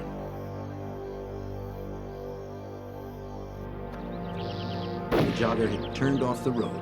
She was safe, unaware of her close encounter with Thomas Dillion. I think so. The cat and mouse game with Thomas Dillion began to wear on the task force members. I figure if we have 5 ground A lot of pressure. I mean, you're wondering whether this guy today is going to go out and kill somebody and you aren't going to be able to stop it. And you know that he's probably the one that is responsible for killing other people. You're working 14, 16 hours a day. You're living out of a car. You're drinking coffee like policemen, you know, and you aren't eating right. And the stress is tremendous. But the net continued to tighten around the suspect. The murderer, in his letter to the newspaper, had admitted being bothered by the Paxton murder and visiting his grave. Investigators returned to video footage of Jamie Paxton's grave, recorded November 10th, 1991, the first anniversary of Jamie's murder. Many people paid their respects that day, But curiosity rather than respect was the agenda of one visitor photographed, Thomas Dillion. Investigators immediately recognized the man they had been tailing. Surely he was the sniper. But to earn a conviction, they needed direct, incriminating evidence.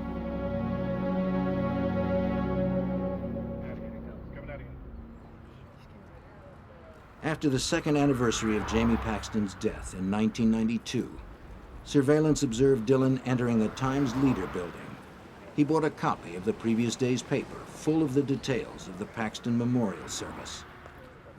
The FBI had good circumstantial evidence on Thomas Dillion, but they still lacked physical evidence, a bullet, a gun, or a typewriter to link him with just one of the victims.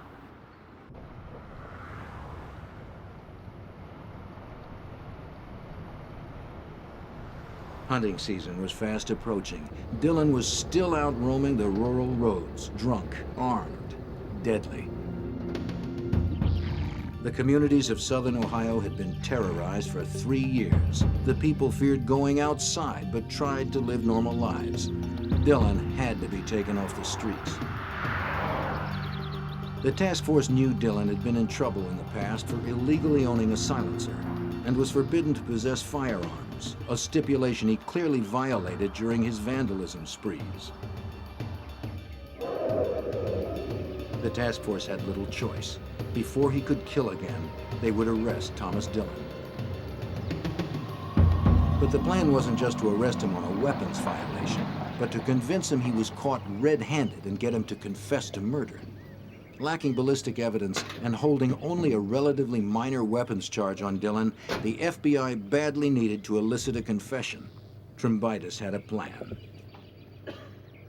Since we knew what his routine was through the surveillances and that, where he left his residence and he would go to this dairy mart every day before he left and went on his 300-400 mile drives, we would try to make the approach at the dairy mart. And what we had was an office building right across from the dairy mart where we occupied. We took over the basement of that building.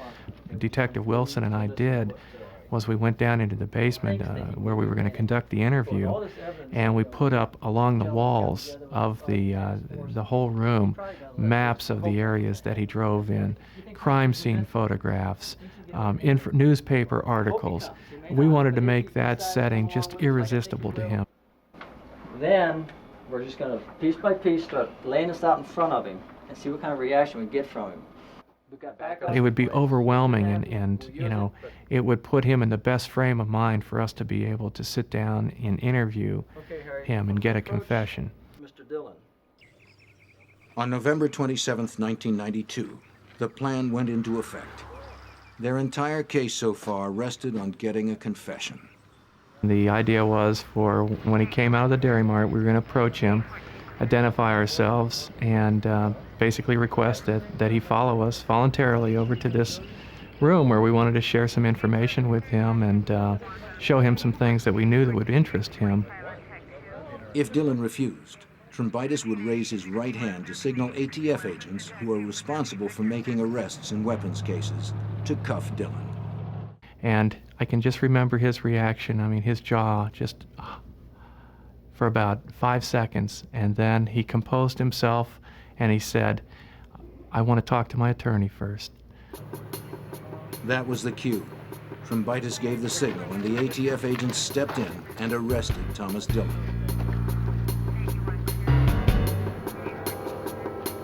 Dillion didn't realize it, but it was a bitter defeat for the FBI. Trumbitis thought he'd blown it, despite all the evidence he'd gathered, despite his certainty that they had the roads near Goodman. He feared that he would see a 5-time murderer quickly released on a minor weapons charge. At the very time of Dillion's arrest, other task force members were executing a search warrant on Dillion's house. Finally, the FBI felt they would come away with the physical evidence desperately needed to link him, once and for all, to the murders. But they didn't. To their surprise, the search turned up nothing more incriminating than some area maps marked with arson and vandalism sites. Dillion was refusing to talk. They were holding him, but there was nothing they could do with him.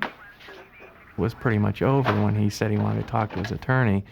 So we went back to the restaurant and we were going to have a cup of coffee, and all of a sudden we got the word that he wanted to talk to us. And so Walt and I jumped into our car and we made a beeline to Stark County Jail. Trombitis and Wilson confronted Dillion with one piece of evidence after another. Photographs, videotapes, newspaper clippings showing his link to the murders. I would pull out one piece at a time and show him, and just as we had suspected, he just was keenly interested in the information that we had, the surveillance pictures, the crime scene photos, you know, just the animal, you know, the shots of the animals that we had along the roadways and that. You could just see that he was just fascinated by that. Fascinated but not talkative, Dillion said it would serve no purpose to admit anything now. Another dead end for the FBI. Dillion's attorney is arguing that he should be spared jail time on the weapons charge. Now, unless something turned up on him very quickly, Thomas Dillion would have to be released. Thank the various representatives of the media for showing up today. The task force was now fighting the clock. Desperate for physical evidence, they held another press conference, appealing to the public for any information about guns they may have bought or sold with Thomas Dillion. Have had any contact with Mr. Dillion? Meanwhile, task force member Jerry Wade of the Ohio Division of Wildlife was following up on a tip. A witness steered Wade to a spot where he had seen Thomas Dillion firing his rifle a couple of years back. Wade hoped that would lead him to some ballistic evidence to link Dillion to one of the killings.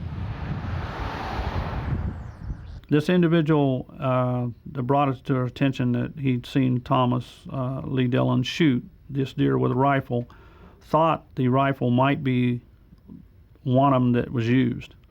And if we could locate some physical evidence, the shell casings per se, and if we could get those and match them to the murder weapon, we could put that rifle in Thomas Lee Dillon's hand prior to the murders, which would really give us a lot stronger case as far as him possessing the rifle prior to the murders. The chances of finding small shells in such a wide area were slim, and it had been 2 years since the rifle had been fired there. Determined, Wade patiently combed inch by inch through a grassy field where the anonymous witness said he saw Dillion shoot the deer.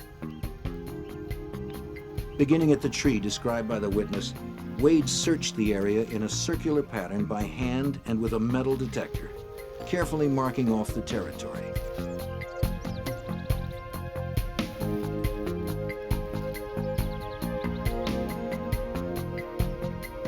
Miraculously, Wade hit the jackpot.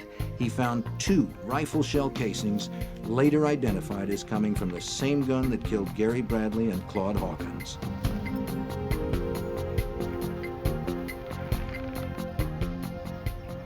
Finally, a physical link to the murders. I felt like celebrating. It was just unbelievable that I found them, because after the time, the length of time that had been since the shooting and the incident, and the individual wasn't sure the location of the tree exactly. The scene had changed since he had been there. They had removed a fence row and pushed out the area. So I felt very, very much fortunate to find him, and I felt like a celebration at the time. It was just like, you know, it was a gift handed to you. Meanwhile, the publicity from the press conference asking the public for help was about to bear fruit.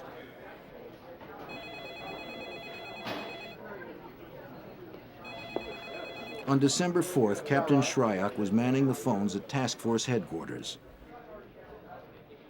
A man named Al Cope was on the phone. Can you give me that? He said he bought a weapon from someone who may have been Thomas Dillion at a gun show the previous spring. I'll tell you what, if you give me about 15 minutes, sir, I'll be right there. The date? April 5th, the same day Gary Bradley was murdered.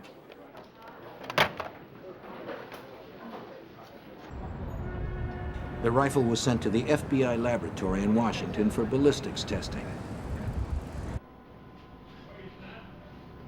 Special Agent Paul Schrecker is a ballistics expert for the FBI.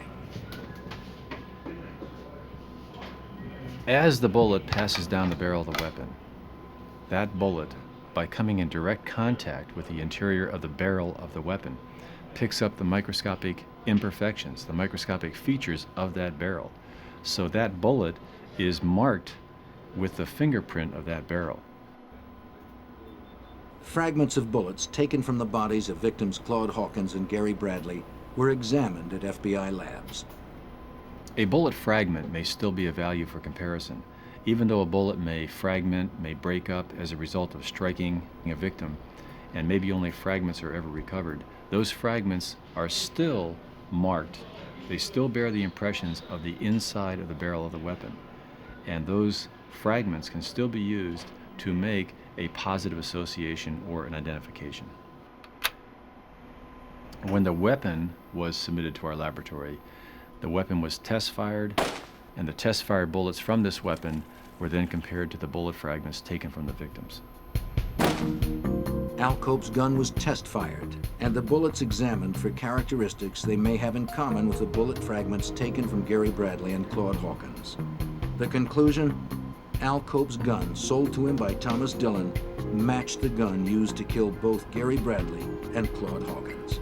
The FBI finally had the goods on Thomas Dillion.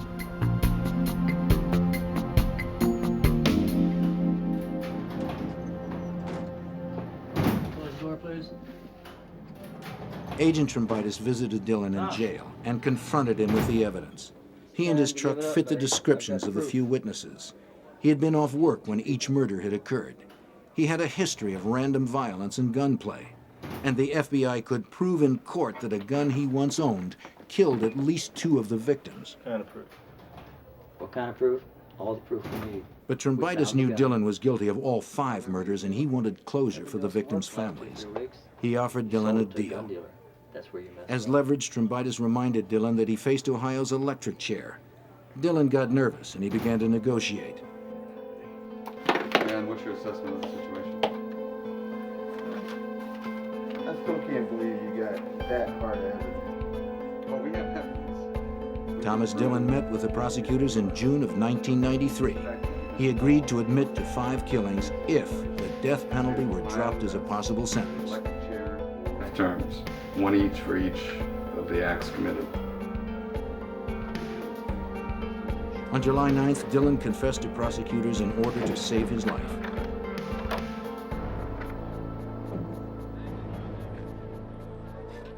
On July 12, 1993, a smirking Thomas Dillion walked into the Noble County Courthouse to make his plea. Mr. Dillion, at this time, how do you plead to count 1 in the indictment in case number 93 CR4 involving the death of the aggravated murder charge involving the death of Gary Bradley? How do you plead? Guilty. With the families of the victims watching, Dillion confessed to murdering Donald Welling, Kevin Loring, Claude Hawkins, Gary Bradley, and Jamie Paxton. He was still smirking and unrepentant as he left court. At this time of the indictment in case number 93 CR4. Guilty.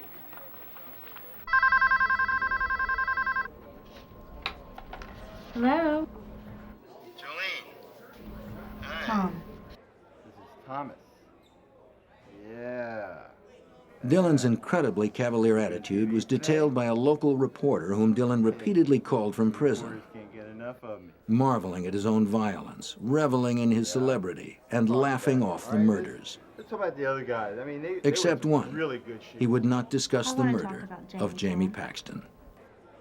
No, forget it, all right? Just forget it. Jean Paxton, Jamie's mother, was in court the day Dillion pleaded guilty. I just want to talk to him about Jamie, the kind of person Jamie was.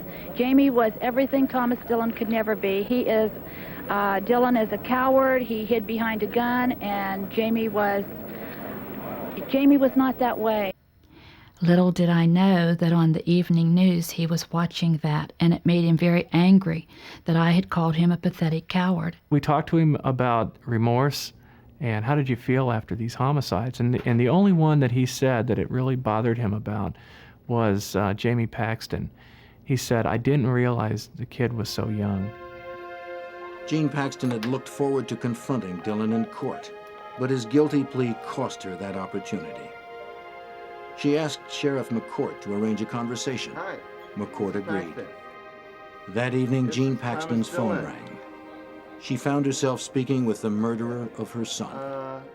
When I picked up the phone that evening, it was just like somebody calling up to sell me something. He said, "Mrs. Paxton, this is Tom Dillion." It was just almost more than I could comprehend. The tone of his voice, the way he came across. Still, the arrogance was there. You really hurt my feelings this afternoon when... Dillion told Jean Paxton that when she called him a coward, she had hurt his feelings. I really don't think he expected to get what he got from me. I think that Thomas Dillion could have handled the crying, the screaming, the saying of calling names, the cursing. I think he could handle that, but I did not lower myself to that level. I talked to him as a mother, and I really feel that through this whole thing, that is what got to Thomas Dillion. Well, I understand. After 3 years, Jean Paxton felt vindicated. I felt really good. I walked out on my front porch, and I just felt like for the first time in 3 years that I was free. I was free of Thomas Dillion. I felt that I had defeated him by words, and I did it all for Jamie. Thomas Dillion made it clear he did not want to go to Lucasville Prison, the toughest in Ohio. So Jean Paxton saw to it, with a petition drive, that was exactly where Dillion was sent. In August 1993, Jean Paxton won a $25 million wrongful death judgment against any future money Dillion might make. Dillion's wife had been trying to sell his story to Hollywood. Paxton and State Senator Bob Nye passed the Paxton Bill, barring killers or their relatives from profiting from the crime. Thomas Dillion remains in Lucasville Prison. He is eligible for parole in 165 years. In 1982, a California Highway Patrol officer pulled a young woman over for speeding. He bullied her into sex and then killed her. He then used a decade of police experience to try to cover up his crime and convince local investigators of his innocence. But would he get away with it?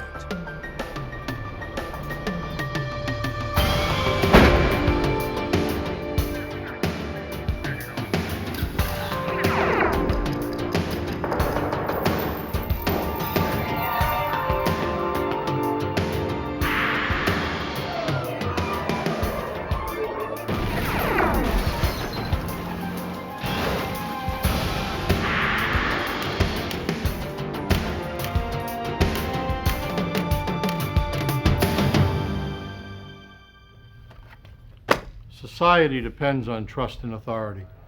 It's a system that works. And because it works, we hardly think about it. A uniformed officer demands respect, and we willingly comply. But what if that trust were betrayed? What if a police officer abuses his authority? George Gwaltney was one such cop. The popular and decorated California Highway Patrol officer committed the ultimate violation.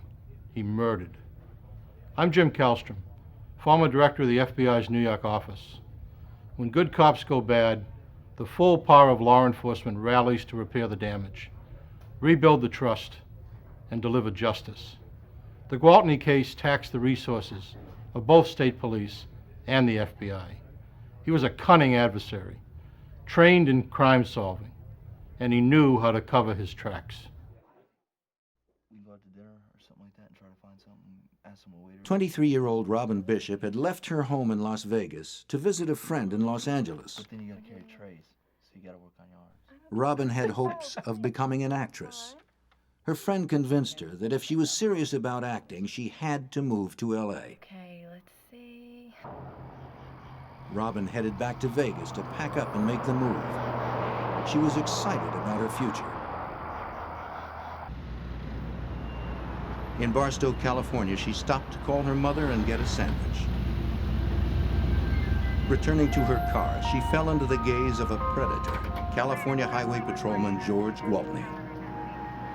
Though he was a highly respected officer and member of the community, Gwaltney had a secret history of stopping women for speeding and then soliciting them for sex in exchange for getting out of a ticket. The night of January 11th, 1982 was no different. He quickly memorized the make and model of her car. He also noticed the Nevada license plate.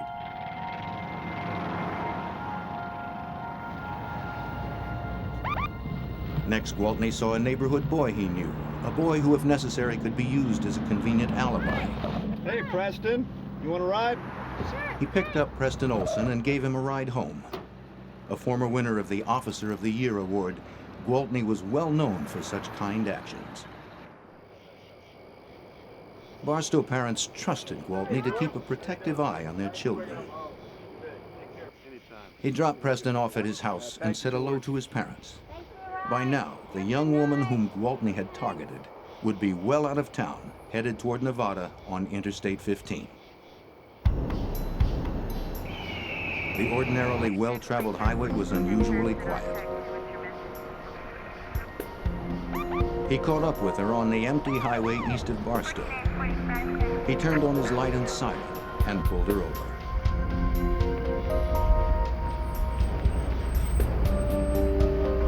Robin Bishop had a string of tickets for speeding. She had in fact just finished a year of probation and had been given a warning that another ticket would cost her her license. Robin knew that a car and a driver's license would be essential for an aspiring actress in Los Angeles. Okay, man. Do you have any idea how fast you were going? Pretty bad. Just a little bit too fast. I'm gonna have to ask for your license, man.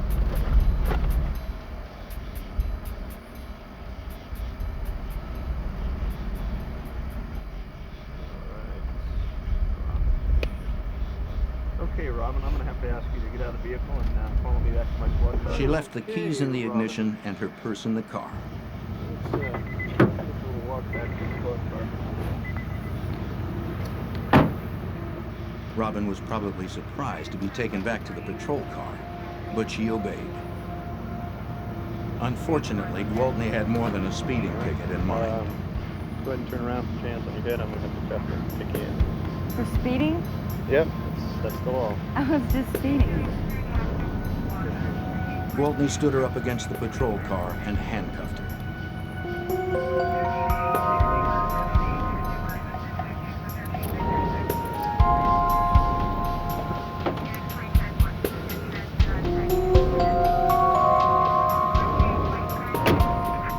As he put her into his back seat, she must have been scared and confused. Why the handcuffs?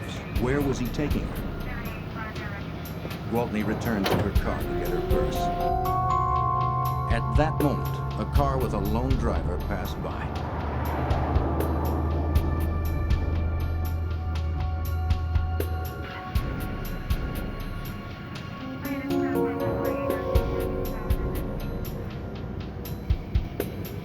Gwaltney retrieved the purse, returned to his car, and pulled away, leaving her car abandoned on the interstate shoulder.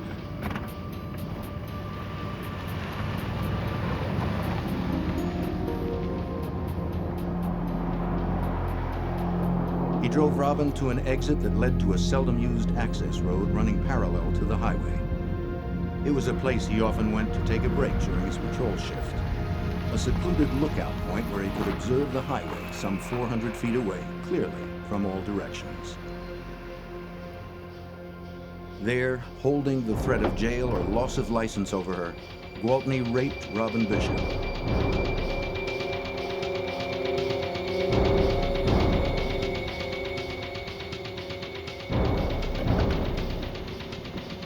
When he was done with her, he radioed in a wants and warrants check on Robin's car as if it were abandoned. He knew he'd been spotted walking towards Robin's empty car. Yeah, I'd like to report a 2829. Yeah, license number 561 FBD. It was the first in a long line of lies covering his actions for the official record. Copy that. Second floor.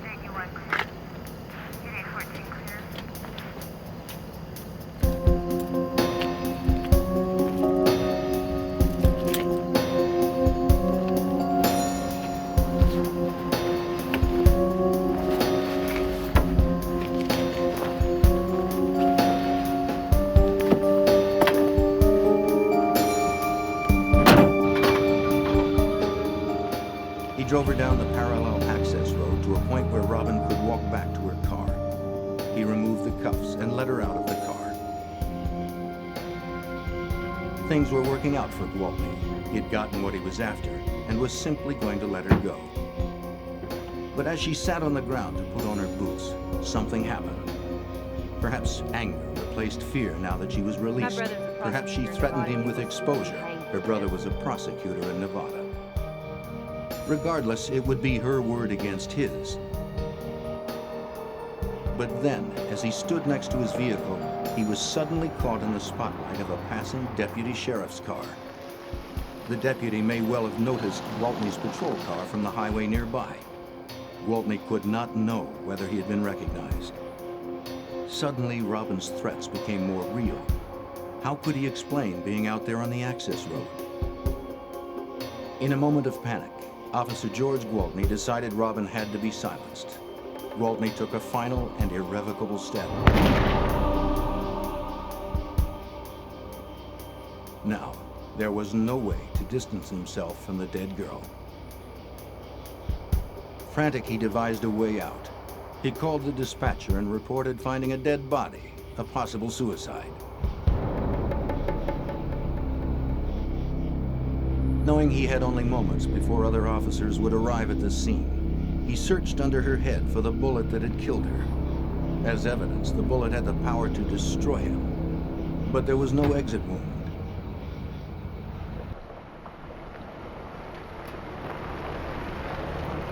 Homicide Detective Milt Rose of the San Bernardino County Sheriff's Department was sent to investigate the dead body found by Gwaltney. On his way to the crime scene, the dispatcher asked that he examine the abandoned car. As the body had been found a short distance away on the access road and was visible to investigators already at the crime scene, the police suspected there was a connection between the car and the body. I did not see any obvious signs of any malfunctions. No mechanical breakdowns. The tires were all in good condition. The vehicle was in gear. The keys were inside the vehicle. Why did the vehicle stop at the location it was at? At the crime scene, Officer Gwaltney was now composed and professional. He described how he found the victim, checked for a pulse, and looked in her purse for identification. The Nevada vehicle registration and driver's license identified her as Robin Bishop, owner of the abandoned car he had called in earlier.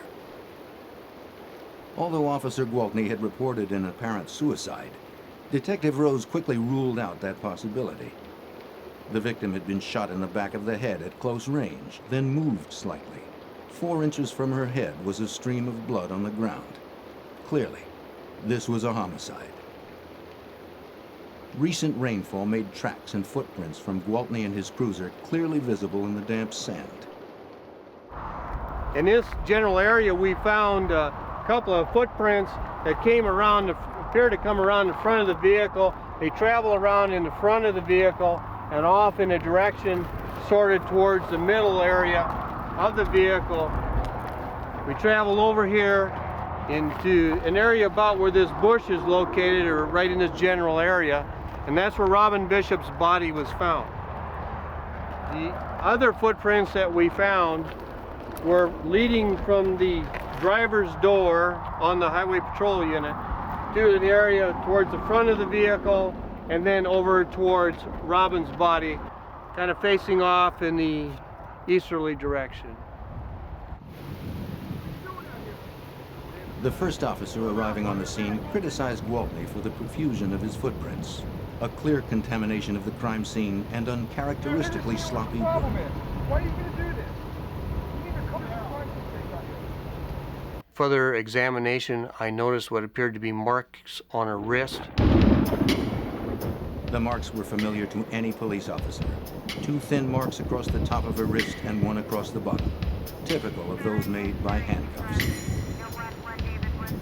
Then, when Detective Rose examined the contents of the victim's purse, he could find no signs of robbery, but the vehicle registration and driver's license were lying on top of the purse's contents, as if they'd been shown to someone and quickly thrown back into the purse.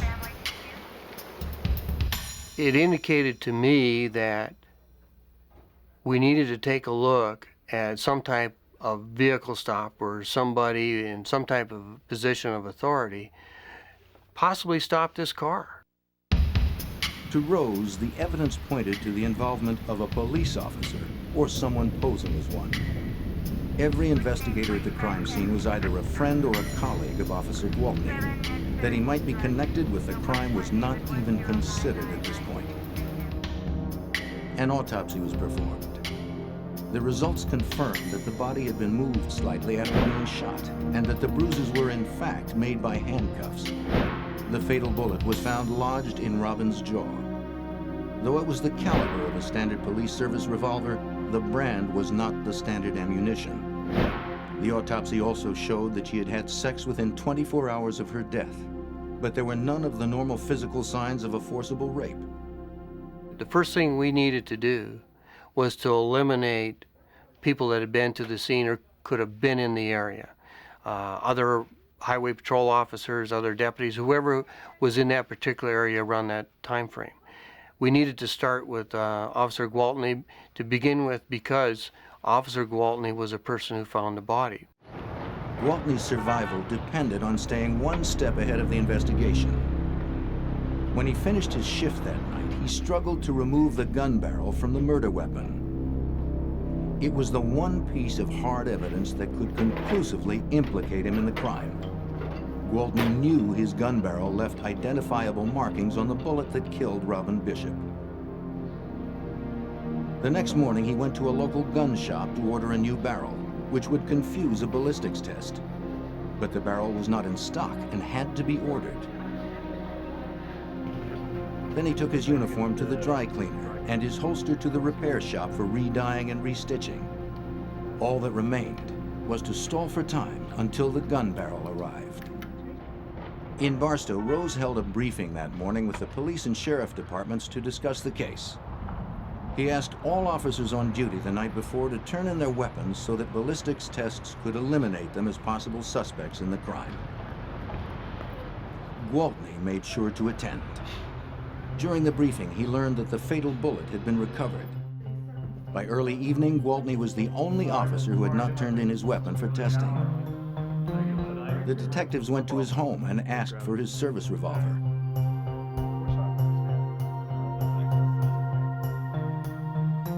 He returned moments later with the wrong gun, his off-duty weapon. George, this isn't your service revolver, and that's what we need. Your service revolver. Yeah, service. And everyone else. The captain sent him back for his service revolver, but he returned empty-handed. You aren't going to believe this, but it's been stolen. What do you mean stolen? Stolen? Well, George, there's been some burglaries in the He neighborhood. claimed that his house must have been burglarized. The gun was missing.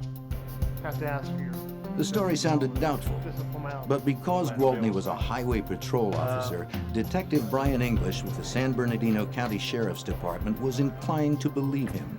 I kind of empathized with him because we were, in my opinion, we were looking for evidence to show that he didn't do it. It was some criminal that did it. You know.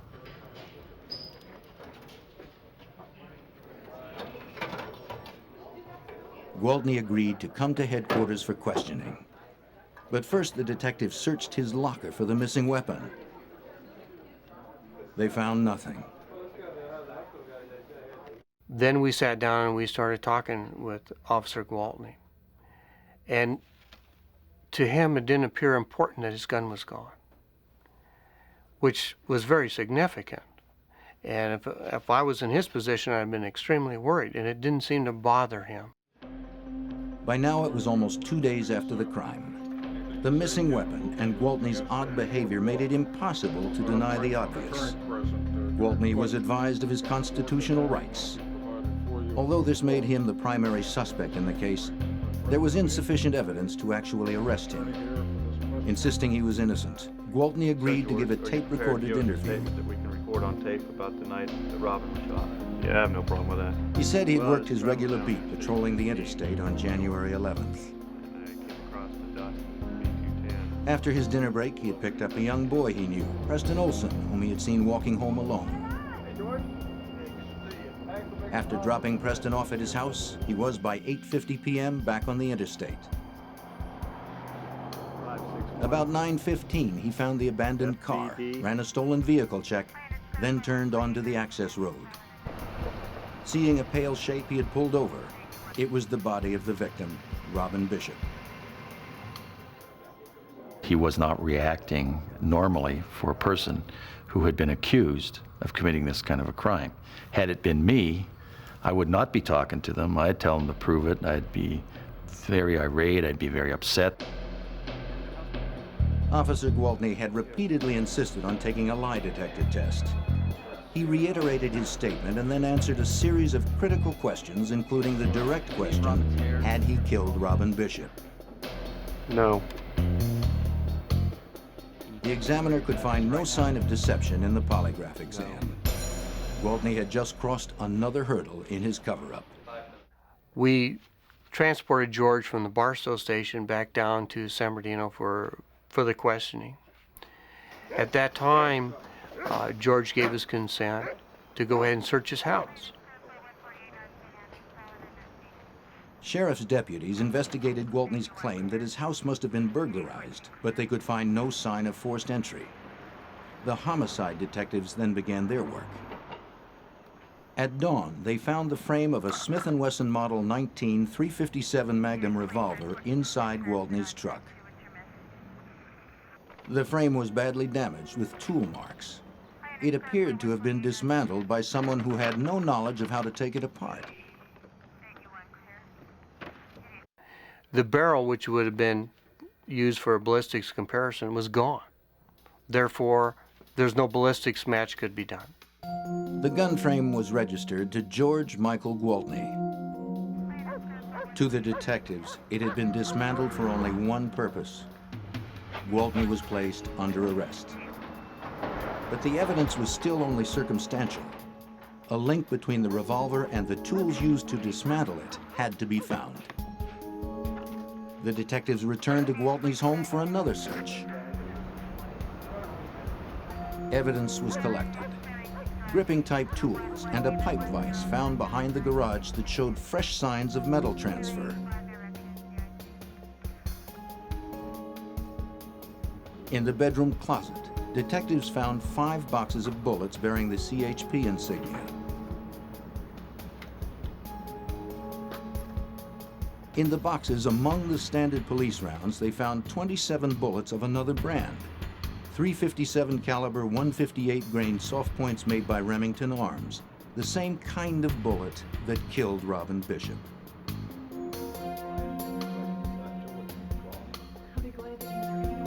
Gwaltney's wife was in a state of shock and disbelief. When questioned, she assured the detectives again and again that George had not been acting strangely or in any way different lately. He was a good husband and a good father to their children. He's a wonderful husband, a very caring father. News of Gwaltney's arrest stunned the small community of Barstow. His fellow officers had known and respected him for decades. Despite the considerable evidence against Gwaltney, they were unable to accept his possible guilt. Pretty dramatic and emotional thing when another law enforcement officer is accused of committing a murder. Most of the people knew George, and they could not believe that George Gwaltney could have done something so bad. I recall a couple of the officers that were close friends of his were in tears when I was interviewing them because they didn't want to believe that George could do this. Even the investigators struggled to come to grips with the conclusion they had been forced to draw. my feeling was, he didn't do it. He couldn't do it. He's a highway patrolman. But the evidence continued to mount. Semen was found in the backseat of Gwaltney's cruiser and in Robin's jeans. A critical report was filed by Sheriff's Deputy Roger Kaufman, who had been out of town the days following the crime and had only just learned of Gwaltney's arrest. He described driving by the exact crime scene area about the time of the murder.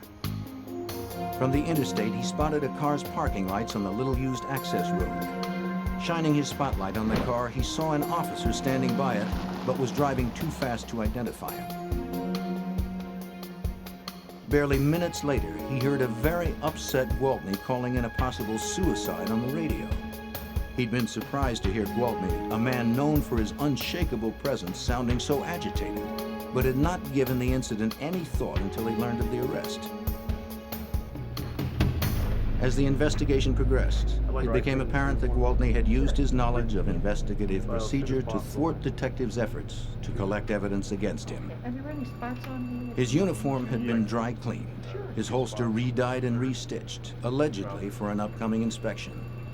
Any evidence of blood or tissue transferred from the gun had been destroyed. His footprints had altered the crime scene. When detectives questioned the owners of gun stores in the area on the theory Gwaltney would have tried to buy a replacement barrel for his service revolver, none could recall him being in their stores. After several months of an internal investigation, Gwaltney was fired from the California Highway Patrol. Okay, bye. Now convinced that he had committed the worst imaginable crime, detectives were still unable to prove Gwaltney was lying. His wife and friends still solidly supported him.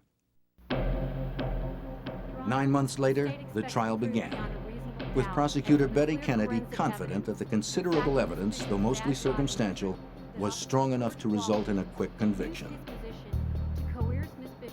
In his opening statement, defense attorney George Porter told the jury that George Michael Gwaltney was the victim of a frame-up, possibly by someone in his own department. Someone stopped Miss Bishop, as he would show, but it was not George Gwaltney. The defense produced a key witness, railroad worker Dennis Goodman, who testified that he had passed Robin Bishop's empty car on the highway shoulder that night. A light-colored car was parked 50 feet behind it.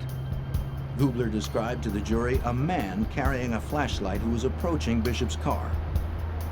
His description, however, seemed to eliminate Gwaltney as the man he saw. Other suspects, Porter contended, must be considered.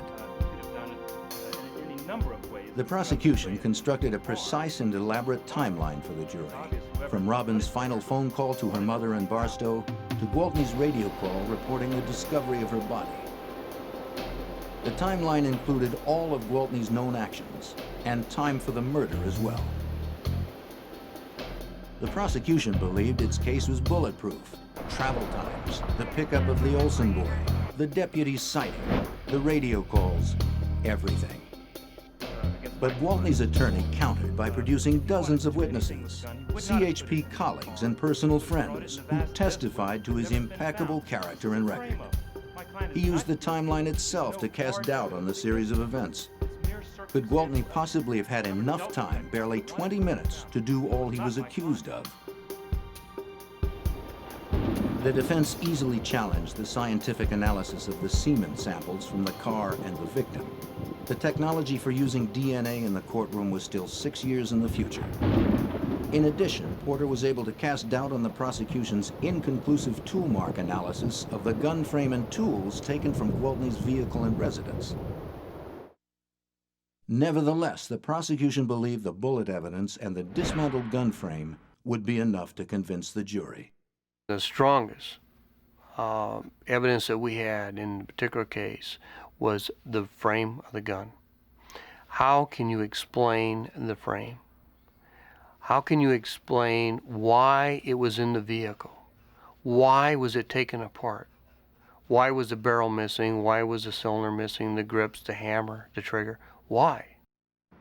Gwaltney was prepared and polished, providing the defense with its best witness, himself.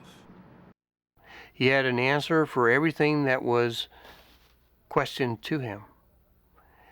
And every answer he had was feasible.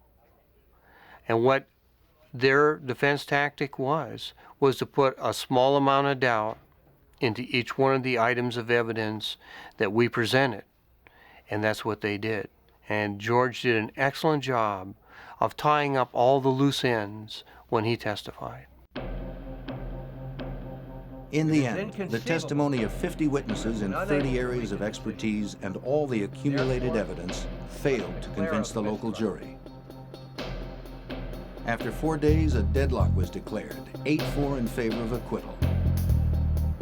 George Gwaltney was a free man. Nothing is, as some people say, a slam dunk.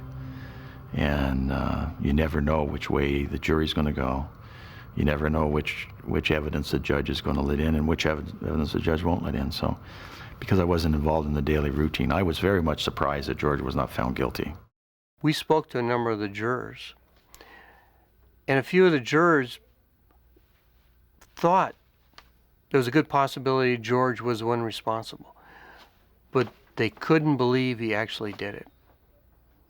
And if he did do it, he was a highway patrolman. He worked hard. He worked for the community. He was respected. We just couldn't find him guilty. Still believing George Gwaltney was guilty, prosecutors were determined to get a conviction. Less than 1 year after the mistrial, Gwaltney was tried again in Superior Court. But with little new evidence presented, the trial ended in another deadlocked jury, 7-5 in favor of acquittal. George Gwaltney walked away, seemingly out of reach of the law. I was stunned. I sat around for several hours just thinking about rehashing what could have we done to change the outcome. What could we do if and when there's another trial? Arguing the appearance of harassment, the judge denied prosecutors a third trial. It appeared that George Gwaltney could not be brought to justice in the town of Barstow. We felt, and I was convinced, that George killed this lady and that we needed someone to come in and prosecute George. George needed to pay for what happened. From the moment of Gwaltney's arrest, the FBI had been watching this case with great interest. Anytime a homicide involving a police officer takes place, the FBI monitors the investigation. After Gwaltney was acquitted a second time, there was enormous public pressure to find the truth surrounding Robin Bishop's murder. The FBI's Los Angeles field office decided it was time to intervene. The FBI knew that George Gwaltney could never be tried again for Robin Bishop's murder in the state of California. But in a federal court, he could be charged with violating her civil rights. By killing Robin Bishop while he was on duty, George Gwaltney had committed a federal crime. By taking her life, he had violated her civil rights.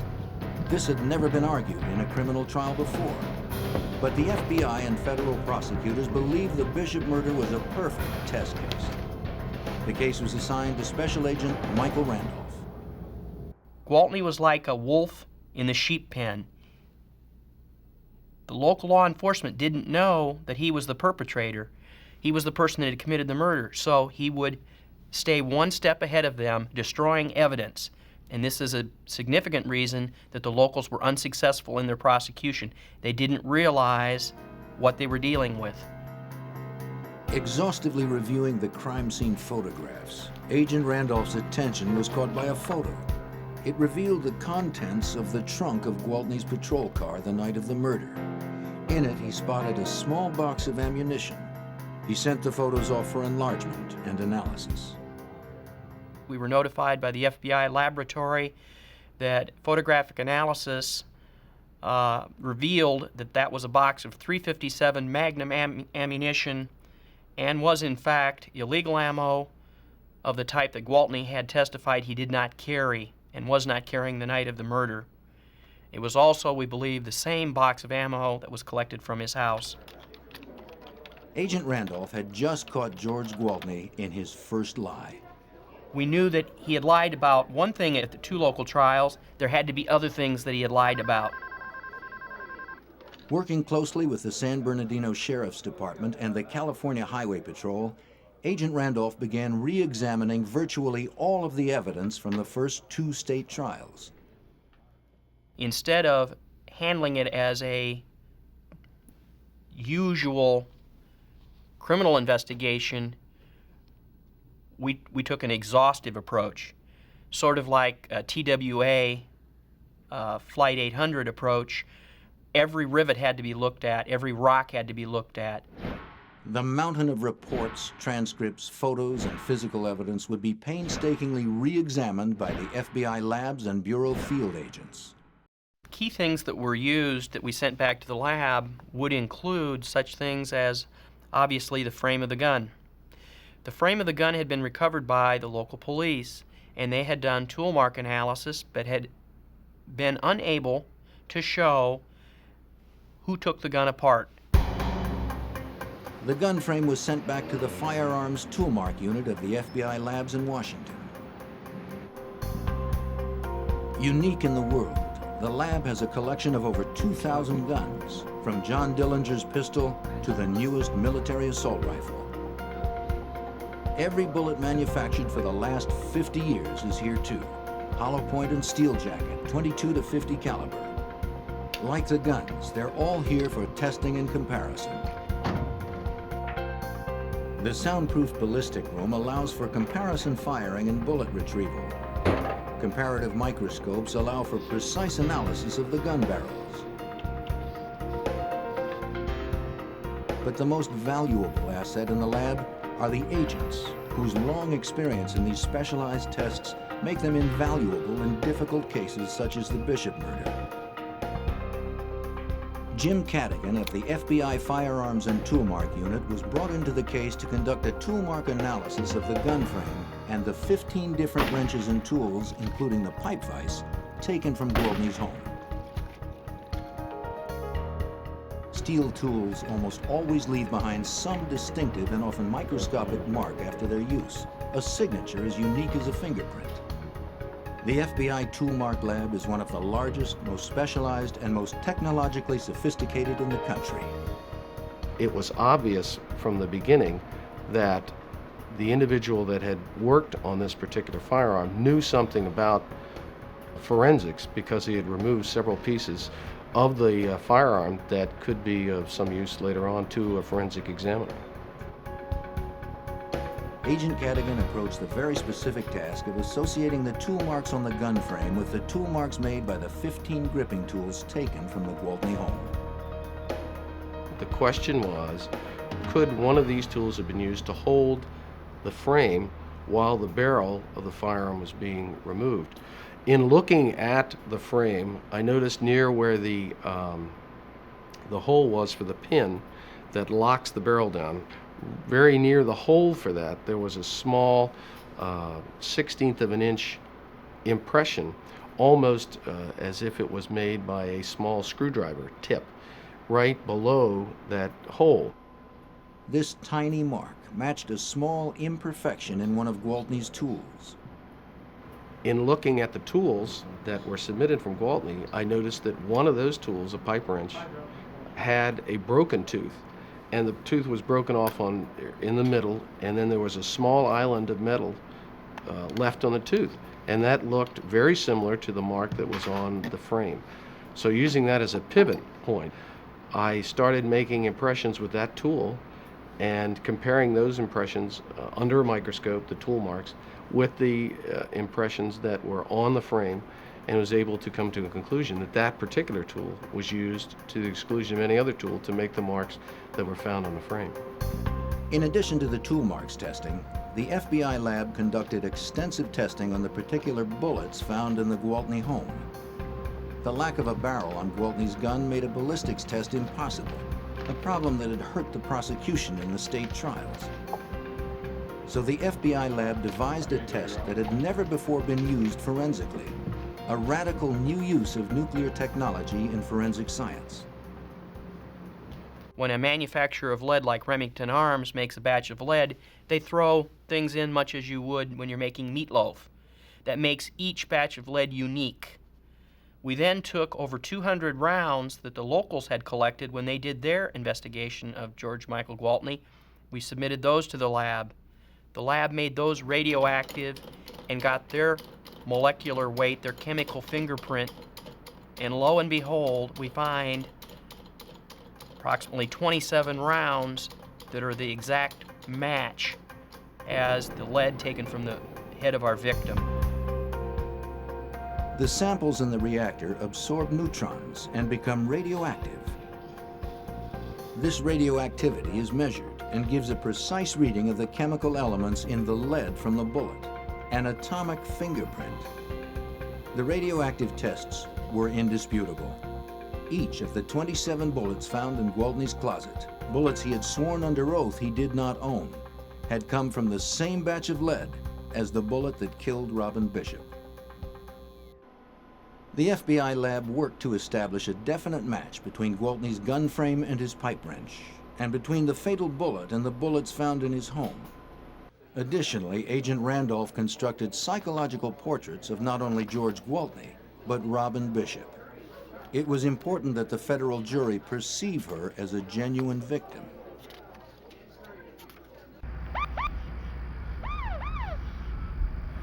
Robin Bishop was raped by someone she was taught to respect and trust, an officer of the law.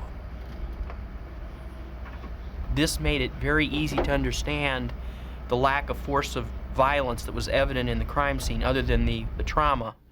And she was compliant. She respected law enforcement authority. She's the type of person that pulled over and opened her wallet and handed her and stood out and was handcuffed even though she knew all she had done was a speeding ticket. It made her an easy victim. In the same way, the FBI examined every aspect of Gwaltney's background to gain an understanding of his behavior around women. By questioning a woman who admitted to having an affair with Gwaltney, it was learned that she would meet him at his regular spot along the isolated highway for sex. The same exit to the access road where he had taken Robin Bishop. Every woman who received a summons from Gwaltney in the last 2 years was contacted, and a pattern emerged. Nearly a dozen women claimed that Gwaltney had solicited them for sex or touched them suggestively. This indicated to us that this was not an isolated sexual assault with Mr. Gwaltney. This is a type of pattern of behavior. When he put his uniform on, he became predatory towards females, was our conclusion. Witness testimony from the state trials was also carefully re-examined for discrepancies that could lead to breaks in the case. In some instances, the FBI leaned hard with the weight of federal authority. Many witnesses were reluctant to testify, fearful. It's a small community, everybody knows everybody. We had to let them know that a federal investigation is just not a local matter that's going to blow away with the wind out in the desert. We're going to be here until this is resolved. This persistence led to one of the most crucial breakthroughs in the case. San Bernardino Sheriff's detectives had originally interviewed the owners of Barstow gun shops for signs that Gwaltney might have tried to buy a replacement barrel for his service revolver the day after the crime. None claimed to have seen him.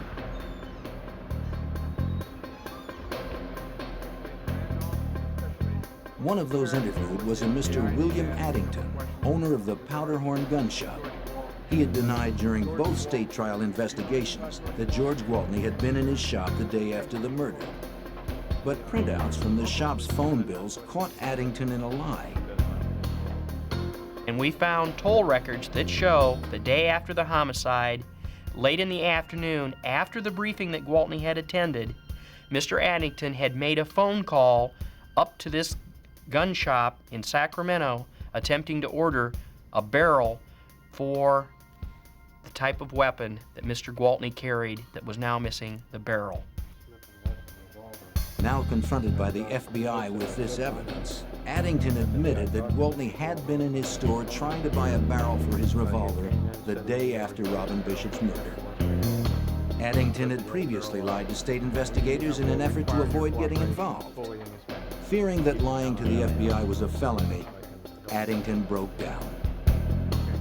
Reviewing the timeline of events, the FBI found that Gwaltney had created a false alibi to cover his visit to the gun shop and shoe repair shop where he'd had his holster cleaned and dyed, claiming to be on duty at the time. Gwaltney's story was falling apart. But the most important part of the timeline that the FBI reviewed was the pickup and delivery of the neighborhood boy Preston Olson. The problem with that story was nobody had ever sat down with Preston Olson. He testified at 2 trials, and he verified what Gwaltney said. But as the FBI went over the events with Preston and his mother, minute by minute, they realized that Officer Gwaltney had actually left the boy's house a half-hour earlier than his original testimony. Preston never owned a watch and had never timed it, and nobody had ever done a timeline analysis with him. This new information and the resulting revision of the timeline was one of the most important developments in the FBI's case. We didn't stop for anything. There was no traffic whatsoever. He can't change his story. He's locked himself in on 2 local trials to the local timeline. So the timeline was very significant. It gives him a half hour he has no explanation for. With a revised timeline, Officer Gwaltney now had ample time, 20 to 40 minutes, to stop Bishop, handcuff her, force her to have sex with him, then shoot her. Gwaltney knows she's got out-of-state plates. She's an attractive young blonde woman. He zips up the road, takes him a couple minutes, and then gives chase. Finally, Dr. Edward Blake of Forensic Science Associates was contacted to re-examine the semen evidence from the first 2 trials. Prior to the use of DNA in criminal trials, the use of semen as evidence was problematic. But the FBI felt there might still be a way to use what they had. Gwaltney had had a vasectomy and had it reversed. Was there any way this information could be used in the identification and matching of his semen with the crime scene specimens? Federal prosecutors asked Dr. Blake, a forensic serologist, if there were any new scientific developments that might help the investigation.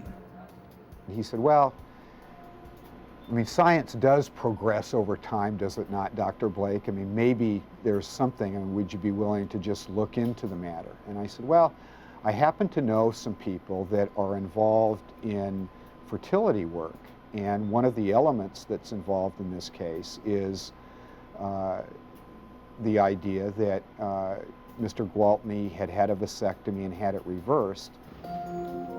Dr. Blake learned from colleagues at the University of California that a vasectomy reversal can sometimes cause the production of anti-sperm antibodies. The body reacts to sperm seeping into the bloodstream as if it were invading germs. The phenomenon is highly unusual and could conceivably be used as a marker in seminal fluid. He sent samples from Gwaltney to the University of California lab. We found that not only do those fluids contain the anti-sperm antibodies, the antibodies were there at very, very high levels. And that provided the incentive to then explore the evidence itself. Dr. Blake learned of a new test used in fertility studies. It was called the immunobead assay test and could determine the presence of anti-sperm antibodies in the crime scene samples. Because this kind of evidence had never been used in court before, Dr. Blake videotaped the test to show the jury in the federal trial. Ultimately, extracts that were prepared from a pair of genes that were on Robin Bishop's body, samples that were taken from the Highway Patrol car seat were prepared, and these samples were tested for the presence of these anti-sperm antibodies. And in both of those samples, the anti-sperm antibodies were found. During the 6-month FBI investigation, all of the re-examined evidence and all of the new witness testimony led to one bedrock certainty for the special agents working on the case. We know we've got the right guy, and we're going to get him. George Gwaltney was going back to court. George Michael Gwaltney was indicted by a federal grand jury for violating the civil rights of Robin Bishop and arrested. He was the first California law officer to be charged under the federal civil rights statute. Once again, he pleaded not guilty. But for the first time since the ordeal began, Robin Bishop's parents had hopes for a different outcome. This time, George Gwaltney faced a federal court and the FBI. It was clear from the beginning that the federal trial would not be a repeat of the first two trials. The federal trial began on January 17, 1984, in the U.S. District Court in Los Angeles. George Gwaltney was represented by public defender Carol Douglas, who chose not to have his client testify. He knew George Gwaltney was in serious trouble. And then he subsequently murdered her. Gwaltney knew that we were breaking his alibis, breaking his stories, and that he was going to have to concoct a new story. He had painted himself into a corner, and we were going to use his brush to paint him into a jail cell. This is a frame-up. As the trial progressed, the FBI punched a hole in every strong point of Gwaltney's earlier defense. The prosecution told the jury that Gwaltney had marked Robin Bishop as prey the first time he saw her in the fast food restaurant. With the testimony of the other women he had abused, Gwaltney's Officer of the Year image crumbled. After dropping Preston Olson at home, he pulled Bishop over and ordered her into his patrol car. The new testimony now gave him plenty of time. Following an established pattern, he drove to a familiar secluded spot and forced her into a sexual bargain, corroborated by the semen stain on the back seat of his new patrol car. As she sat struggling to put her boots back on, the blinding spotlight of Deputy Kaufman's patrol car hit Gwaltney, placing Gwaltney on the access road with Robin Bishop away from her car. Having no idea of who had seen him or what they had seen, he panicked and killed Robin Bishop. Then he breathlessly called the dispatcher with a possible suicide. The autopsy and the crime scene photos showed that he had not moved her head to check for a pulse. The movement was too great. He was desperately searching for the bullet that killed her, one in a series of actions in which he tried to cover up his crime. That night, Gwaltney roughly removed the barrel from the murder weapon, which left the microscopic tool-marked fingerprints that matched the gun frame with Gwaltney's tools. But perhaps most damning in the courtroom was the controversial immunobead assay test. Videotape of tested samples from Robin's jeans and the car seat show the tiny beads attaching themselves to the sperm. What you can see in these videotapes for the appropriate specimens, that is, specimens that contain the anti-sperm antibody, is the final stage of the analysis. Live sperm were shown swimming through the medium with the beads attached, indicating that the antibodies were present in both specimens. Dr. Blake was allowed by the judge only to indicate percentage results of his testing. He testified that Gwaltney's blood type put him in 12% of the population. Of that 12%, only 5% of those would test positive for the presence of anti-sperm antibodies. Less than 1% of the population could possibly have had sexual intercourse with Robin Bishop that night. As much as the defense might argue that the rest of the evidence was circumstantial, the scientific evidence was overpowering.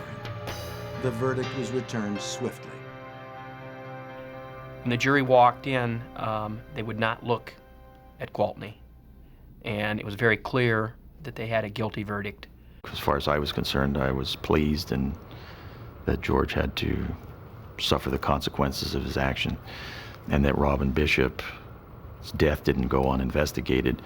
It was, it's a case you'll never forget. You took advantage of a vulnerable person. The judge gave George Gwaltney the stiffest possible sentence, a maximum federal prison term of 90 years and a minimum term of 30 years before becoming eligible for parole. Mr. Gwaltney, you have 12 years betrayed your later, badge. George Gwaltney died in prison of a heart attack. To the end, he claimed he was innocent, and had been the victim of a frame-up. It's Friday night in October of 1993. And in Northern California, 3 junior high school girls are having a slumber party. Halloween is around the corner, and the girls have been trying on different costumes in preparation for the upcoming holiday. Within seconds, their lives will change forever.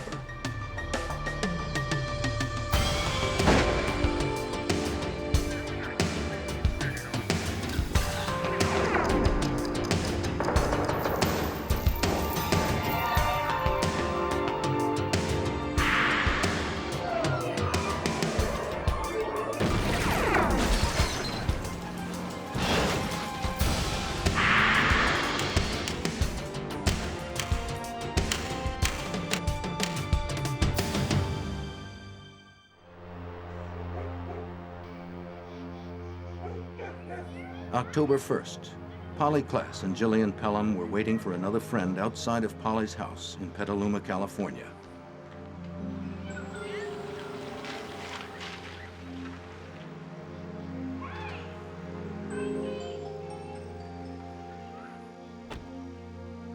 It was around 8:30 when Kate McLean and her mother showed up. The 3 girls were ready for fun. It was Friday night. There was ice cream in the fridge, and they were going to stay up all night long. This was going to be a party.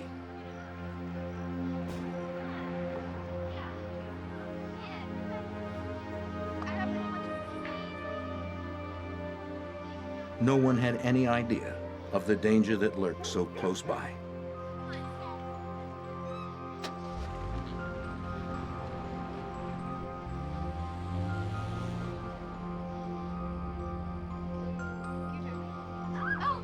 The girls kept to Polly's bedroom, but they couldn't suppress the noise as easily. At about 9:45, Polly's mother, Eve Nickel, looked in on the girls and asked them to keep it down. She was suffering a migraine headache and thought she'd turn in early.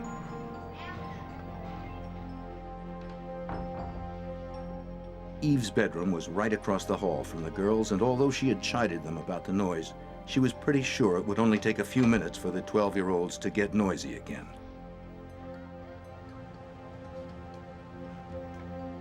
Before going to bed, Eve took her prescription pills to block out all distractions and get her fast to sleep.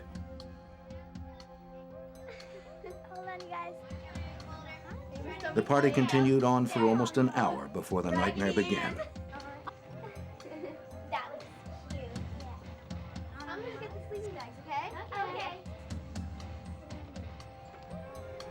It was around 10:30 when the intruder entered the room. At first, Kate and Jillian thought it was a joke. Then they saw the knife. He told them if they screamed, he'd slit their throats.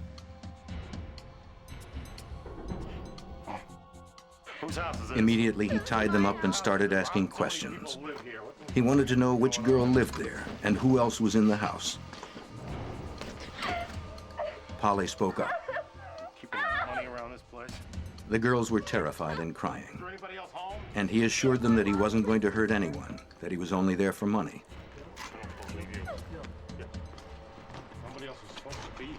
But when Polly told him where some cash was hidden in a jewelry box, he made no attempt to find it.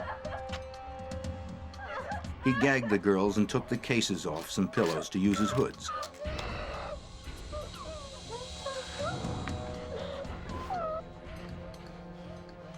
He made Polly get up and told the others to count to 1,000.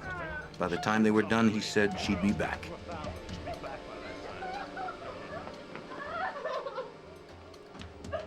Then he took Polly Klass and disappeared into the night.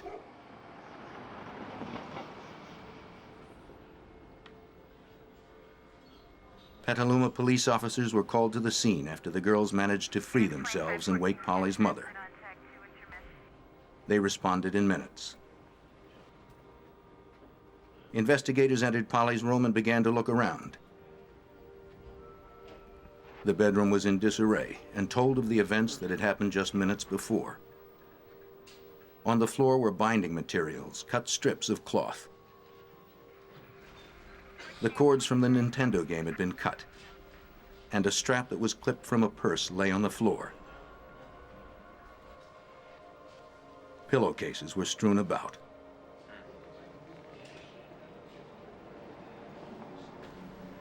I know. What Petaluma Police Detective Mike Meese saw wasn't encouraging. So I remember standing at the doorway to Polly's room and looking at these few bags of evidence that we had been able to collect and thinking that that was just such a pitiful amount. And I looked down at the rug and I talked to my partner, Larry Pelton, and said, let's take the rug. And he said, why? And I said, I don't know why, but let's just take the rug. We just don't have enough evidence. FBI. Police were in desperate need of assistance. Fortunately, help was on the way. After being contacted by the Class family, the Federal Bureau of Investigation offered its expertise. How about, have you all talked to the mother? Yes. Shortly after midnight, the FBI appeared at the house of Polly Klaas. Typically, the Bureau handles kidnappings, and with $800 a year to investigate, they have plenty of experience. Because he was familiar with the community and experienced in kidnapping cases, Special Agent Ed Fryer became the lead investigator. But he knew something about this case was different. It had all the earmarks of a stranger abduction case because the statements from the two girls were consistent. Stranger abduction cases are the hardest cases to solve, in my experience, because, again, there's no connection between the perpetrator of the crime and your victim, or the victim's family, or somebody even associated to the victim. It's a random act. Surprisingly, a vast majority of kidnappings involved disgruntled family members. And though Polly's parents were separated, her father, Mark Klaas, was immediately cleared of any responsibility. Abductions involving total strangers are exceedingly rare and leave little for investigators to go on. In this case, however, there were witnesses. Was his hair long or short? A police sketch artist was called in from the San Rafael Police Department. For 2 hours, Jillian and Kate tried to recall the face of the man who had barged into the bedroom. The girls were still terribly upset, but they managed to give the artist a pretty good description. Authorities now had their first idea of what the stranger looked like. His nose and mouth. After 4 a.m., the girls were taken to the police station, and the FBI called in one of its special forces, the Evidence Response Team. Tony Maxwell leads the crew. In looking at cases across the United States, we have found that when somebody is kidnapped, especially a young child, that they will generally be harmed within the first 24 hours. And probably within the first couple of days could even be killed. So time is of the essence. In that kind of work, the investigator needs to move quickly. The Evidence Response Team is designed to provide forensic resources at a major crime scene. Their sole responsibility is to collect evidence. And they use the most sophisticated collecting equipment available to do it. An electrostatic dust print machine collects tiny hairs and fibers off the floor when a positive charge is passed over a sheet of mylar. Any loose debris clings to the mylar and is sent to a lab for careful inspection.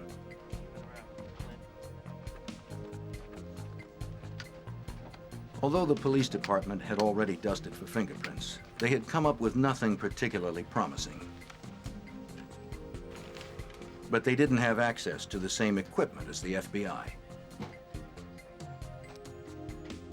The alternate light source was a new method that employed a unique fluorescent powder, which when combined with a distinct ultraviolet light and amber-colored goggles, could illuminate many things that otherwise would remain hidden.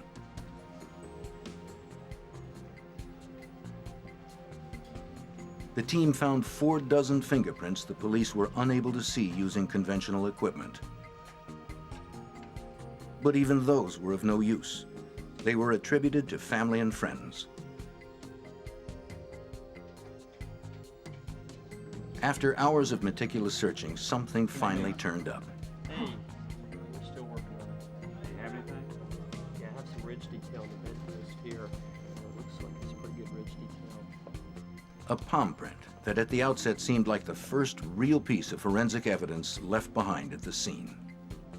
That palm print was found on the bed, on a crossbar of a bed, where he apparently put his hand up for just a second to lean on it, perhaps to support himself as he was grabbing something.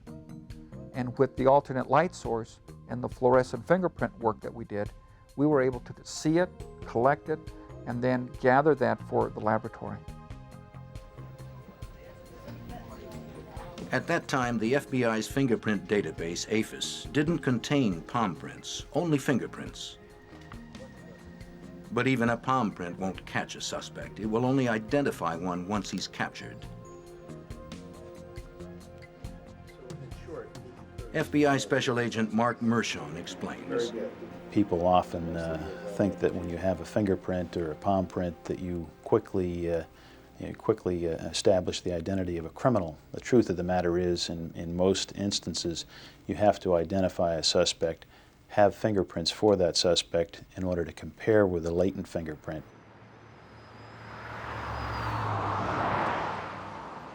The hunt for the suspect prompted authorities to cover Polly's neighborhood inch by inch. By dawn, more than 100 agents and officers had begun a 24-hour search for Polly and her abductor. Helicopters and bloodhounds had been called out, and an all-points bulletin was issued by local authorities and the FBI. Systematically, the authorities searched every house in the neighborhood. Agents went to Polly's school to talk with teachers and students in the hopes that somebody might have some useful information.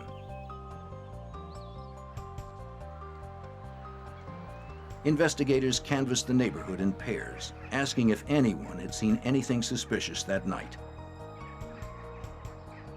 One by one, they interviewed all of Polly's neighbors. Several people recalled seeing a stranger around the neighborhood that fit the description given by the girls.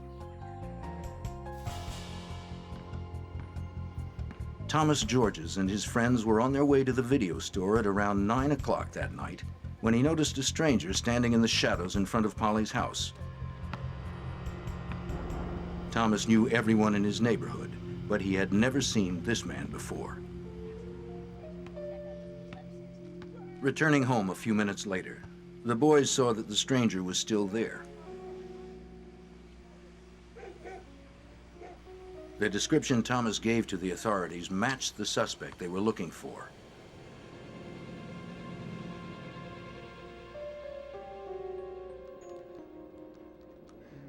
Sean Bush was playing video games with some friends who lived in a small rental cottage directly behind Polly's house.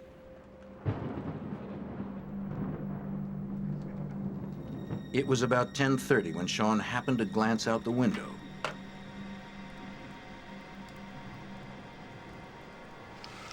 He was surprised to see a strange man on the back porch of Polly's house. He appeared to be going for the back door. His description of the man also fit that of the suspect. There were others who saw the suspicious man that night, but unfortunately none of them alerted the authorities. As Petaluma Police Chief Patrick Parks explains, time was working against them. In stranger abduction cases of small children, there is no more critical factor than time. Time is absolutely of the essence. And for that reason, you have to get out as many resources as you can. You have to put out the word as far as wide as you can.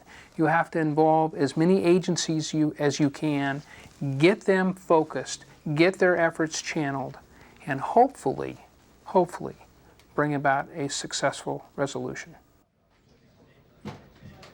While officers continued to comb the neighborhood, FBI investigators began executing the standard operating procedure in cases like these. After eliminating family and friends as suspects, they focused on ex-cons who were registered as sexual offenders throughout Sonoma County. Gradually, they branched out to surrounding counties, carefully questioning and investigating each registrant. But nothing turned up. This is a hard case to believe that it even happened. There's 3 girls, they're in a slumber party. They're playing games in their bedroom, in their home, in a typical community, in a typical city. And somebody can walk into your home, the sanctity of the home, the security of your home, and take your daughter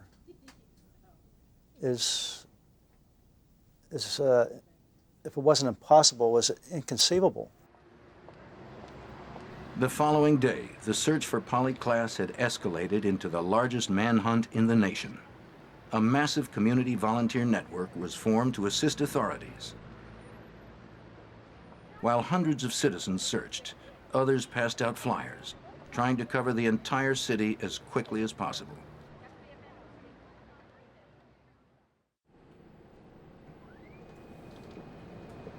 Back at the FBI's Trace Evidence Lab in Washington, D.C., forensic expert Chris Allen was carefully surveying the items collected from Polly's house.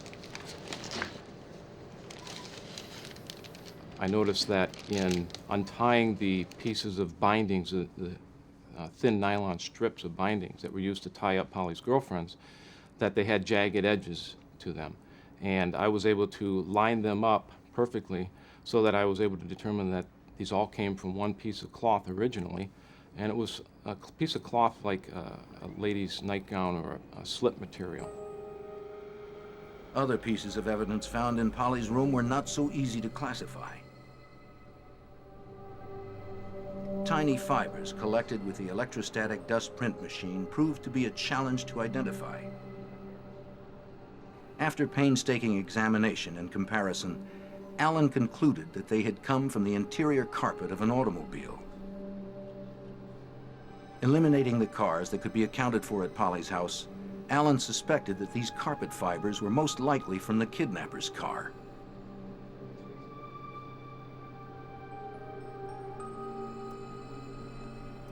One more item Allen found was a little more personal to the suspect. I found in the vacuuming of the area rug that was in Polly's bedroom that she was playing on with her girlfriends, a dark brown, forcibly removed head hair.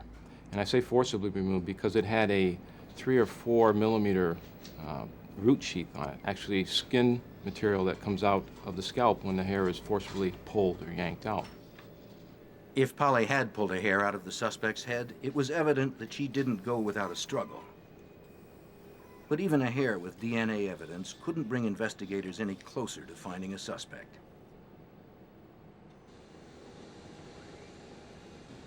The palm print lifted from the bedpost was sent to Michael J. Smith, a fingerprint specialist with the FBI.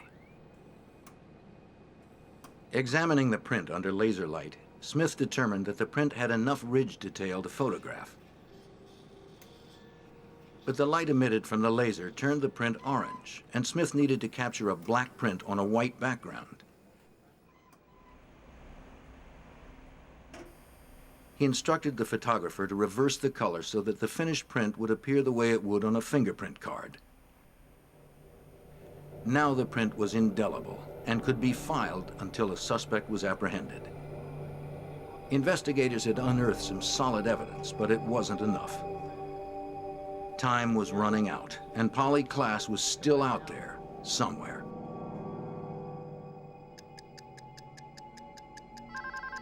"48 hours after the abduction of Polly Klaas, her father, Mark, got a call.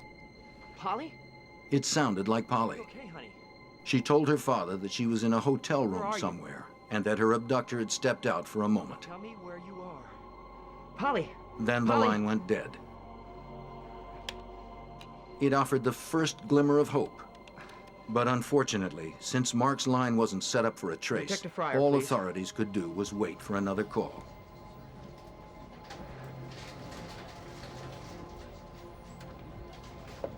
Word of the abduction spread rapidly. In 2 days, 50,000 flyers had been distributed. Community volunteers quickly organized a search command center to work in tandem with the police and FBI. It was an unprecedented grassroots effort. A telephone bank was manned 24 hours a day to field calls and tips. A copy of every lead that was phoned in was shared with the FBI and Petaluma police. Before long, the search center had screened 60,000 calls. Out of those, authorities were compelled to follow up on over 12,000 leads. Processing that amount of data would have been virtually impossible without help from an FBI computer processor. The FBI just happened to have the Rapid Start team. It was a relatively new concept with the FBI, where on an investigation with a high volume of information, we would computerize that information, essentially triage the value of the investigative leads and make the assignments and track the progress. Even with so many leads, there was one in particular that investigators were anxious to follow up on. When Mark Klass received the first call, the FBI was powerless to do anything about it.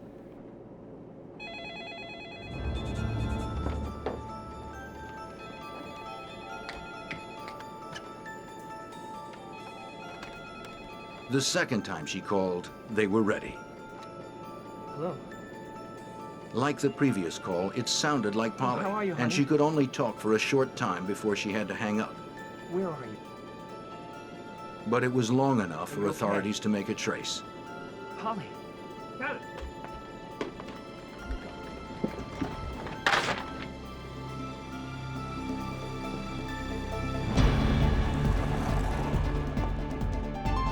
The FBI had traced the call to a house 30 miles away. There hadn't been enough time to collect an army of agents. The job would have to be handled by a few.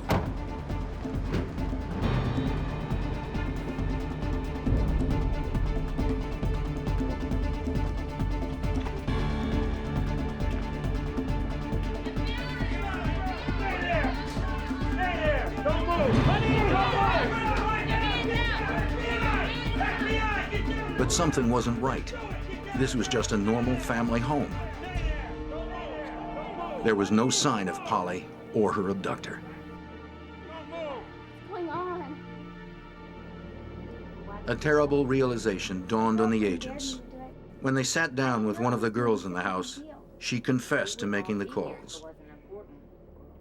She admitted that friends from school had dared her to call and impersonate Polly.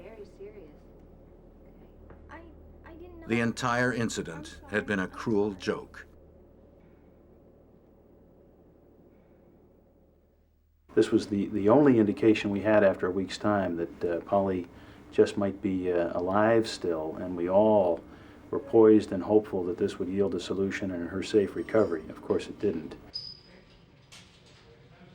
In mid-October, Kate and Dillion were brought in to give another description of the man who tied them up. A highly acclaimed forensic artist was flown in to make a second sketch. It was pretty well cut. The artist was known for relaxing witnesses enough to coax an accurate description from them. The girls were less stressed than they had been that night, and were able to give her more to work with. No, they were The second sketch was much more precise. This sketch looked like a person. New flyers were distributed immediately. There was no time to waste. But if you look back at true stranger abductions, we have this rule of thirds. The children who are abducted, typically 1/3 are recovered alive, 1/3 are recovered dead, and 1/3 are simply never heard from ever again. That's what we faced in this particular investigation, and that, I think, was one of our motivations to keep the sustained effort up. After a reward had been offered for Polly's return, Authorities received a call demanding a $10,000 ransom. They traced the call to a Petaluma apartment building. This time, a SWAT team showed up in force. They were not going to take any chances. FBI! FBI! Come on! Down! Down! Down! Down! Sit down! Down! Down! Man! Down! Down! Cover! Cover! Once again, authorities and the family had been fooled. Put your hands behind your back. Don't move. Do not move. What's going on? Don't move. 20-year-old James Hurd was arrested for attempted extortion and posing as a kidnapper. It was a crushing blow for everyone. It became very frustrating. It was certainly distracting towards the main thrust of the investigation, but you had to deal with it. There was no way around it. You could not ignore those things. And it certainly chewed up a lot of time and resource. The family had been especially discouraged. A letter Polly's parents wrote to the kidnapper was published in the October 17th San Francisco Examiner. Whoever you are, wherever you are, please return Polly to her family. She belongs here. We miss Polly so much. We miss the twinkle in her eye and her sweet humor. We long to see her beautiful smile and hear her musical voice. They also addressed Polly. Our darling, if you can read this, please know that your mommy and daddy love you so much, and we will continue to search for you until we can hold you safely in our loving arms again. I don't think I ever lost hope. So I had numerous contacts with Mark Class, with Eve, with members of the family, and that was a question posed to me many times. And my response was no. We have not lost hope. We will not lose hope. Across the country, people wanted to see Polly brought home. Banners sprang up, and Americans began a candlelight vigil. Thousands donned ribbons of lavender, Polly's favorite color, to show their support of the search. We conducted searches during the day, during the night. We had a 24-hour operation going. We conducted searches sunny days, on foggy days, rainy nights. Whenever the information came in, we reacted to that because in a case like this, physical evidence is crucial. The search never stopped. The Navy and search and rescue experts joined the thousands of volunteers who were constantly looking. Police and volunteer task forces worked tirelessly. But it would be nearly 2 months before anything broke.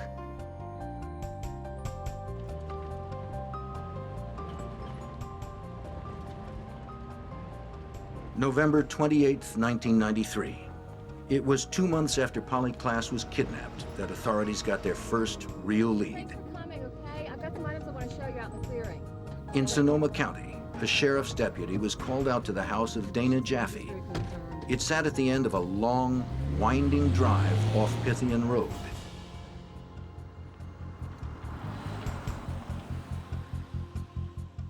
Dana had been out inspecting her property when she noticed something unusual and thought it might be of use to investigators. She led the deputy through a densely wooded area to a clearing just a few yards from the long, winding drive to her house.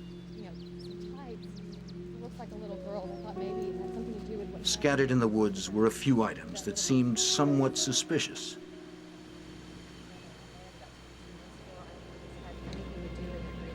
There was a large piece of silk cloth that had been fashioned into what appeared to be a hood. A couple of strips of packing tape were on the ground. Yeah, it was about 2 months ago. A pair of young girl's tights had been tied into a knot, and human hair was entangled in the knot. Other debris surrounded the area.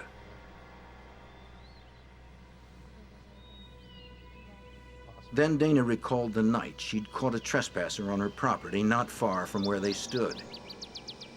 It was nearly 2 months before. It all started when Dana's babysitter, Shannon Lynch, had left Dana's house and was making her way back down the long driveway.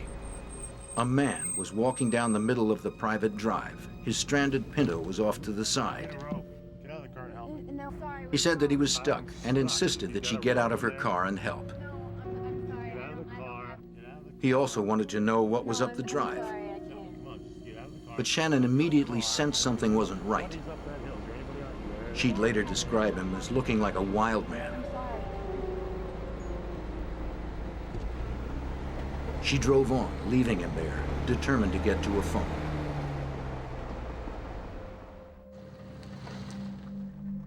Shannon found a payphone about 2 miles down the road and hurried to call her friend. She was anxious to get a hold of Dana and warn her of the scary man trespassing on her land.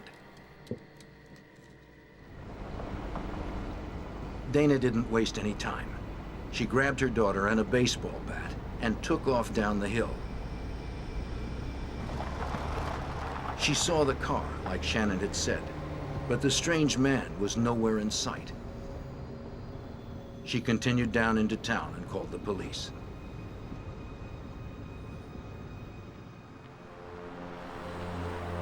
A few minutes after midnight, 2 Sonoma County Sheriff's deputies showed up. Dana explained that she didn't really want the intruder arrested for trespassing. She just wanted him off her property. The deputies found the trespasser, a little agitated. There was alcohol on his breath, and he was sweating profusely. There were bits of leaves and brush in his hair, as if he'd been rolling around on the ground. He told them that he'd been out sightseeing when he realized that he was on private property. When he tried to turn around, he got his car stuck on the side of the drive. He blurted out that he'd been under the car trying to free it, but the deputies didn't believe it. The way his car was trapped, there wasn't enough room for a person to get underneath. The deputies administered some roadside sobriety tests, but he passed them all. Looking in his car, they found some cans of beer in a plastic bag and a small duffel bag in the back seat. When they asked him if he'd been drinking, he actually opened a beer and began to drink it. Pour the beer out, all right? We can't let you be drinking any of that. They immediately made him pour it out and then told him they wanted to pat him down. He became extremely upset. Leave me alone. Just keep that stuff away from me, all right? To make him comply, the deputies told him they would be within their rights to run him in on trespassing. After he'd heard this, he calmed down considerably. They searched him carefully and continued questioning him, but could find nothing incriminating. He was just odd. The deputies remained suspicious, but when they ran his license, it checked out. His driving record was clean, and he had passed the sobriety tests. They had held him for about 45 minutes already, and they had no legal means to detain him any further. There was nothing left to do but pull his car out and send him on his way.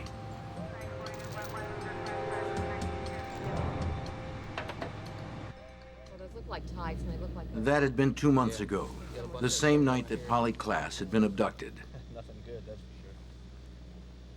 A hood, bindings, a young girl's pair of tights. It was too much of a coincidence. Putting it all together, the deputy quickly put a call in to the Petaluma Police Department.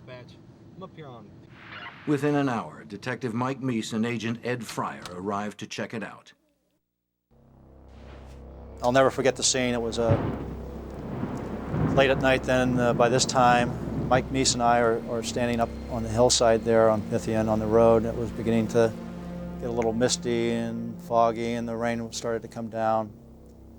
And we looked at each other, and we knew in our hearts that we had basically uncovered a very critical crime scene, that this was going to lead us to the resolution of this case. After the evidence was collected, investigators immediately began searching the Pythian Road site for any signs of Polly.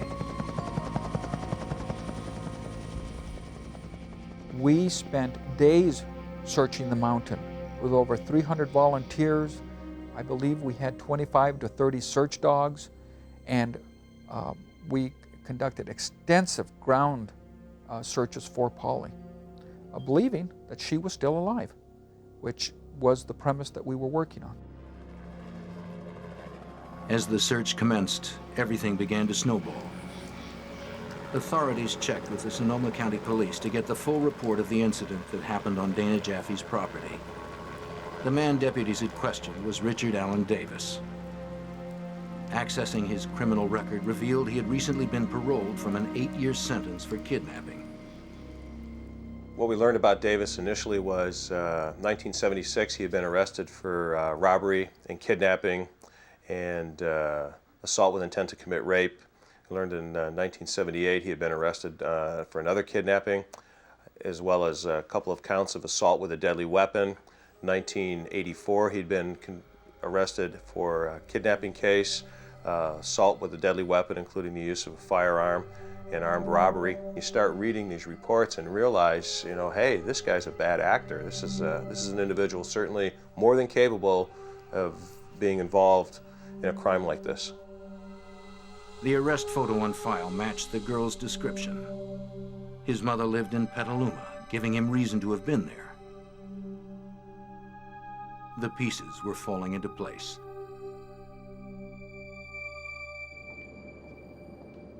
The items discovered near Pythian Road were immediately flown to forensic specialist Chris Allen in Washington. Of the most interest was a strip of cloth that was found in the woods. Allen was quickly able to confirm what detectives had suspected. Essentially what we're trying to do is establish whether or not the cut edges would line up or match. The middle strips represent the fabric that was found at Polly's bedroom, which were used to bind Polly's girlfriends. Subsequently, on the second submission, we received the cloth that was found at the Pythian Road site.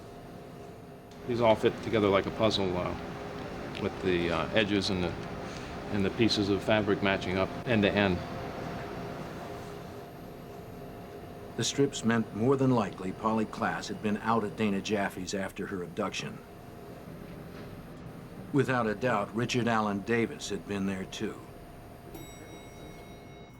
Though it wasn't enough to arrest Davis for kidnapping, detectives felt if they could just get him in custody, they could quickly gather the evidence they needed to tie him to Polly's disappearance. Everything else fell away, and we focused on what we had with Mr. Davis, what happened out there at Pythian Road, and what we were going to do next.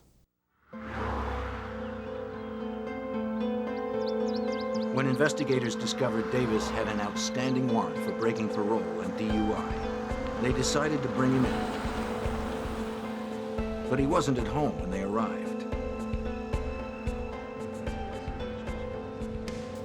Then a deputy sheriff who was securing a perimeter around the area stopped a van. At the wheel was Richard Allen Davis.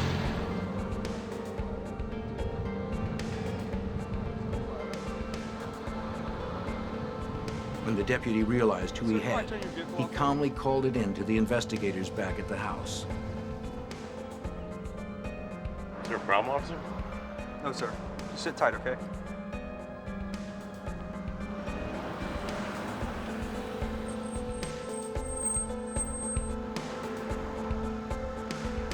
Authorities reported to the scene, and Detective Meese approached the van and asked Davis to step out. Step out of the van? He informed him that he was under arrest for violation of his parole. No. I'm Detective Meese. I'm arresting you for One thing I think it's important to understand how Richard Allen Davis was taken in custody, because it was such a low-key event, and because Mike Meese went ahead and handcuffed him. He did it in a very professional way, and he started a rapport going with Richard Allen Davis that later was very useful in bringing resolution to the case. It had been 2 months since Kate and Jillian had seen the man who took Polly Klaas, but they had no trouble picking him out of a lineup. Number 1, step forward, please.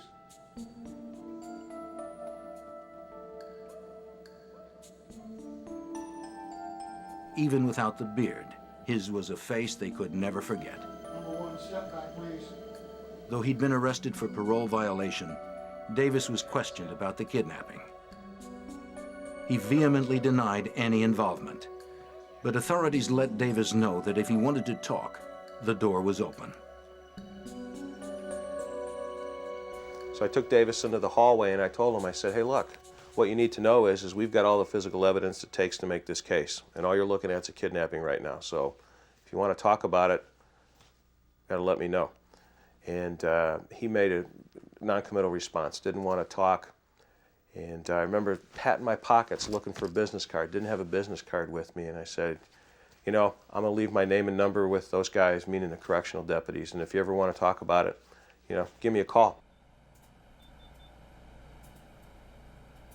Back at the FBI latent fingerprint lab, Mike Smith was comparing the palm print found in Polly's bedroom with one that had been taken from Davis since his arrest.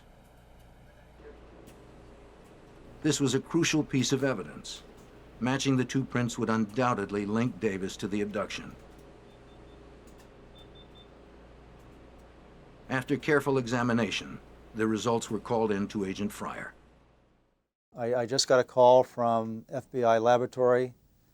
They matched Davis's palm print to a palm print taken off of Polly's bedroom, or her bedpost.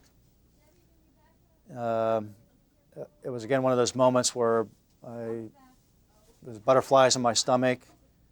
Again, realized that this was really very powerful evidence. So I hung up the phone, and again there was a lot of noise and commotion in the command post. I stood up and I asked everybody, "Can I have your attention, please? Can I have quiet for a moment?" I said, we just got confirmation from our laboratory that we've matched this palm print taken from the bedroom to Davis. We can place him in the bedroom. And it was just a huge cheer from everybody. Papers were flying. It was just great news to everybody. This is it. It's concrete. He was in her bedroom. We can prove it. We had him nailed down.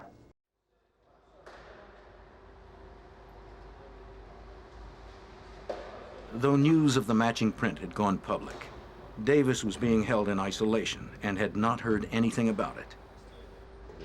Then one day, a friend of his showed up for a visit.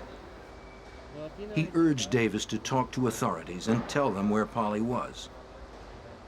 But Davis continued to deny responsibility.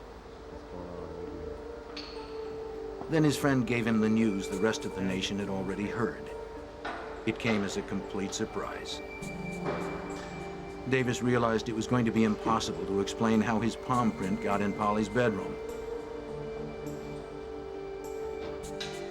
There was only one thing he could do. In Davis's mind, he's now got to do something, and that is try to make whatever deal he can make with the authorities, because we know that he was in Polly's bedroom. We can put him there. While on his way to the massive search for Polly near Pythian Road, Detective Meese was paged to call the jail. This was the moment everyone had been waiting for, and Meese was anxious about what he might find out. After this wait, you know, Davis comes on the phone, and I recognize the voice. So I know it's him, and I said, he says to me, he says, "Hey, I screwed up. I screwed up big time." Detective Meese and Special Agent Larry Taylor met with Davis in the interrogation room, where Davis related the details of the night of October 1st. Though he was living in something like a halfway house, he had applied for an overnight pass to go visit his mother in Petaluma. Unable to find her house, he had a few beers and walked the streets of Polly's neighborhood. At one point, he was stopped by a man who wanted to sell him some marijuana. He decided to go ahead and buy the joint. In Davis's own words, he got really buzzed and went to the store for more beer. He soon found himself wandering the neighborhood aimlessly. He wasn't sure where he was or what he was doing. But Davis had come to the neighborhood prepared. He'd brought a bag packed with bindings and tape. Forensic experts were able to determine that he had cut the strips with a pair of scissors, a fact which implies intent.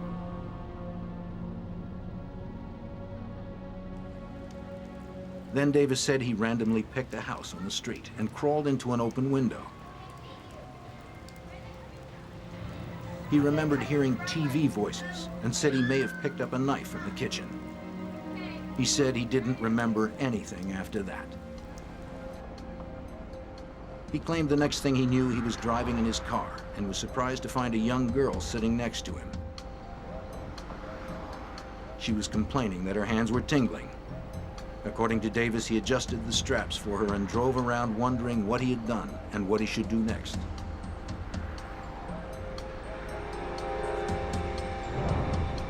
Then he drove off the side of the road and got the car stuck.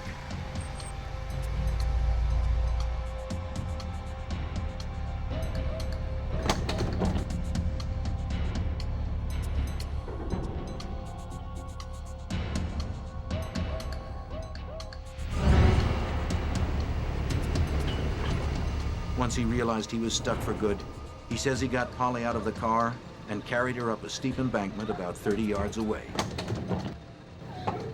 Get out of the car! He planned to leave her in the darkness until he could figure out a way to free the car.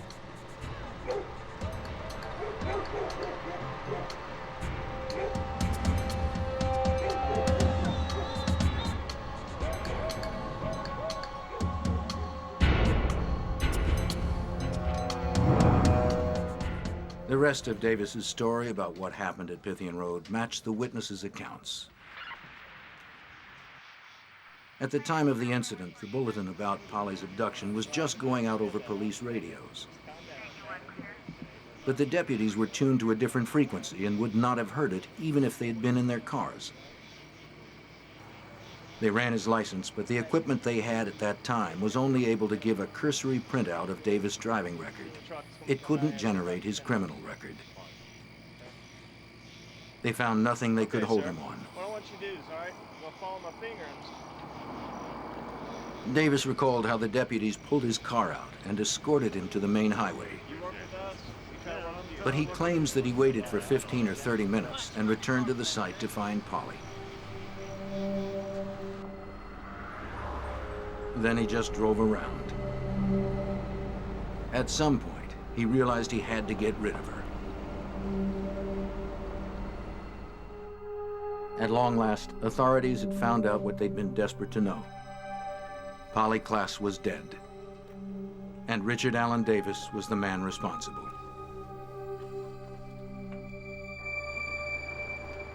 Davis agreed to take them to the site in a deserted area of Cloverdale where he had left the body. It was night, but inspectors felt the need to confirm Davis's story couldn't wait until daybreak. He led them to a field near an abandoned lumber mill. Out in the field, under some boards, investigators found the body of Polly Klaas.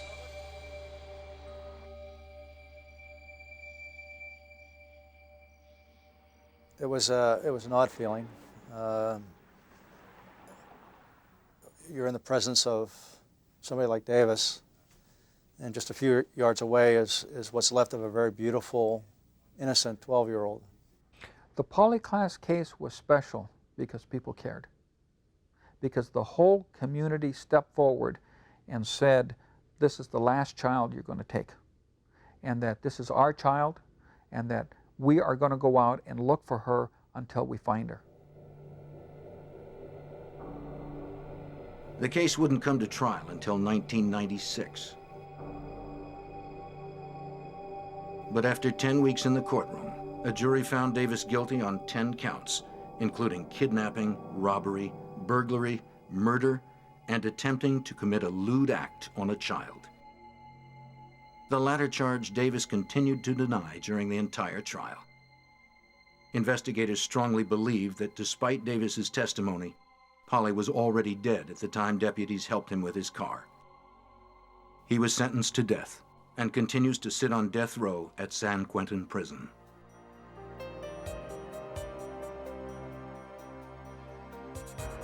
Polly Klaas left behind a legacy to save other lives. The way missing persons cases are handled has changed forever since the investigation. law enforcement databases are linked to different agencies providing vital information to multiple jurisdictions. Missing persons bulletins are now sent out over all police channels. At routine pullovers and traffic stops, officers can access not only driving histories, but criminal records as well. Implementation of the 3 strikes you're out legislation was a direct result of the case, as was the push to expedite the appeals process in murder cases.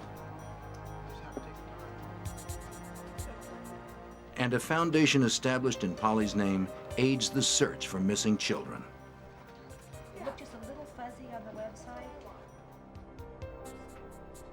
Involvement of the FBI was critical to bringing resolution to this case. Had they not come in and gotten involved early on, it's doubtful we would ever have had resolution, or certainly that it would have been as quickly as it was, even though it seemed like a long time.